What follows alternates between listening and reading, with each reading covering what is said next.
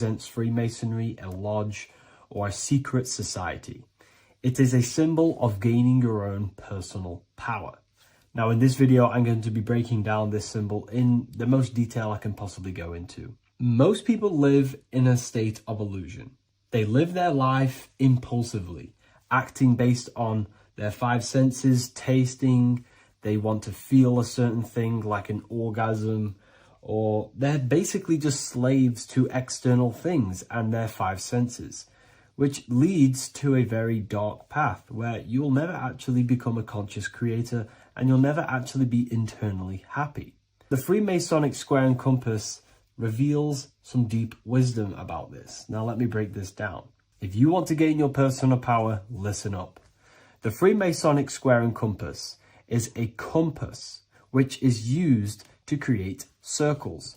Now, if you notice something about the circle, they have no beginning, no end. You can't tell where it begins and ends. It's eternal, which means this represents consciousness. Now, if you don't know what consciousness is, if you close your eyes, you have an internal world. You have thoughts, emotion, visualization. This is all consciousness, spiritual. Then we have the square. The square creates squares or lines, which represents matter. It has a beginning and an end. You can quite see where the beginning of the end is, right? So we can even link this to Leonardo da Vinci, the Vitruvian Man. We see the man in the square with the circle. The circle is the eternal consciousness and the man is the square, limited to the physical world. But consciousness is not limited. That's why it's outside the square. This is eternal. The body is mortal. The body will die. Consciousness will never die. If we look even closer at the symbol, we notice in this particular symbol, we have the compass overlapping the square. This is very, very symbolic. This represents spirit over matter, also known as mind over matter, consciousness over matter, the circle over the square. Like I mentioned earlier, most people are slaves to their senses. They go through their day and all they do is chase validation and feelings. They eat all day to feel good, which means they're slaves to their taste. They're slaves to their feeling. They masturbate, which means they're a slave to orgasms and external things. They're literally being governed by the external world controlling their internal world. They're literally living life on autopilot. And don't get me wrong, I was guilty of this too. We're all guilty of this when we join this world because we're not taught this sacred knowledge. Until you actually stop and recognize this, you'll be living life on autopilot, literally not even living. You'll be running off subconscious programs, seeking external validation and being ruled by these five senses. The square underneath the compass represents consciousness on top of matter, which means the internal world is controlling the external world. It is the mind controlling matter and not matter manipulating the mind. In the occult and esoteric world, it's very important that you are conscious of every action that you are taking in your day-to-day life. Never act subconsciously. Always be conscious. What are you thinking? What are you acting? What are you giving your attention? All of this is contributing towards creating because you are a creator. Consciousness is a creative force. You need to make sure that the compass is on top of the square, that your inner world is controlling the outer world and not the outer world controlling the inner. As I've mentioned in many videos before, the internal world of consciousness is what's producing the external world. Your life is just a result of every thought and emotion that you felt in the past. Everything you own, everything you possess, your friends are all reflections of your consciousness. They're all reflections of what you are thinking about. When you change your thinking, your external world starts to rearrange itself. On a basic level, this symbol represents the combination of spirit and matter. You are a spiritual being and a material being. You are heaven, the sky, and earth, the ground. You are heaven and earth, spirit and matter infused into one. You are a bridge between the divine and the earthly worlds. And you can bring down these higher realms of consciousness, thought, imagination, and emotions into a physical, tangible reality. To do this consciously, we need to make sure the external world is not manipulating the inner world. Because if your internal world is being controlled by external circumstances, for example, you have a circumstance happen in your reality, an emotion triggers inside of you, and that emotion is a command to create more of that. And the thoughts that you think are creating more of that negativity. So it's a constant cycle of negative manifestation if you let the external world control your internal world of consciousness. So we need to make sure the compass is on top of the square, that the internal world are commands and not reactions to create your external reality. And not only just to create, but to actually enjoy life. If we let the external world bother our internal world, this means that we have some sort of mental or emotional attachment to the external world. We need to detach from the external world. Why do I say that? Because it's temporary. It's an illusion. We are going to die one day, and none of this will matter. You need to understand that everything in this world is temporary. You have to be okay with losing things, losing family, losing things in this world, because it's guaranteed to be temporary. We need to make sure the internal world is order and not chaos, commands and not reactions. Now, at the back of the Book of Wisdom, Volume 2, the book that I've wrote here, I go over the different meanings of the different arrangements of the square and compass. Sometimes we see the square overlapping the compass, which is the opposite of what we've just broken down.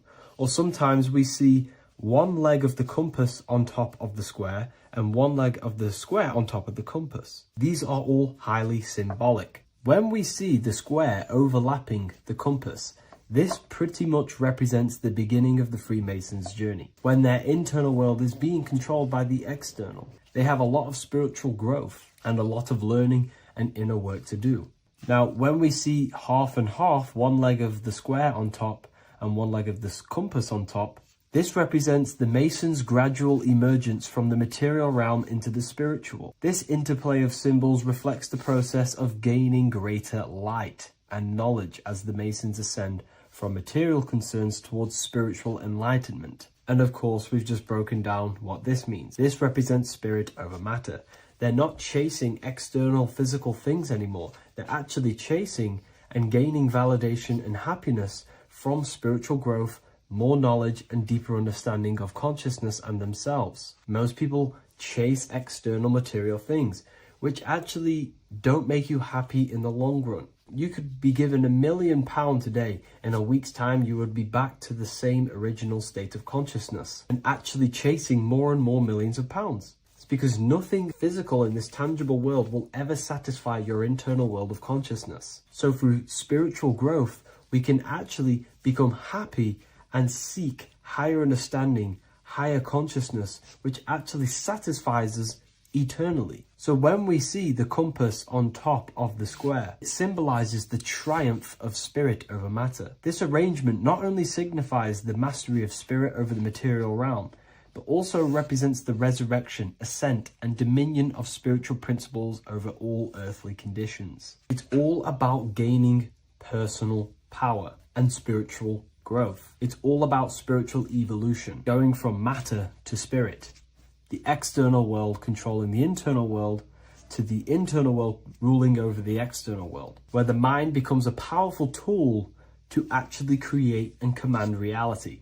The mind cannot create and command reality if it's being governed and tossed all over the place by external circumstances and thoughts. Here's a quick tip on how to know if your mind is controlling you. If your phone notification goes off and you're working on something and you instantly go to reach and pick up the phone as soon as the notification goes off, that is an indication that your mind is controlling you and you are not controlling it. The mind is the direction of consciousness. The direction, it directs the flow of your attention, your energy, your consciousness. So to practice to gain mind over matter is simply just meditation, allowing the mind to sit still and focus on one thing for long periods of time. And over time, this will gain mastery over your attention and your mind. If you are on your spiritual path, this should be your goal. Your internal world becoming the master. The mind becoming a vessel for you and not a vessel controlling you. It needs to become a command center and not a reaction. Please like, share this with a friend, and subscribe to the channel if you're new. Leave a link in the description for the Book of Wisdom Volume 2. Hello and welcome to another lecture from Harry B. Joseph, also known as Revival of Wisdom, the author of the Book of Wisdom series from revivalofwisdom.com. In this lecture, you will learn how to decode Freemasonic symbolism, gain a deeper understanding of yourself, expand your awareness of consciousness and reality, and receive guidance to navigate life with greater clarity. So today we're going to be breaking down this particular piece of artwork, this Freemasonic artwork, and how this relates to you and reaching a higher consciousness. Because ultimately, this is what it's about, okay? Freemasonry is considered a craft, and this craft is crafting a better brain and heart, crafting a higher consciousness, crafting a better self. Why? So we can operate in the world at a higher degree, operate in the world more efficiently, live a better experience in the world, and getting to know thyself. Okay?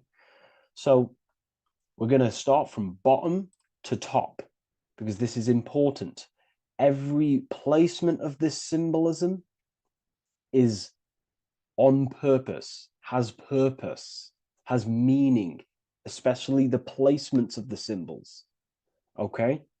So we're going to start from the very bottom of the artwork, which represents lower down.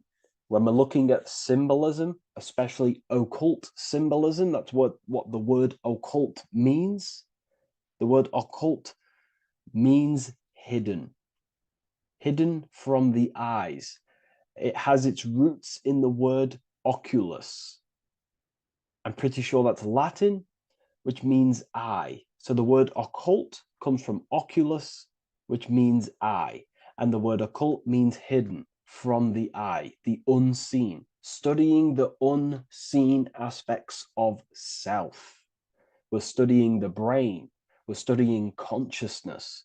We're studying the body, the heart. We're studying the self, the hidden aspects of the human psyche and the hidden aspects of self. Okay? Because ultimately, this is what gives you power in the world, depending on how you use that power, whether for good or bad, depending on the consciousness wielding that power. This is why we say knowledge is power. But I would actually say knowledge of self is power. Because when you know how you function, you gain power, you gain personal power, you gain mastery. Ultimately, this is what Masonry is about, self-mastery, crafting a higher consciousness. So at the very bottom of this artwork, we have a checkered board with a coffin. The coffin is the beginning of the artwork, the very base. This is the foundation of consciousness. The coffin symbolizes unconsciousness, the state that me, myself was in, maybe yourself, before we woke up and before we came conscious of our spirit, before we came conscious of ourselves. That ignorant state of acting without purpose, acting unconsciously, experiencing the world and not actively living in the world, simply reacting to external circumstances. This is an unconscious state where one is ignorant. 80% of the world is in this unconscious state. And this is symbolized as the darkness, the tomb. Look at how the tomb is fully blacked out, representing dull, no emotion, it's dark. This represents the darkness of self. The spirit is buried. The spirit is in the tomb. They're not even aware that they possess consciousness. They think they're the material body flying on a ball millions of miles per hour through space, and the sun is, they think they're a monkey evoluted. They've never questioned themselves. They stay in ignorance. They're in the spiritual darkness, okay? And they're furthest away from the light. Look at the top. This is the light sources. They're in the darkness, okay? They're in spiritual darkness. They're in ignorance. And They're in division. Their mind has no power. Their thoughts contradict themselves. They say they're going to do something, but then their mind tells them, oh, I'm going to fail. Or I want to do this, but my mind says this, and I believe this about myself. They want to, I don't know, they want to write a book, but their actions are scrolling on TikTok, and their emotions about, feeling about their past person in their life. That's division between the self. That's divided consciousness. They also have a divided brain hemisphere.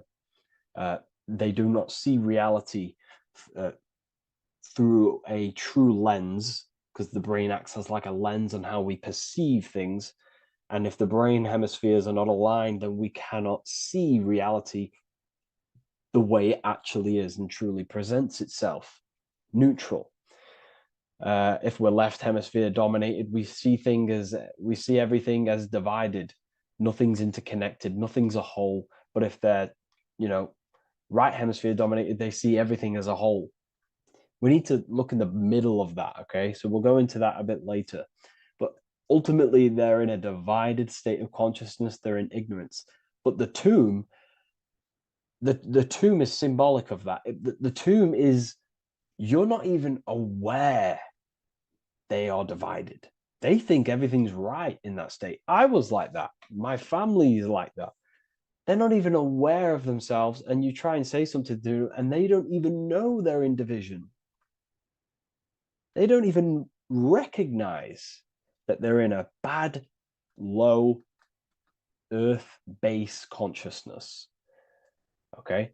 So when we get out of the tomb, which is representing by a spiritual awakening, we get out of the tomb, we realize, wow, I possess consciousness. I've woken up. You're waking up to the things in the world, and you wake up and start to see the world for what it truly is. When you become aware and you rise out the tomb, you're born again. You start to actually start looking within. You start to become conscious of your thoughts. You start to become conscious of your actions. You start to become conscious of the evil in the world. You start to become conscious of the things. You rise out the tomb. You start to become conscious of your intuition. You then step on the checkered board. The checkered board is now you realizing you're in a divided state. Okay. So you're now putting down the ego. Because remember, when you're in the tomb, the ego is fully in domination over consciousness, over your consciousness. It doesn't allow you to say that you are wrong. It doesn't allow you to think that there's evil in the world. It doesn't allow you to believe you have a spirit.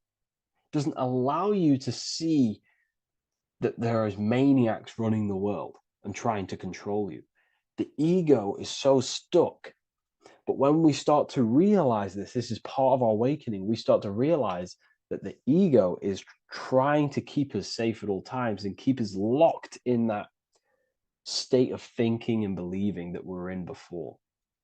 It's always seeking safety. Okay. So when we come out the tomb, we start to put down the ego and start to, how do I say this? We start to acknowledge that we were wrong about the world. And that is a lot about awakening. You have to acknowledge that you do not know everything. There are people with such higher knowledge. Okay. So when we come out the tomb, we put down the ego. We start to actually say, I was wrong about the world. I was a victim of mind control. I was in ignorance. I was in darkness. Spiritual. I'm divided. My thoughts, emotions, and actions are not aligned. My intuition and my action are not aligned. I'm not taking action on what I know is good. I'm taking actions against what I know is good. That's a sin. That's a sin against the spirit. Okay. So when you acknowledge this, you acknowledge you're in division, you then take the first 3 steps, which is the Freemasonic Blue Lodge degrees, these 3 steps. Okay. Ultimately, this checkerboard represents illusions as well. You're in an illusion. Okay, this is why we see it heavily used in the music industry. It represents base consciousness, base level awareness, 5 sense thinking. It represents you versus me thinking, walking down the street and thinking everyone's trying to hurt you, and it's always you versus me, judging people in your own mind. That's low thinking, lower thought. And not to notice squares. Squares are an unnatural state. They're an unnatural shape. We do not see squares or 90-degree angles in nature. It's the lower mind. So it represents base consciousness, base level awareness, only aware of the physical body, only aware of the 5 senses, never looked within. That is the base. And this is the foundation we have to rise up to the light from, up to higher consciousness. So this gives us a strong foundation when we realize this about ourselves, that we were in division. Our thoughts, emotions, actions were not aligned. Our brain hemisphere was not aligned. I'm not thinking with love of the heart. Okay? So that is the state we're in. Now, hopefully that's cleared things up about the chessboard. Before we move on, please leave a like, maybe a comment if you wish for me to discuss anything in the further lectures. Please smash the like button, and it would really help me out. And share this with a friend who is interested in the occult. Okay, so the steps are the first steps of the Freemasonic degree, the 3 Blue Lodge degrees. Now, this can be represented as the number 3, a very powerful number, a very symbolic number. Number 3 is the 3 expressions of consciousness. How do we express consciousness? How does consciousness express itself? Well, there are 3 ways. We think, consciousness thinks, consciousness feels, and consciousness acts. They are the 3 expressions that we express our awareness and consciousness. So we're looking at thought, emotion, action. We're also looking at the 3 brains: the reptilian brainstem, the mammal limbic brain, and the neocortex. The reptilian brain governs basic functions of the human body: breathing, surviving, scanning the environment for threats, automatic responses, eating, scanning for food. Base consciousness, that's the reptilian brain. That's what most people operate their lives in, including myself before I woke up. I'm not trying to sound big-headed, but this is the truth. Ignore my tone of voice, ignore my voice, focus on the words I'm saying. If you're judging, that means you have divided thinking. It's always you versus me. So we need to get out of that thinking of you versus me all the time. That's lower consciousness. That's animal thinking. That's earth thinking. We're unified. We need to reach a higher consciousness and do not waste our mind's potential on low-level earth divided thinking. Okay? So we're looking at the reptilian brain, the mammal brain, and the neocortex. Now, the neocortex is ultimately what makes us human. It allows consciousness to operate on a higher degree. Okay? This is what makes you human. The neocortex. The neocortex.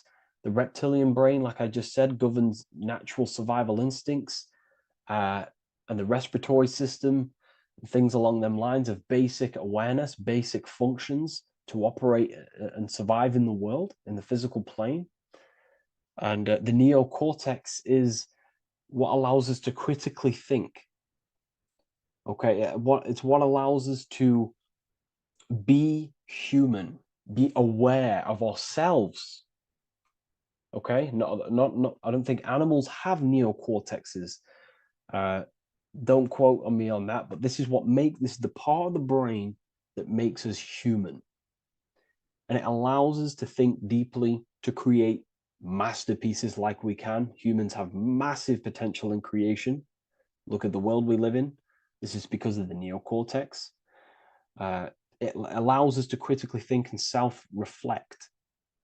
Now, when we start to operate from higher thought, we start to think with higher thoughts, the higher parts of the mental dimension, we ultimately start using this brain more. We start functioning from the higher brain. Now, this is why Neo from the Matrix is called Neo, because he uses he was in the reptilian brain. If you watch the film The Matrix, if you notice, he gets plugged out of the Matrix and he's plugged in on the back of his neck into the brainstem. And when he's plugged out, his name's Neo, which is neocortex, using the higher brain. It's what awakens the self. It allows consciousness to function on a higher degree compared to animals. Okay, so we're looking at thought, emotion, action. We're becoming conscious of thought, emotion, action. Becoming conscious. What am I thinking? What am I feeling? And what am I acting in the world? And what can I do to master these, to operate more efficiently in the world? How can I use these towards higher consciousness and use these actions, these thoughts, emotions, actions to reach a higher state of awareness of self? So when you go through the first 3 degrees, you enter the doorway. Now, this is symbolic of a doorway. Now, looking at this with a right hemisphere dominated view, you would see a doorway, right? The right hemisphere sees this as a holistic doorway, right? You see a door, you're gonna, you enter the stairs, you go through the door, right? But at the left hemisphere is now going to dissect and analyze each individual little part of this, right? So the right hemisphere sees the trees, the left hemisphere sees the woods. So to dissect this down on a right hemisphere, going back to the right hemisphere, we're entering the door. The door is symbolic of entering the unknown. You're entering a higher consciousness. You're entering the door. You're going beyond. See, this is the earth here in the background. This is the darkness. The darkness represents the abyss, the unknown. You're entering in the self. Okay? This door represents entering in the self, questioning internally.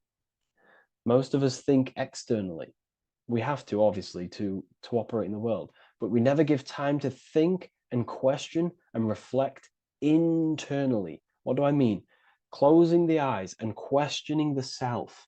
Who am I? Where am I from? What's the voice in my head? If the voice in my head stopped using the language that I speak, what is it then? It's about going within, into the darkness, what you cannot see, and finding the light. Okay? It's about entering within the self. This is a doorway to higher knowledge, higher consciousness, higher self, and really digging deep for what you truly are beyond your human form. Okay? So we have, most importantly, I'm not going to go over every single one of these symbols here. I'm going to go over this on a basic, well, not a basic level, a very detailed level, but it's not going to go over every single symbol. We have a left pillar and a right pillar.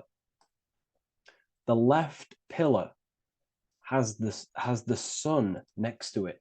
The sun is more electrical energy. It's very dominant. It's a very powerful masculine force. This represents the masculine quality of consciousness. The masculine qualities. We have many masculine qualities, such as actions, physical actions with the body. We have thinking. Thinking is a very masculine force. We have the left brain, analyzing brain, the brain that's very logical, that's trying to figure things out. That's the masculine pillar. Okay. So this is the masculine qualities of consciousness. It also represents what we can see, the sun. The sun allows us to see, to visually see in the world. So the sun represents the external world, the world outside the self. When we close our eyes, we have a self, an internal dialogue, an inner voice. We have an inner world, outer world. This represents the world we take physical action in, the material external world outside you. Okay? the world we can see. And then on the right pillar, we have the moon, which is associated with feminine qualities of consciousness. Now, the moon is in the night, what we cannot see. The moon is the nighttime. The darkness symbolizes what we can't see, so it's representing the internal world, the world of the self, the immortal world, okay? The self in the mind is immortal. When you close your mind, you go in the mind, that self inside you is immortal. In the mind, you are immortal. Outside the mind, you are mortal. You will die. This body will die. Okay? So this is representing the internal world on a holistic understanding. It's also representing the right brain, the feminine brain. It's also representing intuition, emotion. They're linked. Intuition and emotion. They're a feminine force. Also, we're looking at the heart, the right pillar. So everything that is feminine falls under this right pillar. Now, don't get confused. I know a lot of people can get confused about what I've just said. So this represents the inner world, the outer world. It also represents everything masculine and feminine.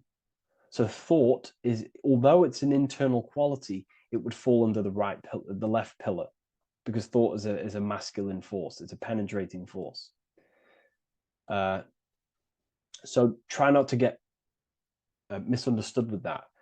On a holistic scale, it's also represented inner world, outer world, and how they are reflections of each other. Now, these pillars, they're the same height, they're the same structure, but just different in sun and moon, which represents their reflections of each other. Their reflections, the inner world reflects in my outer world. My external world, what I see outside of me, is a reflection of my thoughts and my internal world. So the inner reflects the outer. The inner reflects the outer. As within, so without. So we're also looking at the right and left brain. I've already gone over that. So what we need to do is build the bridge between the two to reach higher awareness of self. Because ultimately, remember, we're still divided. We came from the checkerboard, we entered up here, we've just entered within the self, started questioning the self. We're still divided. We need to build the bridge. And this is what they're crafting in Freemasonry. The bridge, the arc, the agreement, the great work. This is the crafting of aligning the left and right brain. We're also aligning intuition, feminine, with the actions. Because ultimately, the higher self is always guiding us. That's our true spirit guide. Our true spirit guide is our higher self. And the higher self ultimately exists in a higher dimension. This is going to sound crazy to some people, okay? But who you are is not your human body. And your higher self does not communicate through the language of the human material world. It doesn't communicate through English, doesn't communicate through thoughts. It communicates through intuition and communicates through dreams and symbolism. So it's all associated with the right pillar. This is the things we can't see. The higher self is always guiding us to awakening and to our purpose on the earth. Okay, so this left pillar also can symbolize what we're born into the world with, our circumstances, our external world. What are we born into? You know, our family, our current financial situation, where you're located in the world. So it's also symbolizing this. It's also symbolizing the qualities you bring here, the natural abilities you have when you're born, and what we need to do with our environment to ultimately reach a higher consciousness and reach our and transmute our environment we're born into to realize who we were and why we came here. Okay, so we need to build the bridge between intuition and action, and always take action on what we know and feeling is right at all times. That's unity consciousness. And when we do this, we gain the light. We gain more light, symbolic of more information of the self. Because the higher self is always guiding. It's always watching over. And it's always trying to give us knowledge of awakening, of why we came here. And when we take action on what we know and feel is right at all times, it's like a domino effect and a stepping stone that pushes you closer and closer towards your life purpose. Okay? We're also aligning the right and left brain to perceive the world in truth, to see the world in its true form, to see the world in what it actually is, instead of any distorted left or right hemisphere dominated beliefs or thoughts.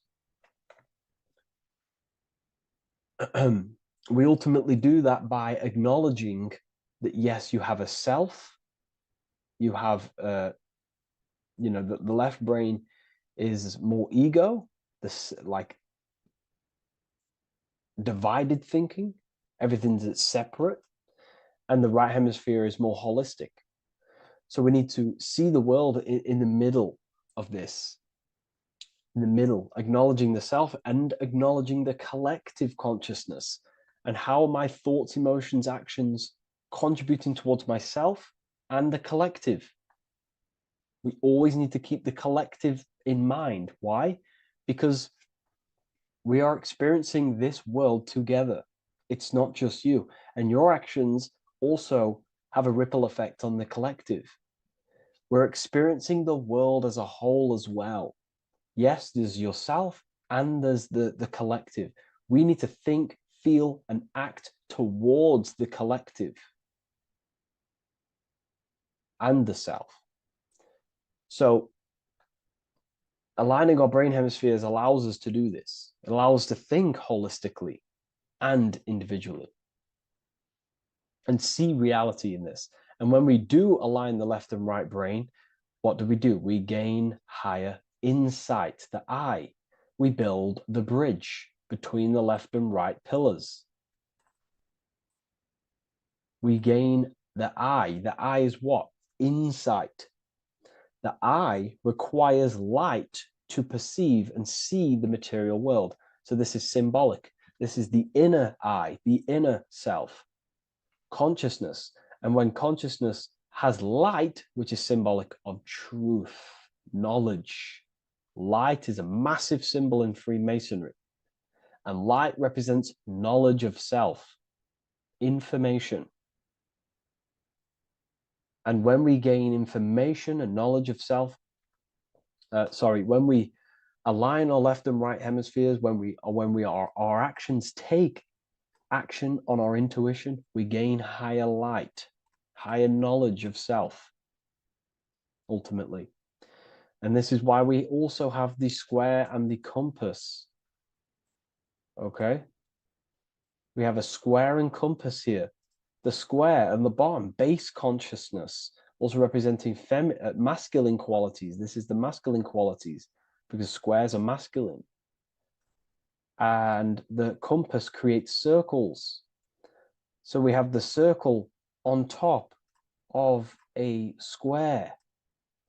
Circles are divine. This is oneness. The circle is one line. The square is 4 lines. It's divided. So we need oneness over division. We need to unify the masculine and feminine qualities. Masculine, feminine qualities, okay? This is in the middle. because the compass would fall on the right pillar and the square would fall on the left pillar, and it's unifying. It's representing unification of these two pillars of masculine and feminine qualities of self to ultimately rise towards this light, out of the darkness and into the light. Okay. Let's go back. The G. This is very important. This is one of the most important teachings I could possibly give you about the G. The G is the generative principle, is what generates things. And the force within you that generates things is care and the heart energy. The heart ultimately expresses our actions. We think, if we care, we act. Everything in your external world is in front of you because your heart cares. You care about the video and gaining knowledge. You're now here watching this video. That's the care energy expressing actions. So in order for us to truly get out of this divided consciousness, we have to go through the G. We have to go from base consciousness, the square, divided, we go through the G, because we have to care. And if we care, we'll reach the higher mind and gain higher self-knowledge and master the self. You cannot do this if you do not care. And if you do care, you will take action towards it. If you're watching this and you don't actually truly deeply care, you won't take the action. You'll just gain the knowledge, which is ultimately useless. You have to take action on this knowledge. And if you do not, there's no point watching the video. It's difficult. It's difficult. It's not easy. And things, throw us off our path sometimes. I understand. I'm not saying I'm perfect, but we ultimately have to give care towards reaching higher knowledge. Seek and you shall find. If you have the care about reaching higher knowledge of self, you will seek it and you will take actions towards it. Okay. We see this everywhere, and I mean everywhere. The Temple of Solomon has the two pillars, Jachin and Boaz pillars, feminine and masculine qualities. Sol, O, Mon. Sol is sun, Mon is moon. It's building the temple, which is the temple is the inner self, ultimately. It's symbolic. The temple's not a real place. The temple of self, building the Temple of Solomon and reconstructing the Temple of Solomon, is about reconstructing the self through masculine and feminine qualities. We see it everywhere. And this is very symbolic, like very symbolic. We have the two pillars, we have building the bridge, and we have a stairway that goes to what you can't see, because it's going to the unknown. You have to have faith. Okay? What I'm about to say is very important. You don't know what higher consciousness is, okay, until you get a little bit higher. This is hard to explain, but I didn't know what everyone talks about, what higher consciousness is. I can't give you my higher consciousness. It doesn't work like that. You have to enter in and go within and have faith, going into the unknown, because you're ultimately going into something you do not understand. Higher consciousness, I cannot give it you. You have to enter the door and take action and think, feel, and act towards it, and you will go to the place, and then you will understand what higher consciousness is.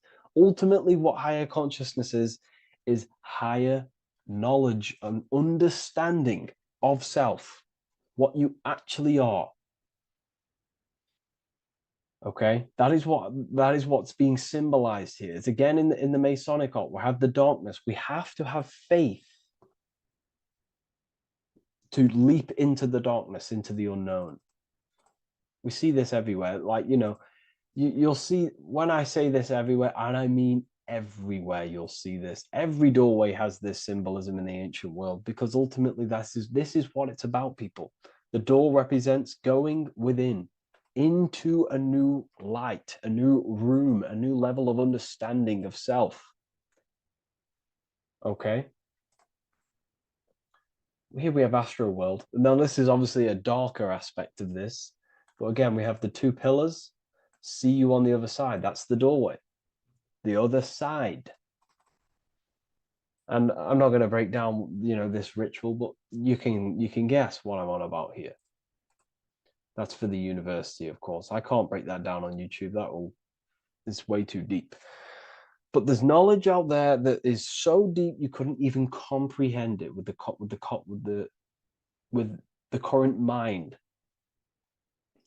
even for myself. And this is the power of symbolism. The more you learn about yourself, the more these symbols reveal to you. It is a journey of self. And I can't give you these understandings. You have to go within and question and meditate on these symbols yourself, and have thinking exercises of meditating on a symbol and seeing what your mind does with the symbol, what it lets you think about that symbol, and you'll unlock deeper meanings. I'm going to go over one more symbol before we end this. This is the hourglass, which represents time. Time, a very overlooked thing in today's world. We do not have unlimited time in this body. You have limited time. You will die. You will die. You have limited time in the external world. This is why it's on the left pillar, located on the left side, the external world. You are limited. The scythe represents you will be harvested. Your body will die. It'll be harvested. You will die, and you need to fulfill your mission here. You came with a purpose. You have to find that purpose by going within the self and questioning and taking action on what you know and feel is right. Unity consciousness, aligning thought, emotion, action. So if you wish to learn deeper insights, gain exclusive lectures, astral projection, self-mastery, I've just started a new section on mind control methods and how people are using this in society and becoming conscious of it. I've now opened 5 spots at a limited special price for Ethereal University. Use the code MIND, all capital letters, MIND, all capital letters at the checkout. And there's only 5 of these codes. Whoever uses them gets them. It's ultimately going to give you 20% off the university for as long as you're subscribed to the university. We go so much deeper in the university. Remember, social media is just the tip of the iceberg. Tip of the iceberg information. There are certain things I can't talk about, but I'll see you inside, and I hope you enjoyed this video. Please leave a like, comment, and a subscribe.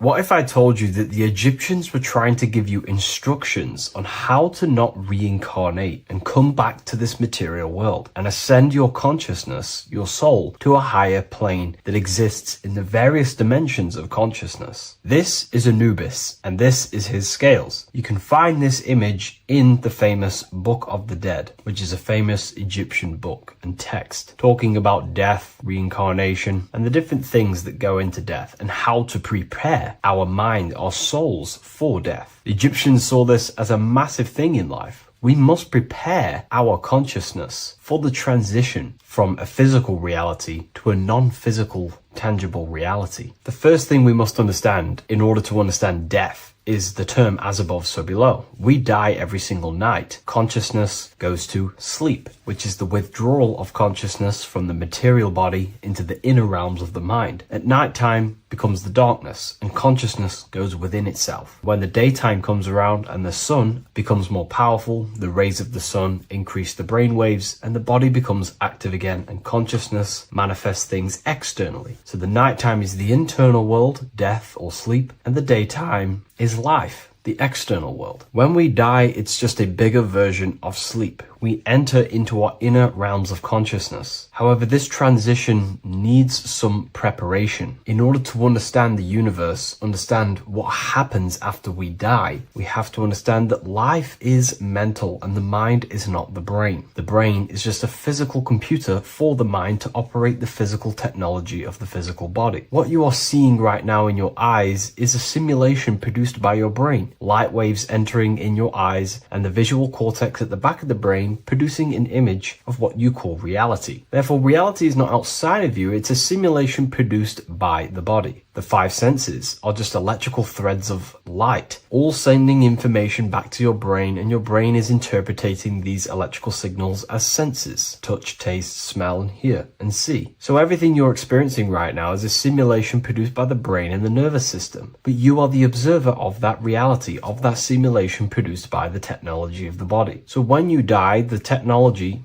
the simulation produced by the electrical system called the human body, is no longer running. Therefore, we don't actually leave anywhere, but the simulation stops running and we are dissolving one layer of ourself. So most people think they leave the body when they die, but we're not. We're simply just removing an aspect of ourself, a different dimension of ourself, and casting off that dimension, removing a veil or a layer. And we're seeing what is behind that layer. And what behind the layer of the physical reality is simply the world of imagination, the astral plane. At the moment of physical death, consciousness withdraws from the physical brain, yet the awareness does not cease. For a short period, the individual may experience a condition of peaceful unconsciousness, similar to deep sleep. Then, once the individual becomes conscious again after death, once the physical body, the etheric body, has fully been split up and consciousness is now operating in the astral plane. This is what the ancients called karma loka. Arthur E. Powell mentions this. C.W. Ledbetter mentions this place as well. Karma Loka is a place in the astral plane. The astral plane is the realm of imagination. It is where the forces of the mind manifest desires as imagination. All of your desires, your desired realities, the screen that you have in your mind, that screen you manifest a visualization on, exists in the dimension of the astral plane. It is a realm made of thoughts. It is an object made of thoughts. If you think of a chair, for example, and imagine that chair in your mind's eye, that screen you are seeing in your mind's eye is a thought animated. That thought is an animated desire, and that exists in the realm of the astral plane, a realm of subtle thought forms. Therefore, the physical world has an exact copy of this world, however, in the astral plane. Just like how if you remember the house that you grew up in as a child, if you could sit down right now, wherever you are, and you can imagine, walk around that house in your mind. You can imagine the layout of the street of the house. So in our minds, we have our own layout and map of our house, but then now connect all of the collective consciousness's minds and memories of places on the earth come together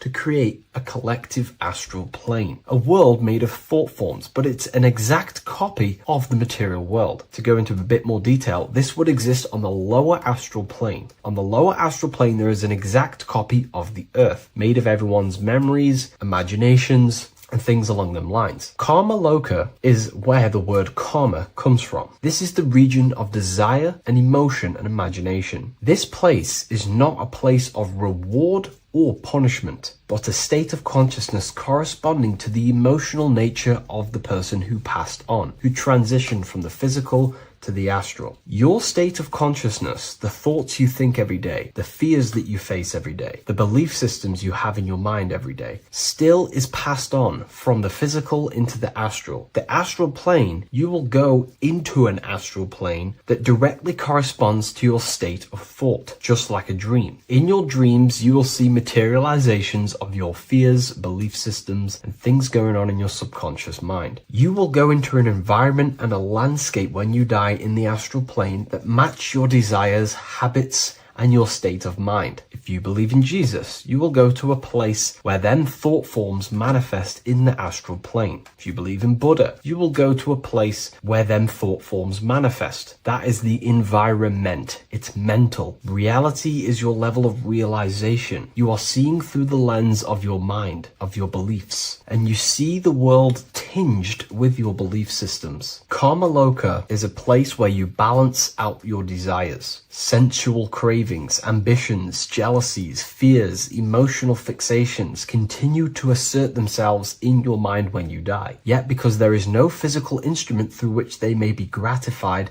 they gradually burn themselves out. These desires start to be balanced out again, and your mind becomes more balanced. The more refined the individual in physical life, the shorter and gentler this stage becomes. The more desires you have in material things, sex, whatever it is, the longer it will take to balance out the forces in your mind in Karma Loka. Desires weaken through repetition without fulfillment. Emotional attachments lose their magnetic hold. The astral body sheds its lower layers. It's like you're stripping away aspects of yourself. When that last personal desire dissolves eventually in the astral plane, consciousness can no longer maintain cohesion in the astral vehicle. The astral body disintegrates naturally and awareness withdraws into the mental body. The mental body is what the Christians call heaven. The mental plane is heaven, the realm of creative thought forms, the realm of pure mind, pure thought. The mental plane, also called the Devachanic plane, is a realm of blissful, creative, and luminous consciousness. The Devachanic plane is not an illusion, but subjective yet intensely real world, constructed by the individual's highest thoughts, ideas, loves, and aspirations. How does this link in with Anubis? Anubis is trying to give you instructions on how to prepare for life after death in this image. If we take a look at Anubis in this image, we have to understand this is symbolism. This is metaphorical. Anubis is known as the god of the underworld. He symbolizes the transition from awake to death. He's not a real god that you will meet when you die, but he represents the process of death, transitioning consciousness from physical to astral. He's giving you instructions in the Book of the Dead to make your heart as light as a feather, as this is a scale. So he represents death. Your heart needs to be as light and balanced as a feather. The heart is the emotional vehicle of consciousness, as I just explained that emotions are subjective to the astral plane or Karma Loka. We do not want a heavy heart before we die. We do not want addictions to smoking, addictions to pornography, addictions to status, the ego, material gain. If we die with these things, this means we have a heavy heart, and this will manifest in the astral plane when you die and take longer to balance out them emotions and desires. So this is telling you to remove any addictions, any emotional attachments, mental attachments you have to the material plane. This does not mean go full monk mode and don't have anything physical, don't chase after anything material. We should definitely have material things as we are spiritual and material. However, do not place your heart on it. We should all aspire to have the best possible life, have the most possible resources as possible in our lives, have an abundance in everything. That's completely fine. But placing our soul on it, your desires on the material world, will only pull you down in life after death, take you longer to balance out them forces and desires. This is why transformation during physical life is essential. We need to release attachments to master our thoughts and emotions and align with truth. We don't want to die with false identifications, that thinking and believing that we are the physical body. We need to balance out our heart. Yes, have material things. Yes, chase the best possible life for ourselves, but also have connection with the divine and practice detaching from the material world, maybe even fasting from any addictions that you have, the phone and things along them lines. When this is achieved, when you are fully balanced and have no more addictions and attachments to your mind and consciousness, the scales are balanced. The soul becomes free and rises beyond the lower planes of existence when you die. It transcends the physical body and more than likely enters the mental body, We can't take anything physical after this life. The only thing we can take is spiritual things such as wisdom, understanding, and connection. We can only take internal things. So we have to master our internal world before we pass on to a world where we cannot fulfill our physical desires. Now, this is kind of what heaven and hell is. There is a hell realm in the astral plane. If you desire horrible things, you desire to kill people, or you desire to do horrible things, then you will manifest in a place where that is taking place, with people, with entities that assimilate with that vibration. You might have to watch this video a few times to get a full understanding of this, but Anubis is trying to teach you, make your desires as light as a feather, purify your heart, purify your soul, and place your heart on the spiritual things, knowledge, information, connection, thought. Because if you desire material things, then you will more than likely desire to manifest yourself back into the material world and reincarnate. If you've read the Book of Symbolism, you already know this information. You can now find this book in the description of this video. Please leave a like, comment, and subscribe to the channel if you like this information. And we also have the Book of Symbolism available on Amazon.com now. Take care, everyone. I'll see you in the next video. Welcome to another lecture inside Ethereal University. In this lecture, you will learn about the death process and how to prepare for it, and why that preparation is so important. So let's get straight into this. You must understand, as a spiritual creature that you are, you have a visible nature and an invisible nature. You never truly die. You are an eternal soul experiencing a temporary physical world. The inner world of thought and emotion is eternal, while the outer world of matter is mortal. Everything that is seen is mortal. Everything that is unseen by the eyes is immortal. When you die, your external physical world will be stripped away, leaving only your pure consciousness in its raw form, drifting within the astral plane. So here you see your physical external body and your internal world. And your internal world is your state of consciousness. It's your state of consciousness. Your thought and emotion is one overall state. Okay? So you must understand these planes. You have the physical body, the etheric double, an astral body, a mental body, and the Buddhic body. When you die, you leave the physical plane. Then you will more than likely leave the etheric plane, because the ether acts as like a portal. Everything comes out of the ether and returns back to the ether. I can break that down in another video in electromagnetism. But electromagnetism is ether, energy coming in and out of the ether. You will, every single day you die, every single day. There's a cycle of life and death occurring all the time. Every single day, you go to sleep, you go back, your consciousness slips back through the ether, and then when you wake up, your consciousness comes back through the ether into the physical plane. Death is just a bigger macrocosm of the microcosm cycle of life and death. So you will return back to the astral, which is the realm of imagination, infinite possibilities, and this is where thought forms start to manifest. Okay, so depending on how advanced you actually are mentally and emotionally will depend how long you stay in the astral. Now, what we must understand is that there is many different components to the astral. We have the higher astral, the middle astral, and the lower astral. These are all vibrational states. So if your mind and soul is operating in lust, lust, desire, hate, food, physical addiction, smoking addictions, then these are quite heavy. These are quite heavy attachments to your consciousness, and they're quite low level desire, which means they have a low vibration. You will manifest in the lower astral when you're stripped from your physical body. The lower astral is not inherently evil. However, there's just low vibrating things going on there.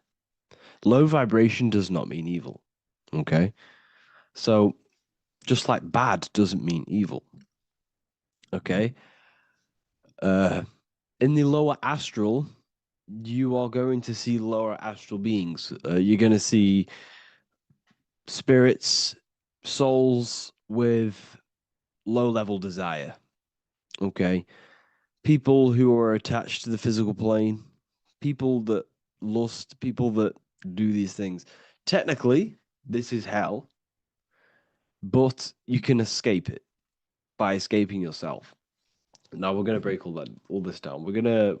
I'll break all this down properly once you understand the full context. So depending on your level of desire, you will manifest in a corresponding layer of the astral plane.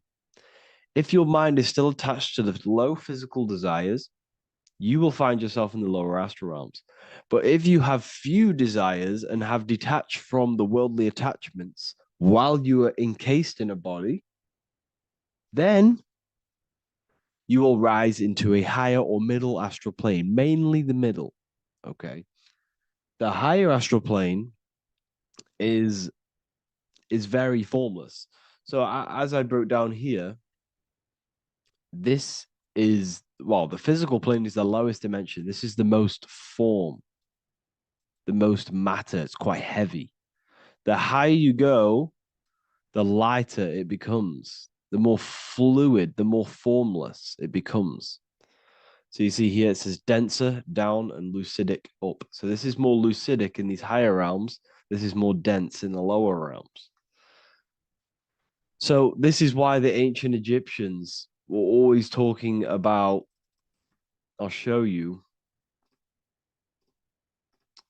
this. This is showing you death. So first of all, we have Anubis, which represents death. Here you have the heart, which represents the soul. And here you have a feather. And this is a scale. You see how this is a balanced scale? So what this is symbolizing, this represents death. This represents your heart, and this is a feather. So when you die, your heart must be as light as a feather, which means your emotions, your soul, should have no attachments to the world. It should be light. It should be detached. This is why the word light and light are the same. Light is in heavy and light is in very bright. Because when you're less attached to the things, your soul shines. You're authentic. You're light. You're very bright soul. And you have no attachments. Your light is in not heavy. So you must detach from the worldly desires. We have to detach from the smoking, the food. This is why we should fast. Smoking, this is why we should detox. We should also meditate. We should also be able to sit with ourselves for long periods of times. Okay, I'm going to break all this down properly. But that's why the Egyptians show you the symbolism here. Okay.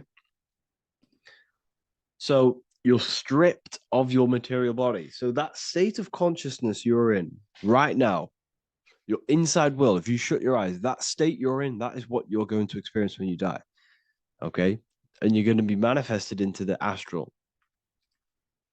In the physical plane, you can mask or hide almost anything. But in the spiritual realm, you cannot. The astral body, your thoughts and emotions directly shape your spiritual body, your astral body, revealing your true inner state.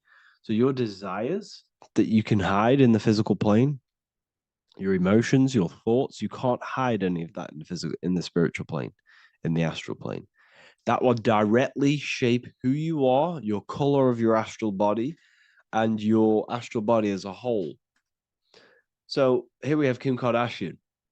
If you could see this lady's astral body, you would run so far that you would be horrified for the rest of your life. If you could see their spirit, their astral form, it would be horrific because their mind is so attached to, physical things, so attached to desire, money, fame, worship, power. These people do not want to die. These billionaires and millionaires will never want to die. They will do whatever they can to stay alive because they understand what when they die, they have to face themselves. They have to face their inner world. And their astral body, their true authentic self on the inside, is horrible and horrific and so low vibration. So this is where it comes in. You must be as light as a feather. This is what the Egyptians are showing you in their artwork. Your soul must be as light as a feather. In order for the soul to ascend to a higher plane and not look at that physical plane and say, I want to go back or I want to desire things down there, you must detach now and prepare for death. Hell is not a place, it's your own personal suffering born from within. If your mind and soul are deeply attached to mental fixations, emotional wounds, and physical addictions tied to the material world, that pain will follow you into the astral. This is your true judgment day. You judge yourself when you die. You see your authentic self. There's no hiding. Right. Imagine right now that you that everything you cling to was stripped away. No matrix, no electricity, no food, no TikTok, no phone, no possessions, no distractions, no one else. Could you sit alone with yourself for just 1 hour? Could you sit alone with your thought and emotion? That moment of truth is what you must begin to prepare for. Could you sit alone with yourself? Can you sit alone for long periods of time and just think? And if you cannot, then you're running from your internal world. You're running from your thoughts. You're distracting yourself from your thoughts. This is what we must address. Now, don't feel bad if this is you. We've all have problems. We all have internal problems. But this is what we have to face directly in order to prepare for life after death. We must meditate for long periods of time. Not even meditation. We should be able to sit with ourselves with no distractions and just think. This is what the people of the past used to do when we had no technology. People would sit and think for hours. This is what we need. Because if you cannot sit with yourself, imagine sitting with yourself with no physical body. That's the level that's going to happen. And we need to prepare for that. The soul and mind must become as light, as weightless, as radiant as a feather to ascend to a higher plane and move beyond the physical life. To rise, they must release heaviness, attachments, burdens, fears, and desires. The lighter and brighter your inner being becomes, the more freely it can rise into a higher state of existence. Ascension is not about going somewhere, it's about becoming something pure, clear, and luminous. Okay, this is very important. Very, very important. We must detach from the worldly things. So, enough of that. How do we do it? How do we attach? How do we prepare? Number one, you must detach from the material things. Start loosening your grip on things, possessions, titles, even identities. They are temporary. Appreciate them, but don't let them define you. Let nothing outside of you define you. Nothing. Your name is not you. Your job is not you. Your reputation is not you.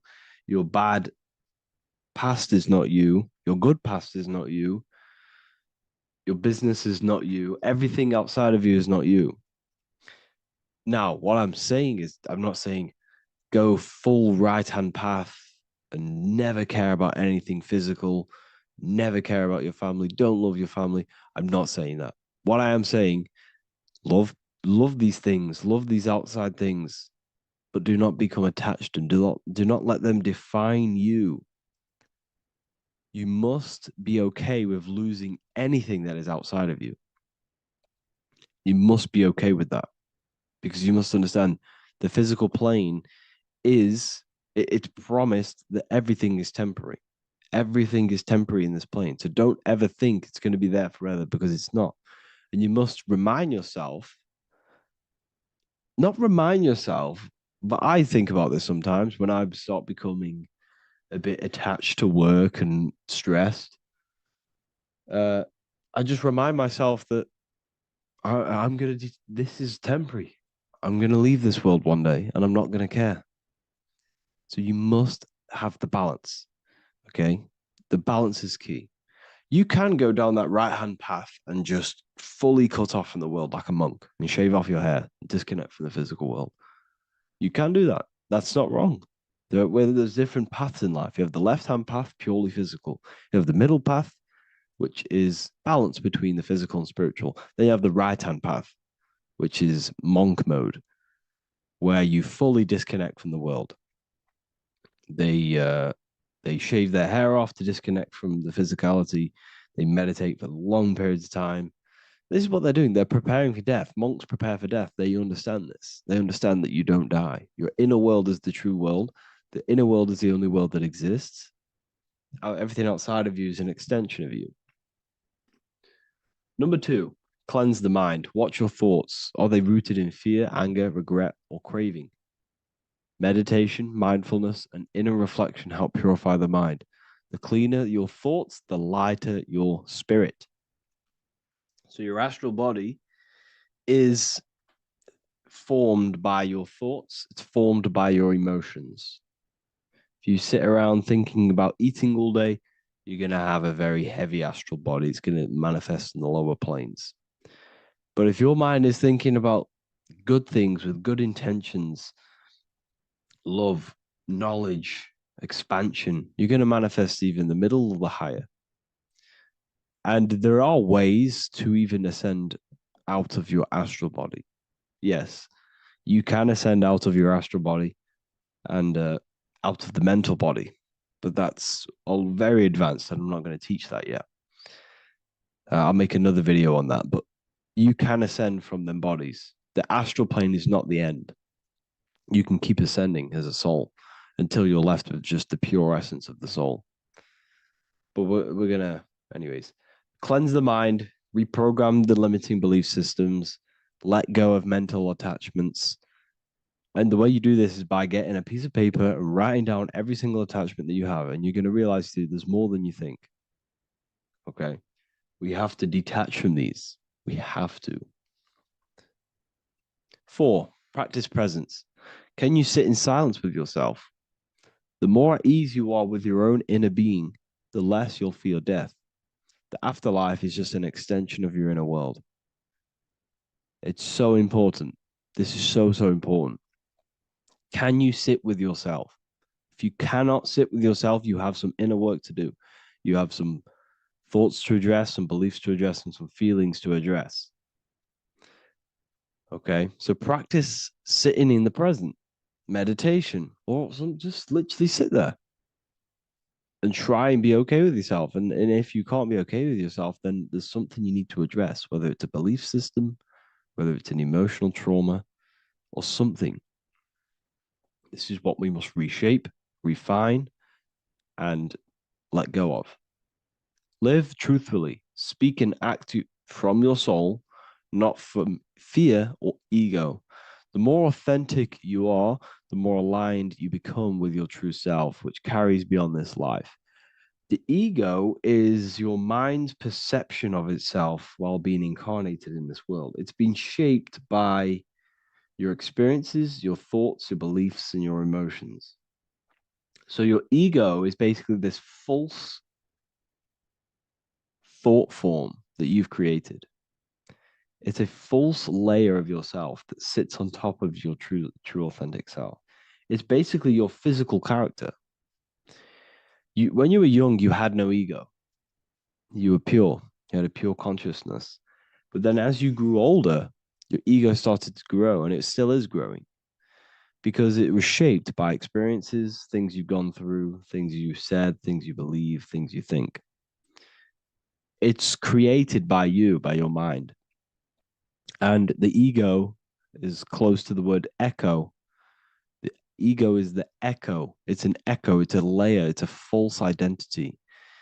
It's a false layer that sits on top of your soul. And if you don't get rid of that ego, if you don't know how, well, not get rid of it, but balance it. If you don't know how to rise above that ego and you die, it's that ego that's going to be pulling down when you die. It's that ego that's going to be your suffering. Okay.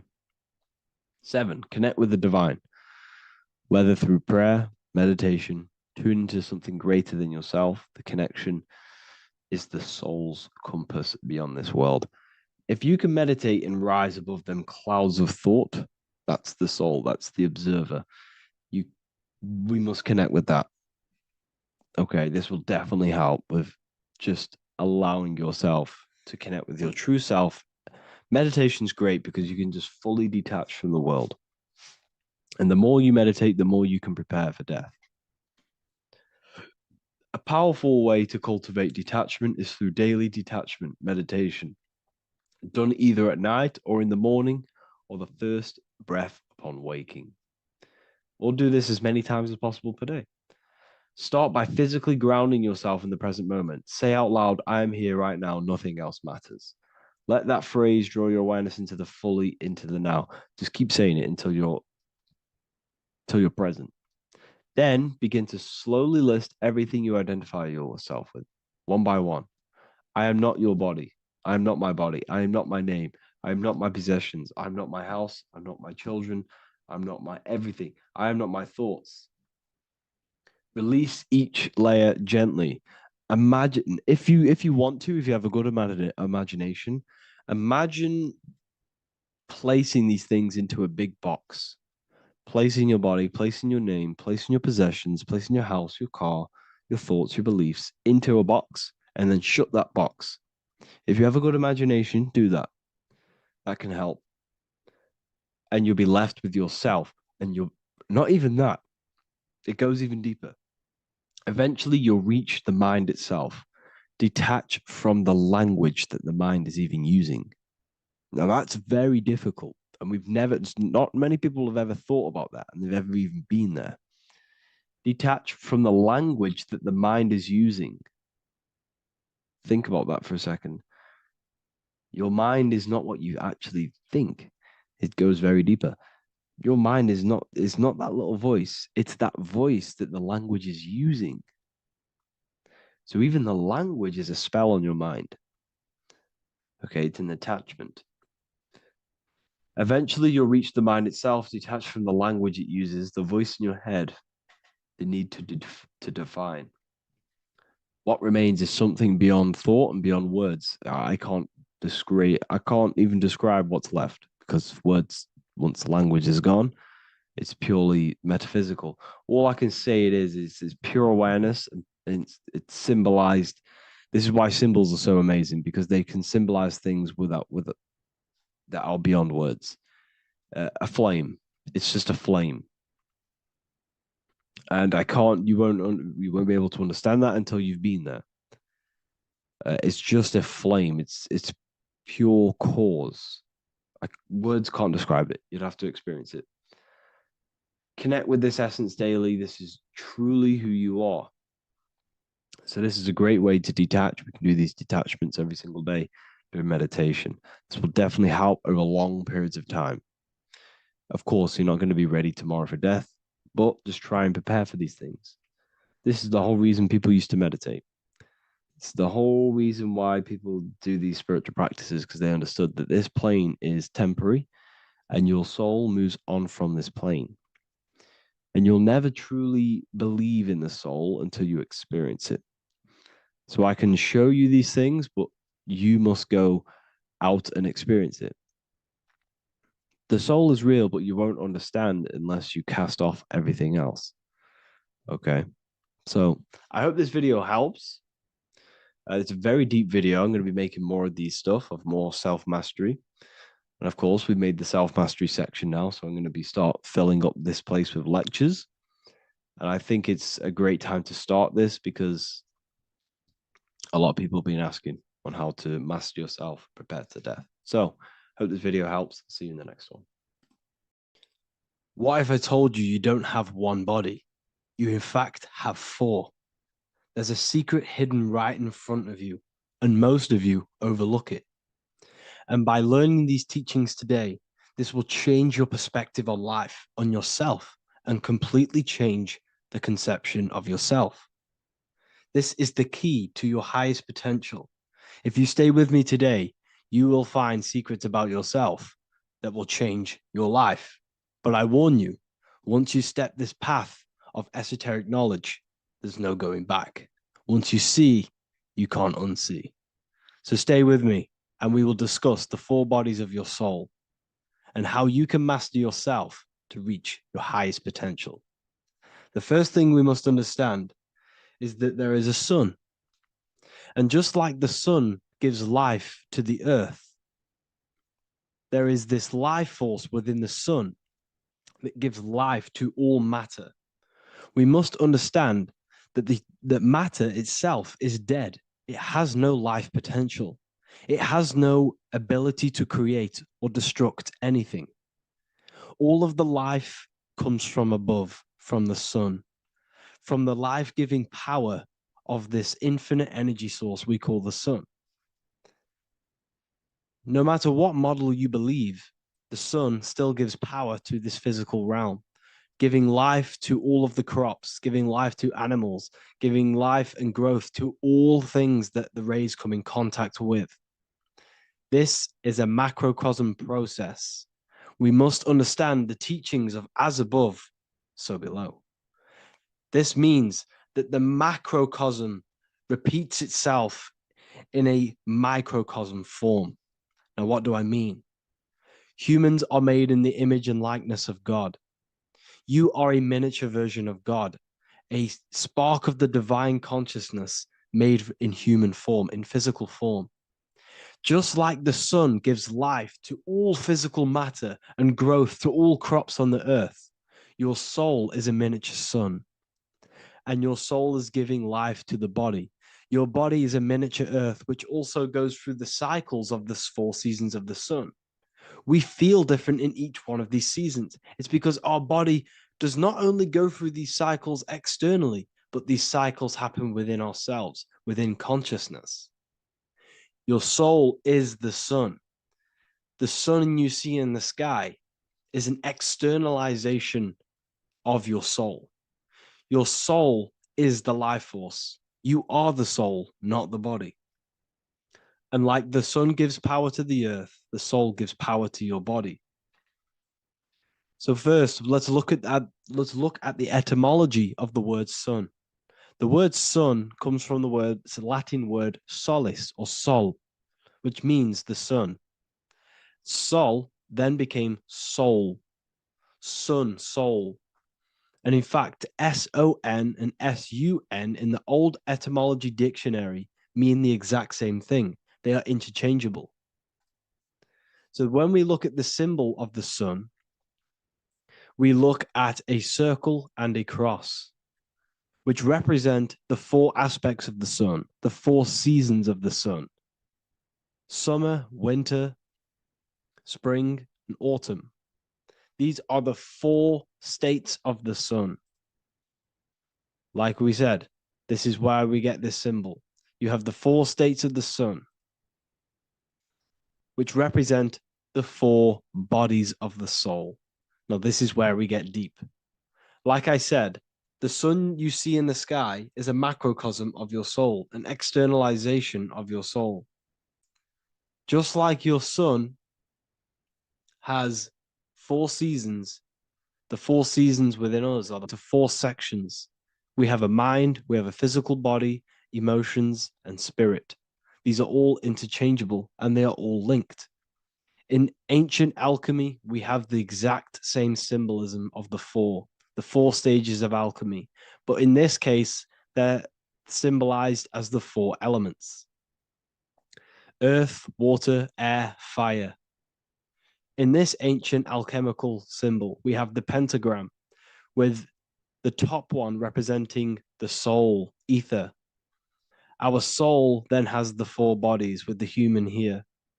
We have the man, the eagle, the bull, and the lion. We see this on the tarot card, the Wheel of Fortune.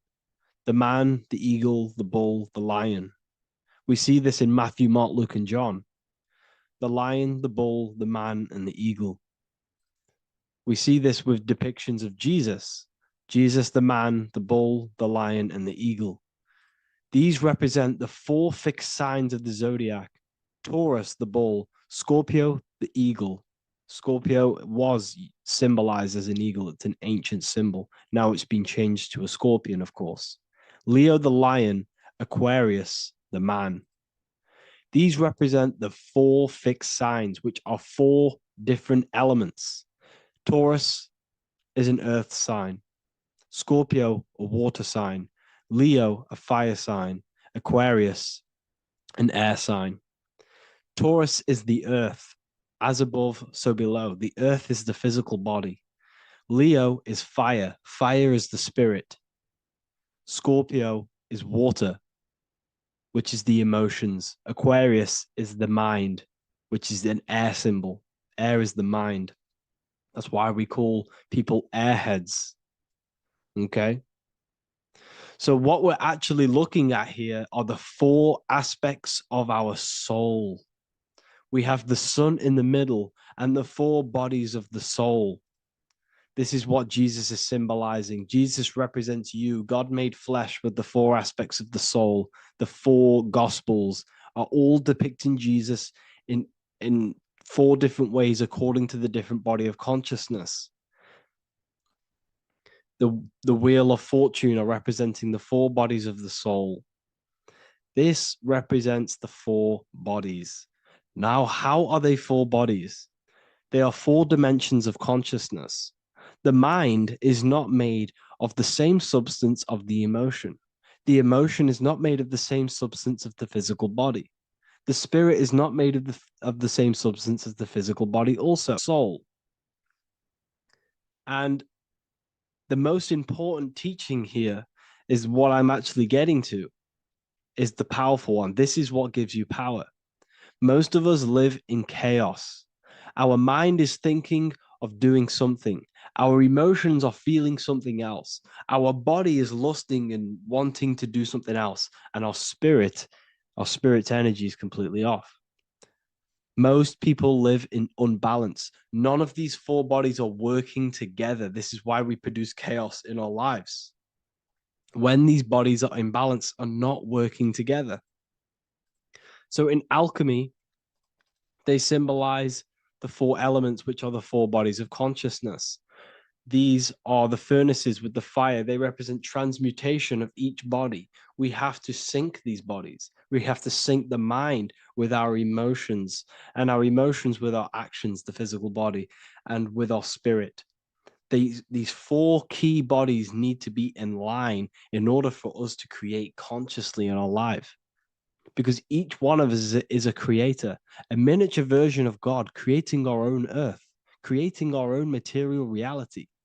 And in order for us to create consciously and with effect and power, we must have these bodies unified so that we can create consciously and not create chaos. So this is very, very important. And this is a secret teaching found in all ancient societies. But this is what the hidden symbolism of astrology actually is. The sun is our soul, and the 12 zodiacs are 12 aspects of our soul. And we have the 4 aspects of the 4 main bodies. This is what we're looking at. We're not looking at the sky. We're actually looking at aspects of ourselves, aspects of our soul that we must master and transmute in order to become our highest potential. So I hope this makes sense. And it may take a while for you to fully understand this, but the key knowledge in order for you to understand any of these teachings that I've gone through today is the major, major teaching of as above, so below. What is above is below. What is within is without. Your inner reality projects the outer reality. What is inside of you is outside of you in some form or way. Whatever trees, whatever roots that go down will always shoot up. When you throw a bouncing ball, you shoot it down, it will go up. As above, so below. As within, we are all extensions of the divine made in physical form. And we are incarnated into 4 sections. Our soul is separated into 4 sections. These are the 4 corners of reality. These are the 4 pillars of reality that we must control. So in order to access our soul in meditation, we must turn off these four things. Turn off the mind, the emotion, the spirit, and the body. And then we access the soul. So I hope this video helps today. And you can learn all about this in the Book of Wisdom, Volume 2. This book is a revolution in consciousness. I do not recommend everyone reads this book. This book is only for people who are serious and want to transform their lives. This book is a book that will change the scope you see reality. It will change your perspective on yourself because you will resonate with this. This book does not just give you information, it gives you a sense of well-being. It gives you truth, and you will find your power from this information. This information is not just information, it's a key to your path of enlightenment and transformation. So you can find this book in the description of this video. And if you are part of the university, I will see you on the live calls. Thank you, everyone. Please leave a like, subscribe, and a comment, and let me know whatever videos you want me to make next. Anything that you fail to understand or have any confusion with, I can make a video on it. So let me know in the comment section any reviews or anything I should do. Thank you all, people. Have a great day.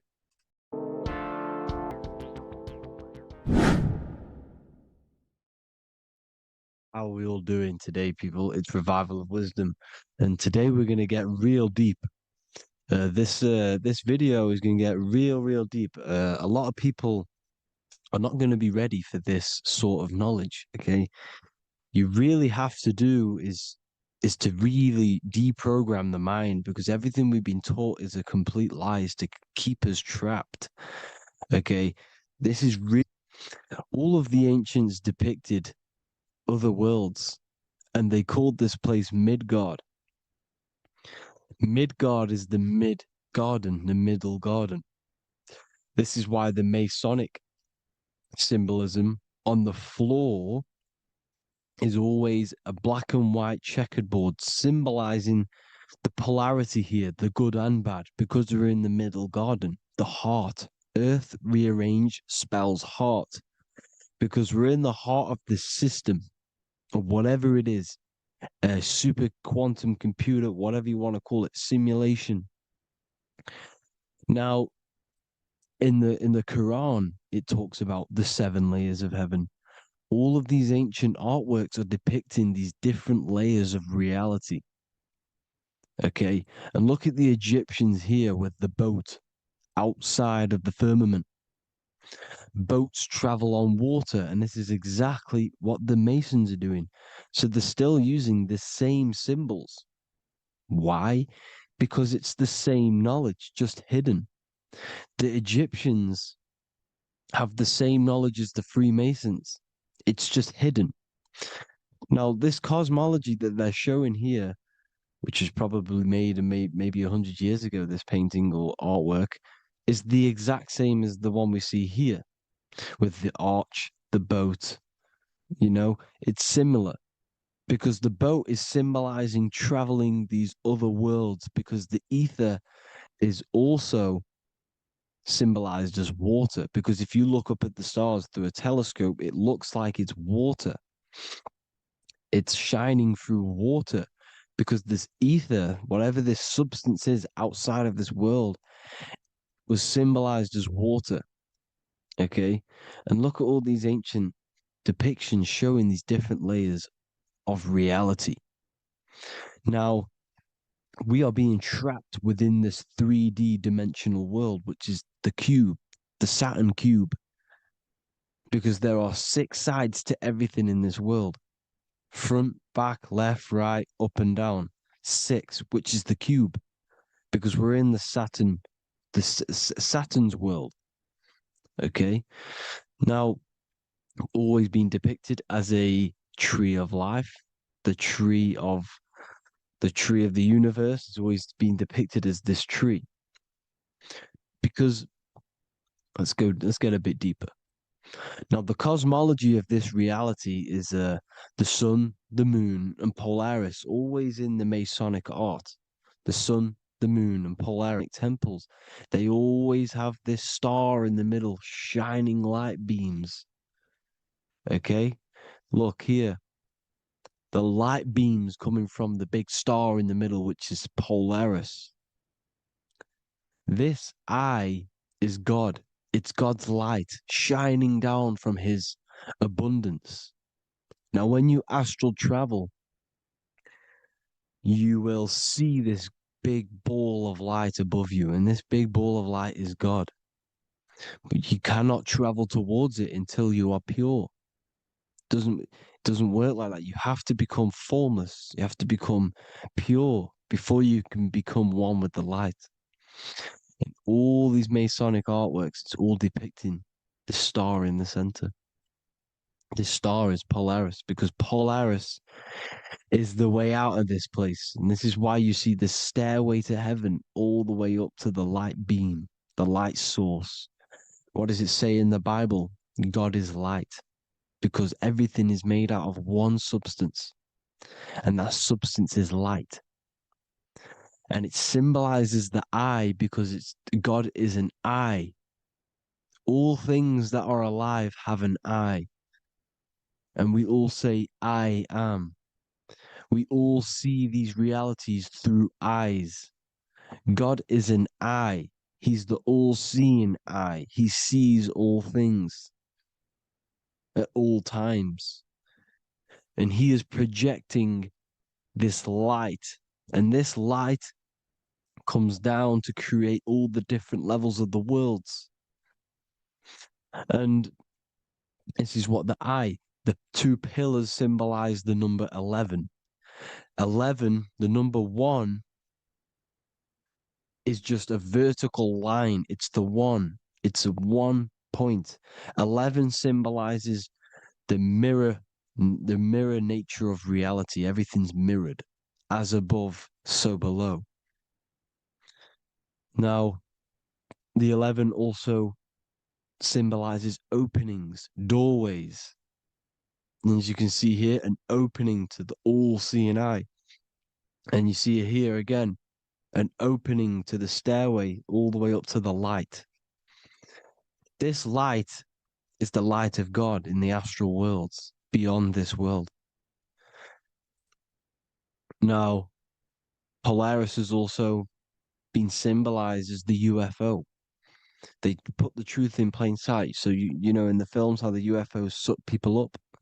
That's what Polaris is doing. If you ascend, you will be reincarnated in this world.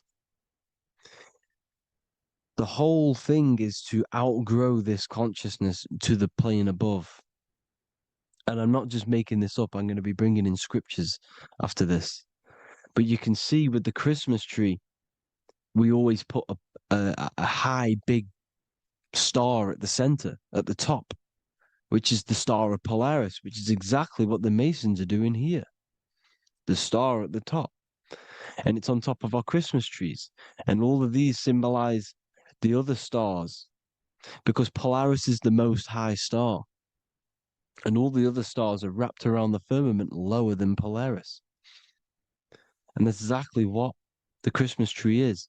And it's a triangle. It's a triangle, just like light beams travel from one point in the triangle, just like the all-seeing eye. It's a triangle. The light is coming from one point and sending its rays downward. You see, it's kind of like you see here with the water. And the lower you go, the darker it gets, the more evil it becomes. And this is what the ancients would call hell. Now, this all-seeing eye is Polaris. And below Polaris is Mount Meru, the North Pole, the magnetic North Pole. The Tower of Babel, which is in the Bible. The etymology of the word Babel, Ba meaning spirit, which gives the ability to move the soul through the worlds, that's the ancient Egyptian description of the word Ba, meaning of the word Ba. You have the Ka, the Ba, the Ak, but the Ba is the one that gives the ability for the soul to move through the worlds. Your soul can't speak into a world without incarnating into it. Now, the Tower of Babel symbolizes Mount Meru because it's the word Ba is the spirit which gives the ability for the soul to move through the worlds. The Tower of Babel is the magnetic North Pole, Mount Meru, which gives the ability to move through these different worlds. And you can see the ancient Tibetans always showing this depiction of these different worlds coming from the center. Because we have to ascend our consciousness. It's not about how good you are to reach heaven. It's about how you expand your consciousness, you expand your mind. So they teach now that you have to be good in order to reach to heaven. It's about expanding the mind, expanding your consciousness to these different planes, these different realms. So that's what it's about. And Jesus was known as the fisher of man. Now, Jesus is a massive part of this. He was known as the fisher of man because he was fishing. He could have been fishing. He could have been one of these deities that had come down from these different higher realities and pull people up. So they would so they called Jesus the fisher of man. And he says unto them, follow me and I will make you fishers of men. So these deities that we see in the past, like Buddha, Krishna, Hermes, Thoth, Jesus, could all be these entities who were coming down to pick up the minds that were worthy enough to see the higher planes of reality. And this is why they called him the fisher of man. Now, when Jesus walks on water, there is a parable with Paul. And he says, but Jesus immediately said unto them, take courage, it is I, don't be afraid. He's talking about astral travel here. He's talking about leaving the body.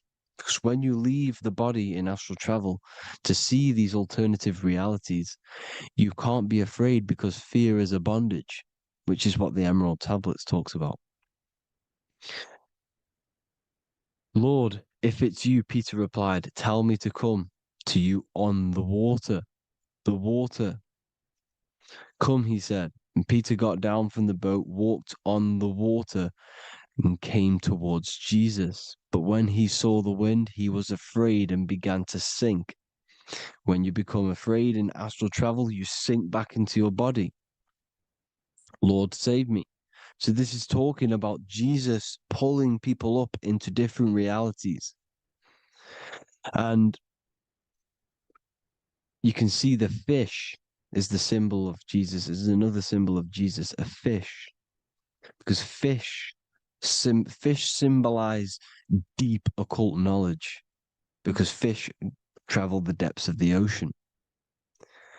And they symbolize us because we are fish underneath the ethers. And Jesus was pulling people up. Is a book telling you how to reach to heaven, how to become godly and reach heaven. But you've got to become the Jesus Christ to see these alternative realities. Now look at the Emerald Tablets is a massive part, and it speaks so much about these different realities. Look what it says here. This is in Emerald Tablet 3. Then in my heart grew a great longing to conquer the pathway that led to the stars, which is exactly what the Masons depict in all of their art. Look, the ladder to the stars. And then he goes on to say, years after years, I sought after wisdom, seeking new knowledge, following the way, until at last my soul, in great travail, broke from its bondage and bounded away, broke from the bondage of the body.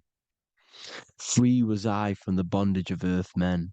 Free from the body, I flash through the night. The stars. The stars are a massive part in the astral world. Each star is a different reality. And the true astrology is the star that you came from. You came through a star to reach this, to reach here. There is a reason why you are here. There's a reason why you have the personality traits, because your soul came from a specific star. This is why we call them stargates, because they are gates in and out of this reality. And Polaris is the way out to the higher worlds. Now look, far into space, my soul traveled freely into the infinite circles of light. Beyond knowledge were some planets and great gigantic beyond dreams of men. Then he goes to say, lift up your flame from out of the darkness, fly from the night and ye shall be free. Lift up your flame. Your flame is your soul, because it has to be lifted up out of the darkness. This is the darkness, this world, this body is the darkness. Because it's a bondage. You need to break free. You need to learn how to astral travel, people. You have to learn this. If you want to get out of this world, you have to learn how to astral travel and see the other realities. Traveled I through space-time, knowing my soul at last was set free, knowing that now I must pursue wisdom until at last I pass to a plane hidden from knowledge, known not to wisdom, extension beyond all that we know. So he's talking about he went to a place where we cannot even comprehend here, a place that is not even known to Earthmen. He's telling you he's ascended out of this world to the planes that are beyond. And it says here in the Emerald Tablets, man is in process of changing to forms that are not of this world. Grows he in time to the formless, a plane on the cycle above. Know ye must be one, ye must become formless before ye are one with the light. The light, the same light that I was talking about, the Masonic light, with the triangle, God, the one source. Ye must become formless before ye are with the light. Formless, you have to leave the body. You have to leave the body. You have to gain the ability to leave this body and travel to these other worlds. Now, it says here, not as man am I, for free have I become of dimensions and planes. In each I take on a new body. In each I change my form. Know I now that the formless is all there is of form. You see, all things created come from the things that, all things that you see come from the things that you cannot see. All of us have the same spark of consciousness, the same I am. Every dog, every animal, every human has this same I, this same thing which sees through the eye. It's formless. It takes this formless entity is the same entity of us. We are all the same entity in different bodies. And this entity it was represented as the flame, the cosmic flame, which is inside of all of us. And this is why the Masons depicted your spine as a candle or the Holy Grail. You would either see this or a candle with a flame on the top, because the Holy Grail is your consciousness, which is on top of your spine, which is the candle.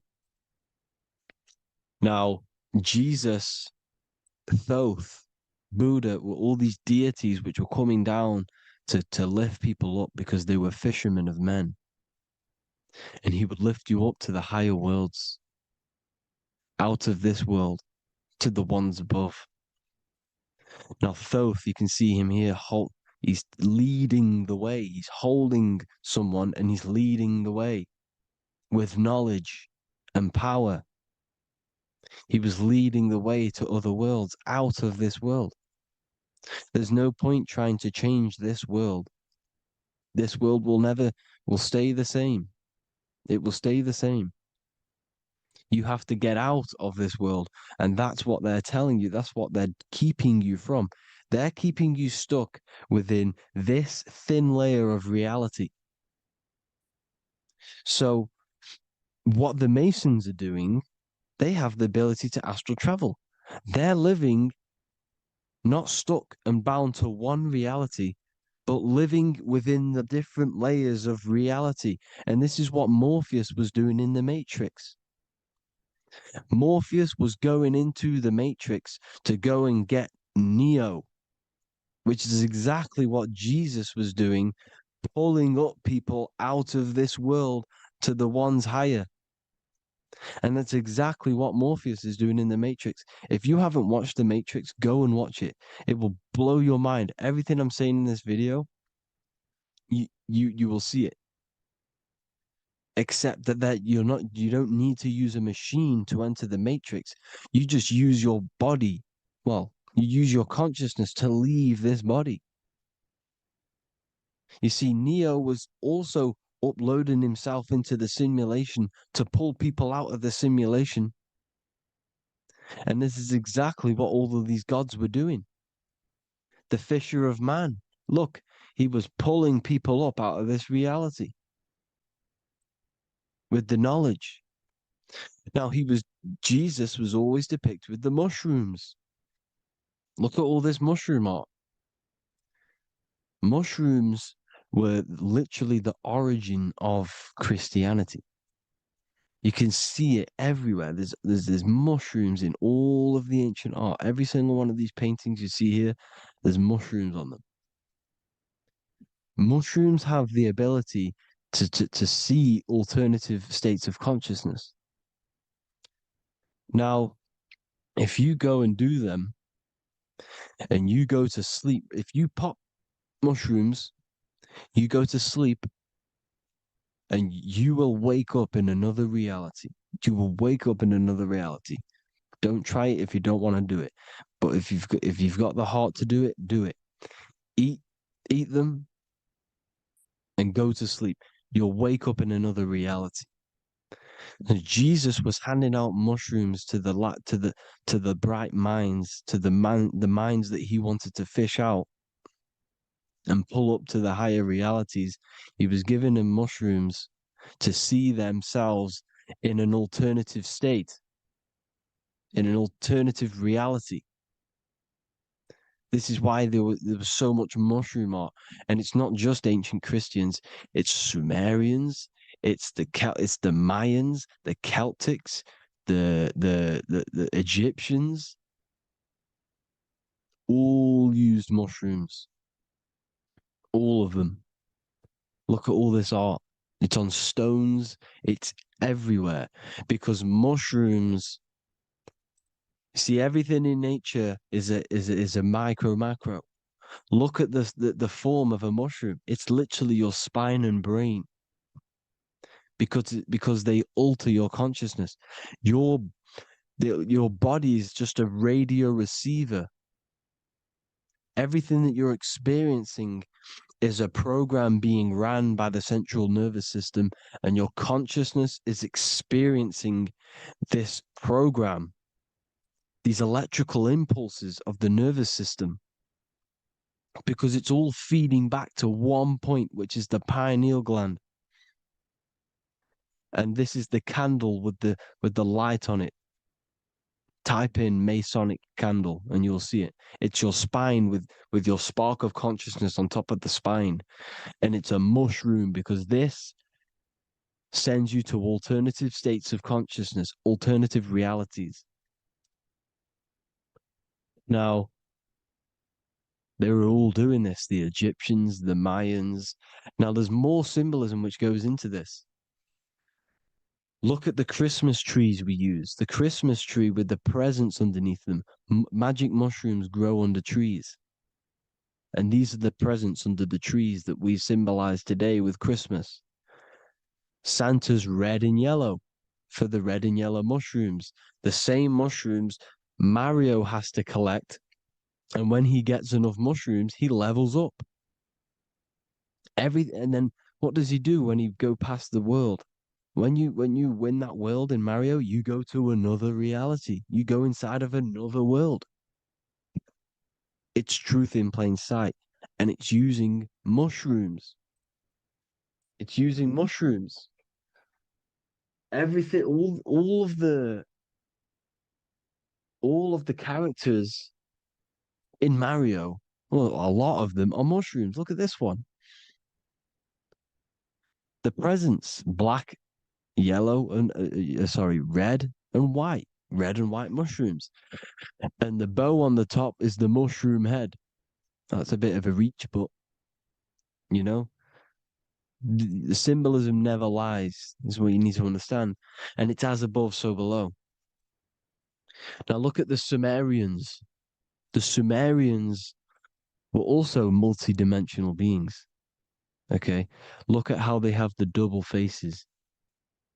They had 1 foot in this reality and 1 foot in another reality. And look at this one, a double-headed god inside of like a portal.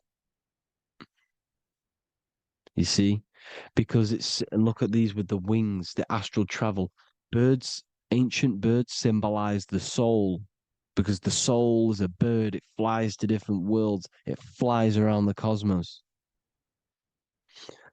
And mushrooms gave you the ability to see these alternative states of consciousness, these alternate realities, because you exist in infinite realities. You exist in infinite realities. Now look at the 33rd degree Ordo Ab Chao badge. You get this badge when you become a 33rd degree Freemason, and it's a double-headed eagle. A double-headed eagle. And you can see this in Sumeria first. Sumeria have the same symbol, a double-headed, well, bird. You can see it here as well. And the Masons are still using this symbol today.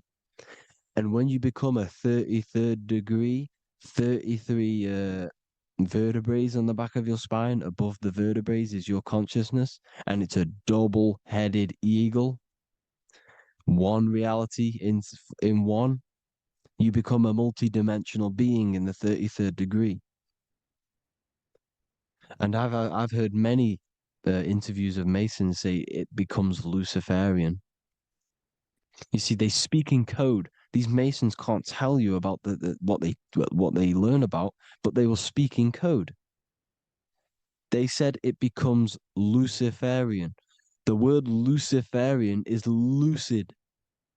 The root word of Luciferian is lucid, and lucid is lucid dreaming, alternative realities, dream worlds.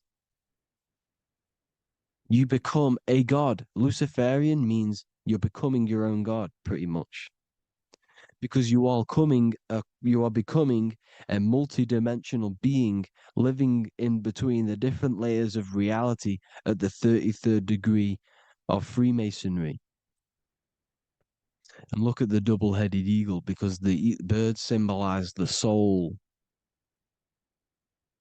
And they reach high, they fly high, just like the soul wants to fly high to the light, to become one with the light, like the Emerald Tablet says.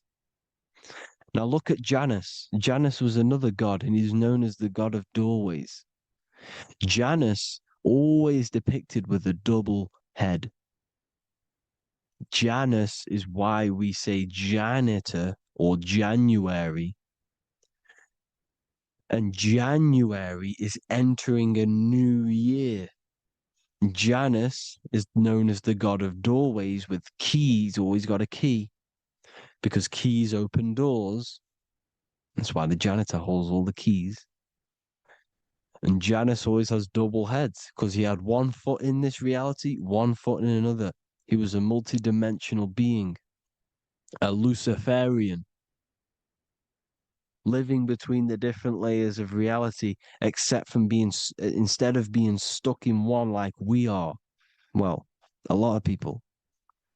And that's the whole point. You see, all of this stuff is about like changing the world and stuff like that. this world will probably never ever change. It's probably been like this forever, well, forever, for a long time. But it's about moving out of this reality to the higher states. And the Masons always depict the ladder to the luminaries, the stars, with a key, the same key of Janus. The Vatican is a key, and it's in charge of all the religions. Why is it a key? Because they're holding back the key. They're keeping you stuck within this reality, keeping you stuck as identifying yourself with the body, identifying yourself with this world. You are not in the world is within you. This is a program being ran by your central nervous system, and your consciousness is experiencing this reality. Now, this is going to be a mind-blowing video for some people. You have to have an open mind. You have to let go of all the programs. I'm repeating what the ancients are talking about and the ancient symbolism. Look at Janus with the double-headed god. He was just another god coming down, giving keys to people who had the worthy mind to be pulled up out of this reality, to be pulled up to heaven, just like Jesus was teaching how to reach heaven. But really, it's an encoded scripture. But anyways, hope you all gained some insight on this video. Have an amazing day. Please like, share, comment. All the links are in the bio for the PDF, for the Manifestation Mastery course, and all the other amazing stuff. And if you want to support the channel, I'd greatly appreciate if you became a Patreon member. Hope you'll have an amazing day, people. God bless. Found the Freemasonic G, and in this video we're going to be discussing it. Some people call it geometry, God, gnosis, genesis, generation, but in fact it's all of these things, and all of these things relate back to one concept that links them all. And in this video, you will be discovering this secret force, which pretty much creates everything in your reality, in your life, and has done unconsciously, whether you are aware of it or not. The Freemasonic G is the 7th letter in the English alphabet. This is important because the number 7 has many mysteries inside the esoteric and occult traditions. Some people say the number 7 represents the 7 colors of light, the 7 major planets, or the 7 musical tones, 7 days of creation. The number 7 is a massive mystery. But what we have to understand is that in the context of Masonry, Freemasonry is all about building the self. Every day we wake up, we are either building our prison of our mind or freedom of our mind. Everything inside of esoteric Freemasonry is about building the self and reconstructing our consciousness, our inner dialogue, the inner voice. We're transforming the mind from low awareness to high awareness. This is why Freemasonry uses the allegory of stonemasonry, stones, chipping away at stones. The stone is in fact you, and we are perfecting the stone, which is your very own mind. Because the universe is a mental construct. Life is happening to us inside our minds. We are all the universal mind expressed and clothed in a different body. Therefore, now we understand that everything is about the internal inside of Masonry. This G relates to something inside of you. Hence why you see the G inside of the square and the compass. It's something internal in you. G is the 7th letter of the English alphabet, and the number 7 symbolizes the 7 cognitions of the mind. In esoteric and initiatory traditions, the 7 psychological cognitions of the mind refer to the 7 distinct modes through which human consciousness perceives, interprets, and transforms reality. Different schools use different names, but across Hermetic, occult, Gnostic, and mystical systems, the same underlying pattern emerges. The mind has 7 functional powers, each representing a layer of awareness and a stage of inner development. Number one would be perception. The first cognition is the raw reception of sensory and subtle impressions. It is the gateway where the outer world enters the inner world of our minds. Perception involves learning to see without distortion, to notice the symbolic dimension behind ordinary appearances in an occult interpretation of perception. The second one is interpretation. After perception comes the act of making meaning. The mind organizes impressions into patterns, beliefs, and judgments. Esoterically, this cognition determines whether a person interprets life through the ego or through the higher insight of their higher consciousness. The goal is to purify interpretations so that the intuition can speak through it, to clear our minds of the clutter, master it, and let our higher consciousness shine through it. Number three is the imagination. This is the creative faculty that produces images, symbols, and visions in the mind's eye. This is associated with the astral plane. We live in a mental universe of thought. Thought wraps itself inside of imagination. The thought alone has no true form, but then the thought wraps itself in a vehicle of consciousness, what we call imagination, and we give form to the thought. Imagination becomes active. Imagination becomes active imagination, the foundation for rituals, alchemy, meditation, and visionary insights inside of occult traditions. Working on your imagination is a key part on developing your consciousness, as it is literally the sight into the astral plane, your internal vision of the mind. The fourth cognition of the mind is emotion.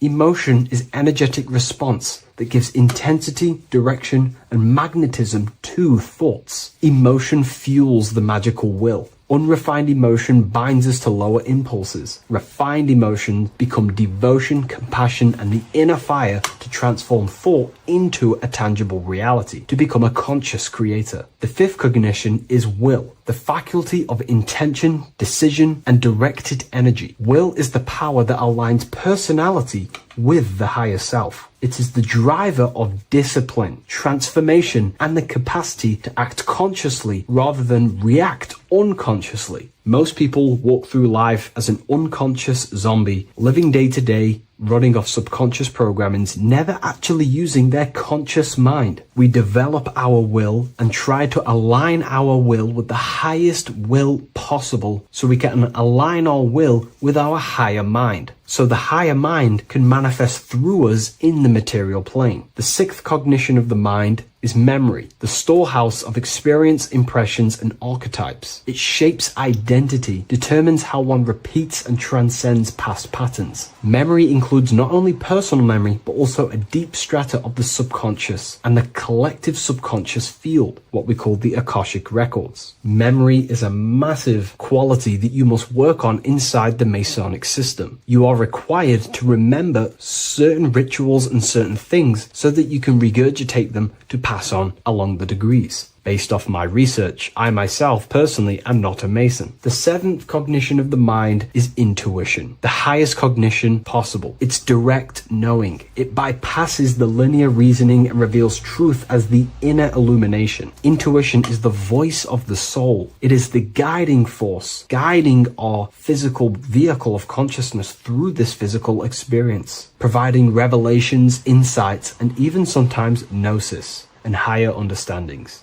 They are the 7 principles and cognitions of the mind that we should work on. Sometimes they're symbolized as 7 luminary planets, because lumen is light. The planets are light. Light is consciousness. Consciousness is light. Now moving on to the true understanding of the G, the higher understanding of the G, as I mentioned previously. This is what we call the generative principle, the care principle, the human heart principle, the female aspect of consciousness within yourself. All creation is built upon a care. All action is built upon a care. You only act on what you care about. You care about paying the bills and staying inside your house and looking after your family, for example. Therefore, you take the action to generate the reality and generate money to pay the bills. Them actions are driven by the force of care. If you care about a plant, you take the action to water the plant and it grows. If you care about your partner or relationship,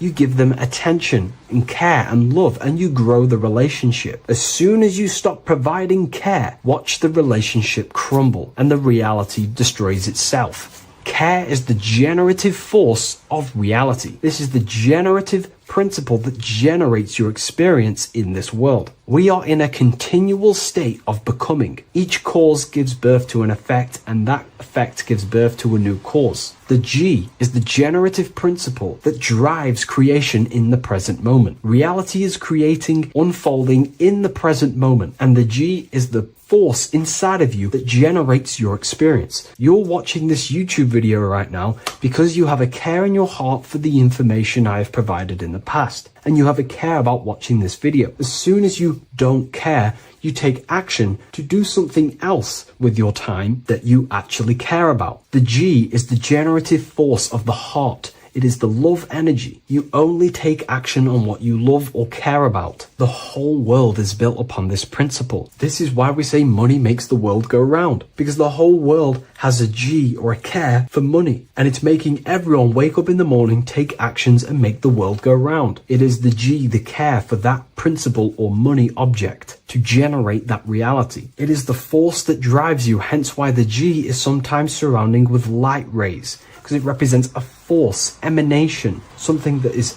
invisible but driving the physical body. The G is the internal force that focuses thought into an action. We can think many thoughts, but the thoughts you don't care about, you don't take action on. But the thought you care about, that you have a G for, intensifies that thought, focuses and directs it into an action to generate that experience and reality. The whole world is built upon this principle. The sun is a perfect example of the generative principle. The sun gives all of its life, light, never asking for anything back, making everything grow and generate on the earth. Everything in your life is built upon this principle, and gaining control over your care gives you control over your actions and your reality and what you generate. Once you see this, it is truly beautiful that the world is actually built upon love. This is why they say love is the force of God. It is. Truly. This is the reason why God begins with a G. It's about Genesis. Genesis means creation. G, generation. Anything that generates and creates is all to do with a care or a love energy. But don't get me wrong, people can love sick and twisted things, and they act upon them sick and twisted things. This is why purification of ourself is important by understanding this principle, as it is a very powerful principle to understand. This is the reason why the word gift begins with a G. You're giving something. I care. I'm going to give you something, a gift. Or guidance. This is what guides you into becoming something, what you love. This is why also gnosis begins with a G. Gnosis is not actually knowledge. Gnosis is knowledge obtained, attained by direct experience or through direct experience. For example, you're not believing you're watching this video right now. You know you're watching this. Know, gnosis, same phonetic sound. It's about knowing. Gnosis is about gaining knowledge of the self. Self-knowledge through direct experience. Instead of believing in God, I seek to know God through direct experience by altered states of consciousness, transcendent meditations, understanding human anatomy, understanding the laws that govern my mind, understanding creation. That is direct gnosis, knowing that God exists instead of believing he exists. By going within the self, questioning the self, and gaining a deeper relationship with the inner observer, you start to gain gnosis, self-knowledge through direct experience. And in order to gain gnosis, you have to care, because gnosis requires action. It requires you to meditate and go within yourself. It requires you to study yourself. It requires you to go within yourself. And in order to do that, you have to care. If you don't care about knowing yourself, you won't take the action to generate the gnosis. If we take a look at this piece of Freemasonic artwork, we can see a whole lot going on here. But if we focus down here with the temple with the letter G on, and when you walk through the temple, there is a pathway leading up a hill towards the light. The light reveals things. If something is in darkness, you can't see it, but the light reveals something. It's symbolizing truth, the light of gnosis, knowingness. And in order to walk this path, you have to go through the temple, which means entering in yourself. This is symbolic of the path. The Masonic path is about the self, reconstructing and learning about the self. In order to walk up that hill, it takes a lot of effort. It's not easy walking up a hill.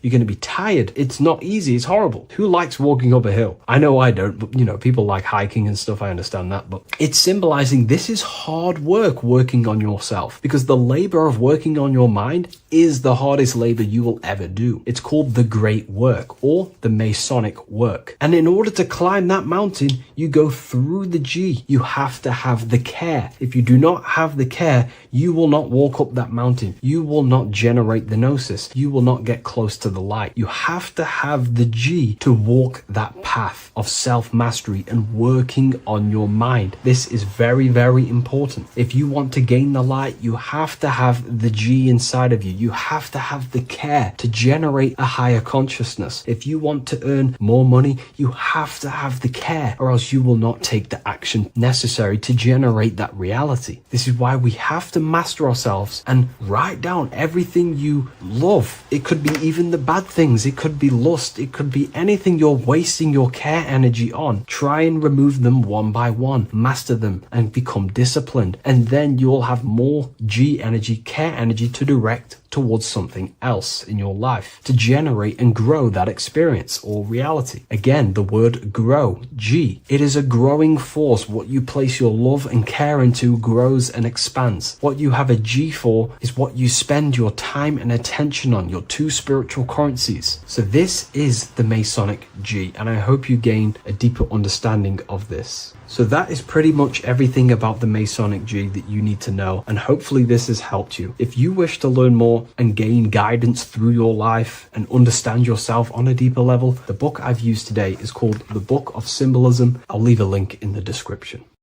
In this video, we're going to be talking about the evolution of consciousness. You are born human, however, you possess consciousness, which is the awareness behind your being, the awareness behind your thoughts, the experiencer behind your five senses, the experiencer, the observer behind your thought, emotions, and senses. You are an eye, an invisible consciousness looking through a lens, which is your body. Your body produces this physical world that you experience. Your brain produces this world. Your brain and body is a technological computer. However, you are an infinite, ever-expanding consciousness behind this physical body. And there is an evolution of consciousness, a cosmic journey of expansion. And this is why we see so much pyramid symbolism in the occult and esoteric world, and especially within Freemasonry. Because the pyramid represents climbing, an evolution, a raising state of consciousness, a journey. Steps symbolize a journey upwards. This is the raising and the evolution of consciousness, our inner world, the transmutation of our inner selves, of our souls and consciousness and our minds. So when we see this pyramid, we're seeing a evolution, a way up to source consciousness. And the eye in the pyramid represents your source consciousness. It represents illumination. It represents divine guidance through this evolution of consciousness. This is why we see the ladder. Consciousness is ever expanding on an infinite journey of evolution. Each individual is a part of this cosmic process, contributing towards the ongoing expansion of both mind and awareness. As we evolve, we collectively explore deeper levels of existence, expanding the boundaries of thought and consciousness. The mind has the ability to expand infinitely into new realms of thought, into new dimensions of mind. The mind cannot be filled up. It is not a physical substance. The body can be filled up because it is a physical thing, but you cannot fill the mind. Therefore, the mind is constantly expanding, ever expanding into new fields of thought. So what we see in Freemasonry, the ladder, is again a journey, an elevation of consciousness. When we are born with an infant consciousness, and as we gain older, we gain an adult consciousness. Our inner world, our inner mind, and our emotional intellect changes and evolves. We are significantly different from when we were very young as an infant. It's because our consciousness evolutes, it changes, it alters like water. So just like this evolution of your own consciousness as growing up, there is consciousness of beings existing in cycles beyond our own. And their consciousness is unimaginably different from ours.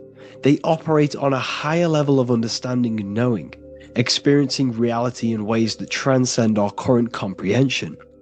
Our minds right now cannot comprehend the highest states of consciousness.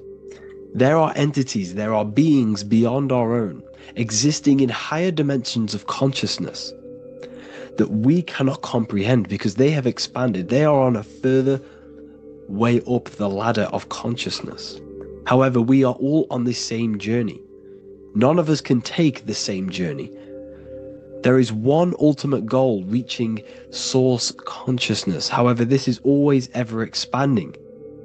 However, we are all on a different journey. There is one truth, one source, one goal. However, there are billions in different ways of reaching it, and we are all on these different paths to source consciousness, to this ladder, this evolution of universal evolution. Okay? Their awareness is attuned to new dimensions of existence, reflecting a more advanced stage in the cosmic journey of consciousness evolution. So when you take DMT, you are shot into these higher realms of consciousness where you meet these beings who look similar to these images. They are not speaking to you physically. They don't speak to you three-dimensionally through vibration and words. They speak to you mentally. If you have done DMT, then you know this. And if you have met these beings, then you know this. You might have even met some of these types of beings on mushrooms or any psychedelic drugs. Because ultimately, when you take these mind-altering substances, it's altering your consciousness. It's merging your consciousness with the spirit of that substance. And you are essentially attuning your mind to higher dimensions of consciousness. That's why we say we're getting high when we take these substances. Therefore, when you meet these beings on DMT, you are essentially meeting beings who are attuned to higher dimensions of consciousness, and they speak to you mentally. They speak to you telepathically through thought, because the universe is mental. Everything exists within the mind. The way you are now, your physical existence, is a state of mind. Mind, thought creates matter. Spirit and matter are two opposing ways of thinking. If we have a very spiritual mind, we have an expanded mind, we are a spiritual person through the mind. However, if we have a very low state of consciousness where we think about food, sex, lust, and all physical things, then we have a physical consciousness. Matter and spirit are two opposing forces, two ways of thinking. The mind attunes itself to different levels of understanding in different dimensions. So, essentially, this is what we're looking at. The body is a vessel for the fluidic, formless consciousness, a temple that houses the essence of our awareness. While the five senses are limited to perceiving only the physical plane, the mind transcends these limitations, capable of perceiving the full scope of reality. It is through the mind that we access deeper truths beyond the material, tapping into boundless nature of existence. Physical existence is a thin band, a thin layer of reality. It's like 0.001% of reality. And your five senses are only tuned into this layer of reality. But the five senses are, by design, only allowed to perceive physicality.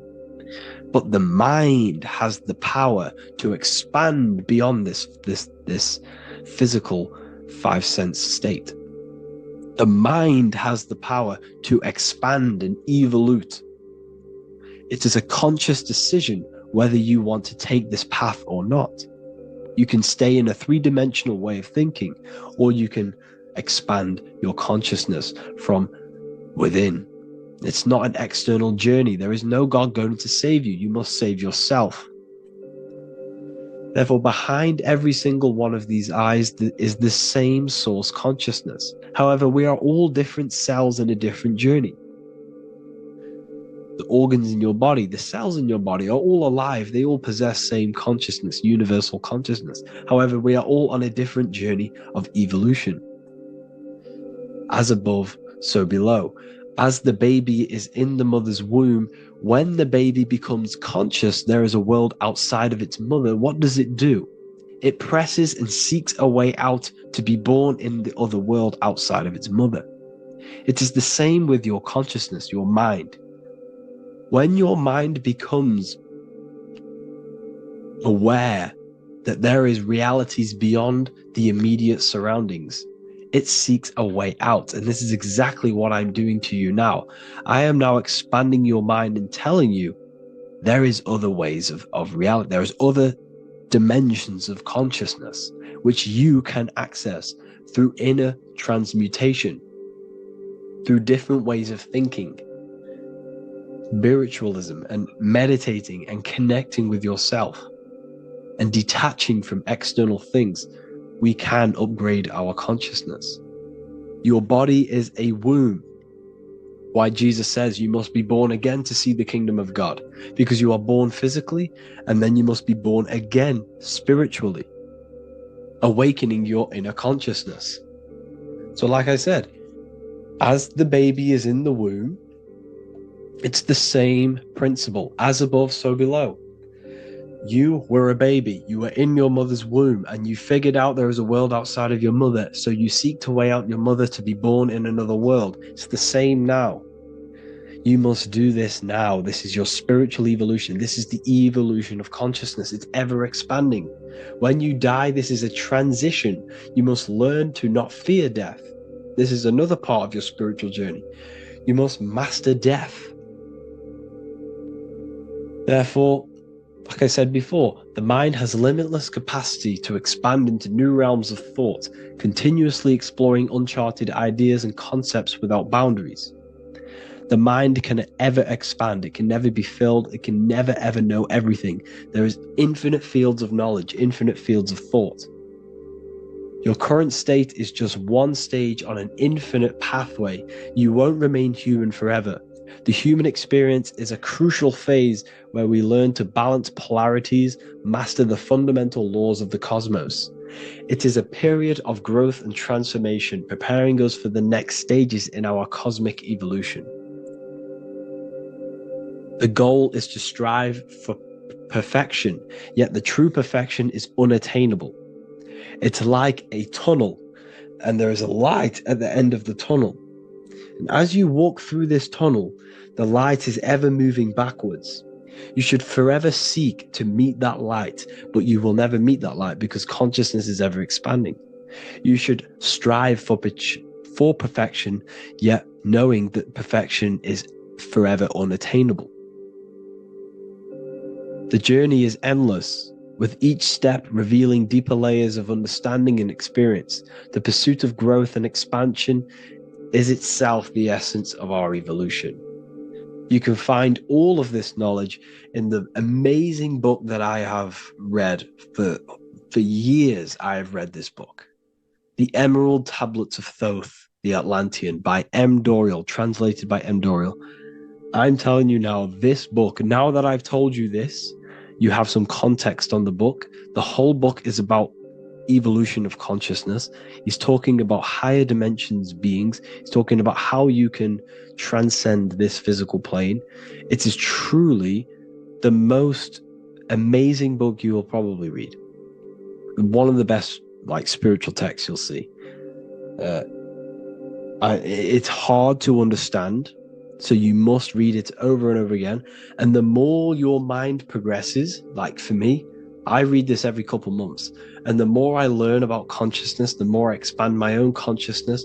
And every time I read this book, I pick out something new that just completely blows my mind, because you can only understand this book to your level of consciousness, to your level of understanding. So now that I've told you all this information, go and read this book and it will absolutely blow your mind. And so will the Book of Wisdom Volume 2, which is now available. I released it the other day. I'm just going to read a page out now. This page is called Spirit and Matter. The Earth is not merely a dense, lifeless rock drifting through space. It possesses spirit, a living essence that animates its form. But what do we mean by spirit? Spirit in esoteric terms refers to the energy, the life force, animating the principles infused in matter. So essentially, what this page is talking about is how everything has spirit, consciousness within it. You are the middle, you are spirit and matter. You have the ability to expand your mind to the God self and raise above our animal instinct, our material self, and know the divine and expand. Animals cannot do this. Animals are not self-aware. Humans possess self-awareness. We can observe our consciousness. We can say, why do I exist? We can look in the mirror and know that we need growth. And this is what Anunnaki means. Anu means above. Anu was the supreme god of the sky, which is a metaphor. He represents spirit above, heaven. Anu came down to earth and married Ki, the goddess of the earth, which represents matter. It's a myth, it's an allegory. Anu married Ki and gave birth to the Anunnaki. Spirit came down and infused with matter and gave birth to the human, which is you. You are spirit infused in matter, Anu and Ki, Anunnaki. You are the Anunnaki. And this is just one of the teachings in my book. Honestly, this book is absolutely amazing. If you truly, truly want to expand your consciousness, give this book a read. And obviously, if you're inside the university, I give you this book for free. A paperback version. If you join the university, follow the steps inside of the general chat, you'll be able to download this book. Sorry, not download it. Order a paperback for free. All you have to do is pay for the shipping. You'll also gain amazing knowledge inside of my library, where your mind will just be overblown with the amount of esoteric books. There's over 45 rare occult books, plus you get a PDF of the Volume 1 and Human Health Guide. You get reoccurring updates where I expand on symbolism, occultism, where you will just feel absolutely amazing once you understand esotericism in yourself. You'll also learn how to create the dream reality that you want with the Manifestation Mastery course, where I teach you how your consciousness creates reality. You'll have a real lectures where I post lectures on symbolism, occultism, esotericism. There's a conscious community and live calls and Q&A where you can ask me questions and I'll answer your questions. I just want to say thank you to everyone who has joined the university. Thank you for even liking and watching this video. Any support I just appreciate every single one of you. Please, if you can, leave a comment and a like on this video and let me know any videos you want me to make in the future. And I will start uploading a lot more to the YouTube. So yeah, thank you all for tuning in today. Have an amazing day. What if I told you that the seasons don't just change the external world, they also change your internal world? They have a psychological and a spiritual effect on your consciousness. If you're new to esotericism, you may not really understand this. But if you have some deep understanding of as above, so below, you already know this. But today we're going to be explaining it in great detail. So tune in, take a pen and paper, maybe make some notes. So we have 4 seasons. The sun is the main source of life on the earth, and it changes the circumstances on the earth in 4 different ways. Of course, we have spring, summer, winter, and autumn. These are the 4 states of the earth due to the sun's cycle. Not only do they take place on the earth, they also take place on you, your body, your mind, your spirit, your consciousness. They change things internally and externally. The first thing we need to understand is that we have a dual nature. We have a mind, and in that mind, we have an internal self. That's what we call the spiritual self. It is the individual that exists within their own mind, within their own consciousness. It is the self that imagines, thinks, feels. That's the spiritual self. And internally, that self is the true self. When it's detached from the false identifications, of course, such as the ego. But the true self dwells within the mind, and that's the immortal self. That's the self that will never die, never perish, that will always be there and it always has been there. The internal self. But on the other side of the mind, the outside of the mind, we have this, what we call our physical human body. This is our external physical body. So outside of us is a physical reality, but inside of us is a spiritual non-physical reality. Inside of us cannot be measured. Outside of us can be measured. So we have an internal world and an external world. I think this is the reason why the word individual has the word dual at the end. Dual meaning opposing or two. We have a dual nature. Inner world, in the mind, and a self out the mind. And the mind acts as some sort of doorway. It is a doorway into ourself. So in esotericism, this is what it's all about. It's about we work with the internal world. We try and figure out who we are from the inside out, not who we are outside of us. Because we realize that the external world is nothing but a crystallization of what's happening inside of us. Our lives are a result of every single thought that we thought in the past. So let's not get off track here. Let's carry on. As I was discussing the seasons, we have an internal world in the mind and a self outside the mind. And this is reflected even in the cycles of the heavens. This is how you know the universe is intelligently designed, and the law of correspondence corresponds with everything. The law of correspondence is as above, so below. It's not a hermetic principle. It's not a Freemasonic principle. The law of correspondence, as above, so below, is just the law of life of the universe. It is in everything. So the daytime, the sun, this is external impressions or expressions, should I say. We express ourselves outside the mind, in the outside world, in the material body, taking actions outside of us during this daytime. The sun represents outward expression, the daytime. This is when we wake up, we're conscious, we do things outside of our mind. But then the nighttime comes around and it becomes dark and the moon rules over the nighttime. And we return back to our internal world. We return back to the darkness. We return back to the internal self, the self in the mind. Really is fascinating. And this is as above, so below. This follows the correspondence. This follows the law. Although that the outside world has a cycle of day and night, so does our own mind have this cycle. As above, so below. As within, so without.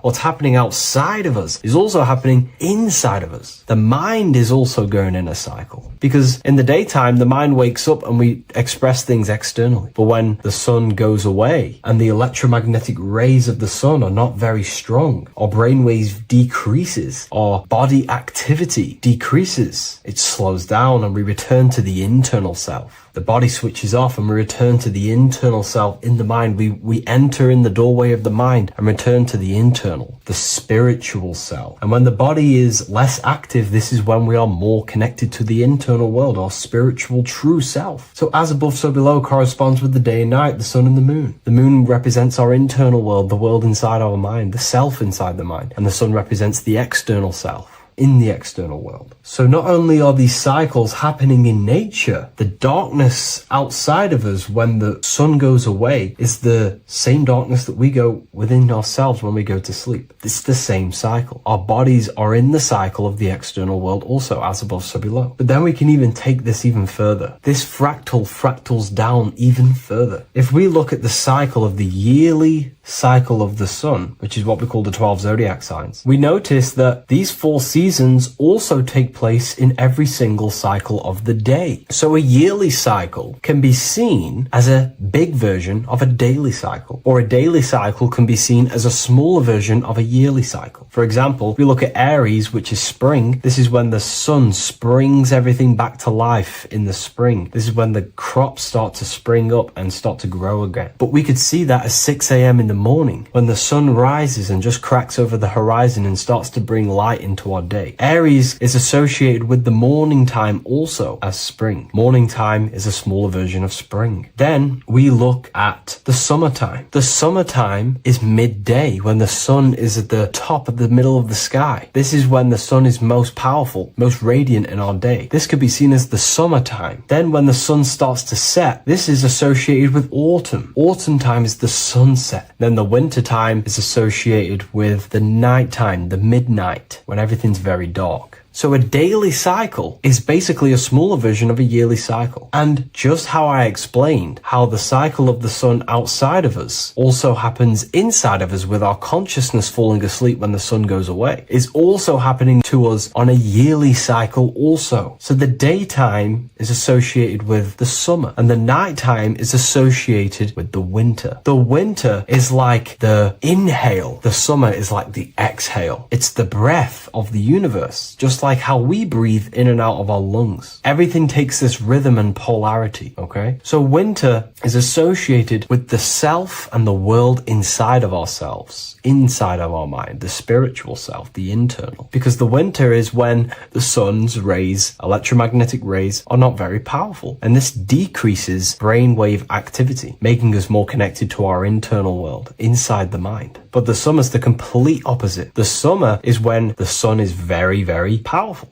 And the sun's powerful electromagnetic rays increase brain activity, making us more actionable in the physical world outside of our mind, in the external world. So summer is the daytime and winter is a big version of the nighttime. Vice versa. Just like how in the winter, we're more in the house. We're inside buildings because it's very cold outside. Animals hibernate. They go inside. They go into little places. They collect all their food and prepare for the winter. They go inside. They go in darkness to hibernate. So does our consciousness, our spirit, the self inside of our mind. We can use these cycles to our advantage, to evolve spiritually, to connect and be more balanced. You know, I've mentioned a lot of this inside the university to my members, to the family inside of there. We discussed this. We had a great discussion about this. And, you know, the live calls we have are priceless. The conversations you can have with someone when they're awake, you never forget them. You always have deep, meaningful conversations. And we discussed this deeply, and we were going into some interesting things about how we can use these types of changes in the seasons for our spiritual growth. We even discussed about spring and autumn and how they're associated with the different spiritual bodies that we have. But anyways, let's not get off track. Lucid dreaming, dreaming itself, and astral projections, I find are more easily accessible during the winter and the night times. Like I said, because the brain activity is decreased due to the sun being not powerful, we are more reconnected with the self inside the mind, the spiritual self, the immortal self.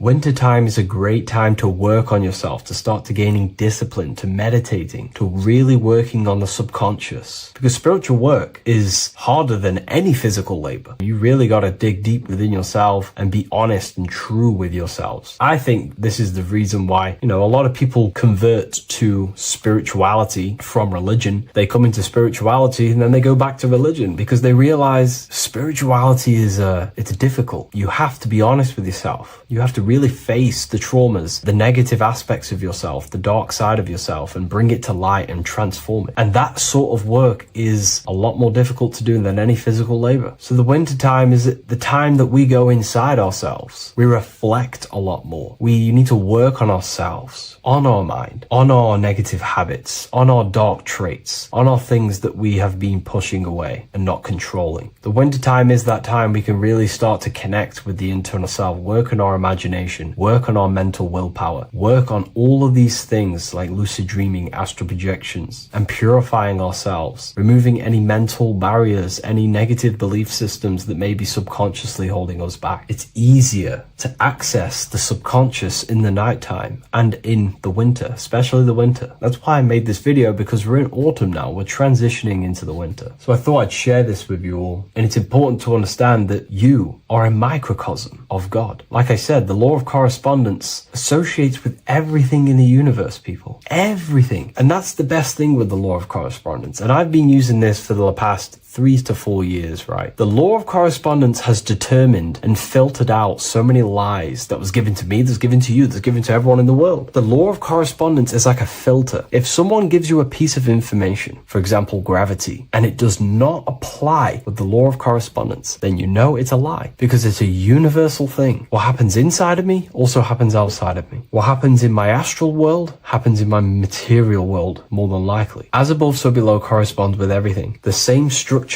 in my veins, in my nervous system, is the same structure in the trees, in galaxies, in everything. As above, so below, the universe is a fractal universe. Therefore, the point that I was getting at is that you are a microcosm of God. The same mind that God manifested things through thinking. He thought the stars, the earth, nature, the human body, designed everything with the God mind. He thought everything into existence. And that mind then powers that God used to manifest everything into physical existence through the power of thought is the same mind that you possess, but on a smaller scale. God manifested the macrocosm through thought, as the universe is a mental universe. Everything you see around you was thought, then manifested into physical reality. God manifested the macrocosm, the world, through thought, and that same force of thought you use to create the microcosm, to create your own world. You think your life into reality, your world into reality. Your body is a microcosm, a miniature universe. Every thought you think commands 50 trillion cells in your body, and your cells religiously execute on every command that you give it. You're in charge of 50 trillion cells. You're literally commanding a whole civilization inside your body.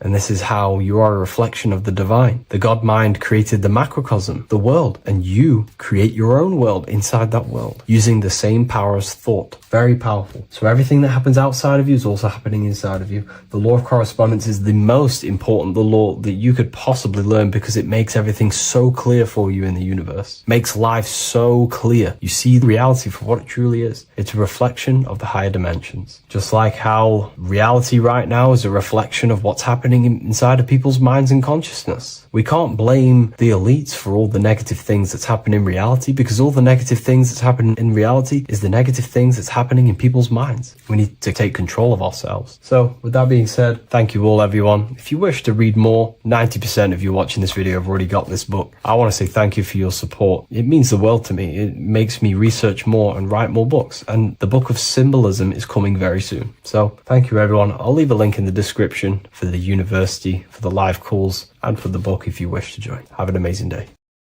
In this video, we're going to be talking about the evolution of consciousness.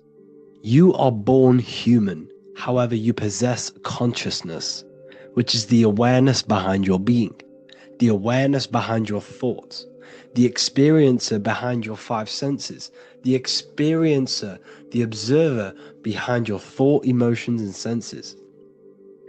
You are an eye, an invisible consciousness looking through a lens, which is your body. Your body produces this physical world that you experience.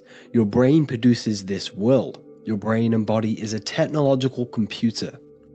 However, you are an infinite, ever-expanding consciousness behind this physical body. And there is an evolution of consciousness, a cosmic journey of expansion. And this is why we see so much pyramid symbolism in the occult and esoteric world, and especially within Freemasonry. Because the pyramid represents climbing, an evolution, a raising state of consciousness, a journey. Steps symbolize a journey upwards. This is the raising and the evolution of consciousness, our inner world. The transmutation of our inner selves, of our souls and consciousness and our minds.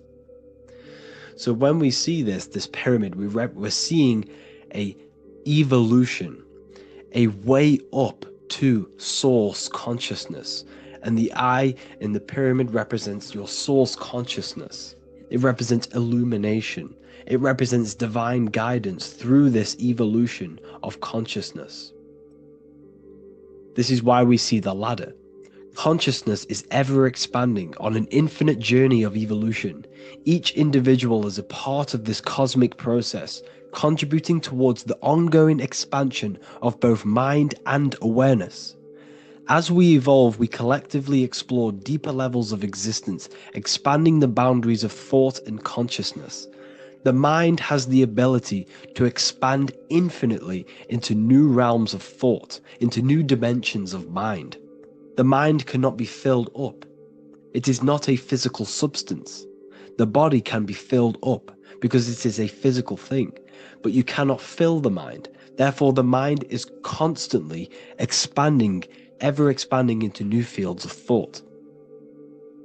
So what we see in Freemasonry, the ladder, is again a journey, an elevation of consciousness. When we are born with an infant consciousness, and as we gain older, we gain an adult consciousness. Our inner world, our inner mind, and our emotional intellect changes and evolves. We are significantly different from when we were very young as an infant. It's because our consciousness evolutes, it changes, it alters like water. So, just like this evolution of your own consciousness as growing up, there is consciousness of beings existing in cycles beyond our own. And their consciousness is unimaginably different from ours. They operate on a higher level of understanding and knowing, experiencing reality in ways that transcend our current comprehension. Our minds right now cannot comprehend the highest states of consciousness. There are entities, there are beings beyond our own, existing in higher dimensions of consciousness that we cannot comprehend because they have expanded. They are on a further way up the ladder of consciousness. However, we are all on the same journey. None of us can take the same journey. There is one ultimate goal, reaching source consciousness. However, this is always ever expanding. However, we are all on a different journey. There is one truth, one source, one goal. However, there are billions in different ways of reaching it, and we are all on these different paths to source consciousness, to this ladder, this evolution of universal evolution. Okay? Their awareness is attuned to new dimensions of existence, reflecting a more advanced stage in the cosmic journey of consciousness evolution.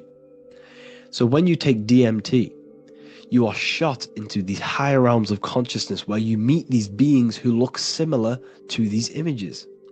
They are not speaking to you physically.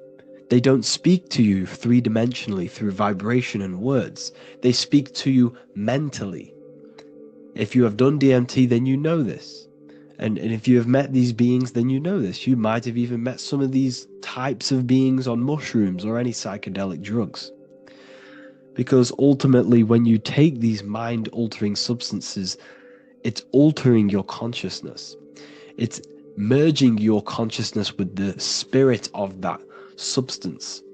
And you are essentially attuning your mind to higher dimensions of consciousness. That's why we say we're getting high when we take these substances. Therefore, when you meet these beings on DMT, you are essentially meeting beings who are attuned to higher dimensions of consciousness, and they speak to you mentally. They speak to you telepathically through thought, because the universe is mental. Everything exists within the mind. The way you are now, your physical existence, is a state of mind. Mind, thought creates matter. Spirit and matter are two opposing ways of thinking. If we have a very spiritual mind, we have an expanded mind, we are a spiritual person. through the mind. However, if we have a very low state of consciousness where we think about food, sex, lust, and all physical things, then we have a physical consciousness. Matter and spirit are two opposing forces, two ways of thinking. The mind attunes itself to different levels of understanding in different dimensions. So, essentially, this is what we're looking at. The body is a vessel for the fluidic, formless consciousness, a temple that houses the essence of our awareness. While the five senses are limited to perceiving only the physical plane, the mind transcends these limitations, capable of perceiving the full scope of reality. It is through the mind that we access deeper truths beyond the material, tapping into boundless nature of existence. Physical existence is a thin band, a thin layer of reality. It's like 0.001% of reality. And your five senses are only tuned into this layer of reality. But the five senses are, by design, only allowed to perceive physicality.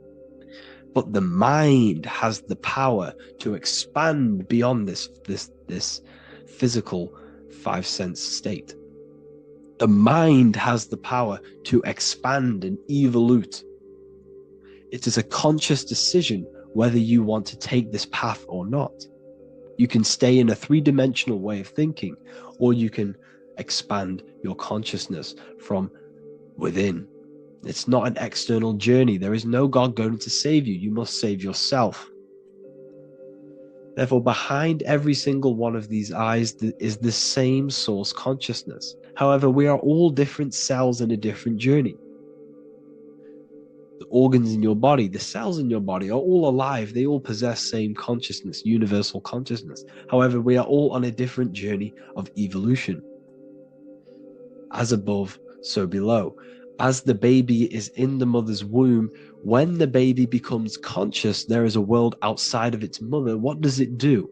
It presses and seeks a way out to be born in the other world outside of its mother. It is the same with your consciousness, your mind. When your mind becomes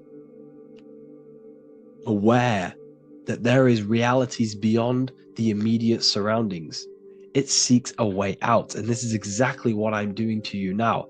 I am now expanding your mind and telling you there is other ways of reality. There is other dimensions of consciousness which you can access through inner transmutation, through different ways of thinking, spiritualism, and meditating and connecting with yourself and detaching from external things. We can upgrade our consciousness. Your body is a womb. Why Jesus says you must be born again to see the kingdom of God, because you are born physically and then you must be born again spiritually, awakening your inner consciousness. So like I said, as the baby is in the womb, it's the same principle. As above, so below. You were a baby, you were in your mother's womb, and you figured out there is a world outside of your mother, so you seek to weigh out your mother to be born in another world. It's the same now. You must do this now. This is your spiritual evolution. This is the evolution of consciousness. It's ever expanding. When you die, this is a transition. You must learn to not fear death. This is another part of your spiritual journey. You must master death. Therefore, like I said before, the mind has limitless capacity to expand into new realms of thought, continuously exploring uncharted ideas and concepts without boundaries. The mind can ever expand. It can never be filled. It can never ever know everything. There is infinite fields of knowledge, infinite fields of thought. Your current state is just one stage on an infinite pathway. You won't remain human forever. The human experience is a crucial phase where we learn to balance polarities, master the fundamental laws of the cosmos. It is a period of growth and transformation, preparing us for the next stages in our cosmic evolution. The goal is to strive for perfection, yet the true perfection is unattainable.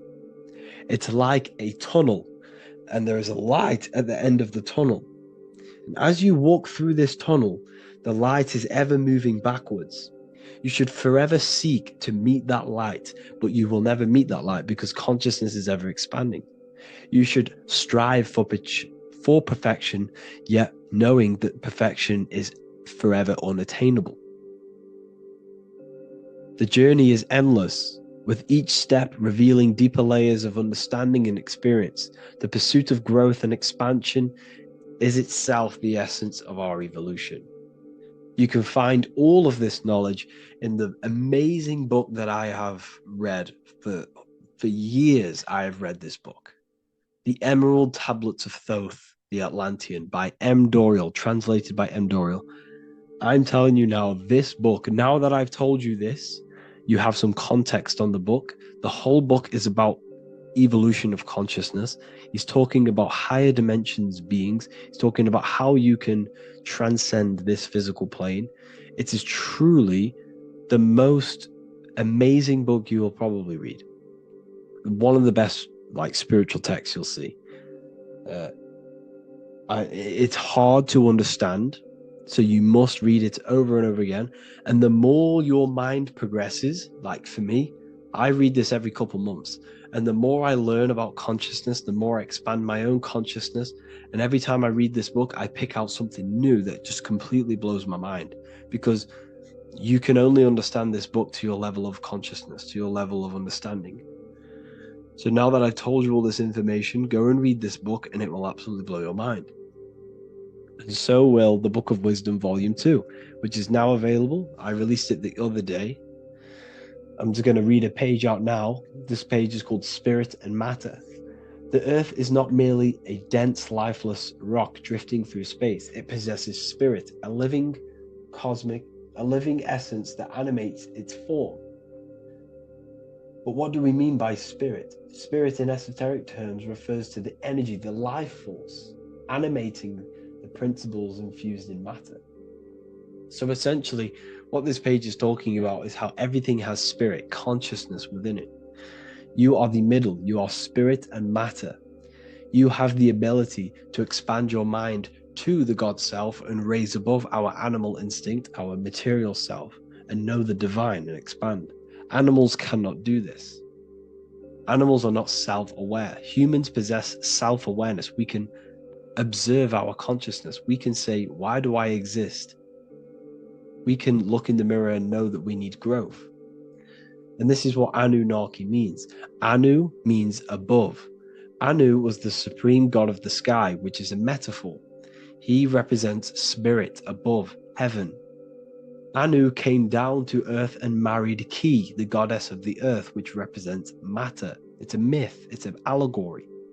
Anu married Ki and gave birth to the Anunnaki. Spirit came down and infused with matter and gave birth to the human, which is you. You are spirit infused in matter, Anu and Ki, Anunnaki. You are the Anunnaki. And this is just one of the teachings in my book. Honestly, this book is absolutely amazing. If you truly, truly want to expand your consciousness, give this book a read. And obviously, if you're inside the university, I give you this book for free, a paperback version. If you join the university, follow the steps inside of the general chat, you'll be able to download this book, or sorry, not download it, order a paperback for free. All you have to do is pay for the shipping. You'll also gain amazing knowledge inside of my library, where your mind will just be overblown with the amount of esoteric books. There's over 45 rare occult books, plus you get a PDF of the Volume 1 and Human Health Guide. You get reoccurring updates where I expand on symbolism, occultism, where you will just feel absolutely amazing once you understand esotericism in yourself. You'll also learn how to create the dream reality that you want with the Manifestation Mastery course, where I teach you how your consciousness creates reality. You'll have a real lectures where I post lectures on symbolism, occultism, esotericism. There's a conscious community and live calls and Q&A where you can ask me questions and I'll answer your questions. I just want to say thank you to everyone who has joined the university. Thank you for even liking and watching this video. Any support I just appreciate every single one of you. Please, if you can, leave a comment and a like on this video. and let me know any videos you want me to make in the future. And I'll start uploading a lot more to the YouTube. So, yeah, thank you all for tuning in today. Have an amazing day. Welcome to Revival of Wisdom. Today, we're going to be talking about portals, portal symbolism, what portals are, okay, and how they show them to us, because they have to tell you the truth, guys. This is the thing with the universal law. They have to tell you the truth. And they tell you through symbols, they tell you through movies, and different things like that. But let's jump straight into this. So first, I want to talk about the Freemasonry symbols. Okay, so first we got, obviously this is some Freemasonry art, but notice how you've got the ladder with a key. Okay, so this is ladder symbolism with a key. So maybe this is talking about ascending. Okay, because look, because this is ascending into the heavens, because it's a ladder with humans going up it with a key. In order to ascend, you must have the key. Okay, so what else do we have with a key?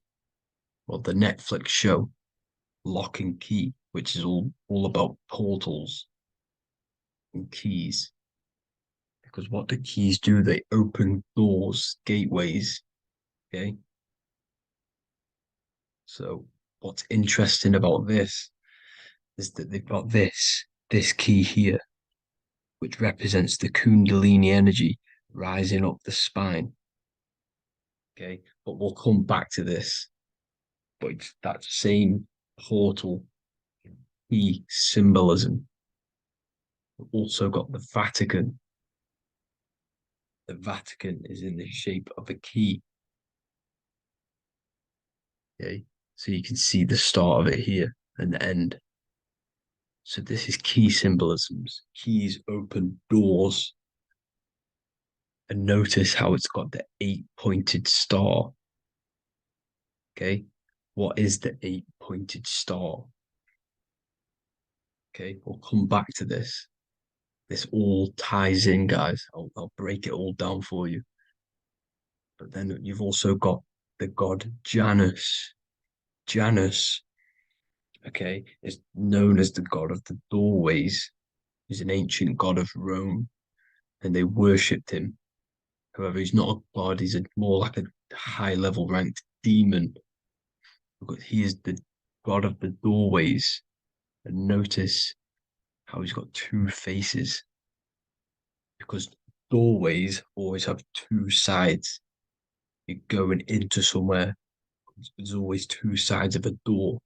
And he's always depicted with two sides of a face and a key, because he holds the key to the doorways, to the portals, to other worlds and realms. Okay, as you can see, he's always got two faces and a key. Okay, so now we have the Sumerians, the Anunnaki, and they are always depicted with the two faces. Why do they have the two faces? Because they're symbolizing doorways, and the Anunnaki come to Earth through doorways and portals. So these are what these gods are symbolizing in their artwork. But they always have the 8-pointed star. Okay, what is the 8-pointed star? You see how they always have. Look, let me try to find another one. It's the 8-pointed star. This 8-pointed star is Polaris. Okay, Polaris, just like the Vatican has the 8-pointed star with a key. Polaris is the center star. Polaris is a fixed star, it doesn't move. Okay, so the Anunnaki's symbol is also the 8-pointed star. So this is symbolizing the portals and doorways that they come through in order to get to the Earth. But Polaris is that center star which does not move. It's always symbolized with the 8-pointed star, just like a compass. Why is a compass the 8-pointed star? Because at the center of our realm is where the most electromagnetic energy is stored. As you can see, we have an aura field, an electromagnetic aura field. So does the Earth. And in the center, so like our heart, for example, is where the most energy is stored. And like the center of the Earth, this is why all compasses point to the center, because this is where the most electromagnetic energy is stored. It's at the center of our realm. Okay. So like I was saying with the lock and key series, see this here?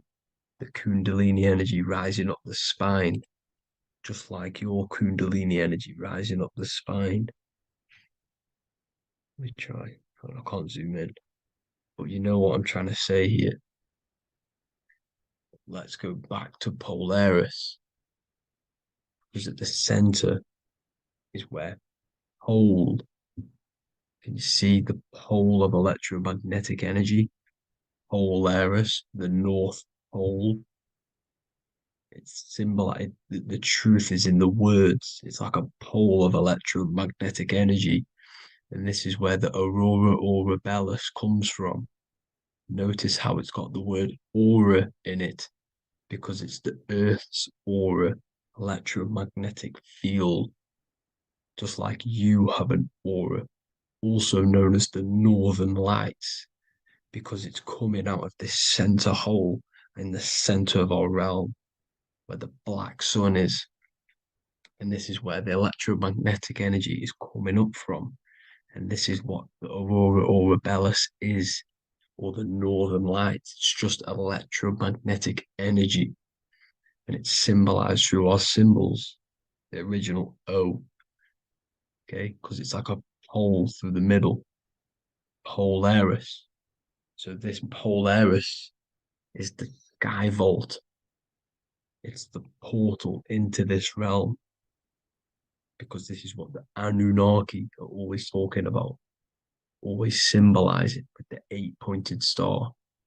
And just like a compass, it's the 8-pointed star pointed to the center, to Polaris. Okay. See here on the Sumerian tablets with the 8-pointed star again. And how we know it's talking about portals with this 8-pointed star is because CERN 666 are opening up portals to the underworld, letting in demonic entities into this realm. How do we know it's a portal? Because their Hydro Collider has 8 points, just like the 8-pointed star. So they are creating synthetic portals to the underworld to let these demonic entities into our realm. What is the key? Because if we're talking about ascending through Polaris, notice how here on the masonry art, this luminary here, so this is the sun, that's the moon. This is Polaris because it's a luminary with what? 1, 2, 3, 4, 5, 6, 7, 8 beams coming off the luminary, just like the 8-pointed star. So you see the ladder with the key going up to Polaris. It's symbolizing ascending out of Earth. So what is this key that they're keeping from us? Because it's a human holding a key going up the ladder to Polaris. Well, chakras. We have 7 chakras. Okay, so this is what they are telling us in the lock and key symbolism. The Kundalini energy rising up the spine. Okay, just like they have 33 vertebrae on the back of your spine. Okay, this represents the Kundalini energy going up your 33 vertebrae, just like in Masonry has 33rd degrees. Okay, so what is the key? Your chakras. Your chakras have to be unlocked. Okay, you have to unlock your chakras, and you can't unlock this one without going through this one. You have to go through them all. It's like a ladder, just like Jacob's ladder. You can't go from the bottom to the top. You have to unlock each one. Okay, just like you have 7 chakras, you have 7 layers of your aura. Okay, you have to unlock your chakras to the highest point in order to reach Christ consciousness. And this is the key that they're talking about. They're symbolizing the organic portal within each and every one of us to ascend out of this realm. Okay, so this is the key that they're talking about, and they're holding back this knowledge to keep us trapped in this 3D realm. Okay, so like I was saying with the 33 vertebrae and the Kundalini energy coming up the spine, 33 vertebrae, you can see this sort of symbolism going up to the light, because it's the light. You see here, your crown chakra turns on and becomes enlightened, just like the Illuminati symbol. Can you see it? But also, Jesus also died at 33. So this is symbolizing, okay? They're symbolizing the death of the ego, the body. So once you open up your chakras and reach Christ consciousness, which is your 33rd vertebrae, once your Kundalini energy goes up your 33rd vertebrae, your body technically, not physically, but spiritually dies, because you then become formless. You reach Christ consciousness. So then you can travel other worlds. Okay. This is what they're talking about with Vatican, 8-pointed star, and the key. Janus with the key. The Sumerians with the 8-pointed star. Anunnaki, the 8-pointed star. Polaris, 8-pointed star. So Polaris is the way out of this realm, which is at the center. Pole, North Pole. Okay, so the key is that they're hiding from us is the knowledge to unlock our chakras. Okay, and without this knowledge that they keep from us is trapping our souls in this reality to keep reincarnating. Okay, well, thank you all for tuning in. I'm going to leave you all there. Make sure to leave a like and a comment in the comment section. Let me know some topics to talk about so I can break it down for you. God bless you all. You're living in 4 planes of existence right now, but most people are only aware of one. And that's why they feel lost, disconnected, and stuck in cycles they can't explain. If you don't understand the blueprint of reality, you'll keep trying to fix the physical, while the real causes lie in the unseen dimensions that you have direct access to. You must understand is that the universe only exists in the mind. Everything is a projection of consciousness. Therefore, consciousness produces everything. Our internal world is consciousness. Our external world is this physical body, physical world. Everything is an externalization of consciousness. For example, this was a thought. Now it's made physical. But Before this was invented, it was existing in someone's mind, in consciousness, invisible. Then it was made manifest, made physical. So everything in this physical plane is the effect. The cause is consciousness, mind, the mental plane. So now I'm going to explain these different dimensions of consciousness. You don't just exist in this physical plane. The physical plane, in fact, is the lowest plane there is. It's the illusionary plane. So first of all, we have the Buddhic plane. This is the nothingness. So think of it like this. Absolute nothingness. If you turn off thoughts, there is nothingness. This is the void. And out of the void springs infinite potential, which is the mental plane. Now, your mind has no limitation. It can think anything, be anywhere, anytime, any place. In the whole world, there is no limitation with the mind. This is the realm of infinite possibilities. This is the realm of thought. Thought is a dimension, information and thought.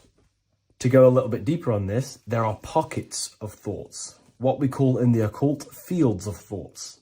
Your mind does not think thoughts, it receives them. Your mind is like a radio. Whatever the mind is tuning into, setting its mindset, setting your frequency or setting your mind, you will receive thoughts based on that set, whatever you set your mind to. So there are pockets of thoughts that we penetrate in the mental plane. The mind is the mental plane, the infinite possibilities. This is the spark of creation. This is where all things begin to manifest as an idea in the mind as a thought. So if you want to gain certain information, you need to meditate or do thought exercises where you are penetrating that dimension of thought, that pocket of thought. For example, if you want to find a way on how to make financial wealth, you would use your mind, set your mind on wealth and money and think, close your eyes and think about that specific topic and see where your mind takes you. And you will expand your mind into different pockets of thought and gain information. So this is the mental plane. This is how you can use the mental plane. You can use the mental plane to do this. Then we have the astral plane. We have higher, middle, and lower astral plane. The astral plane is the body for thought. So every dimension, physical, etheric, astral, mental, Buddhic, is a body for a dimension above. Each dimension below is a product of the dimension above. So for example, the astral plane is imagination. This is the lucidic realm of imagination. This is where thoughts begin to manifest into some sort of form. It's not a physical form because this is physical, but imagination is a lucidic form. It's not really physical, but it's there. It's a projection of light. It's astral matter condensed by the willpower of the mind. So depending on the vibration of that thought will depend whether it manifests in the higher astral plane, middle astral plane, and lower astral plane. If you think about more material things and visualize material things, this will manifest on the lower astral plane because material matter is low vibration. Now, that does not mean it's evil. That does not mean it's bad. Okay? It just means low vibration just means more material. But if you think and imagine more spiritual things, this manifests on the higher astral plane. So the astral plane is the screen in your mind that allows you to vision an apple, that allows you to vision anything. It's that mental projection that's inside of your mind. Now, this is what we call the third eye. It's an eye because the eye is the mind, and the mind can see into the astral plane. It perceives this spiritual world, this lucidic realm that we have access to. This is where also infinite potential takes place. This is the realm of spirits, demons, jinns, whatever you want to call them. Spiritual entities exist in this because this is where thought forms manifest into form. This is where thoughts create bodies. Think of it like this. The mental plane is a thought of a chair. The astral plane is the imagination of that chair and all of the different possible chairs that could possibly be. The etheric plane is the energy double of that chair. And the physical plane is the physical chair. So as you can see, the higher we go up, the more formless and lucidic it is. The lower we go down planes, the more dense it becomes. This is formless and this is form. Everything manifests through this process. This highlighter is down here in the physical plane, but the idea began in the mental plane. Everything begins in consciousness before it creates a physical body. It goes through this process. Therefore, if you want to start to mold and create your own reality and create things in your world, you can use these planes to your advantage. You can use your mind to do mental thinking exercises by closing your eyes and expanding your mind into a different pocket of thought to gain wisdom, gain information, gain downloads. The way you do that is simply get into a meditative state, close your eyes, pick a topic that you want to think about, and see where your mind takes you, but always remain centered on that topic. And you can do this for maybe an hour or two or half an hour, and your mind will take you places where you will unlock information. You can even use this to make decisions in your life. Think of the topic and see where your mind takes you. You'll gain information. This is how you use the mental plane for ideas. The astral plane is imagination. You have to reconnect with your imagination very vividly. Your imagination, your consciousness is infinite. It's not a three-dimensional plane. It's an infinite plane. You can think and make form anything in your consciousness, in your imagination. You can think anything and you can imagine anything in the most vast details. You just have to reconnect with your imagination. I have a free book on my website. I'll leave the link in the description. It's an ebook. It's called Activating the Inner Eye. This is going to help you reconnect with your imagination. It's a practical guide on how to imagine. So once you know how to use the mental plane and astral plane, thought and imagination, you pretty much need to use the physical plane to take physical action with this physical body that you have and start to manifest these desires you have in the higher planes. Now, it's very important that we master the mind, because the mind is the very fabric of reality. We become what we think about. Your life is a product of every thought you thought in the past. It is the mind that directs the flow of consciousness. And wherever this consciousness is flowing is what you will create in your life. Consciousness is the most potent force in the universe, and the mind is pretty much the universe in a microcosm form. It is infinite potential, and your mind will continue to expand into new realms of thought forever and ever and ever. You are eternal. You are not this physical body down here. You are consciousness, literally dreaming that you are in this physical body. So everything begins with the mind. We need to be conscious of the thoughts that enter our mental field of consciousness. There is a level of self-awareness that you can reach where you can become conscious of pretty much every single thought that enters your mental field. Now, we have over 7,000 thoughts a day. You can gain such mastery over your mind where you can become conscious of every thought you think. And that is when you gain superior power. Because when the mind is fully under control of self, you can direct the mind's potent force into a specific goal. Most people's minds are dualistic. They want something, but their mind is thinking something else. They have limiting belief systems. They have the little voice that comes in and says, you can't do this, you're a failure. That is a fractaled mind. The mind needs to be singular. It needs to be on your team and not an enemy. Do not let your own mind take away your power.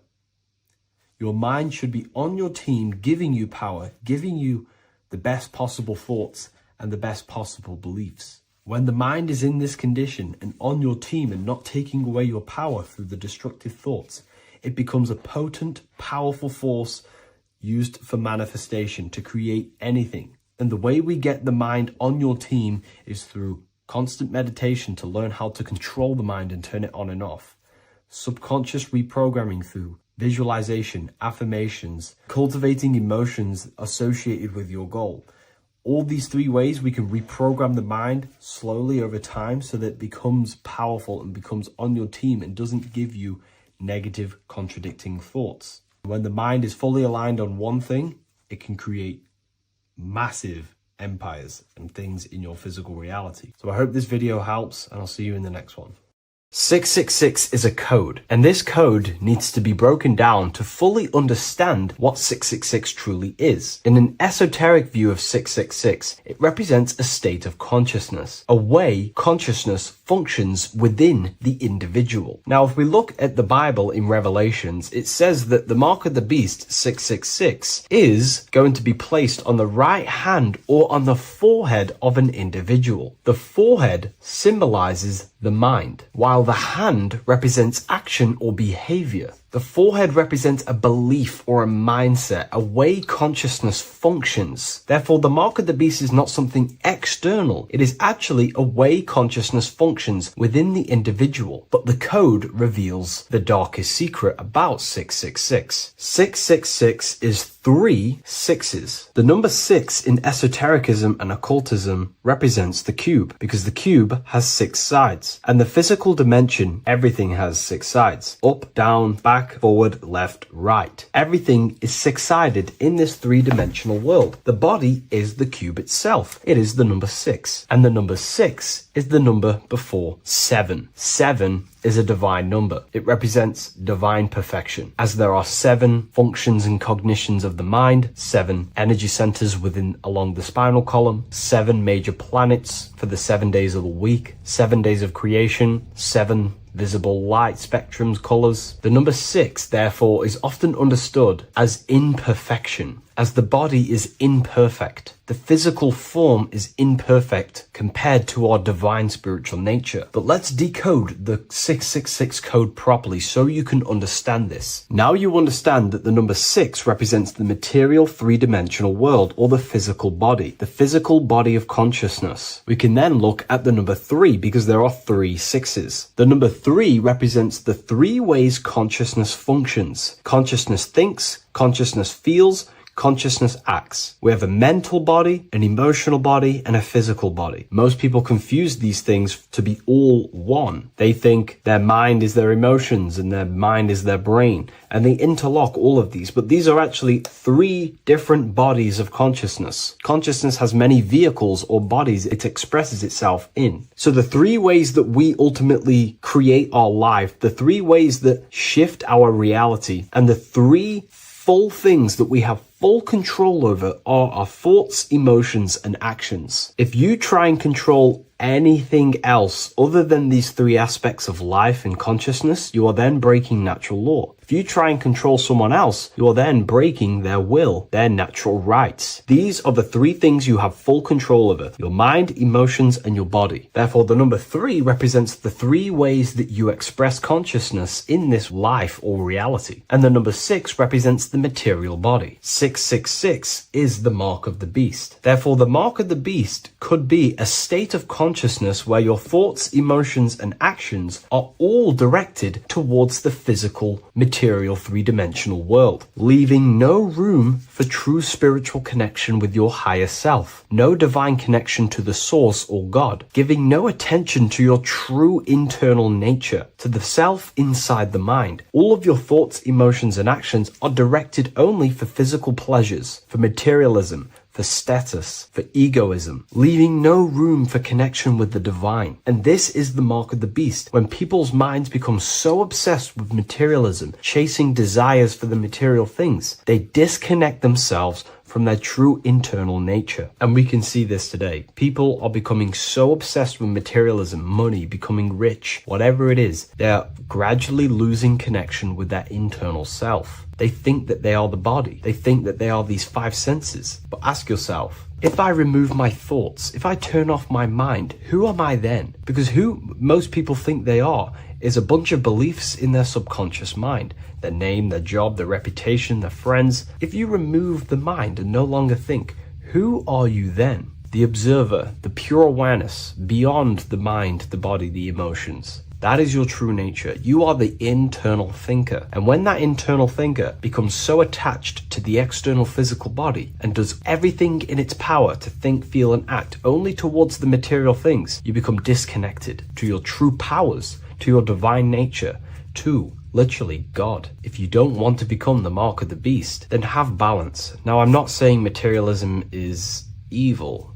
Chasing material things is wrong. I'm not saying that at all. We all have a different views. But me personally, I like to have balance. Yes, I love reaching goals. Yes, I love living the best life possible for myself, materially. But I also make room for my internal world. I train my mind to have self-mastery of meditations. I try and lucid dream and astral project as much as I can. And I try and perfect my thought processes and my internal world as much as possible. So I live a truly balanced life between my inner self and my outer self, which is what these two pillars, Jachin and Boaz, represent, the inner and outer world. And the middle pillar in the middle represents the unity of the inner and outer world, living in balance. Or you see a person standing in between them, they represent the middle pillar, or a ladder. This is all symbolic of living in balance between the inner world of consciousness and the outer world of consciousness. Yes, this is Freemasonic artwork. You can learn a lot from their artwork and symbolism, but I hope this brings a bit more clarity about the number 666 and the mark of the beast. Please leave a like, comment, and subscribe to the YouTube channel if you want to see more. And one last thing, the Book of Symbolism has finally been accepted on Amazon, so you can now order this on Amazon in pretty much any country.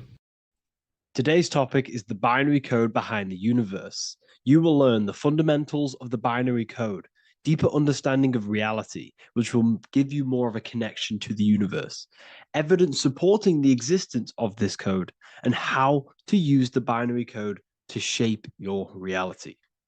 Now, this is an important one. We have 0 and 1. This is the binary code of the universe. It underlies everything. It is the source of all creation. The universe is binary in nature, meaning it exists as both something and nothing, on and off, male and female, light and dark. Everything has its polar opposite. At its core, all that exists is 0, representing nothingness, infinite potential, and 1, representing something, order. 0 represents the feminine, vast, formless, and infinite potential. It is the space from which all things emerge, the womb of creation, the receptive and expansive force. 1 represents the masculine, structure, form, and order. It is the active principle, the initiator, the force that defines and shapes reality. Together, they create the fundamental duality that underlines existence, the balance between chaos and order, the void and creation, yin and yang. We see this in the masculine and feminine bodies. This is deeply encoded into the fabric of reality. And once you see this, you will never unsee this. So please leave a like on this video if you love my content and you love the wisdom that I share with the world. So we see this with the masculine genital areas. Remember, this is the genital area. This is all to do with creation. These are the generative principles, the generative organs in the body that allow creation to continually outfold into new life. The genital areas are all to do with the code. The male is the 1, the action. He's the initiator. The feminine is the 0, which is the infinite potential, the womb of creation. 0 and 1. This is why we have 10 numbers. 0 and 1. Masculine and feminine. We even see this in the bodies. The feminine body is made out of curves, which is 0, curves. And the masculine body is made out of lines. So please leave a like and comment if you love this. And if you have any lecture ideas, feel free and I can make a lecture on any suggestions that you have. So look at the word masculine. Masculine, line. Line is just one line, which represents order. 1. Feminine. 9.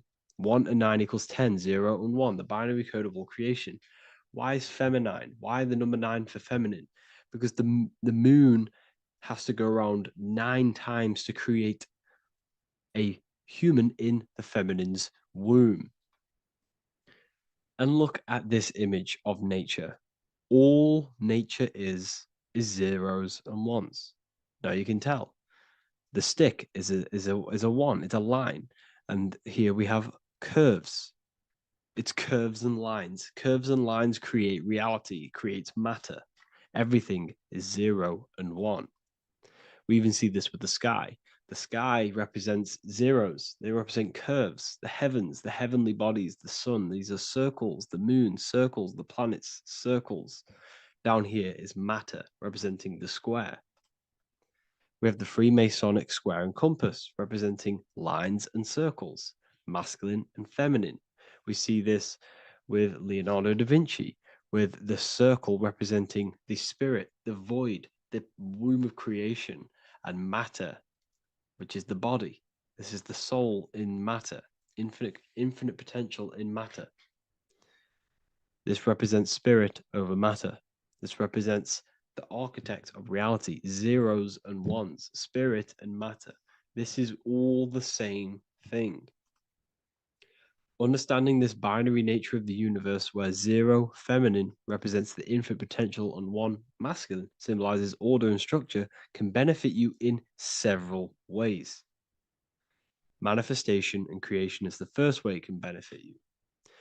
Now that you understand this, you understand that everything comes out of infinite potential. 0, infinite potential. 1, action equals manifestation equals creation. So you must pull things out of infinite potential. If you have ideas but don't take action, too much 0, nothing materializes. You'll never materialize if you sit there imagining all day, visualizing all day. You have to take action. They both come hand in hand. If you only take action without tapping into intuition and creativity, too much 1, your actions may feel hollow and misdirected. Using both effectively leads to greater success in life, work, and relationships.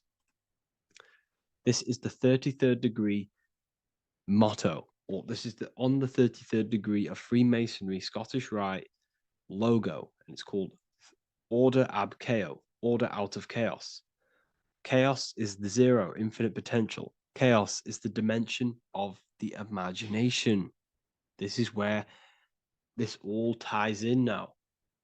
Imagination is the dimension of infinite potential, pure potential, formless creativity, and the realm of infinite possibilities.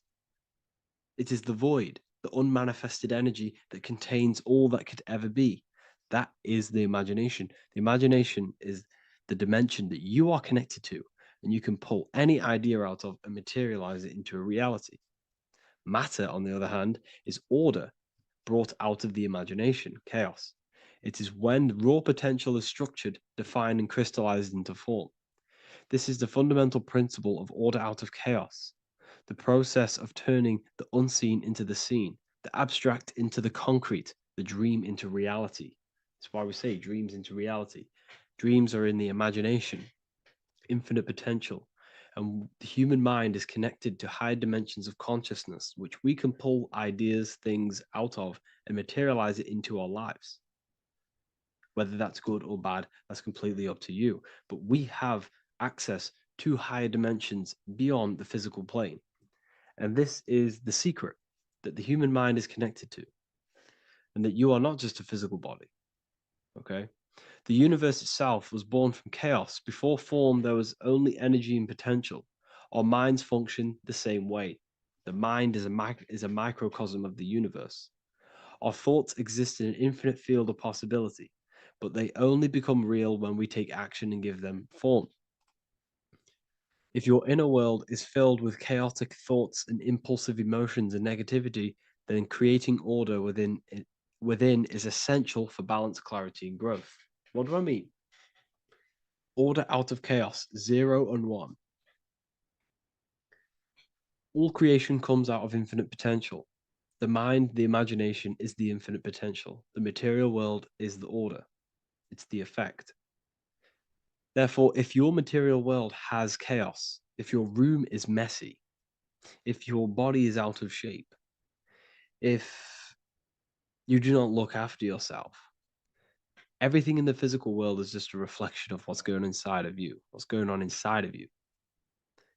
So if you have a messy room in a messy house, this reflects as a messy mind, a chaotic mind, and we must create order in our mind. So this applies to all realms of your life. This applies with your mind, it applies with your emotions, it applies with your manifestation, it applies with the physical world, with the masculine, feminine. Zero and one is heaven and earth. It's everything. It's duality.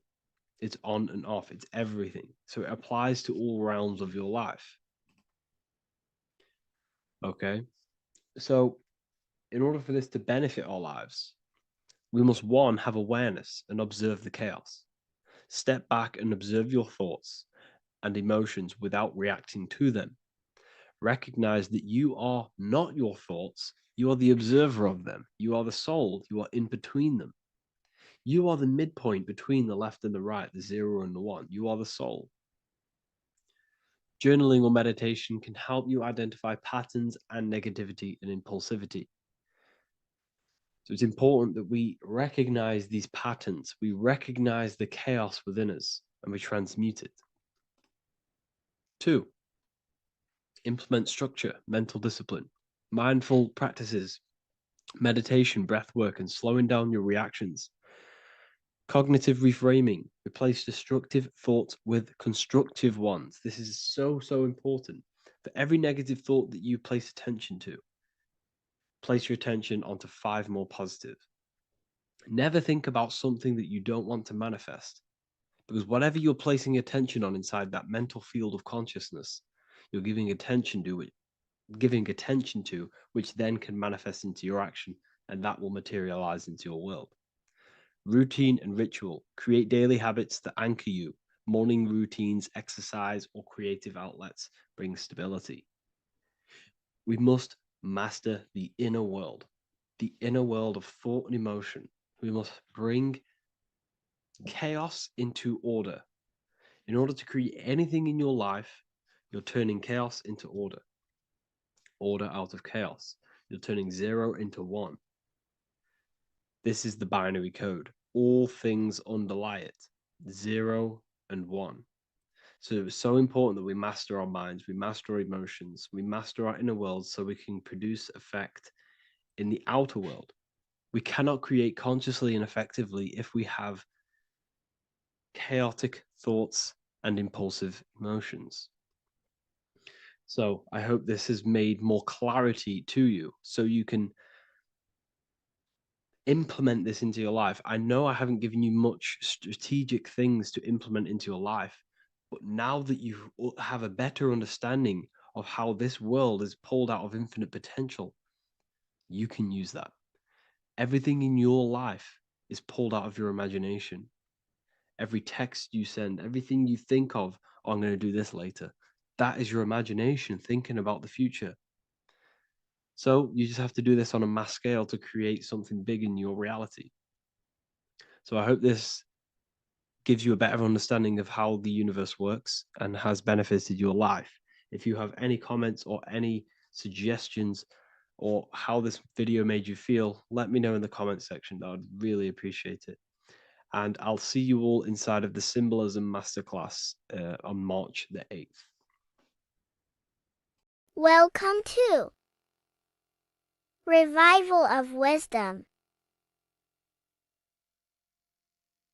Today we're going to be breaking down Saturn worship and how the occult are linked in with Saturn.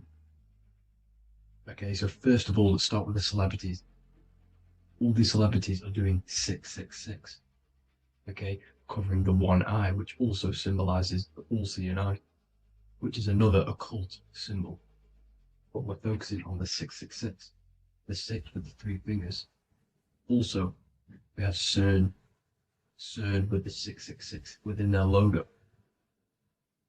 Also Disney, okay, as you can see here, 666 within their logo. Pepsi, Coca-Cola, and even Cadbury's.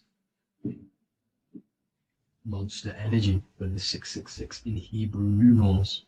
Unleash the beast. So what is 666 to do with Saturn? Because on Saturn, on their north pole of Saturn, there is a 6-sided hexagon, okay? So Saturday is named after Saturn Day, the 6th planet. It is also the 6th day of the week and has a 6-sided polygon on its north pole, 666. Not only that, when you create a star out of the hexagon, you will create a 6-pointed star, okay, with 6 triangles within the star and a 6-sided hexagon, which all adds up to 666. Okay, so this is why all these symbols contain 666. So why do they worship 666? Saturn. Because Saturn is the god of time and death, okay, and order and lessons. Okay, Saturn is a very cold and dry being. That is the 6th planet from the sun. Okay, Saturn represents the winter, which symbolizes death. Okay, because all nature dies within winter because the sun's not there. So it represents darkness and death. It rules the zodiac sign of Capricorn. Okay, so in the celestial cycle, Saturn is always opposite the sun. So it's the opposite of the sun. So they're worshipping this energy which is death-like. Okay, this god which is death and does not bring life. Okay, also is the god of time. Okay, also in the Roman and in Greek it's called Chronos. Okay, which is just a translation for time. It's also known as the Father Time, aka the Grim Reaper. Okay, the Grim Reaper. Keep that in mind. We'll come back to this. Here are some more logos for Saturn. Okay, Nike, Internet, Wi-Fi. Okay, all these occult logos all worship Saturn. They are a satanic occult. They worship this death god, this evil god.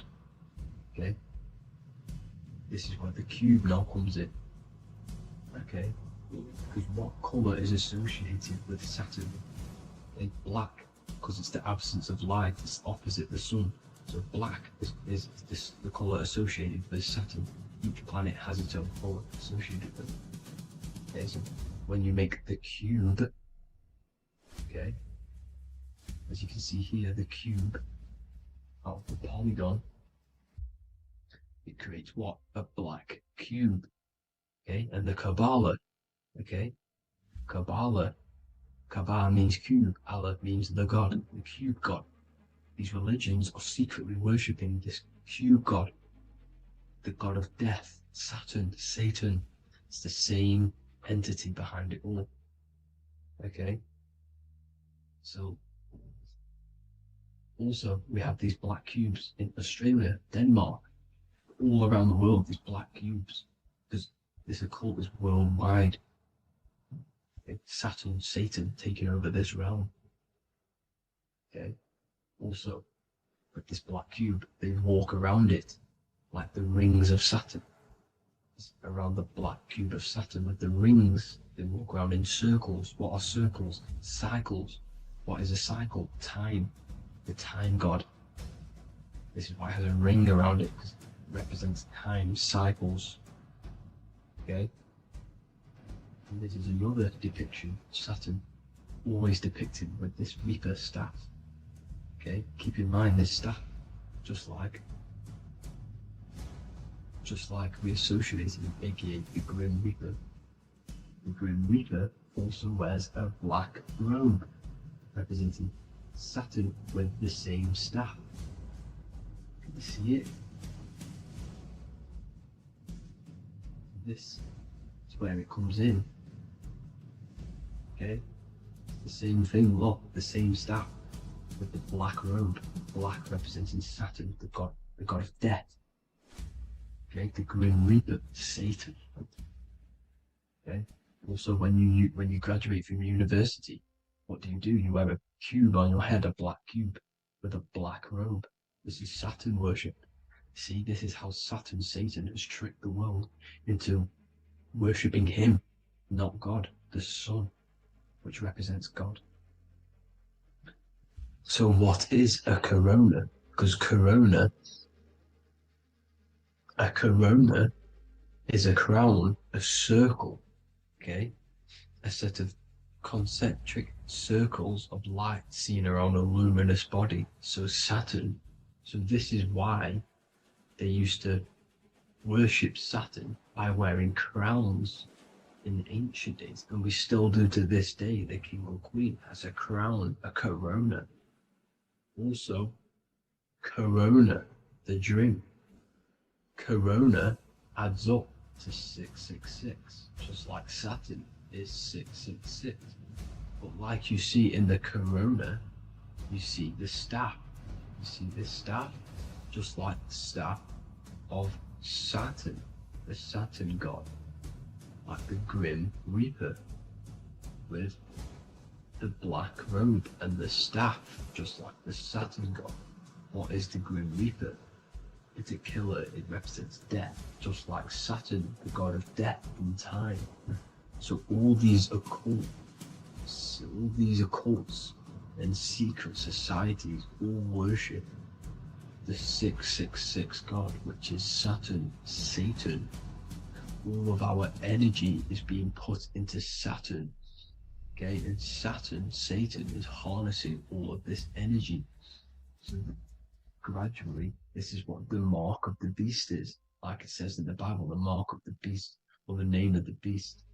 Here is wisdom. Let him know that you have to understand and count the number of the beast, for it is 6. It is the number 6 of a man, and is 600, 3 score is 6, 666. So this is what the mark of the beast is. They are going to eventually put green chips, just like Neuralink, which is what Elon Musk is pushing. Okay, so this chip is the mark of the beast, and it's going to be implanted to our hands or brains. Okay, and they will manipulate our consciousness, and it will manipulate our DNA, and it will directly connect us to AI, and AI is linked in with Saturn, Satan, as the demons and the people who rule this world are in love with AI. They want to connect humans to AI, and this will control our consciousness completely and give all of our energy back to Saturn, Satan, this deity that they all worship. Just like when you get married, you wear a wedding ring, the rings of Saturn, over the finger, which represents the sun.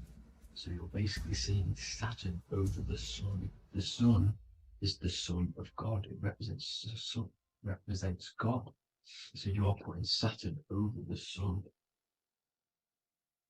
So thank you guys all for tuning in. I'm going to leave you guys here. Please leave a like, comment some topics that you want me to talk about. And please subscribe for more amazing content. God bless.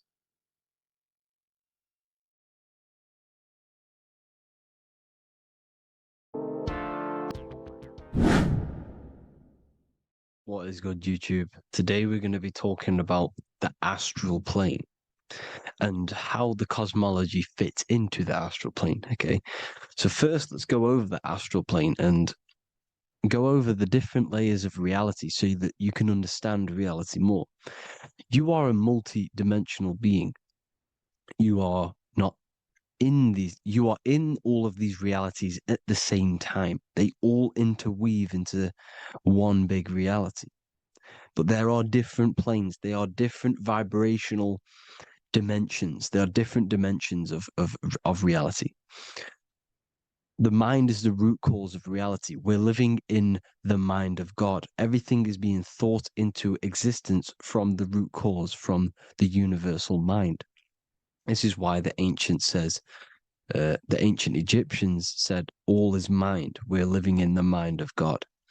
And we are a microcosm of this mind. This is why we all have the same mind. This mind is the world of thoughts. Now, this world of thoughts is just the thought alone. For example, it is the thought of a chair. But then when you start to imagine this chair and you start to mentally see the chair, you're now manifesting the thought, the singular thought, into some sort of form. So now you're imagining the chair. You're imagining the form of this chair, which is then manifesting into the astral plane. The astral plane is the world of thought forms manifesting. So when you are imagining something, you are seeing into the astral plane. Okay? Your third eye, it is an eye because it sees the astral plane. It is seeing the other side through imagination, through dreaming. Well, we'll go over dreaming later. So the thought of a chair is a singular thought. The imagination of the chair is the manifestation of the chair.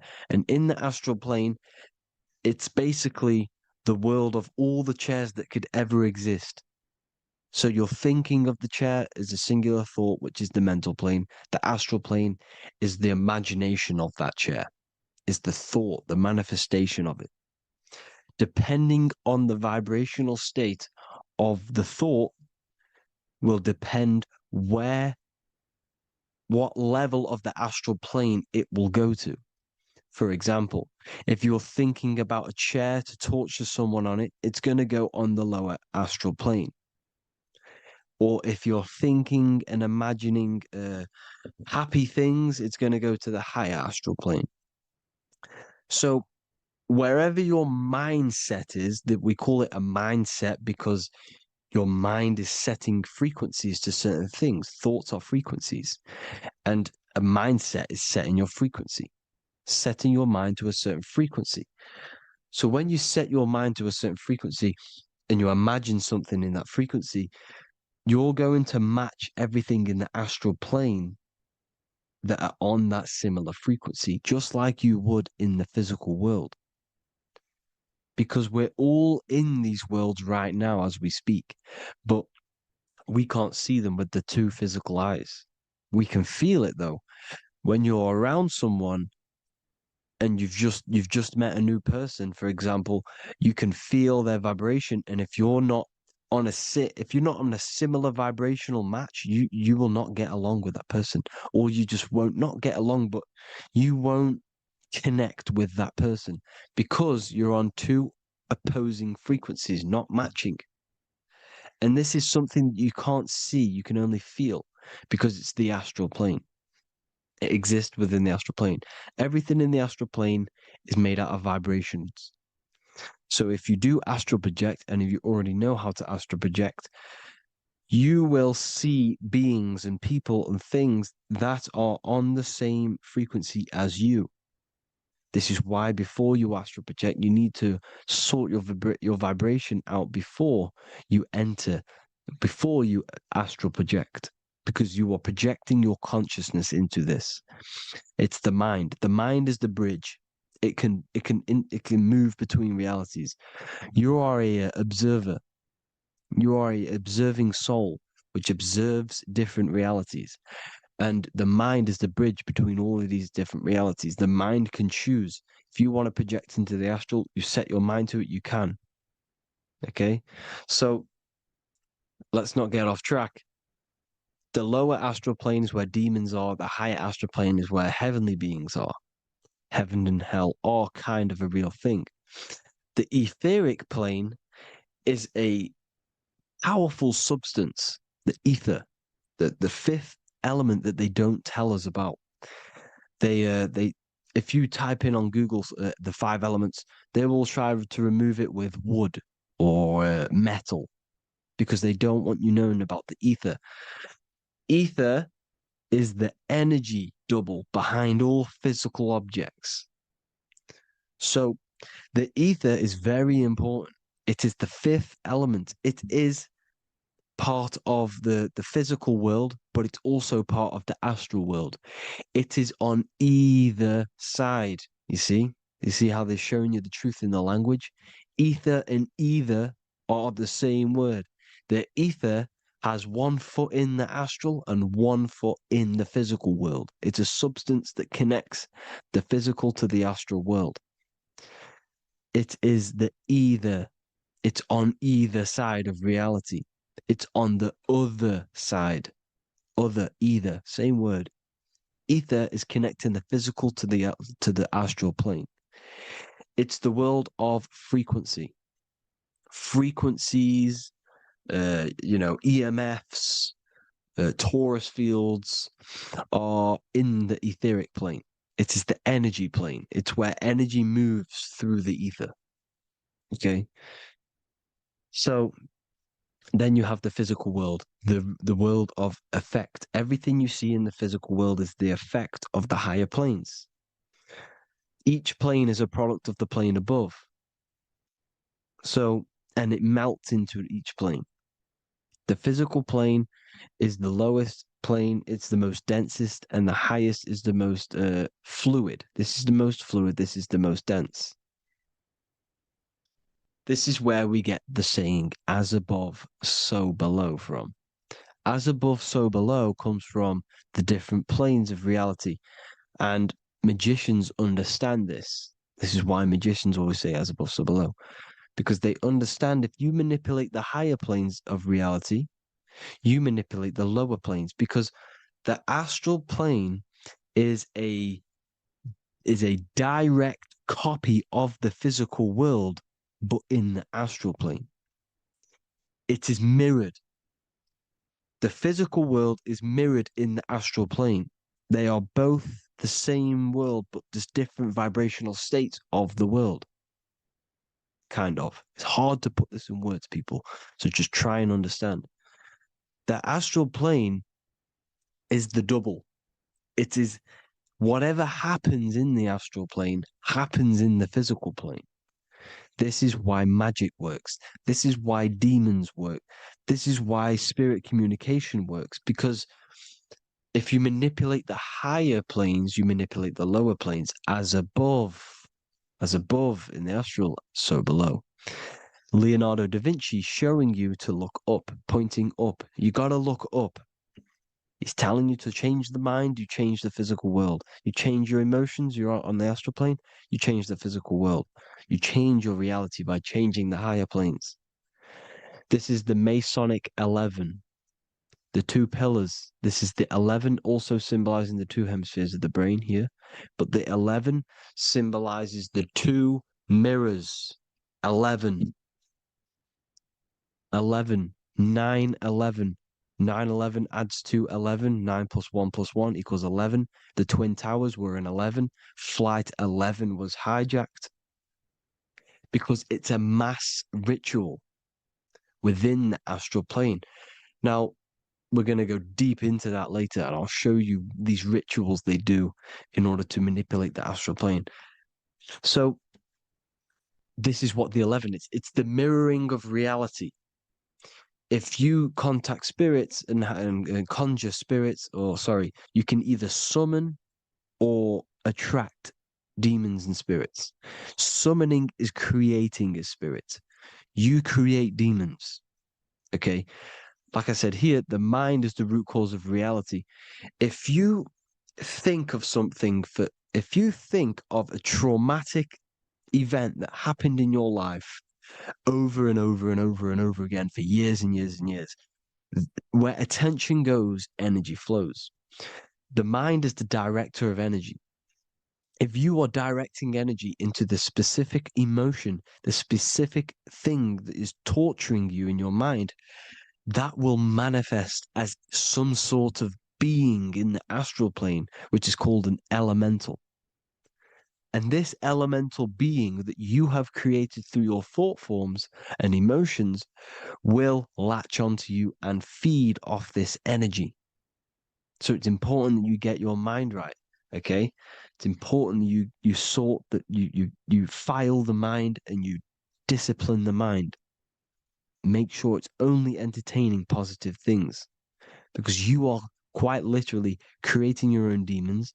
The word demon has the word mon in it.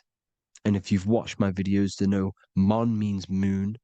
The moon is your mind, the sun is your soul, the earth is your physical body. Demon is mon means mind, moon is mind. You create demons with your mind. Summoning. Now, this is where the rituals come in. 9/11 was a ritual because everyone was thinking about this big fearing, the death of 9/11. Everyone was thinking about it. And all of their minds thinking about this horrific thing will manifest and summon a negative energy spirit elemental within the astral plane. That's how all of this works. This is why it was a mass ritual. Okay. Chris Brown, new album name 11/11. Release date on the 11/11. This will be my 11th album and contain 11 songs. All of these people know the occult. This is Hermes Trismegistus with the star of Saturn, the six-pointed star, as above, so below. The mirroring of reality, physical and astral. The two Masonic pillars. So as above, so below. What's above us? The stars. The stars are connected to the astral plane. This is why we call them stargates. When we dream, we are experiencing these different realities. And what are stars? They tell in the Bible, it says Genesis 1:14. And God said, "Let there be lights in the firmament of the heaven to divide the day from the night, and let them be for signs." Signs translates to things to come. Why things to come? The stars tell the future. Why? And why do we say as above, so below? As above us is the astral plane and the etheric plane. As above, so below. Whatever happens in the stars happens on Earth. The stars are connected to the astral plane. Above us is the astral plane. We are a star in a physical body. This is why we say Mr., sister, stir equals star. The E and the A are interchangeable. We are stars, and the stars are the start of our incarnation. We start in the stars, same root word, and we descend through the seven energies, which are our seven chakras. Then we enter the heart of the soul system. The heart rearranged spells earth. And this is the true cosmology. Here's the Masonic cosmology. This is Masonic now. Here's the firmament. Let there be a firmament in the midst of the waters to divide the waters from above, from the waters that below. Genesis 1:6. The firmament, firmament comes from the word firma, Latin, I'm pretty sure, which means firm. When something is firm, meaning it's stable, it does not move, it is firm. The firmament is firm. So, is the firmament Genesis 1:6. What does it say? Genesis 1:3, sorry. Let there be light. This is before the sun and the moon was created. Let there be light. Before the sun and the moon was created, light was appeared. So what's that tell you? This is a holographic projection from some sort of light being, some sort of projector. And that projector is the all-seeing eye you see in the Masonic cosmology. This is the all-seeing eye projecting the light beams. Let there be light. Everything is made out of light. The universe is created out of light waves. The torus field is one unit of light. The light projecting this reality is Polaris. Okay, the famous all-seeing eye. Now, what else? Then we have after let there be light in Genesis 1:16, and God made the two great lights. This is the sun and the moon, electric, magnetic, male and female. Then we have the Masonic checkerboard, the black and white symbolizing dualities within the dualistic reality we're in, spirit and matter, light and matter, rest and motion, positive and negative, good and evil. Everything's dualistic here. Okay? And it's a dance. The universe is a dance between flickering of white and black light, which is the torus field. We're not going to go over that, but this is all connected to the astral plane. This is the true cosmology. The astral plane cannot work on a spinning monkey ball in the middle of space. Does not work. Cannot work. It's impossible. Okay? Impossible. So even in the Quran, it says, Allah has made the earth for you as a carpet, flat. Quran 15:19. And the earth we have spread out like a carpet, set there on mountains, firm and immovable.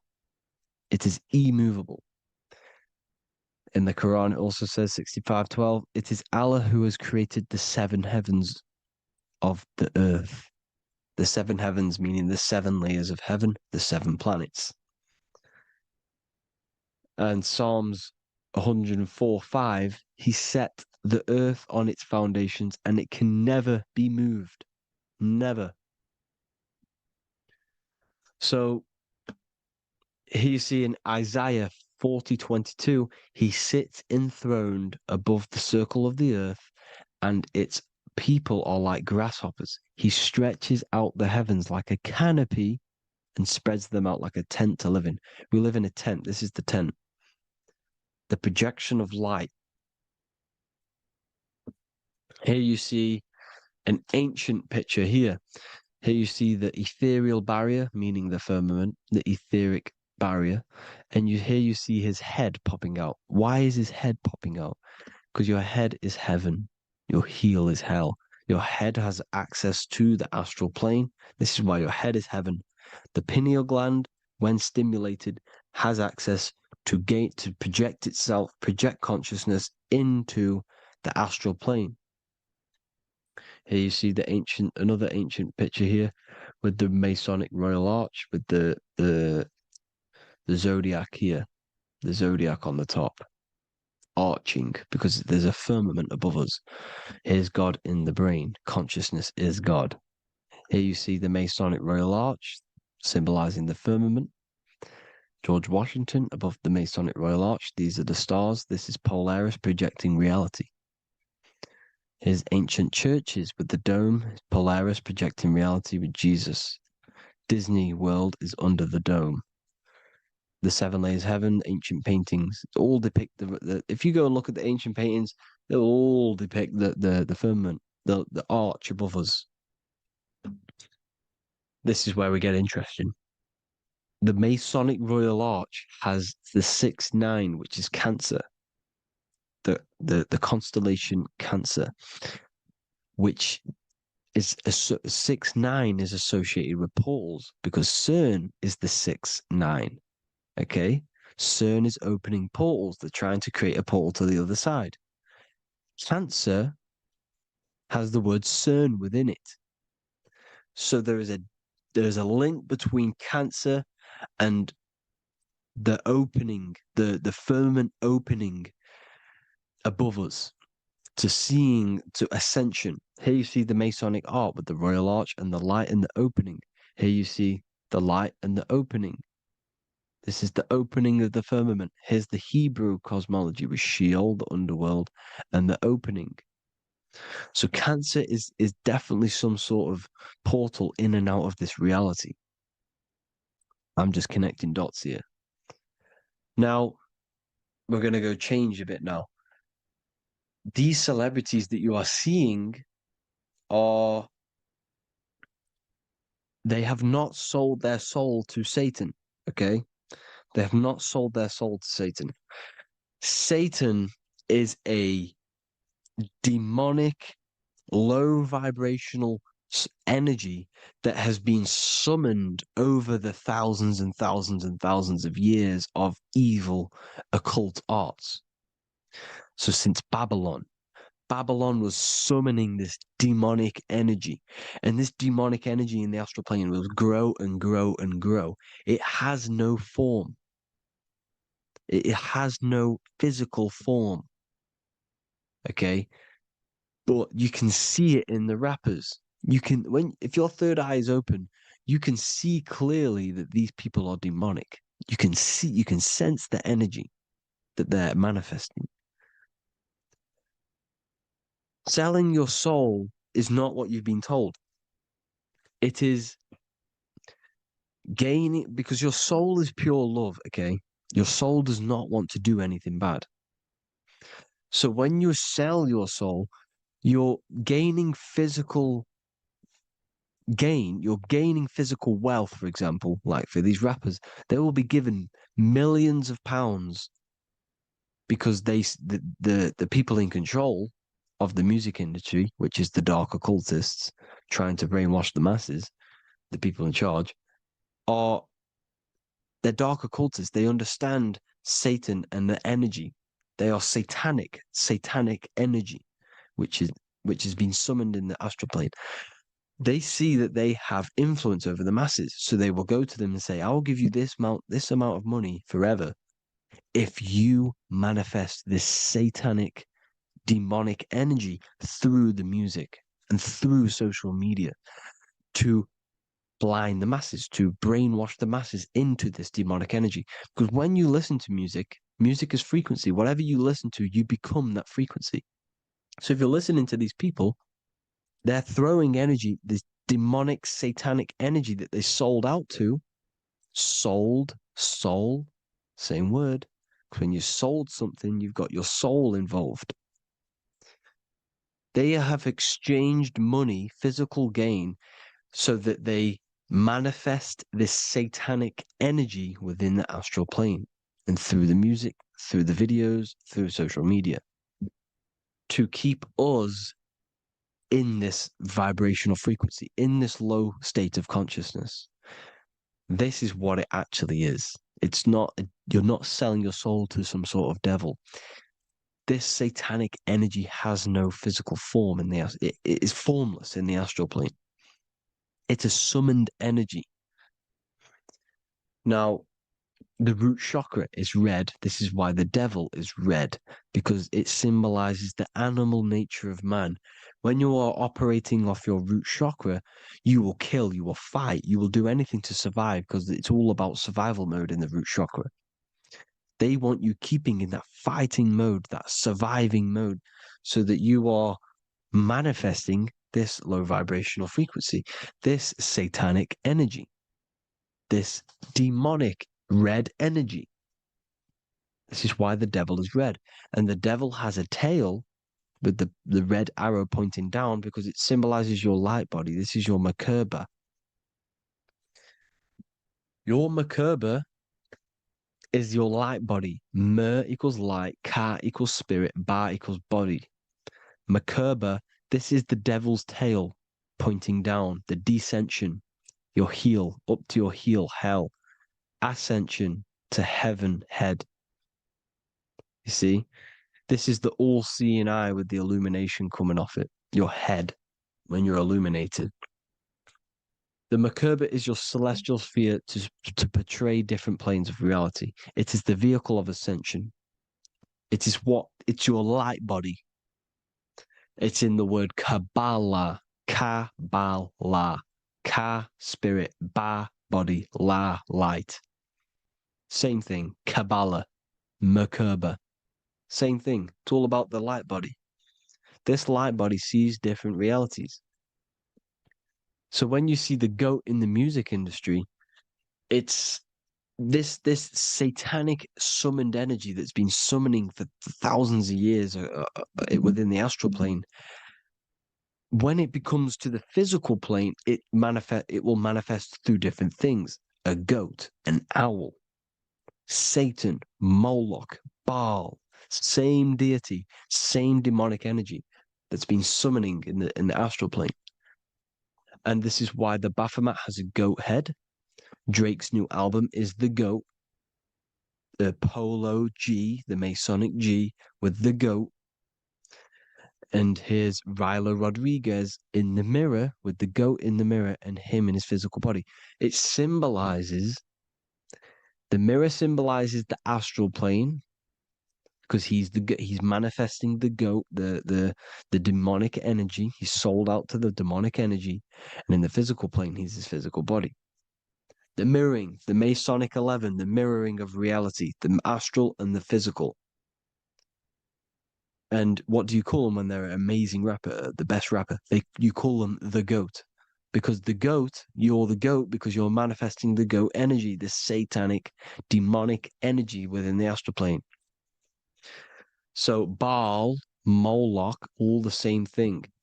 Because in the astral plane, if you want to gain spirits to come to you and communicate you in the physical world, if you want to communicate with spirits, you have to gain their attention. You can either gain their attention or come together and agree to create some sort of being, which is Satan. Okay. You can, like I said earlier, you can create these beings, you can summon them or attract them. One way to attract them is sacrificing. In order for you to become God, man, to turn to God, you have to sacrifice your life. You have to sacrifice, not drinking, not doing things, not doing anything demonic, not doing anything bad, not eating meat. You have to sacrifice yourself to become the light.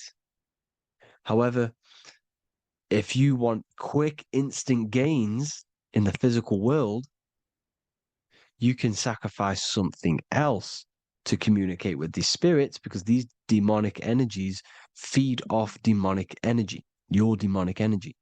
So these dark occultists will give away babies, they'll sacrifice, torture babies so that they gain, so that they can communicate with these spirits for physical exchange.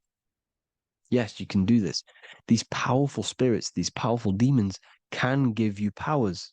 They can give you certain things. And this is what they are doing. They're summoning and attracting these demonic energy. This is why, trafficking is one of the most, Balenciaga.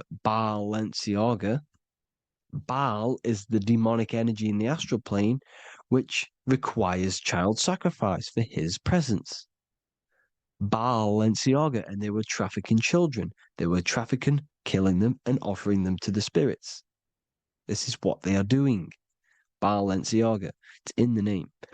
Here you can see here a stick man with two horns. The goat, obviously, it's all the same deity. Baal, the goat, Moloch. Here's Moloch, the owl, the Egyptian owl, because it comes from the owl of Moloch, which is Baal, which is Satan, all the same demonic energy. And it's on the dollar bill, a tiny dollar bill, on the $1 bill. All the same thing.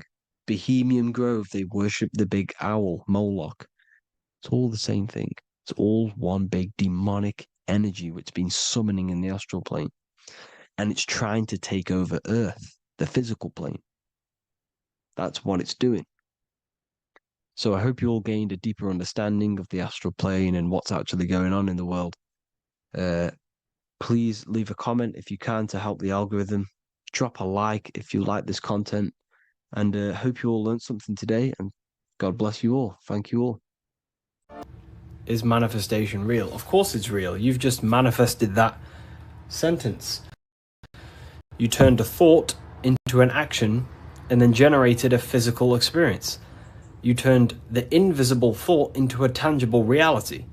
That is manifestation. You just have to learn how to do that on a mass scale, on a bigger scale, to generate something bigger. So yeah, of course, manifestation is real. That's all you're ever doing.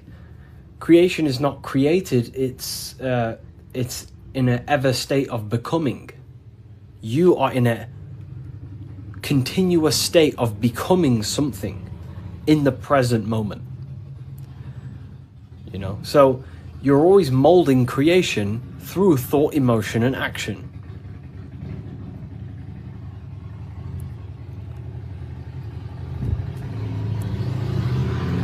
Let's let the Harley Davidson go past my house. It's a very loud bike. It's a cool bike. But yeah, you're in a continuous state of creation. And that's what this symbol ultimately represents, right? Hi, if I order your book today, will it be here before next Friday? You mean not this Friday, but next? Yeah, it should be there, for sure. So this is what this symbol ultimately represents. Because the snake can shed its skin, which means it renews its layers. It transforms from old layers into new layers. It removes old layers of skin, symbolizing transforming. but the snake is eating its tail. The end gives birth to a new beginning. And this is what the present moment is. The present moment is the continuous state of becoming and unfolding of creation. We're all tapped into the live stream of consciousness, like you're tapped into this live right now. And you are directing them life forces in the present moment through thought, emotion, and action. You direct the life flow, the life force that you're tapped into. And wherever you direct it through thought, emotion, and action, and your time and attention, that is the reality you generate. And you create that reality. And that's what the symbols are here for, people. The symbols are here to awaken you to things that you just realize about yourself. I'm not teaching you anything new. This is just something you realize. This is solid truth that you can't, escape. You can't escape the law of cause and effect. The force is too powerful to escape the force and the law of cause and effect. The law of cause and effect is over you. It governs you. So you have to work with that law consciously. Most people are not conscious of the laws that govern their life. They're not conscious of the laws that's governing their mind. Your mind is governed by laws, not man-made laws, but universal laws you cannot escape. It is impossible to escape cause and effect. So you must work with the law. God law, basically. Yeah, they're called, occult societies, secret societies. They call the laws natural law. Then, of course, you have man-made laws.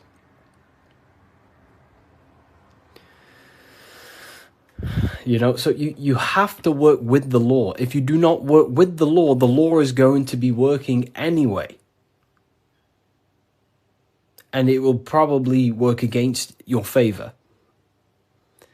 But these laws that are in place are there to give you what you want, to create your will, to create your desire. These laws are here for you to create, to give you what you want. Okay? So we have to become conscious of the laws that is governing our mind. Because the mind functions with free will, however, exists in the boundaries of the laws. Without them laws, the mind would not solidify a true creation. Everything would be chaos.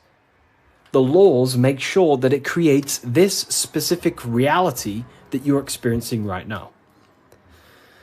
Hello, Harry. I've reached a higher state of consciousness thanks to you and your book. Wow, amazing, Craig. Absolutely amazing. Absolutely amazing. This book, don't read it once, read it many, many times. I'm probably sure you already have, but it just helps you. You pick up new things every time you read it. What do you think about getting a pentagram tattoo or a different symbol? I mean, the pentagram's a great symbol. It's just how you use the symbol. I gifted your book to a friend. Wow, amazing. Which book? The new one or the older ones? So we can influence our reality, of course, through thought, emotion, and action. You have free will. You have full control over them three things. If you try and control anything other than your thought, your emotion, and your action, you are going against natural law. God has given you the permission to only control your thoughts, your emotions, your actions. If you try and force anything on anyone else, you are then breaking natural law. They are the forces that consciousness expresses itself through the mind, mentalism, through thought, imagination, through emotion, through feeling, intuition, and through action, willpower, taking physical actions. That is how the force of consciousness expresses itself in 3 distinct ways. And that's how you create your reality, through thought, emotion, and action.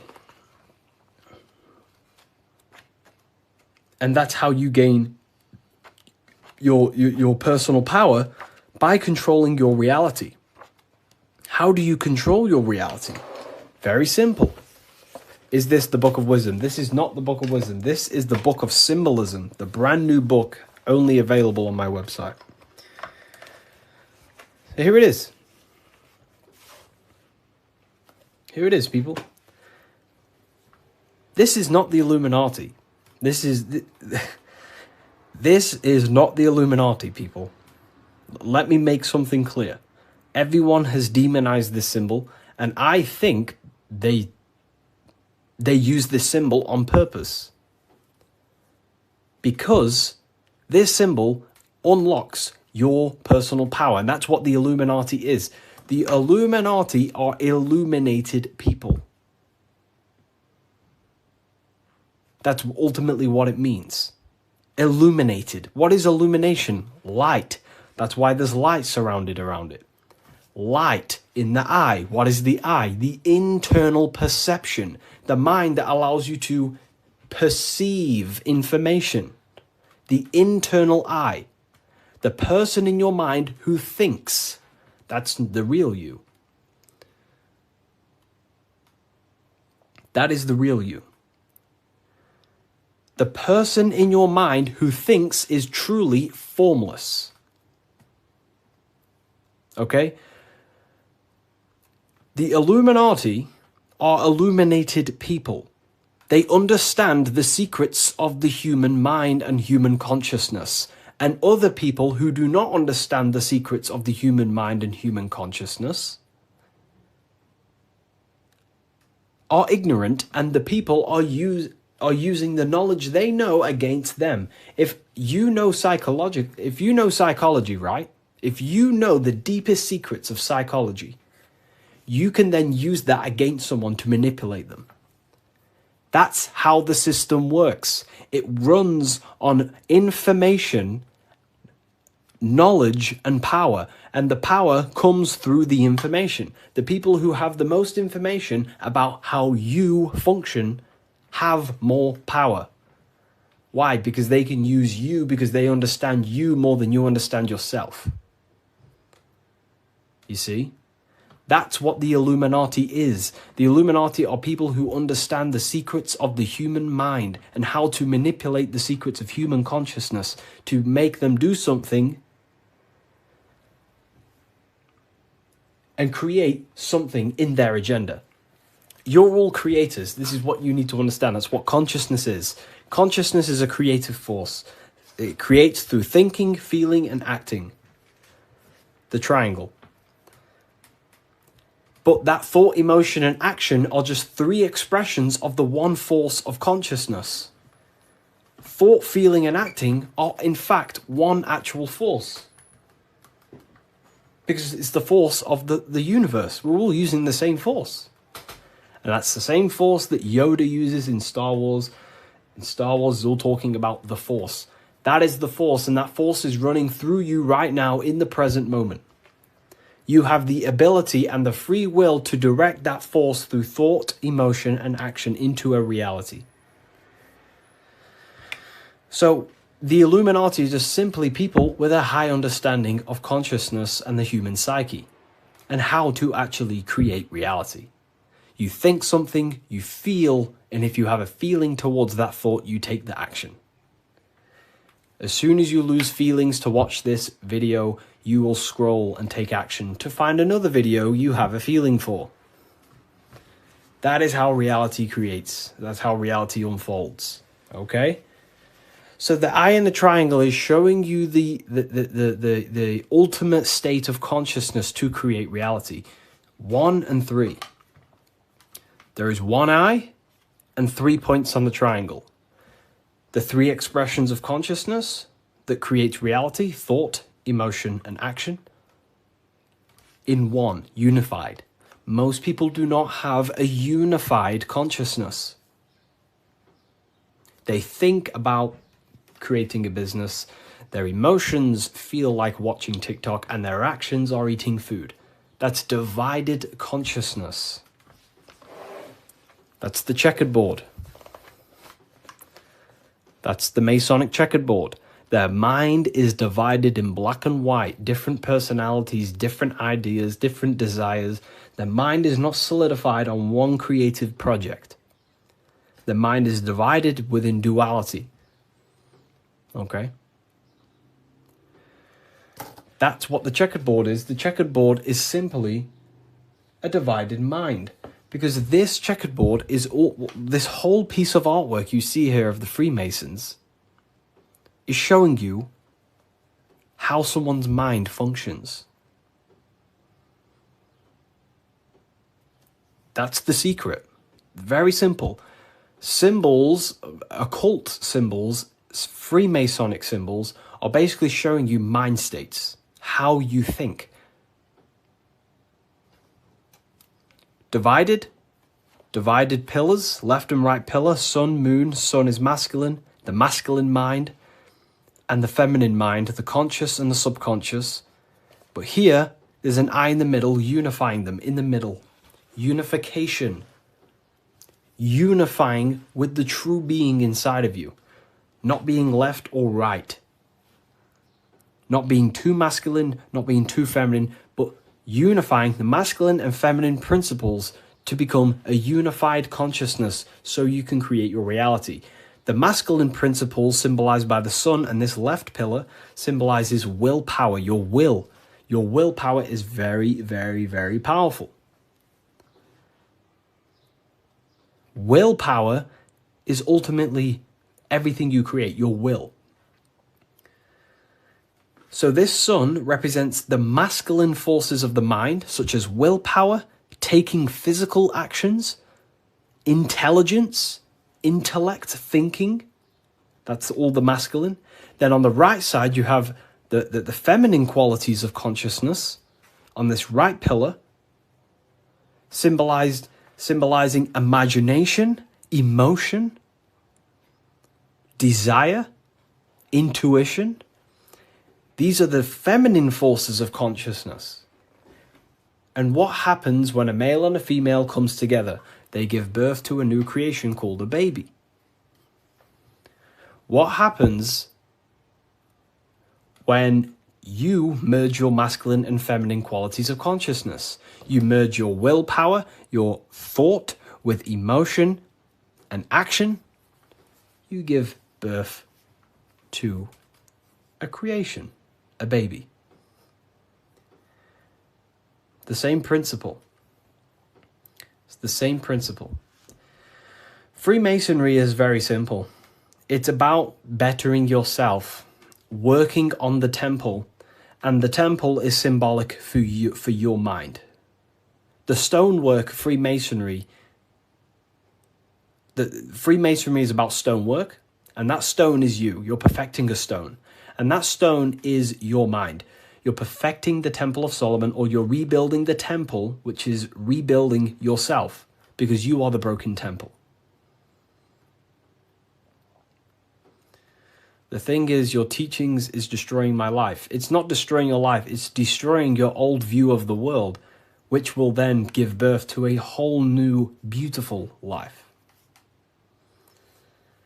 You have to go through destruction. You have to go through the darkness to see the light.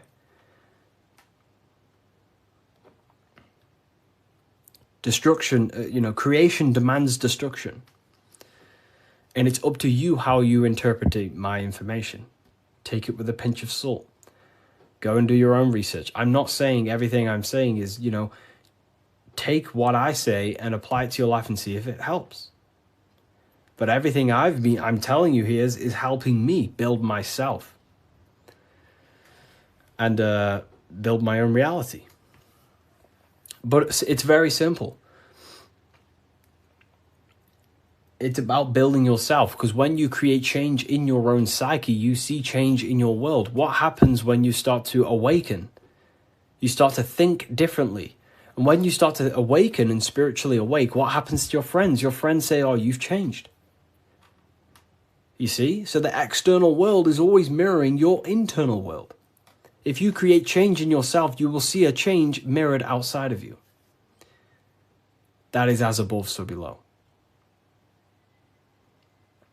Okay. So, Freemasonry is very simple. It's about yourself. It's about the Temple of Solomon. You're rebuilding the Temple of Solomon. And the Temple of Solomon is an allegory for you. Your mind is the Temple of Solomon. Your body is the Temple of Solomon.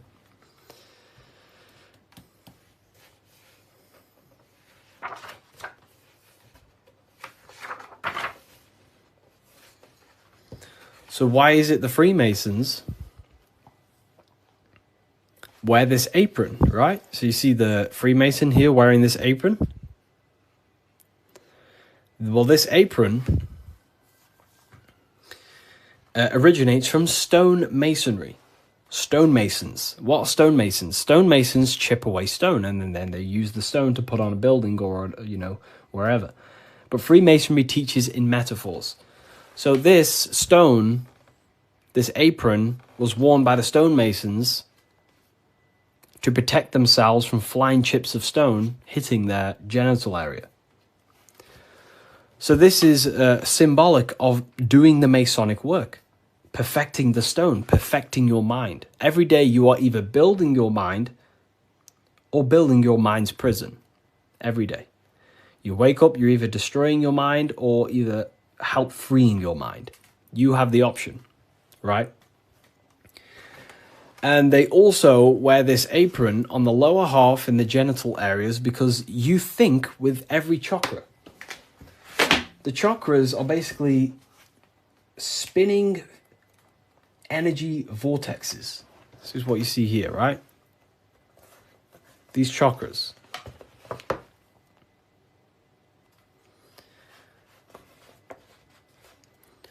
You can think with every single chakra. You think with your head. You can think with your heart. You can. These are centers of consciousness. Okay? These are centers. These are each center that you see along your spinal column has a high amount of nerve centers. It's like a nerve center. But that nerve center is then powered by the etheric body. Now, that's very advanced. Not many people understand that. But your body is not just you. You have many subtle vehicles of consciousness, bodies of consciousness, which you'll learn about in the Book of Wisdom, Volume 1.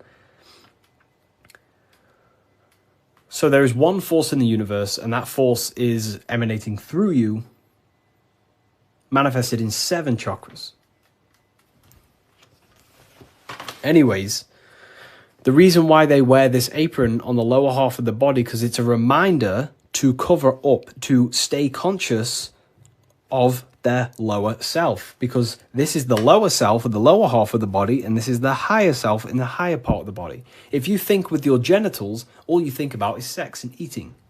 If you think with this lower half of the body, you will only, think about sex, eating, and power. So they wear this to remind themselves to conquer their lower nature, their animalistic state. Because the Mason is aware that they need to build themselves to a higher consciousness,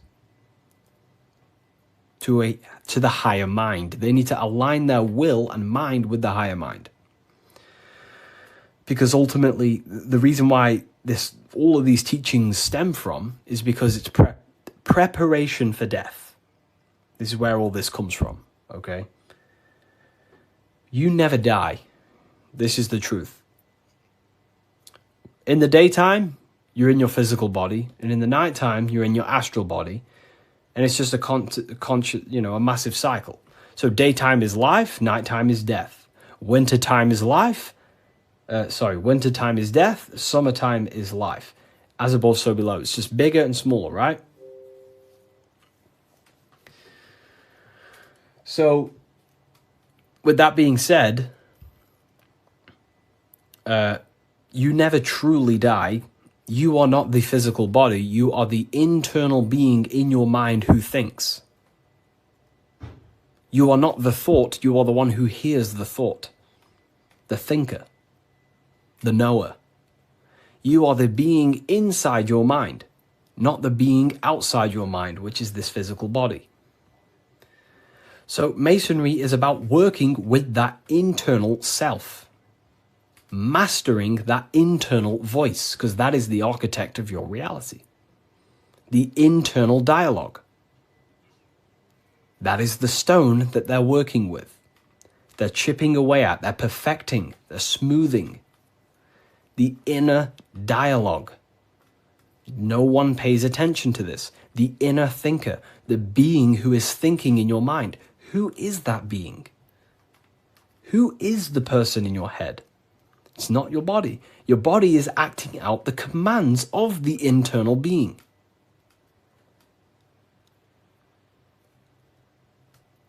So this is what we have to connect to and master, the inner dialogue, the inner thought processes, because the thought is the architect of reality.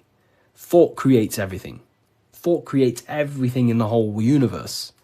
The whole universe originates from thought. So Freemasonry is basically about mastering the inner dialogue and working on the inner self, the person in your mind. And the deeper you get to know that inner voice, you start to realize that there are many different vehicles of consciousness. You don't just have a physical body. You have a physical, etheric, astral, and mental and spiritual body. The physical body is just the lowest dimension there is. The physical plane is the lowest dimension there is. Your mind operates above all of them. A thought is just a thought. It has no true form. That thought takes on the body. That thought wraps itself in imagination. So the thought alone is just a thought. But then that thought then wraps itself in something we call astral matter, which is your imagination. The light, the screen in your mind that allows you to vision a specific object. The thought wraps itself in astral forms. That astral form becomes like an emotion in your heart because you want to then take action to generate that mental image you created. Then it turns into a physical reality once you start to take the action to fulfill the desire of that mental image you created. So these are the many different vehicles of the mind. And the mind is not just in the brain. This is the whole wrong thing with science. The mind is not the brain. The brain is just a physical computer to decode the commands of the mind. The mind is not even touching the physical world. The inner dialogue is not in the physical world. The true you is a higher dimensional being. Okay? The inner dialogue. And we're working with that inner dialogue to master it, to ultimately master your reality. So again, Freemasonry is all about cutting stone, but it's not about actual stone. This book by Harry B. Joseph, right? Yeah, I am Harry B. Joseph. I wrote these books myself. This book is my brand new book, the Book of Symbolism. And it's only available on my website. You will not find this book anywhere else. The Book of Symbolism.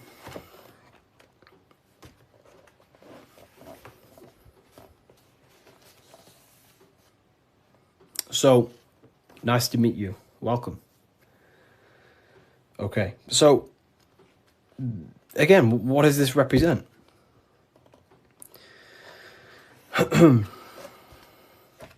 The rough stone is a symbol of the self, the unrefined self, the unenlightened aspects of our mind. So the rough stone represents the uncontrolled aspects of our mind. We have many different versions of ourselves in our minds, right? We have a version of ourselves who's perfect. We have a rough version of ourselves that we can become. There's many different things in our mind. But the aim of the Mason is about unifying all of them different personalities into our higher self. It's about learning the secrets of the mind. So this represents the perfected aspects of the mind, and there is also there is no such thing as perfection. We will never actually truly perfect ourselves. But the aim is to be perfect. So the Freemasons show you the checkered board. I'm ordering all your books this week. Oh wow, thank you. You will look, your whole life will change. Your whole life will change.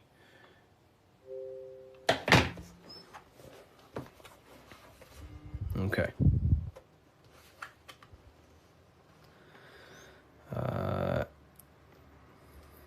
The checkered board floor.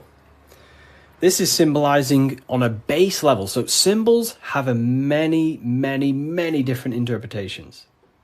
So on a very basic level, this checkered board floor represents duality, how everything is dual, positive, negative, day and night, hot and cold. But the deeper you go into the layers of the symbol reveals the secrets about the human mind. So this is all showing you the mind. Different states of mind, because that's what the universe is. The universe is one singular consciousness expressed in many different forms, in many different clothes, what we like to call people. Me and you are cut of the same fabric, which is the universal mind experiencing itself. So the mind is the very architect of reality. Life is not happening outside you, it's happening inside your mind. You are a projection of the mind. However, you have the ability to identify with your ego. Your ego is very simply just a false version that your mind, it's a version of yourself that your mind has created through experience, thoughts, words, memories, and traumas, and belief systems. But beyond you, if you turn your mind off, if you stop thinking, then who are you then? That's what we call the universal soul. Everyone is that same substance. When we all turn off our mind, we are all the same substance, the universal soul. But we have the ability to generate an ego, which is our own personal identity. The ego is not inherently evil, but the ego can become bad if you don't tame it. It's the beast. But anyways, the duality represents, very simple, black and white, positive, negative, day and night, the opposites in the physical world. But on a higher level of masonry, it represents a divided mind. The one divided in many. The illusion of the third dimension, of how everything is separate. But in fact, we are all the same substance. We are all the I am. We are all the I, the inner dialogue, the inner voice. Masonry is about working with the internal voice, the thinker in the mind, the true higher dimensional being that you are. Because that higher dimensional being manifests its life forces through you and creates in the physical three-dimensional world. So it's about directing the life forces through you. Now, a big misunderstanding about the world that religion has placed on people. A big misunderstanding, right? People think the world was created. People think the world was created thousands of years ago. It's the biggest lie ever. Step back, remove that belief out your mind just for a second, and realize the truth. The world was not created thousands of years ago. The world is creating now, in the present. It's unfolding now. Creation is unfolding in the present moment. God is thinking reality into existence right now, and you are thinking your reality into existence right now through thought, emotion, and action. You are crystallizing reality now in the present, and you can become a co-creator with the creative force of the universe. But we've been taught the complete opposite because the powers that be in the world do not want you to become a conscious creator. They want you as a slave and a worker.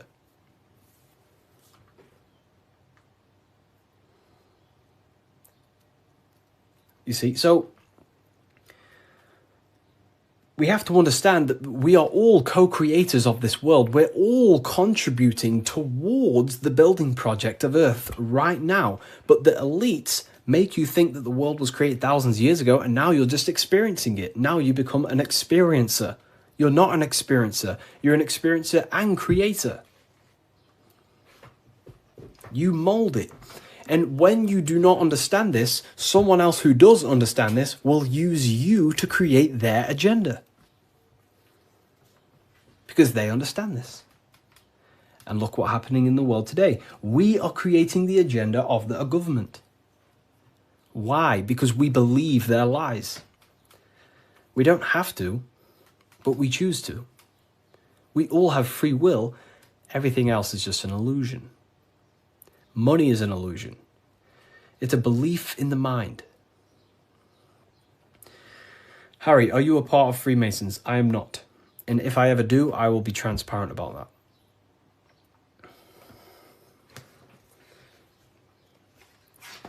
So this is representing your mind divided. Divided consciousness. Now take a look here. What are the Freemasons trying to show you here? Squares to circles. Square, circles. Geometry.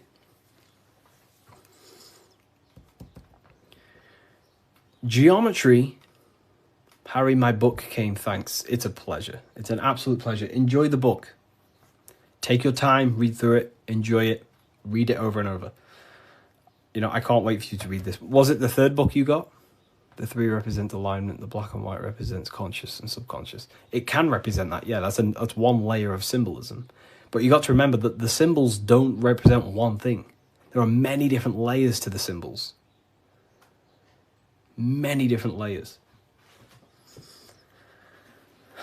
So it's going from squares to circles. So you have to understand geometry for this. There's different codes to this. A square. Can you measure the surface area of a square? Of course. Very easy. You just measure this side and that side and times it. Right? Very simple. Then you have the surface area of a circle, of a square. But can you do that with a square? No. You can't find the surface area of a circle. It is impossible.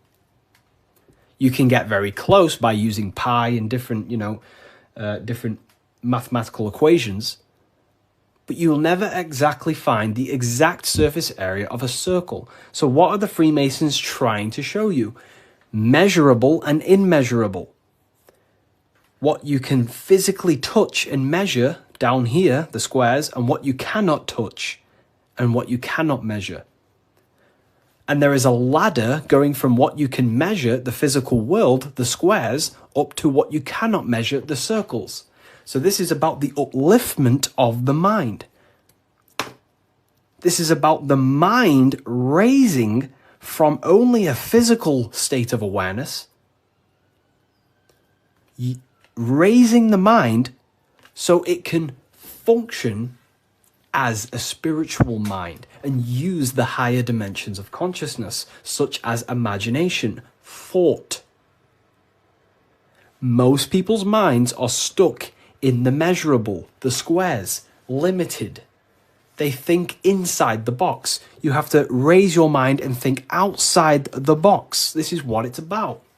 Raising your mind and using the higher dimensions, which is imagination.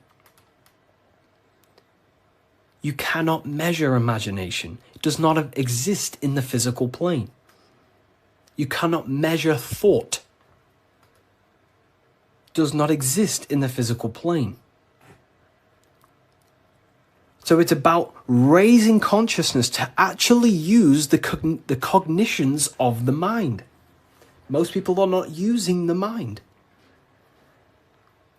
Climbing in consciousness.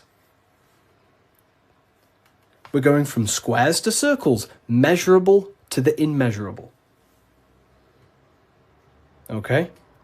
And that's the key. Look at the key. How do you go from the circle, the squares to the circles? You got to go through the woman, the green woman. Who's the green woman? Who is the green woman? The feminine. The feminine aspect of consciousness. You cannot just go from low consciousness to high consciousness. It is impossible. It takes a lot of work. Doing work on your mind is way harder than any labor or work you could possibly imagine. The work on yourself is not easy. And I never say it, I never have, never will say it's easy. It is very, very, very difficult to change your mind because it is literally programmed. Very difficult. So you have to go through the woman. And what's the woman? The care, the desire. You have to have a desire to climb the ladder. You have to have the love and the care to do so. If you do not have the care, you will not climb the ladder. If you do not have the care to watch this live, you will continue scrolling. You have to come into contact with the feminine, the heart. You have to care to reach the higher consciousness, to take the actions that are necessary to generate that consciousness. That's the key to open the door to the upper room Jesus mentions.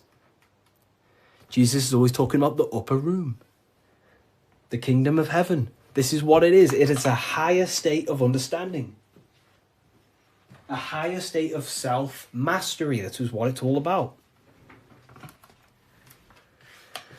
So in order to climb the ladder from the immaterial to the material to the spiritual, you have to care. If you do not care, you will not reach that higher level of consciousness. Because why? It takes a lot of self-work.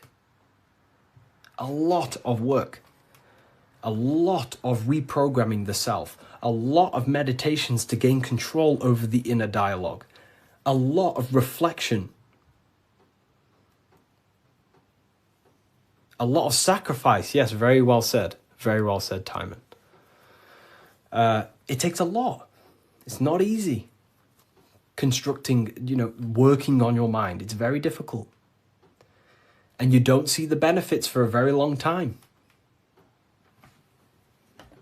But when you do start to see the benefits, the benefits are massive.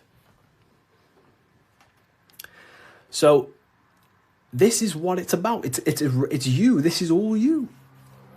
And what are we chasing? We're chasing the I. What's the I?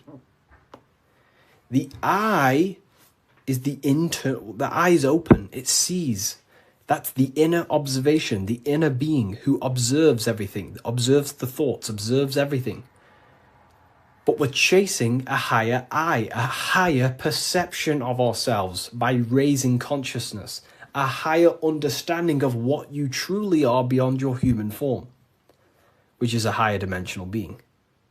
We're chasing the I. The I is a higher perception of ourselves. Yes, very well said. You see? So this is what this is why if you read symbols, you become very powerful. That's why I wrote a whole book on this. So you can learn this too. Everything I've said and more, you can learn. The book of symbolism, the only place it's available is on my bio. revivalofwisdom.com. I just released this November 17th. But it breaks down everything about Freemasonry, of how you can learn this knowledge and gain a higher consciousness. But anyways, if we like, okay, get this to 50K, I will drop some coupon codes for you all, and we'll carry on. I'll drop some coupon codes so you can save some, some money. And we have worldwide, we have, this is powerful knowledge. Powerful, powerful knowledge. What do you think about the Golden Dawn? I have a friend, well, not a friend, but I know him through, he's an Instagram creator, and he went through the Golden Dawn system, and he is a very famous author now. You've probably heard of his stuff. It's called The Serpent Rising.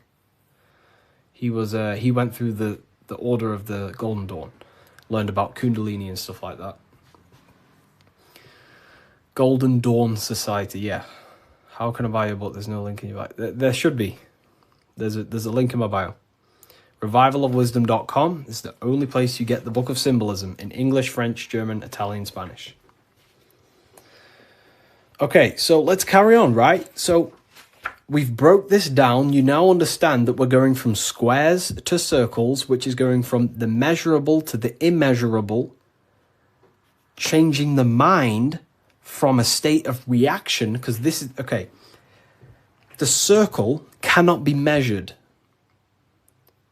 but the square can be measured.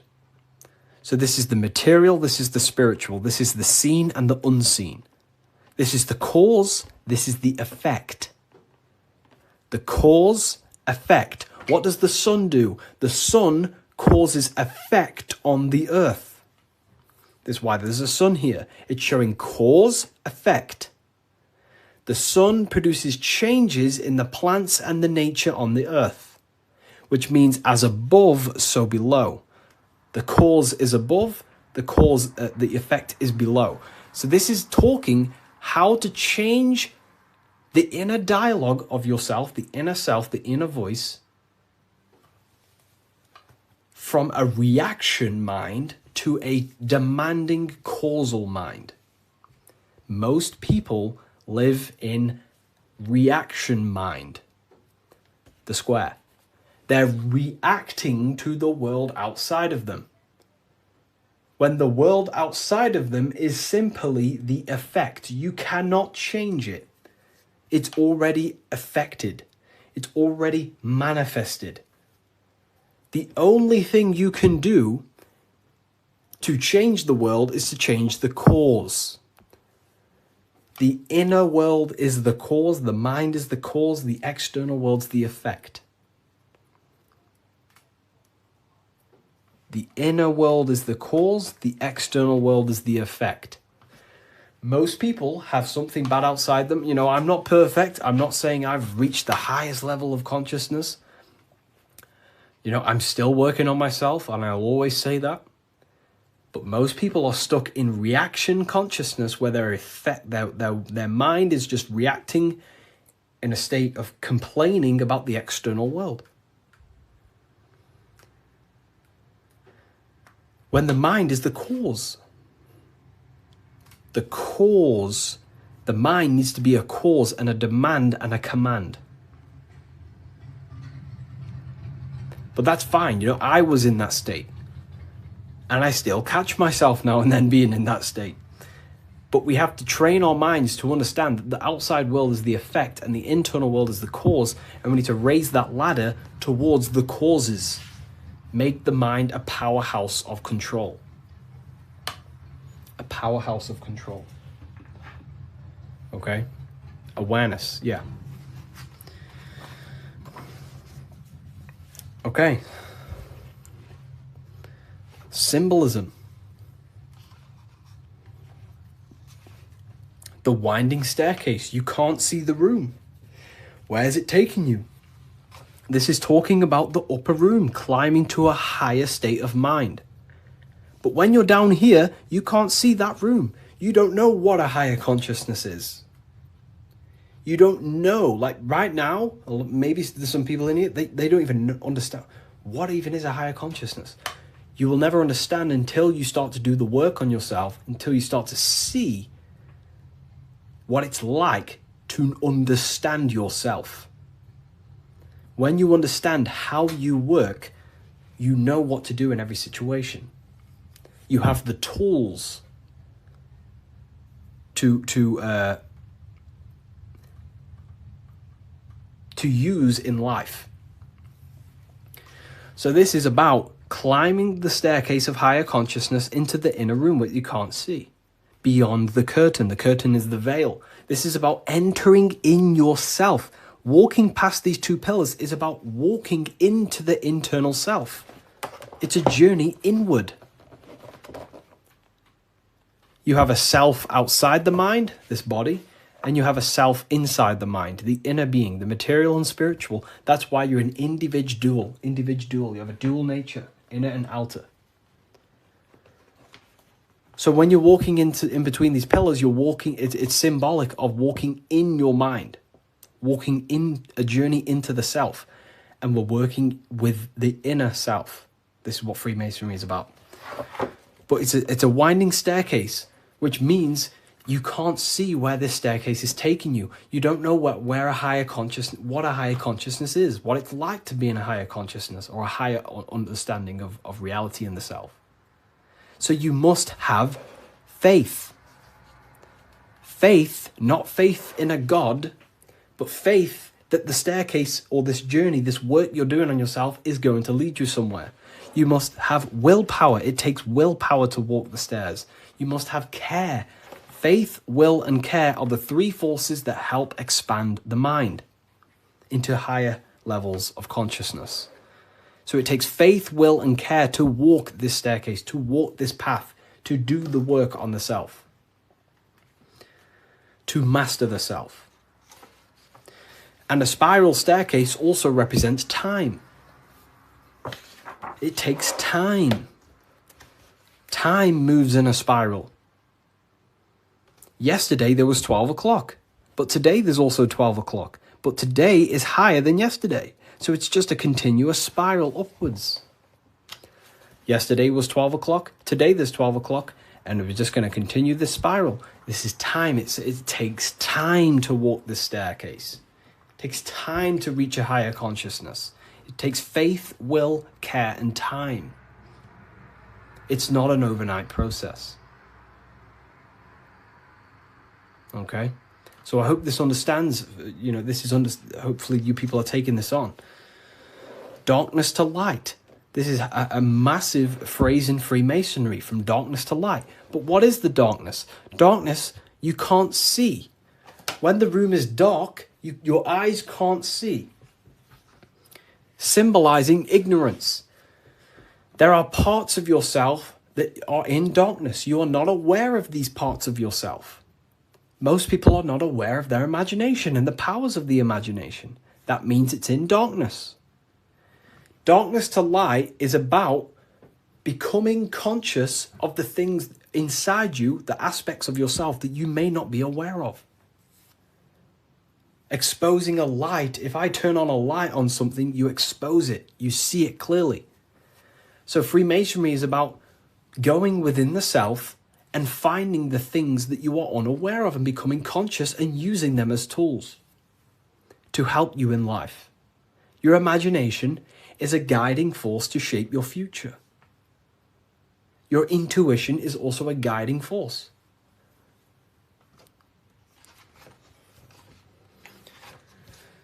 This is the hammer, the Freemasonic hammer. Why do Freemasons use hammers? The hammer, the force. What is your hammer? What is the force that drives you?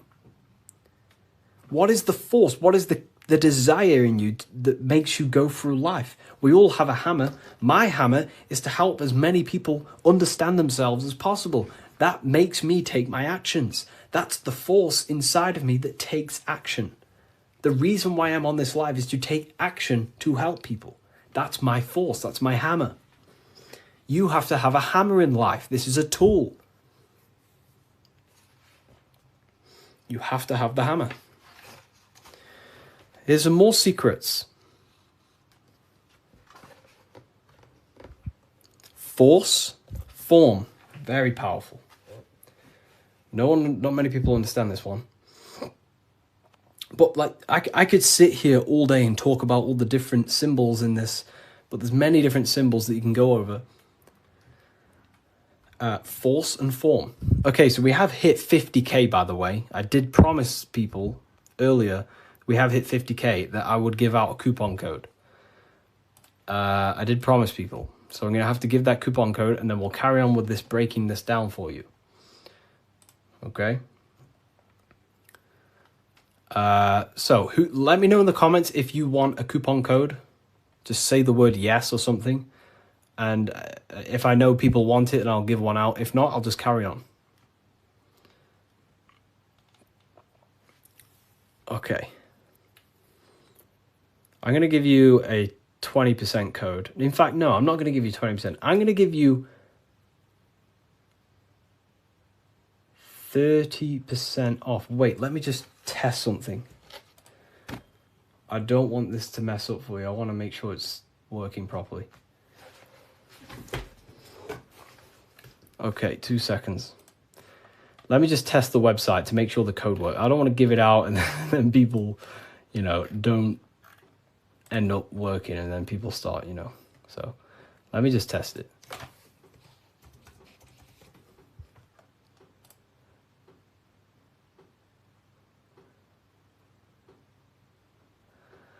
Okay.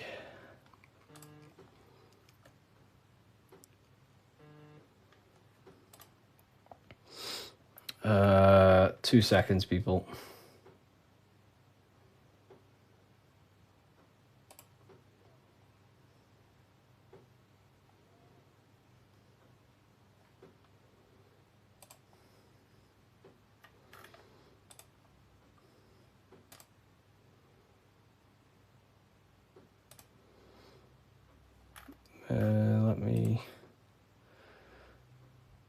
You said 50%. I didn't say 50%. I said if we hit 50k likes, I will give a coupon code. And that's what we've hit, 50k likes. I can't give 50%, then that would be pointless. I wish I could, but it's literally, I'd probably lose money. I'm just testing the code out for you.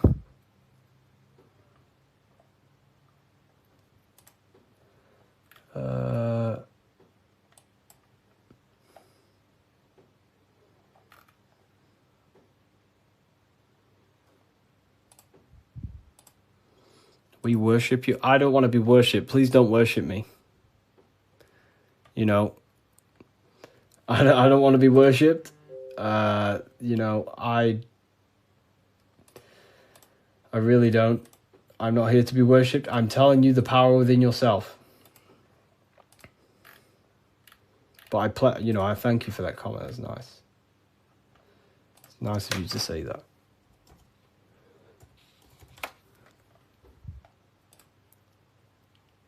Okay, so it is working. Okay, nice. So the code is working, and the code is, I'm not giving you 20%, I'm going to give you 30%. Do I have a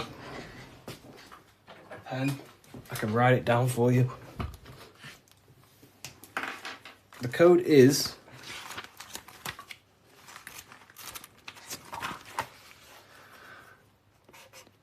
light. All caps. That's the code. All caps, capital letters. And you'll save yourself 30%. This is the brand new book of symbolism. You're going to save yourself 30% on the brand new book of symbolism. Is this where 607 Unk gets it from? I don't know. I've been around for a long time talking about this stuff.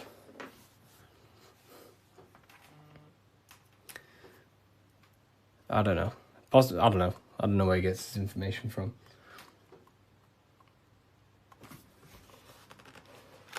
Force and form. Here it is. Website name, revivalofwisdom.com. Revivalofwisdom.com, or the link in the bio. No book is going to help you, just meditate. I used to think that exact same thing. But unfortunately, that is I used to think that, but then I realized my ego was keeping me back. The ego wants to say, I don't need anything. I don't need someone else to tell me anything. But then you have to come to a realization that there are people out there with knowledge way beyond what I knew. There are books out there that I need to read.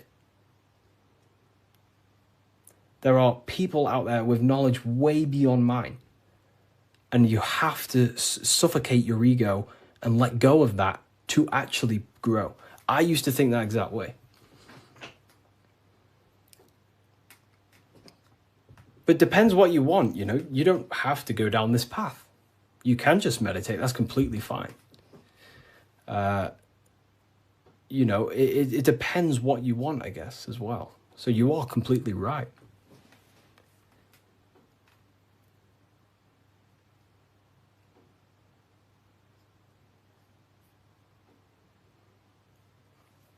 You are completely right. Is there a PDF? No PDF. Physical books only. You know, we ship worldwide. What's your fave part of the book? Oh, yeah, no one's ever asked me that, you know. That's a very good question. What is my favorite part of the book?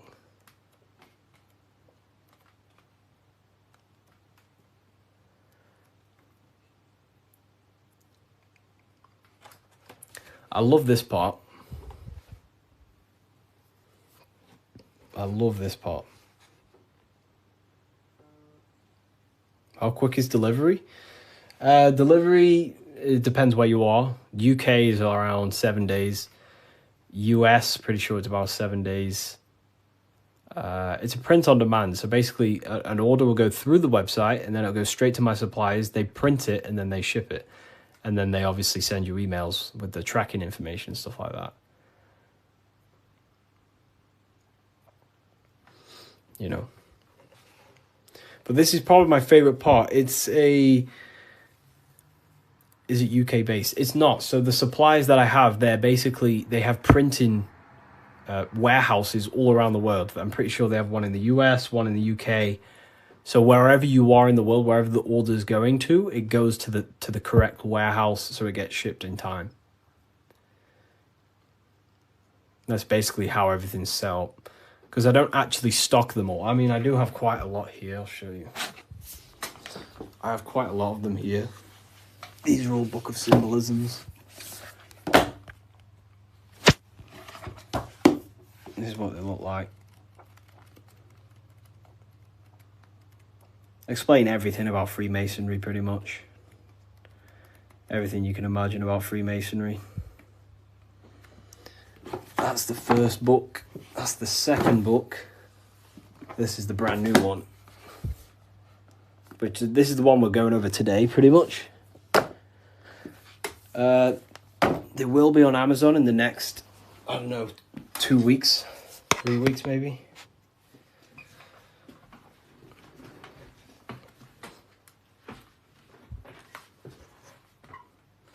How can we use the book to live a fulfilling life? That's pretty much, the book teaches you, it's a guide to higher consciousness. It helps you understand and unlock aspects of yourself that you never knew was there.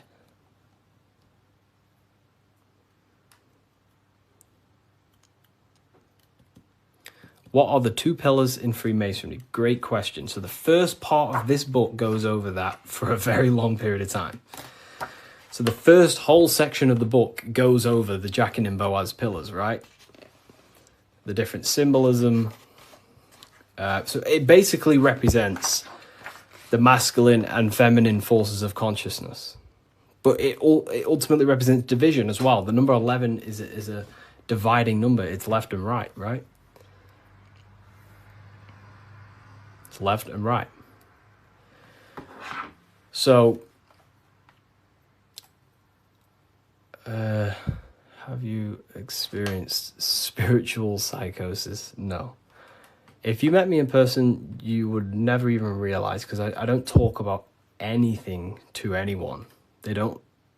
People who know me don't even understand what I do.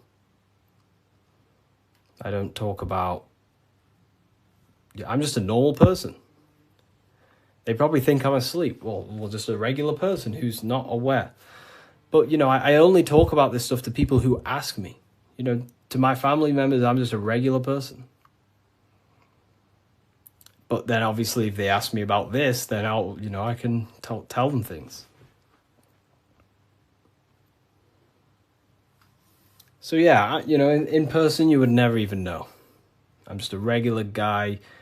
I work throughout the day. I make videos. I work on my YouTube. I help my affiliates. I come on live. I help people.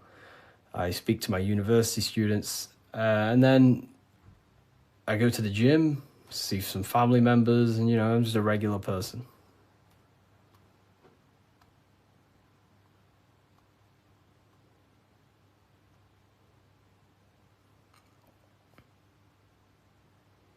But not regular in mindset. Me personally, I don't agree with, making everything your whole person. That's fine if you do that. That's completely fine. We all have different ways of living and expressing ourselves. But, I don't find I don't want to make this my whole personality.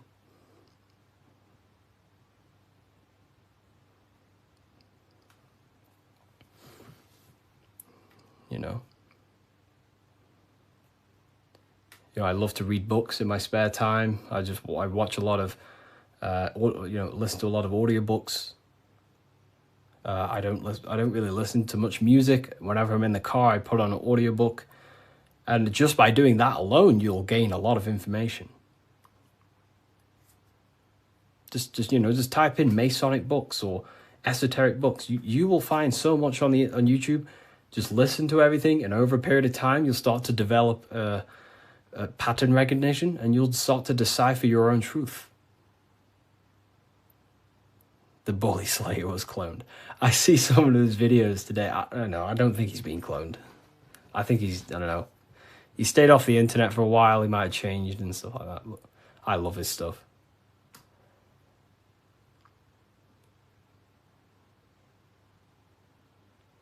How long did it take to change your reality to your desired reality? Good question.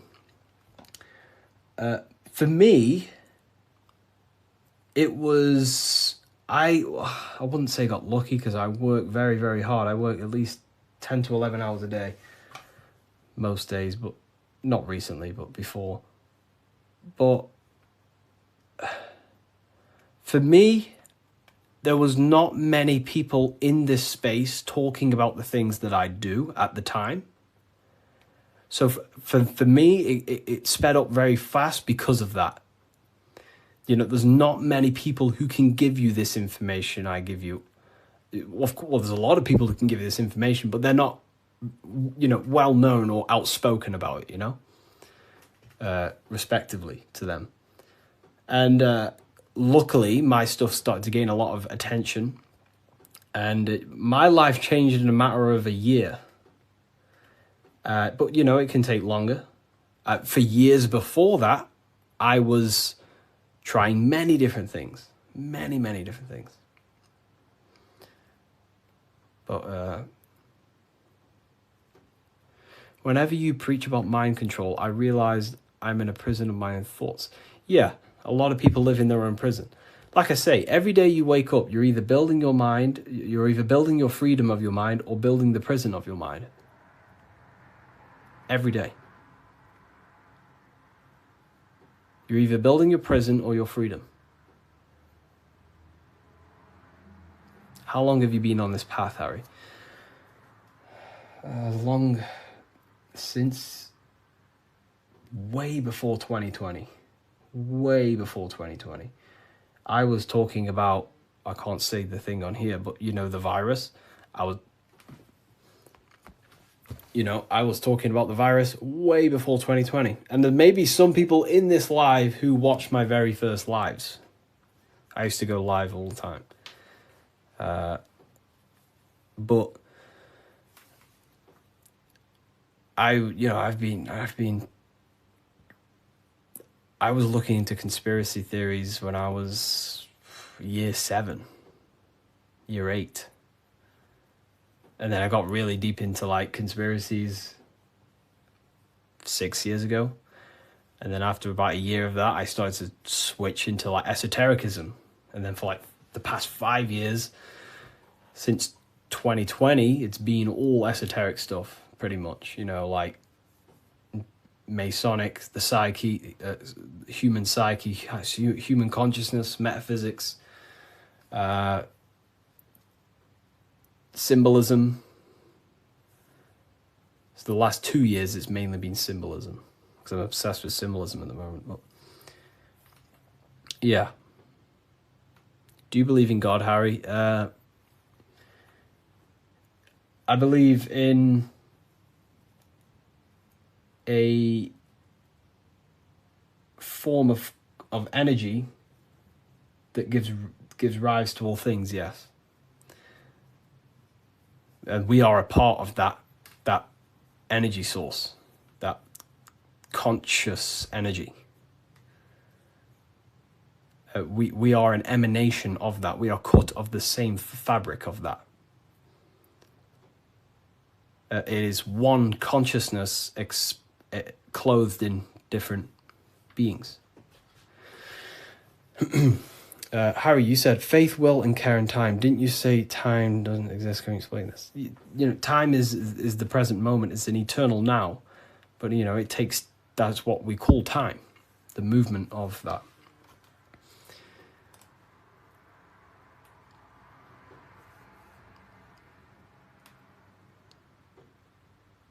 I don't believe in a God outside of us. You know, well, God is outside of us, but he's also inside of us. God is everything.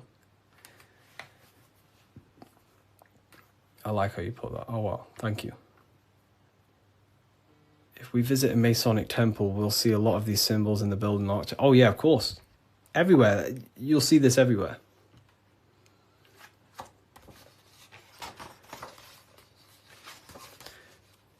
And look here. This is the gate of Europe. 2 pillars. The gate of Europe, 2 pillars, middle pillar. Here's the gate of Europe again, 2 pillars, middle pillar, with the person in the middle. Here's George Washington, 2 pillars and the middle pillar. You are the middle pillar. You are the middle pillar. You're the middle pillar. You are the balancing pillar between the masculine and feminine. You're trying to combine the 2 pillars, which is the masculine and feminine forces of consciousness. And this is what I say about building yourself. This is the Egyptians telling you the same thing. They're building the middle pillar. They're building the self. They're building the mind. That's what Masonry is all about.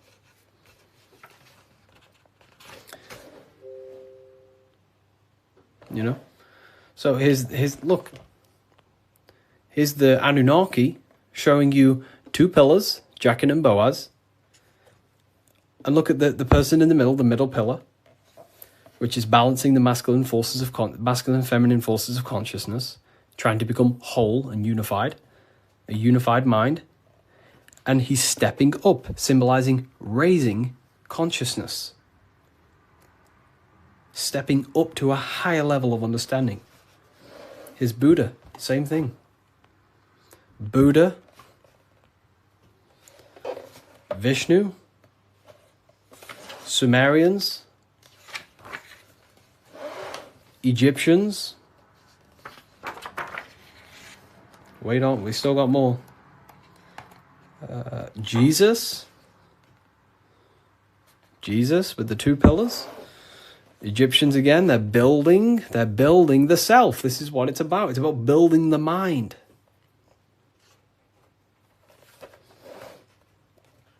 Royal Arch of Freemasonry. Knights Templars. It's everywhere. This symbolism is everywhere. It's in every tradition because this is the universal system of constructing the mind. This was way before religion. This is what it was about. It was the religion of the serpent. The serpent used to symbolize this knowledge about the serpent can shed its skin and transform. So it's about transforming the mind. The serpent was the universal symbol of this spiritual journey. What does the G mean? So here, you see the G. It wasn't a religion of the serpent. I wouldn't say religion, but I in my conclusion, you know, you can take this as a pinch of salt. In my conclusion, I think the serpent, you know, found in every religion. It's the Vatican. It was in the Garden of Eden. It's in every religion you can possibly imagine. There's a serpent, and there's serpent symbolism all around the world. I personally think the serpent was the symbol for gnosis, for the well, I don't like calling it religion, but a spiritual system that was universal before religion. It was the wisdom of Kundalini. It was the wisdom of awakening. It was the knowledge of the self. And then I think the serpent got demonized because then religion took over and started to externalize all the spiritual teachings, and then following man-made gods and gods in the sky and stuff. But before all of that, I believe that me personally, I believe the serpent was a symbol for the universal spiritual system of knowledge that was before all the religion. That's my interpretation. It's about self-transformation. Yeah. Someone asked about the G,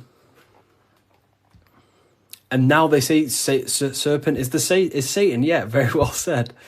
Now everything about the serpent is demonized, and it's crazy to me when you realize, well, everything's inverted nowadays. You know, so you know, I guess we'll never know, but based on my symbolism studies, that's what I think it is.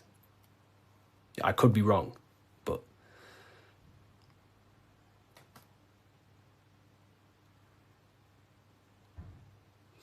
So, okay, why didn't you join Freemasonry if you believe their teachings? It's not believing anything. You know, these symbols are self-awakening. It's not... Everything I teach you is not about believing anything. It's about shedding light on what was there, but you just may not be conscious of it. You know? So, for example, the G, this is a Masonic symbol, and the G represents the force of care, the force of love, the heart, the generative principle, the G, the generating force of reality. That is love. The heart generates your reality. You right now are watching this live because you have a care. You care for the information I'm sharing. So that care is allowing you to take the action to generate this experience you're having right now. So in order to go through the Masonic temple and walk the path towards the light, you have to have the G inside of you, the care to walk that path. If you do not have the care, you will not take the action. If you do not have the care to watch this live, you will continue to scroll. G also doesn't have a numerology meaning. Yes, 7. 7. G is 7. And there are 7 cognitions of the mind. So the G is also gnosis. Gnosis about, knowing, gnosis. Gnosis is knowledge gained through direct experience.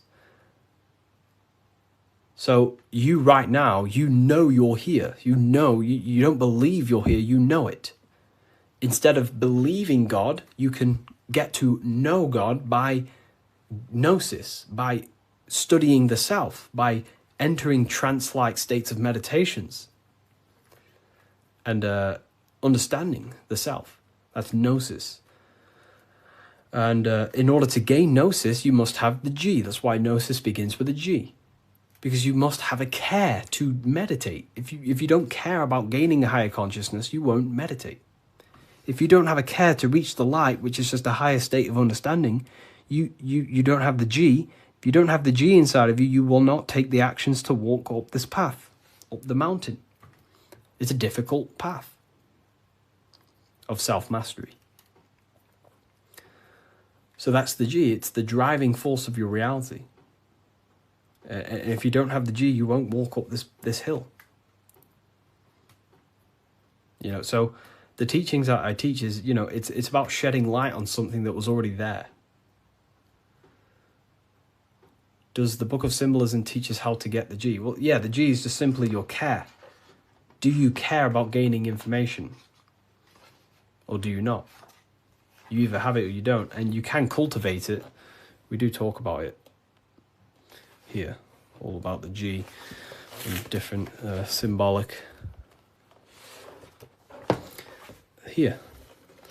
So in order to get off the checkered board and rise towards the light, so we're going from base consciousness to high consciousness, from material to spiritual, in order to do that, you have to go through the woman. And what is she doing? She's caring. She's caring for the little baby.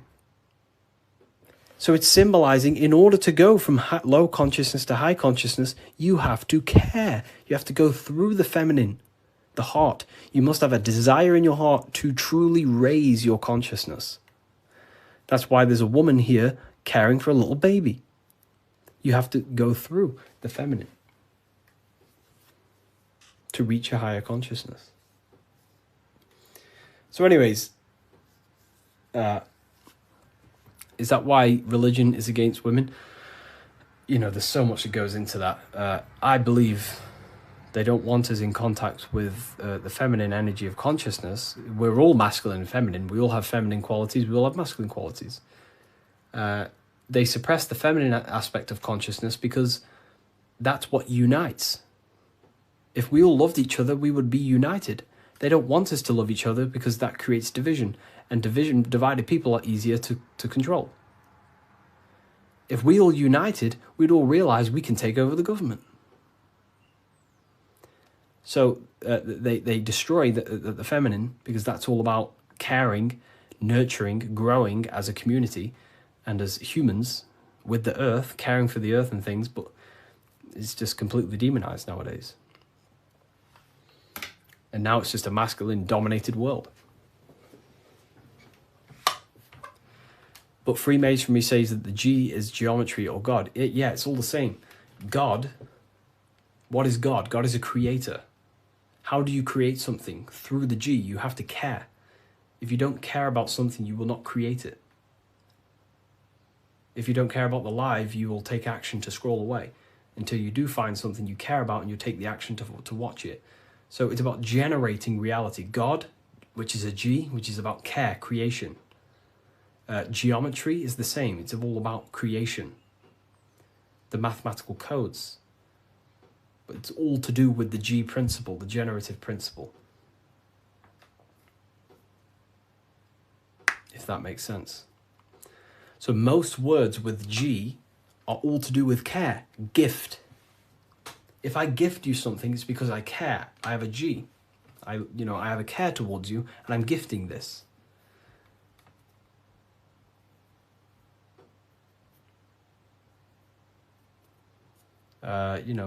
Geometry, God, generation, Genesis, all about creation and care. The whole world is built on love, and when you see it, you can never unsee it. The whole world is built on love. All creation is built upon the principle of love. That's why the earth is called heart.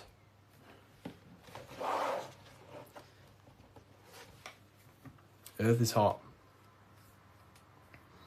Because the whole world is built through the heart, the love energy. You only take action on what you love. Some people love twisted things.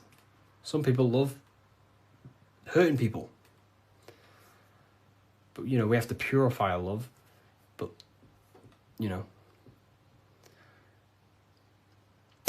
The Book of Wisdom by Harry B. Joseph has really piqued my interest. It's 119 pages of curated spiritual insight.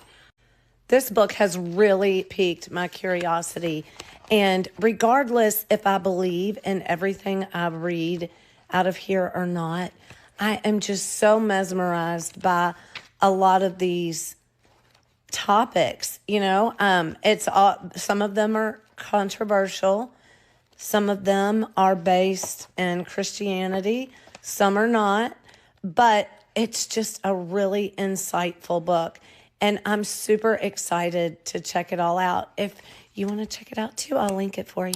Get your copy. Visit bookofwisdom.com. Hello and welcome to another video, people. Before we start, please like, comment, and subscribe if you wish to see more content. Today we're going to be talking about the mental universe and how everything is mental. This is the #1 law on the Kabbalion. If you've never read that book, it's called The Kabbalion. A very good book. It's the first law because this is the most important thing you need to understand, is how everything exists within the mind. Behind every single one of these eyes is the same consciousness expressed in different bodies. The mind is what gives perception to what you're experiencing. Behind every single one of these eyes is the exact same consciousness, but the brain that they inhabit is giving them a different perception, a different being, a different body. Now, this is the difference between humans and animals. Humans possess a advanced consciousness, an advanced mind that gives us the ability to be aware of ourselves mentally, physically, and spiritually. We can reflect on ourselves. When a dog looks in the mirror or an animal looks in the mirror, it doesn't know what it's looking at. It doesn't realize it has a consciousness. It can't reflect on itself. It can't say, I want to improve in this area. It doesn't have that consciousness. We have a divine consciousness. Take away the N for divine, and you get with a D, put it with a D, you get divide, because we have a divided two-way consciousness. An animal only has one. However, it's still the same mind. We're all mind. We're all mental. We all exist within the mental plane. Look at this person walking.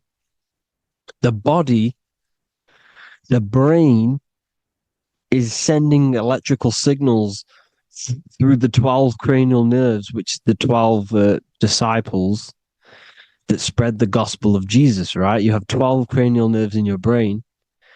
There are 12 disciples which spread the gospel of Jesus. Jesus represents the mind, the intelligence, the invisible intelligence that we all are, the same intelligence, the same exact consciousness, which then sends a command into the brain. Then the brain sends these 12 electrical signals through the 12 cranial nerves to control the rest of the body through the nervous system. This person walking is not, the body is not walking. The mind is telling it to walk. And the brain is it's a supercomputer which is decoding these demands given to it by the mind. Because the pineal gland will have something to do with the ether, because the ether is physical and non-physical. The mind is sending the commands through the ether to the pineal gland, which is then getting broken down into electrical codes within the brain and sent throughout the nervous system to control the body. And this is why in the Sims simulation, because the body's the simulation, it's a false reality. It's the fake reality. It's not the real you. You are formless. There is no form. But the third dimension is a dimension within your mind.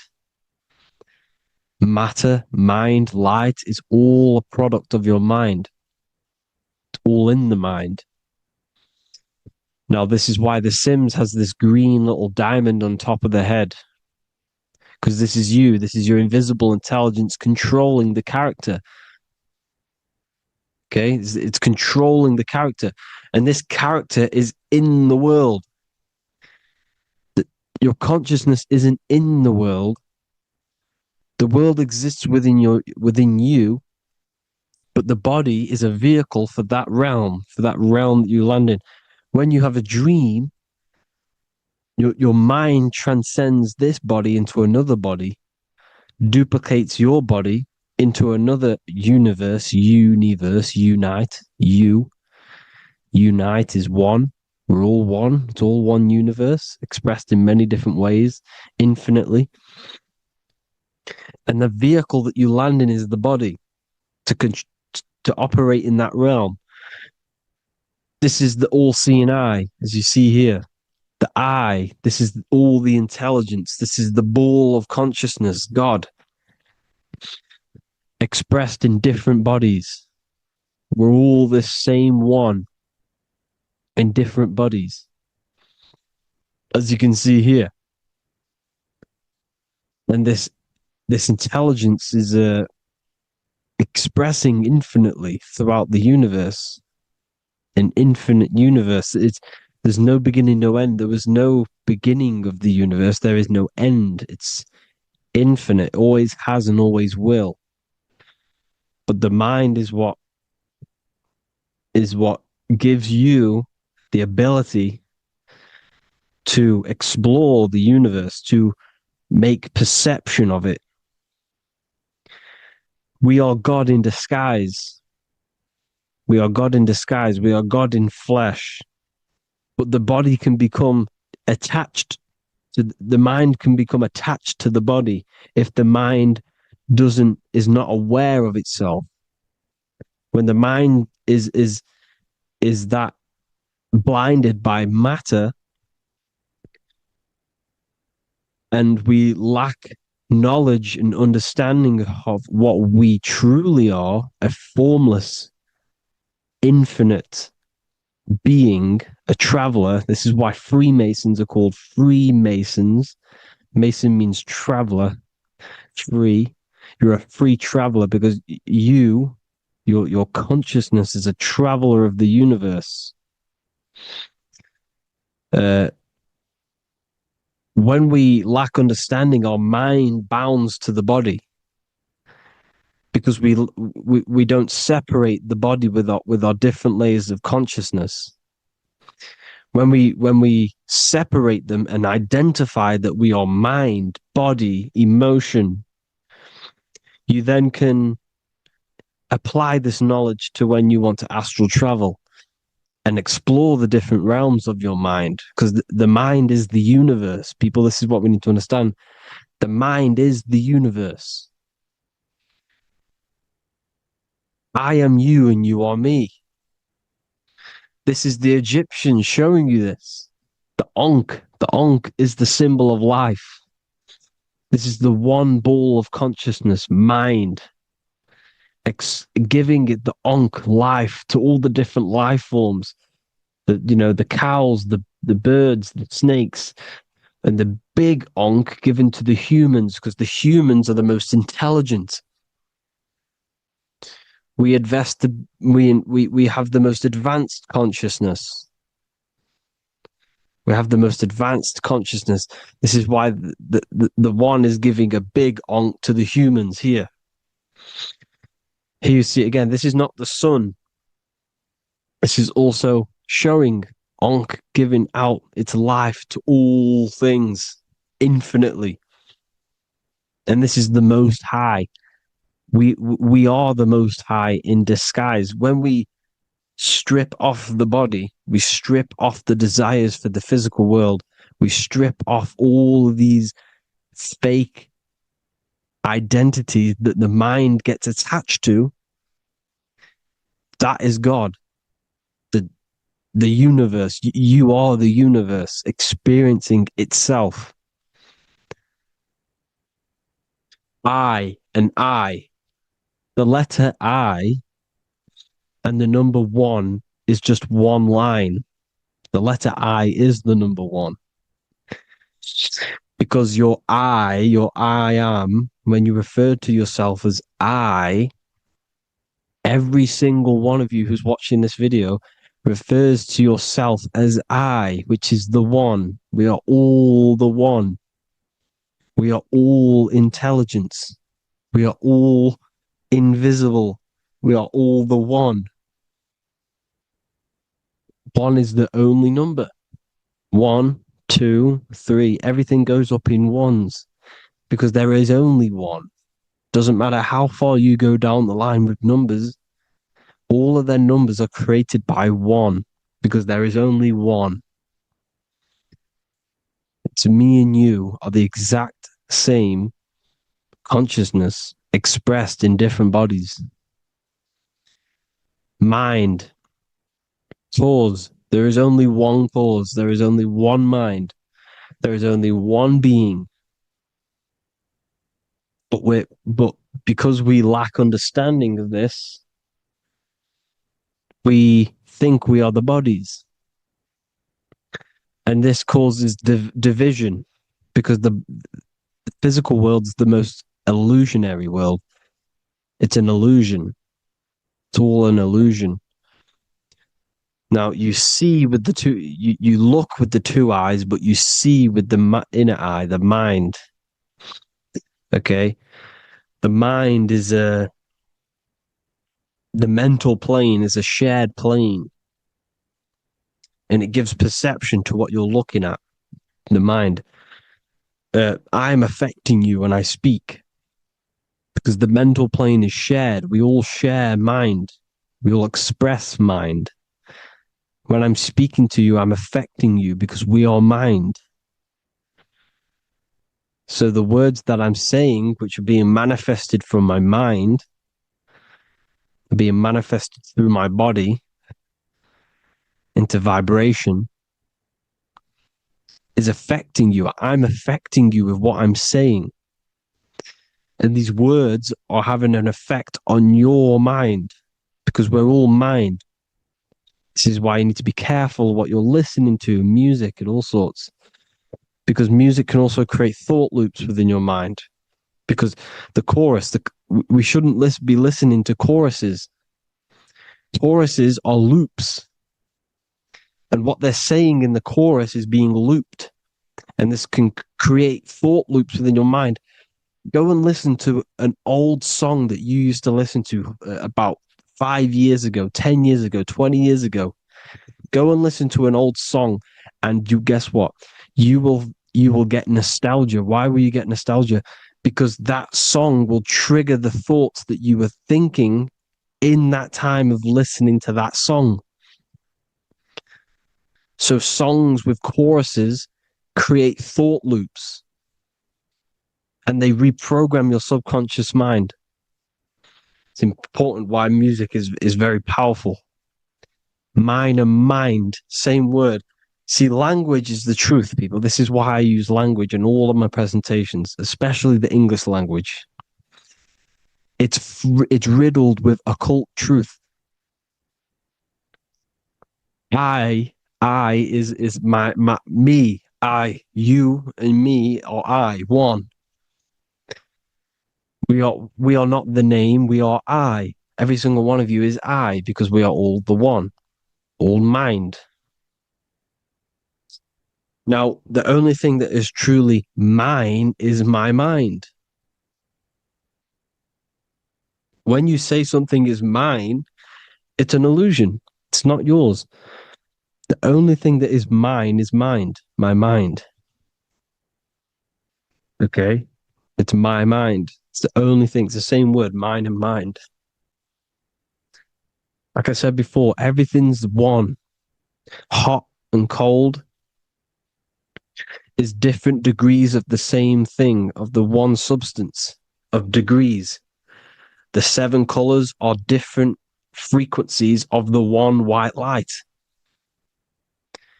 Everything is one. There is only one. We are all one. Everything is one. Hot, cold, day, night. It's the same degree of one, which is mind. The mind's perception is what's giving it, labeling it hot or cold. The mind's perception of colors is what is giving it red or purple, hot or cold. There is only mind. The mind gives things perception. There is only one, that is mind. The conscious and the subconscious mind. The male and the female, these are married. The subconscious mind is your hidden part of the mind. Okay, it's hidden. You can't really, you can access it through different meditations and Reiki teachings, and dreams or manifestations of your subconscious. This is how you know mind and matter are one, because your mind creates matter in dreams. Your subconscious manifests everything in a dream, in the astral realms. The conscious is what you're conscious of, what you're consciously thinking of. So me, I am conscious that I am speaking into this mic and creating this video. My subconscious mind is the hidden part of the mind, which is speaking to my heart, telling it to beat. It's telling my food to digest. It's regulating all my blood. It's doing everything in my body without me being conscious of it. Without me being conscious. The subconscious is the feminine. The conscious is the male. The Bible, of course. Proverbs 12:4. Helpful, not helpful, an excellent wife is the crown of her husband, but she who brings shame is like rottenness in his bones. In the same way, husbands should love their wives as their own bodies. He who loves his wife loves himself. You can take that physically, you can take that literally, or you can take it metaphysically. See, the Bible's written in such a way where you can take it as your level of realization. He who loves his wife loves himself. If you love your subconscious, if you love yourself, you speak good about yourself, because your subconscious takes everything literally. If you say, I hate you to someone, your subconscious does not know the difference between me and someone else. It only thinks me, me, me. Why? Because mind is the only thing that exists. You are mind, I am mind. If I say, I hate you, you're saying that to yourself. Your subconscious picks that up and says, I hate myself. And that's telling your subconscious that's what you want. Because your subconscious manifests 90% of your behavior. The programs within your subconscious. Tying your shoelace is a program. You don't need to be conscious of it. You can just do it because it's a program. It's deeply interwoven in the subconscious. Driving your car, texting on your phone. You don't have to think about what letter. You just do it because you know where the letters are. It's a program. Therefore, if you look after your subconscious, they are a married couple. It's your wife. Your subconscious is your wife. And it manifests 90% of your daily basis thought patterns, actions, behaviors, emotions, all the things that you all the trauma that you've experienced is stored within your subconscious, which is affecting you. So let's say you were in a car crash 10 years ago and you had a really traumatic event, you really hurt yourself, and you had a very, very, very strong emotion that you felt of pain. That will still affect you today. And why? Because it will manifest into your behavior. How? Well, you'll be cautious of what cars to go in and who. You'll be cautious because of that event that stored within your subconscious, because of that feeling you felt was so painful and so strong. It's still manifesting into your behavior today. For example, you won't go in certain cars, you won't go with certain drivers. The subconscious stores everything, all your memories, the programs, and everything. So if you trick your subconscious, that's how you manifest your life. If you trick the subconscious, you already have something. And therefore it will manifest into your life, into your behavior, thoughts, and actions. This is why the golden rule is to treat others like you want to be treated. Because I am you and you are me. We are all subconscious. We all have subconscious. Whatever I do to you, I do to me. because my subconscious picks that up and thinks I'm speaking to me. Mind is very powerful. Whatever I do to you, I do to me. Treat others like you want to be treated. The golden rule. That is the only rule we need in this realm, in the universe. If everyone understood this rule and how the subconscious works and how karma works, we'd live in heaven on earth, the Garden of Eden, the golden age.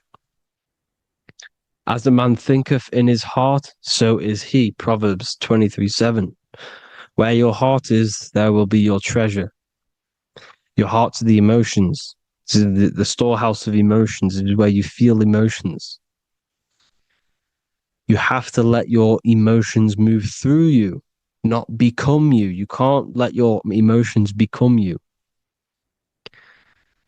Or except be like the sky and let them pass through you. Be like the clouds and the stars passing over. Let them pass through you. Do not let them become you. And this is how emotions can take over your mind. We are driven by, when a man is driven by emotions, he has no self to control. You must control the mind, because the mind can be corrupted. Because your thoughts are electrical in the brain. Your thoughts come from the mental plane. So how the mind works is that you place your attentions on something in the mind, and infinite information just flows in. Think about it. When you think of a certain topic, as soon as you think of that topic, information comes flying into your mind. Different ideas, ping, ping, ping. It's all connected. It's why we call it a mindset, because your mind sets itself to frequencies. And when we think of something, we tap into that frequency, and just the universe, the mind, the mental plane just flows in information based on that frequency and that thought. The universe is just information. All of the information out there, nothing is new. It's all there. You just have to tap into it. You can tap into these different thoughts, and it's all there. Everything already exists within the mental plane. You don't think anything. You receive thoughts. We all share the mental plane. We affect each other. I'm affecting you. Listening to me is affecting your mental plane, your mind. The physical plane is the lowest plane. It's the world of effect. Everything you see in the physical plane is the effect of mind. Like I said, the person walking is the effect of their mind telling the body to walk. The physical plane is the lowest dimension of your mind. Mother Earth, we are in a mother. We're in the womb still. The Earth is feminine. It looks after you. It provides you with food for free. It grows on trees with water. It's Mother Earth. It's the womb. The dome above your head is your mother's belly.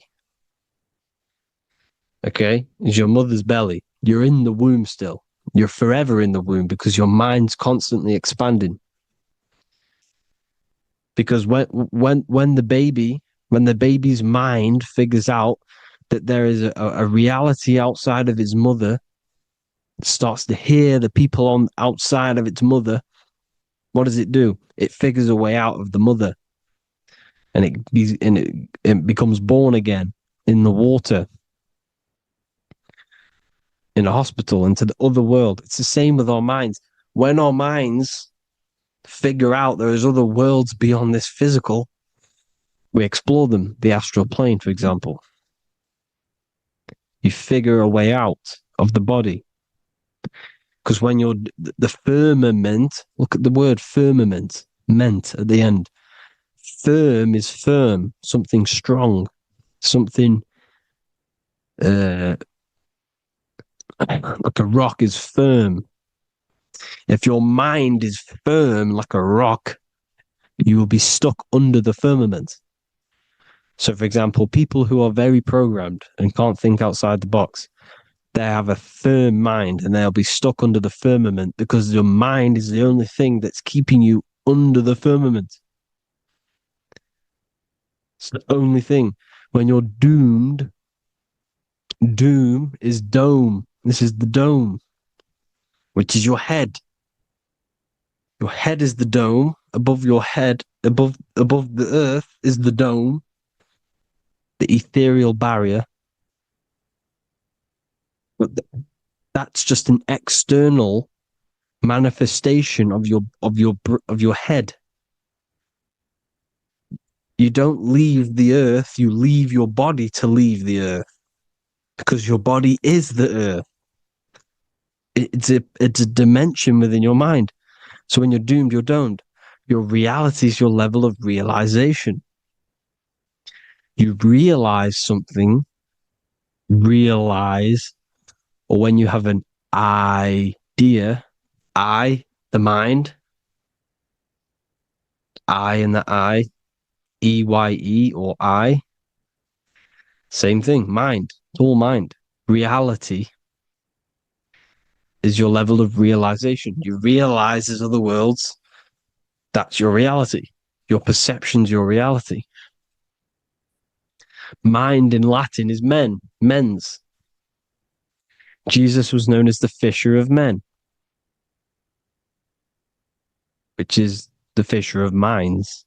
He was fishing minds worthy of knowing the higher truth, the deeper occult knowledge.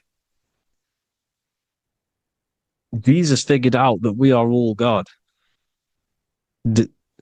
And he got killed for it because in that age they were trying to suppress this information. Jesus figured out he was God because we are all God, every single one of you, and they killed him because we're all mind. We are not the body. We're the invisible intelligence, which is God. But you are not God if your mind is attached to this physical world, to the worldly pleasures. If you master your mind and travel the depths of your mind, that is God. Mental and men. Look at the word mental. It has men in it. Men in the Bible means mind. Here you see Masonic. The Masonic symbol with the eye, the mind.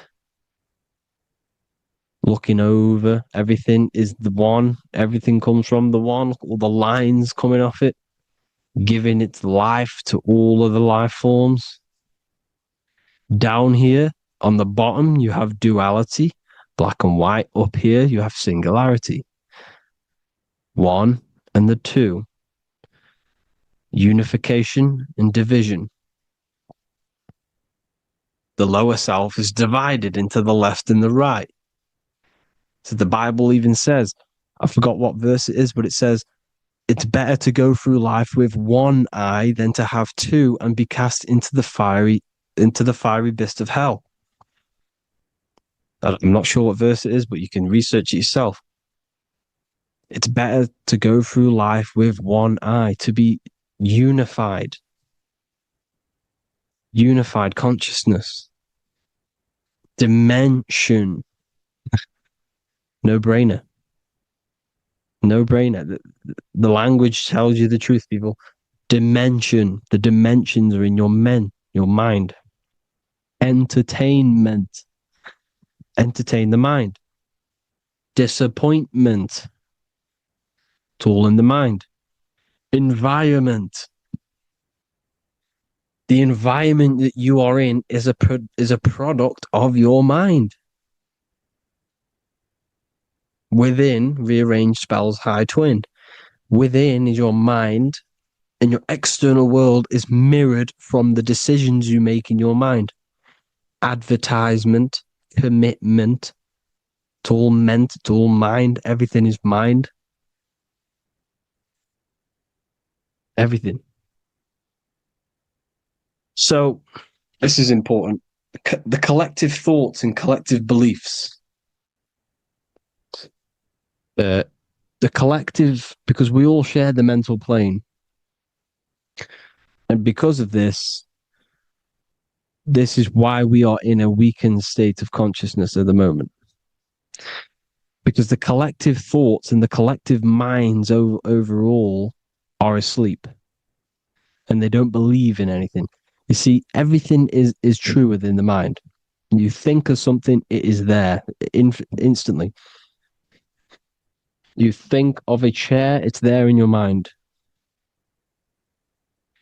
You think of anything, it's there instantly. So everything's true within the mind. Anything can happen in the mind. Anything can happen on the physical plane if the collective consciousness, the collective minds believe it to be true. This is why back in the days, in the ancient days, you look at all the old world stuff, you see all this crazy technology, and it's because as a collective, as humanity back then, they believed that they had much more open minds. Therefore, the things manifested in the physical world were a lot more out of the box, so to say, compared to today. For example, magic is not as powerful today because the masses don't believe in it. It's still powerful, don't get me wrong, but if the masses believed, or if everyone knew magic could be real, because it is, anything's real in the mind, it would be a lot more powerful.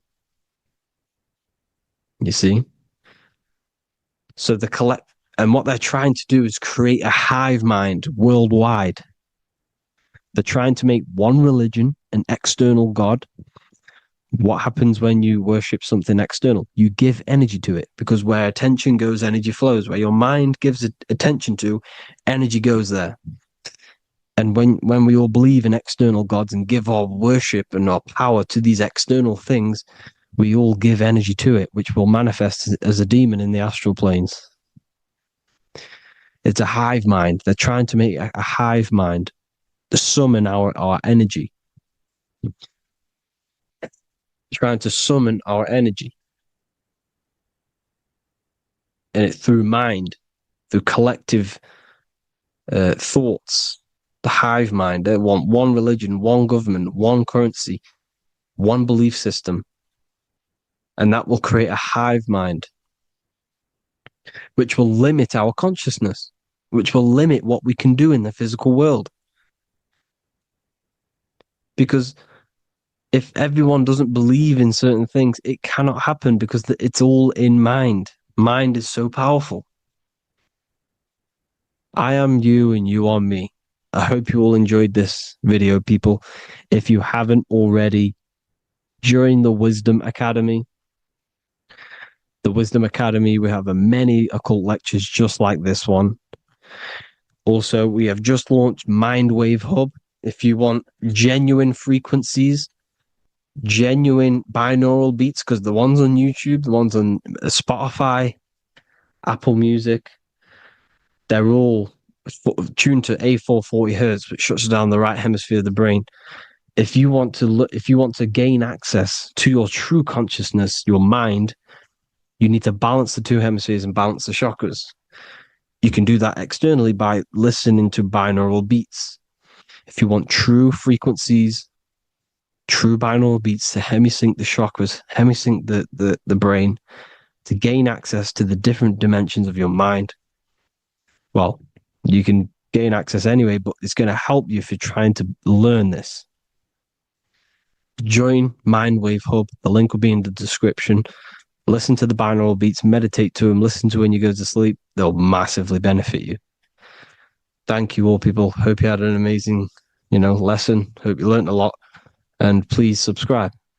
God bless you all. Reincarnation is real, and that there is a metaphysical, spiritual science behind this. Most people leave this world just as lost when they entered it. That they carry their fears, attachments, and addictions with them, only to be born again, trapped in the same cycle, repeating the patterns of lifetime after lifetime. This lecture is not just about preparing for death. It's about mastering yourself before death, so you don't take them burdens with you. Because the truth is, whatever addictions, fears, and unresolved emotions you cling to in this life, you carry with you into the next. Unless you break free now. You must master yourself before death. Death is not the end, it is the great passage. But how we transition depends on our mastery of the self. This was symbolized by the Ouroboros, the snake biting its tail. Every ending is a new beginning. It's an infinite cycle of consciousness. Now, your human body is basically an antenna tapped in to a stream of consciousness. Just like a radio is tapped into a specific frequency to play that radio. Your body is basically an antenna, a crystal picking up the consciousness of God. You are on an ever-ending journey, a journey of learning and expansion of the mind into new fields of thought. This was symbolized as the Ouroboros. When you die, it is a new beginning. It's a transitioning, not an ending. Everything is eternal in this universe as consciousness is formless and constantly transforms into new forms of life. Let's break down the word death. Death contains the word ether. Now, the ether can be found in the word heart or earth. Ether. Everything in this plane comes from the etheric plane. The etheric plane is the barrier between the physical plane and the spiritual plane, the astral plane. The astral plane is the screen that you have in your mind that allows you to imagine a red apple, for example. This is the imaginative plane where thought forms start to take form. Everything begins as a thought, then the thought form becomes an imagination, then energy, then physical. Everything in the physical plane is a shadow of thought, all objects manifested as thought. You came from the astral, you came from the stars. This is why we say reach for the stars, or this is why you say you are a star. Cis star, miss star, fraud star, stir is star. And when you become famous, you become a superstar and you gain a star on the Hollywood floor. You are a star. The ether. The ether is the infinite energy source which all things come out of and return back to. This is the cycle of life and death, summer and winter, day and night, sleep and awake. The ether is the infinite energy source which all things come from and will return back to. Okay, sorry about that little error. The ether is the boundless source of energy from which all things emerge, to which all things return to. We can see this in the cycle of the sun. The sun does this wave of creation. It rises and it falls. We have the day and the night. The daytime represents our conscious mind when we are alert. The nighttime represents our subconscious mind when we are inside the spiritual realms. The nighttime is spirit, the daytime is matter, spirit and matter. Awake and asleep, conscious and subconscious. We see this in the yearly cycle. Summer is life, winter is death. Spring is the morning, summer is midday, autumn is evening, winter is the night. Everything is a macro and a micro cycle of being born out of the ether and returning back from life and death. Life and death is manifested within the cycles of the sun and everything outside of you, as within, so without. This is why we say sleep is the cousin of death. The macrocosm is death, the microcosm is sleep. Every time you go to sleep, you are essentially it's a miniature death. You're entering into spirit and then returning back into matter in the morning when the sun rises. Everything is a reflection of the macrocosm cycles. Preparation for death. The first thing we must do in order to prepare for death, for life after death, in order to stop being reincarnated in this cycle of materialism, in order to progress as a soul, because remember, you are a soul in a body. Just like the sun gives power and life to the earth, your soul gives power and life to your body. When you say I, you're referring to the soul. And your soul can be stuck underneath layers of false identifications. Who you believe yourself to be is merely a collection of subconscious programs running within your mind. Now that's very deep. That is very, very deep. Who you think you are is a part of your thinking mind. Your name, your job, your reputation, your family, your friends. These things are not you. They're all aspects of the thinking mind. What happens if you meditate and you turn off the mind? Then all these things do not exist. You're left with the pure soul, the pure awareness, the pure observation. If you turn off the thinking mind, you're no longer your body, you're no longer your reputation, you're no longer your friends, you're no longer your job and your labels. You are the soul. That's the true you, the observation of the mind, not the thinking mind. The ego is the echo. It's an echo of your true self. The ego is your mind's perception of itself, shaped by experiences, trauma, emotions, and beliefs. It is merely an echo of your true soul self. The ego is not you. Your mind is not you. You are the soul. And this is the true self that we must express within our life and we must connect with before we die.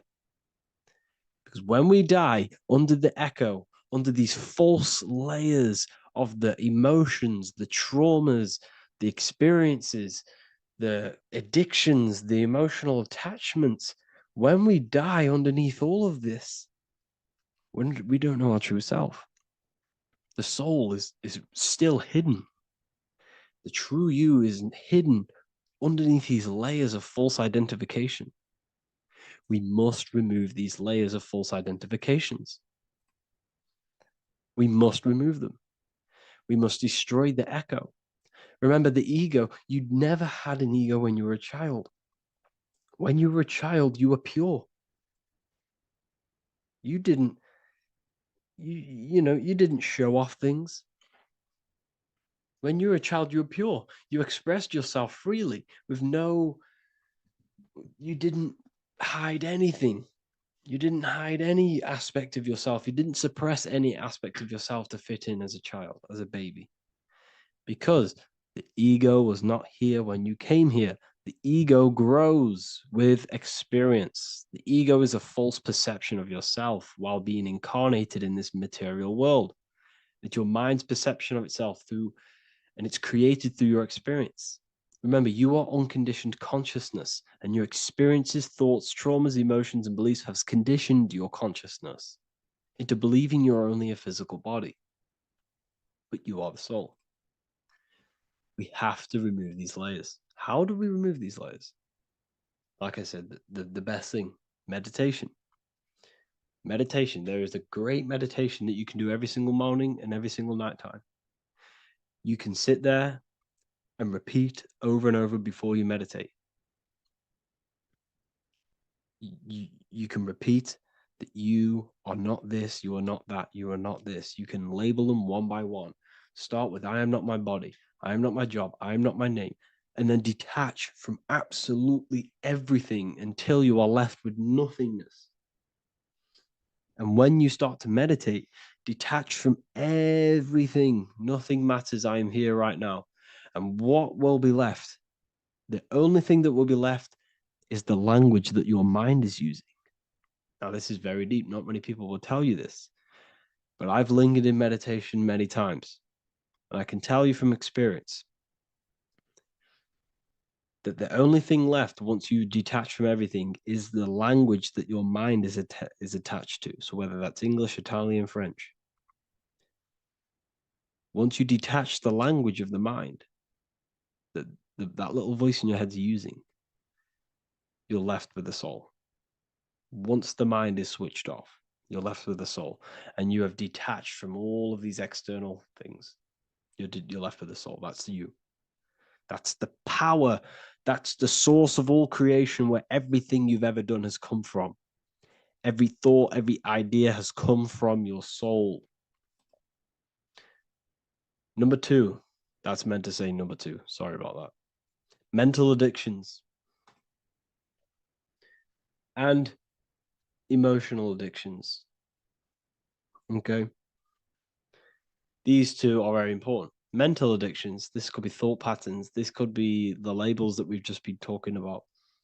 Then you have emotional attachments, which is maybe you're too attached to an external thing. Maybe you're too attached to your phone.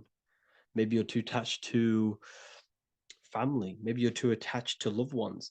Yes, I'm not saying don't love them, but what I'm saying is do not rely on anything in this world to make you happy, to fulfill your emotional needs. Everything is found within you. You must look within, and if you're looking without, if you're trying to find yourself in the outer world, you'll never find yourself. You'll constantly be looking around in loops. Because nothing, you cannot find yourself in the outer world. Nothing will long-term give you long-term validation. Seeking validation in the outer world will leave you soulless, leave you feeling empty inside and sad and depressed. You have to find yourself within. You have to detach from everything you are relying on to give you emotional stableness. You have to detach from all. Yes, love your children. Yes, love these people, but do not rely on them. Because everything in this world is temporary. Do not conform to this world. The Bible tells you this. Everything in modern society nurtures the body, but neglects the soul. They keep you addicted to as many things as possible. Smoking, you have to detach. Drugs, you have to detach. Alcohol, detach. You cannot rely on anything. This is why this path is very, very difficult to walk. But I'm showing you the way. These are the things you must do before death. You have to detach from absolutely everything. If you die and your mind and soul is still addicted to these worldly things, then you guess what? You're going to reincarnate. You're going to reincarnate because your mind is still thinking about these material earthly things. And if you are operating in that vibration, you're going to project that vibration and come back here. You have to detach. You have to master the soul and master the mind. Like I said, the matrix is designed to keep you addicted to as many things as possible. Your phone, food, smoking, drugs, alcohol, clubbing, all of these things. Everything in society is made to trap your soul and reincarnate in this world. That's why it's very, very, very difficult to walk this path. Very difficult. Matrix, matter tricks. John 2:15 to 17. Do not love this world, nor the things it offers you. For when you love the world, you will lose God. Do not love this world, nor the things it offers you. Do not conform to the pattern of this world, but be transformed by the renewing of your mind. Great quote. Do not conform to the pattern of this world, but be transformed. Let this world transform you. Learn from this, expand from this, but do not be mentally and emotionally attached. Okay? What good will it be for someone to gain the whole world yet forfeit their soul? Like I said, everything in the Bible is telling you the truth. You just got to read it correctly. This is spirituality. This is spirituality. The Bible is spiritual. It's a spiritual text. We must disconnect from everything outside of us and connect with the true soul. Here we have the Egyptians showing you the soul leaving the body. Here we have the soul here. Here we have the Masons showing you the soul coming out. The soul is real. You are the soul. And when you leave this physical plane, you will go into the astral plane. That's where you came from. You came from the astral. You came from the stars. You incarnated into this physical body. Your consciousness fell into this material form to experience limitation, to experience a 3D world. So in order to ascend properly before we die, we have to let go of all the attachments. Every addiction you have, write them down. And one by one, tackle them. Before you die, you have to, or else you will reincarnate. This is the teachings of Egyptians. This is the teachings of Masonry. All of these addictions contribute towards life after death. Everything must be controlled, and we must be attached to the soul. I'm not saying I'm perfect. I'm not saying I'm perfect, people. We're all not perfect. We're all under psychological operation by the government. We're all in a very difficult situation with this awakening. I'm simply pointing out what I know from my journey and what I've been learning through occultism and research and reading lots of books and many different things. I'm on this journey just as you are. Maybe I'm further. Maybe you're ahead of me. We don't know. But this is what I'm sharing with the world. This is what I'm sharing with my research. And this is what makes sense. It's common sense. Look at everything around you. Everything's made to feed the body, not the soul. So, my beautiful watchers and fans and supporters, I appreciate every single one of you, and I hope this video has supported your journey. If you're feeling lost in life, if you're searching for deeper answers, whether you're seeking clarity, looking to expand your studies, or ready for personalized mentoring, this is your chance to connect with me live and receive insights tailored just for you. Start your path to self-mastery and enlightenment inside the world's best esoteric school. Your journey starts now. Tap the link in the description if you want to join Ethereal University, or feel free to check out my books. I thank you all, and I really appreciate for 100,000 subscribers on YouTube. I love every single one of you. Make sure to drop a like, a comment, and subscribe to the channel if you're new. Let me know some ideas for, lectures, anything that you want to know. I can make lectures on them. Just drop it in the comments. I appreciate every single one of you. Take care.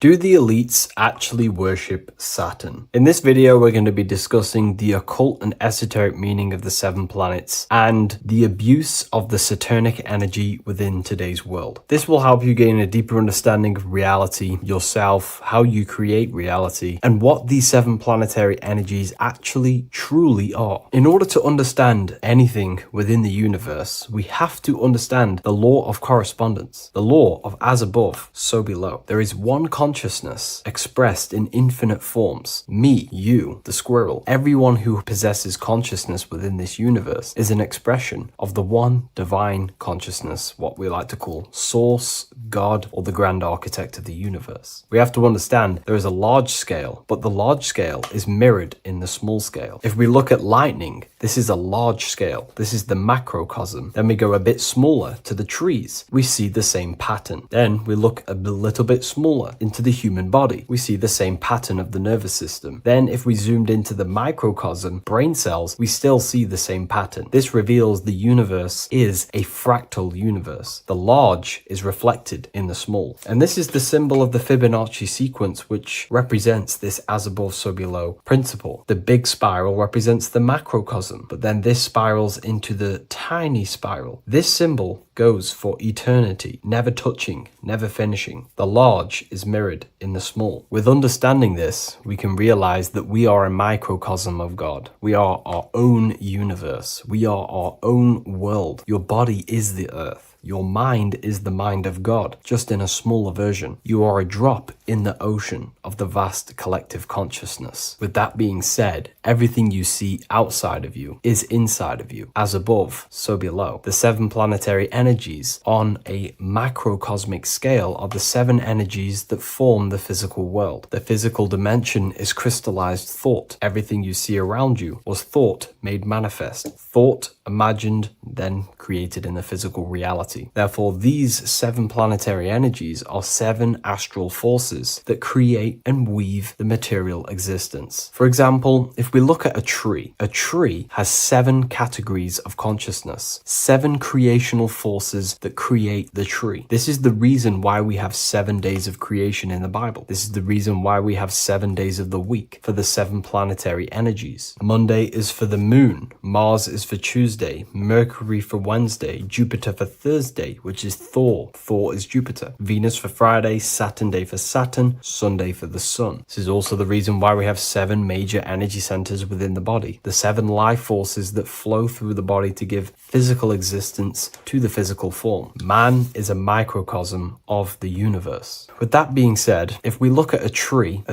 is nature, and nature is the macrocosm, the creation of God's mind. And if we look at the tree, we can see 7 creational categories that go into create the tree. For example, the stem of the tree, the trunk, represents the sun. The root system, the base of the tree, where the tree grows out of, is Saturn. If we look at the fruit of the tree, that represents Jupiter. The smell, the look, the colors of the tree, that's Venus. How the tree communicates with other trees through the root system is Mercury, the intellect, the intelligence, the communication. The leaves of the tree is the moon. The defense mechanism of the tree, how it defends itself from infections and other territories, is Mars. So we can see all physical matter, all physical creation demands these 7 categories of consciousness, these 7 planetary forces. But again, that is the macrocosmic scale. The macrocosm is reflected in the microcosm, which means you have access to these forces, these 7 planetary energies, and you use them to create anything in reality. You've been using them maybe unconsciously your whole life. For example, this book that I've created, the Book of Wisdom Volume 2, you can find it in the bio if you're interested in reading it. It has the 7 planetary forces that go into this tree, into this book. I used the sun, which is my passion and my drive to take actions. I used Mercury, which is my intellect, my thinking, my communication. I used Venus, the layout, the look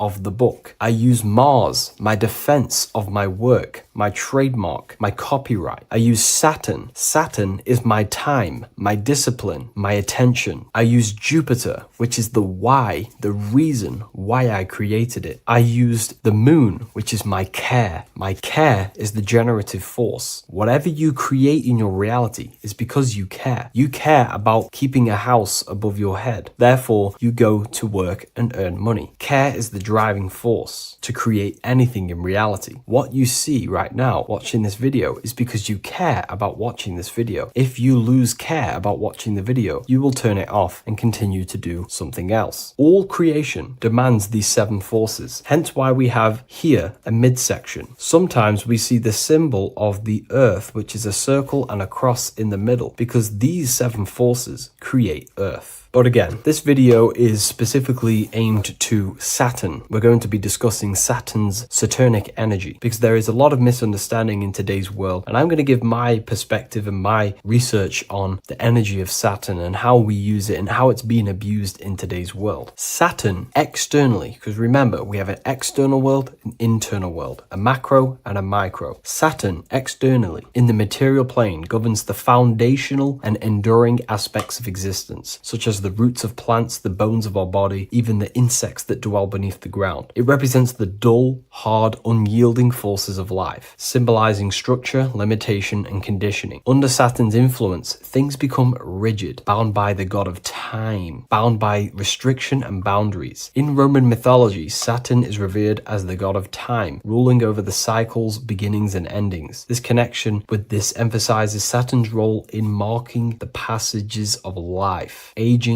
and inevitable constraints we all face. Internally, inside yourself, the microcosm. Internally, Saturn embodies the conditioning within our own consciousness. When Saturnian aspects of consciousness dominates, we become overly rigid, fixated, restricted in our thinking and actions. For example, Saturn's influence is strongly felt in today's world, where many people's minds are confined to societal norms and conditioned responses. The pervasive control Saturnian energy can lead to the sense of limitation, as people become trapped within structure imposed by society and power structures. However, we have to remember that limitation, there is dark and light. Limitation is not bad. This is why Saturn is connected to the god Satan. They are the same being. It's something that restricts, holds back, and keeps you limited, conditions and limits consciousness to its lower power. Saturn is a great teacher, guiding us through difficult life lessons that ultimately lead to growth and expansion and power. Although Saturn's energy is harsh and often challenging, it helps us to develop resilience patience, discipline, and wisdom. Yet in modern age, this energy has overpowered the minds of the masses, fostering excessive rigidity and limitation. Instead of being ruled by Saturn's constraints, we should seek to embrace more freedom, love, joy, balancing Saturn's lessons with openness and fluidity in our life. So like I said, Saturn rules law. Anything that is limiting or holding back, something that is a restriction or a wall. This is why we see judges wear black robes. The color black is associated with Saturn because Saturn rules over the nighttime and the winter time. Capricorn, they wear black robes. A graduate also wears a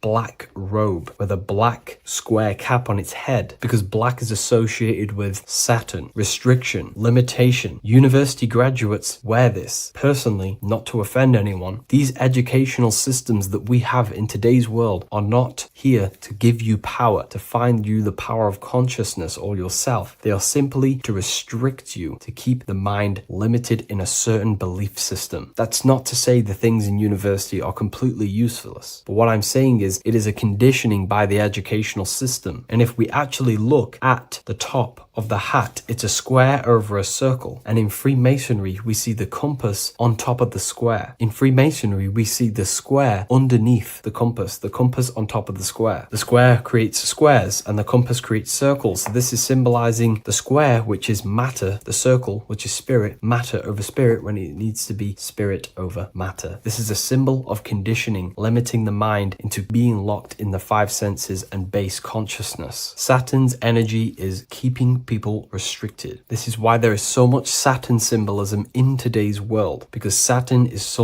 anything to do with limitation, restriction, and time. All of the systems in place are to limit our minds, to keep us on base consciousness, only thinking in a limited box. Only thinking and aware of the five senses. In base consciousness, in animal nature, one only thinks according to their senses. When they have a sense, their mind thinks. This is an affect state of consciousness. They're living in the affect. We need to understand that in base consciousness, we have no true power to create. We're simply living in cycles of affect. Now, what do I mean? The physical world is the effect. It's already manifested and cannot be changed. Our consciousness needs to rise to become a cause instead of playing around and being lost in the effect, to become a co-creator. And this is what the system does not want you to do. It does not want you to become a conscious creator. So they keep you in base consciousness, not giving you the awareness that you are literally a god creating a world right now. You are a world and you are shaping the world. Our consciousness needs to be mastered, controlled, and then we can become a conscious creator instead of running around in the world of illusion and effect. As above, so below. What happens in the mind happens in reality. We do not want to be matter over spirit, which means the external world over the internal world. We need the internal world to rule over the external. Saturn symbolism can be symbolized as a black cube. The cube symbolizes this physical world because everything has 6 sides. We can move forward, backward, left, right, up, and down. We are in this cube. This is why we say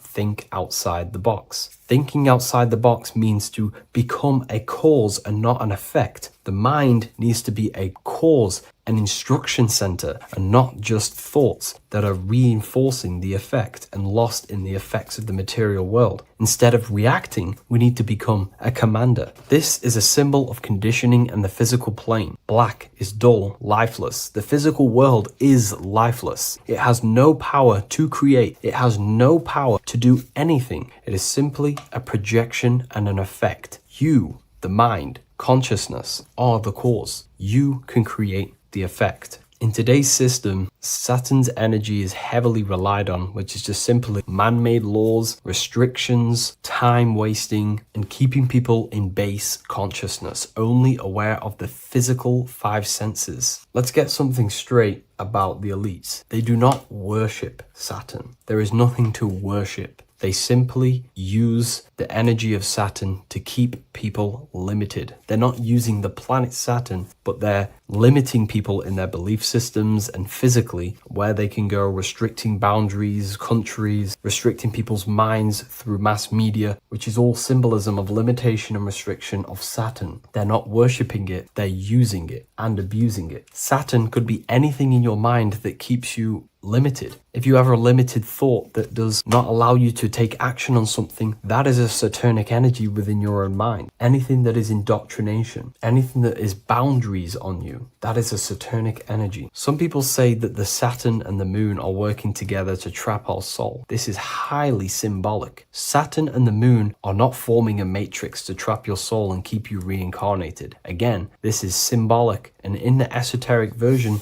and understanding of this, we can see that they do have a relationship. The moon is our subconscious mind, and Saturn is restriction. If we have restrictions and belief systems in our subconscious mind that keep the soul locked and trapped only in these 5 bases, these 5 senses, then we will think and condition ourselves that we are only the physical body and never actually free ourselves from the material world and ascend. Saturn and the moon are not working together, but these are highly linked. By limiting the subconscious, we keep people stuck in base awareness, keeping them locked in the world of effect, never becoming a conscious creator. We have 2 spiritual currencies, time and attention. These are the 2 currencies that we spend. We spend time or pay attention. These are the 2 spiritual currencies that pretty much create our reality. And the system aims to hijack these 2 currencies from you, to limit you, to dominate you, so you do not become a conscious creator. So again, no one worships Saturn. It's simply just a symbol of limitation and restriction. Limitation has good and bad. Limitation can make us learn, overcome, become strong, disciplined, but when it's abused, it can keep people locked in base consciousness and stuck in their lower nature, never figuring out how powerful they are. You hold the power to shape a world. That's how powerful you are, to turn thoughts into physical existence. I'll see you in the next video. Please leave a like, comment,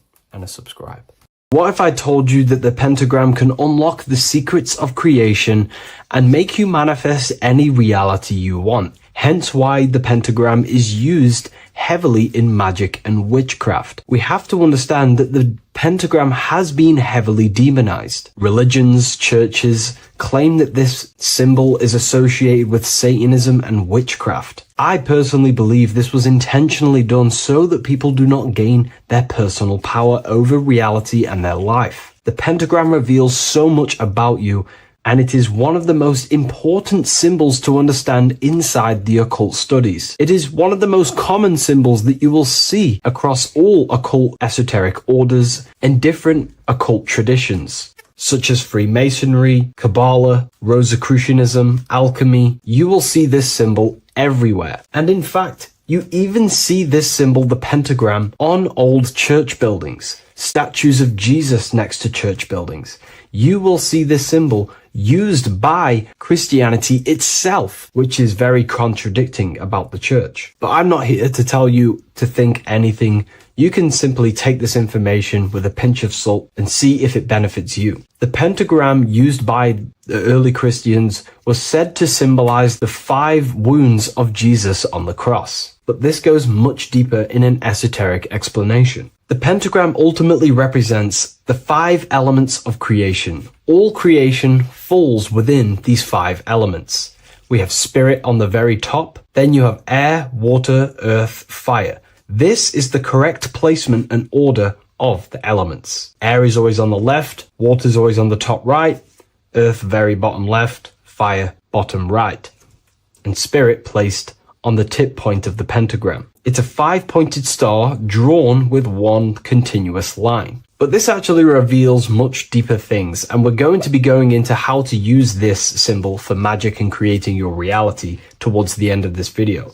But now we're going to give you a basic understanding of the pentagram. It's showing you the 4 physical elements symbolized as triangles and spirit symbolized as a circle. The 4 physical elements are made out of the base element, spirit, or what the ancients call ether. Ether is the underlying base of all physical matter. This is the substance that animates physical matter with life force. All physical matter has its origin in the etheric substance, or spirit, what we want to call it. It is simply the life force that animates the physical thing.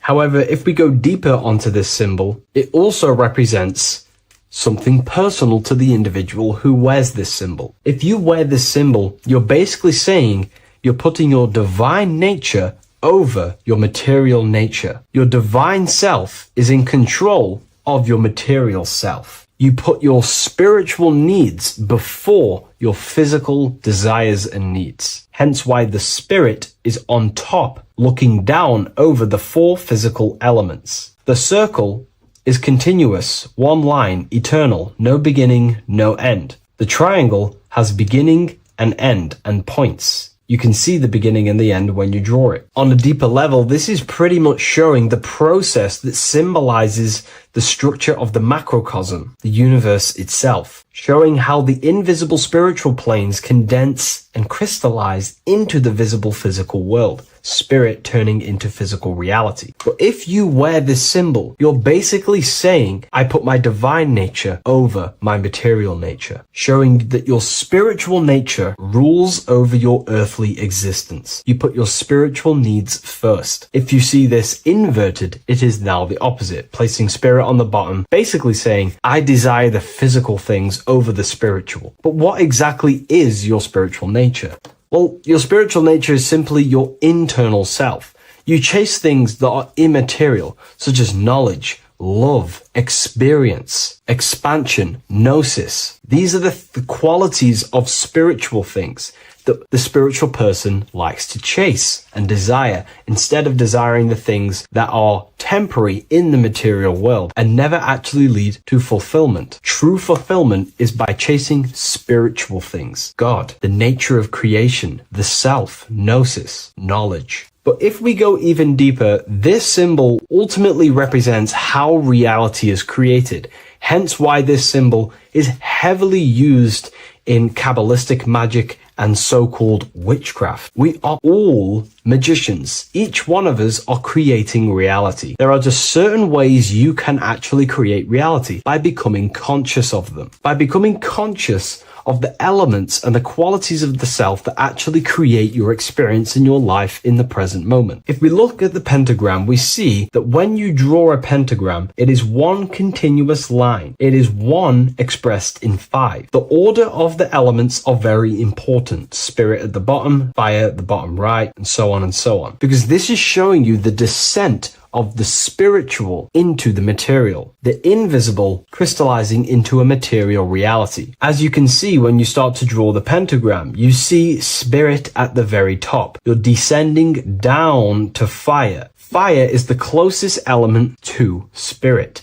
Hence why in magic and witchcraft, people like to use candles. So you're descending first into fire, then into air, then into water, then into earth, then back into spirit. Because of course, the cycle of creation unfolds itself. When you die, you return back to spirit, and then you reincarnate yourself back into physical reality if you wish and desire to. Everything is under this process of matter spiritual. In the daytime you wake up, you're in your material body. When you go to sleep, you enter your astral spiritual body. Everything's in this continual process, renewing itself in spiritual, then material. But the reason why this is associated with magic so heavily is because each one of these elements corresponds to a different body of consciousness, a different vehicle of consciousness. Consciousness has many different vehicles it uses to create the tangible self, the physical reality. For example, consciousness has a spiritual nature. The spirit element in this case symbolizes the emanation, the descent of the one power, the one force that we are all using. Each one of us is using this one power, the power of the source consciousness,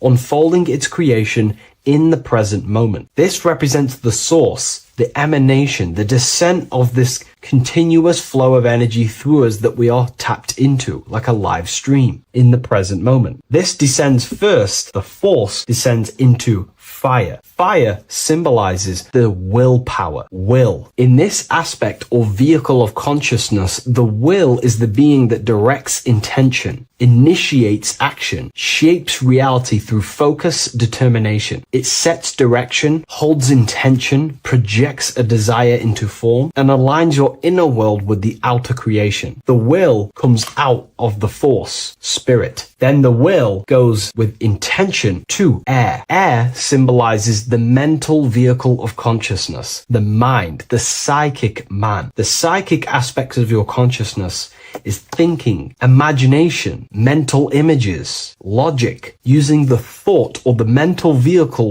body of consciousness. Then that thought has an emotion, which is then water. So it goes from the force to the will to the intellect to the water, the emotional body of consciousness. The emotional vehicle of consciousness amplifies the thought into an emotional desire that you want to take action on. No one takes random actions, and if we do, we say we're very bored and we don't care. The water is the energy, the emotion you have to fulfill something. And that emotion then descends into earth, which is the physical body to take the physical action in the present moment, to fulfill that desire, to fulfill that will, that thought, that desire. And that is how reality is created all the time. Now, there is much more that you can go into with the pentagram, because true magic is about changing consciousness at will, not casting random spells. It's the ability to change the direction of consciousness using the power of the will to direct these forces to create change in the internal world so it can project outwardly in the external world. Because consciousness creates the external reality. What happens within us, we see change outside of us. So true magic is about manipulating the forces and the vehicles of consciousness that exist within our own mind to produce a change in the material world. There are other ways you can use magic, by purifying each body of consciousness or banishing each body of consciousness. Other forms of magic, you can dissect each body of consciousness and work with that specific body. If you think you're using your mind too much, you can start using banishing rituals to banish the power of the mind, to stop overthinking, for example. Or if you have lack of emotional connection with your emotional vehicle of consciousness, we can dissect this body, tap into this body, and invoke this body and strengthen it. We're dissecting each body and vehicle of consciousness so we can work with it to create a specific change inside ourselves, then to be mirrored outside of us. So pretty much this pentagram represents the descent of the spiritual turning into a material reality. Hence why sometimes we see a human figure standing in the point of a pentagram, because it ultimately represents the microcosm. You are the microcosm.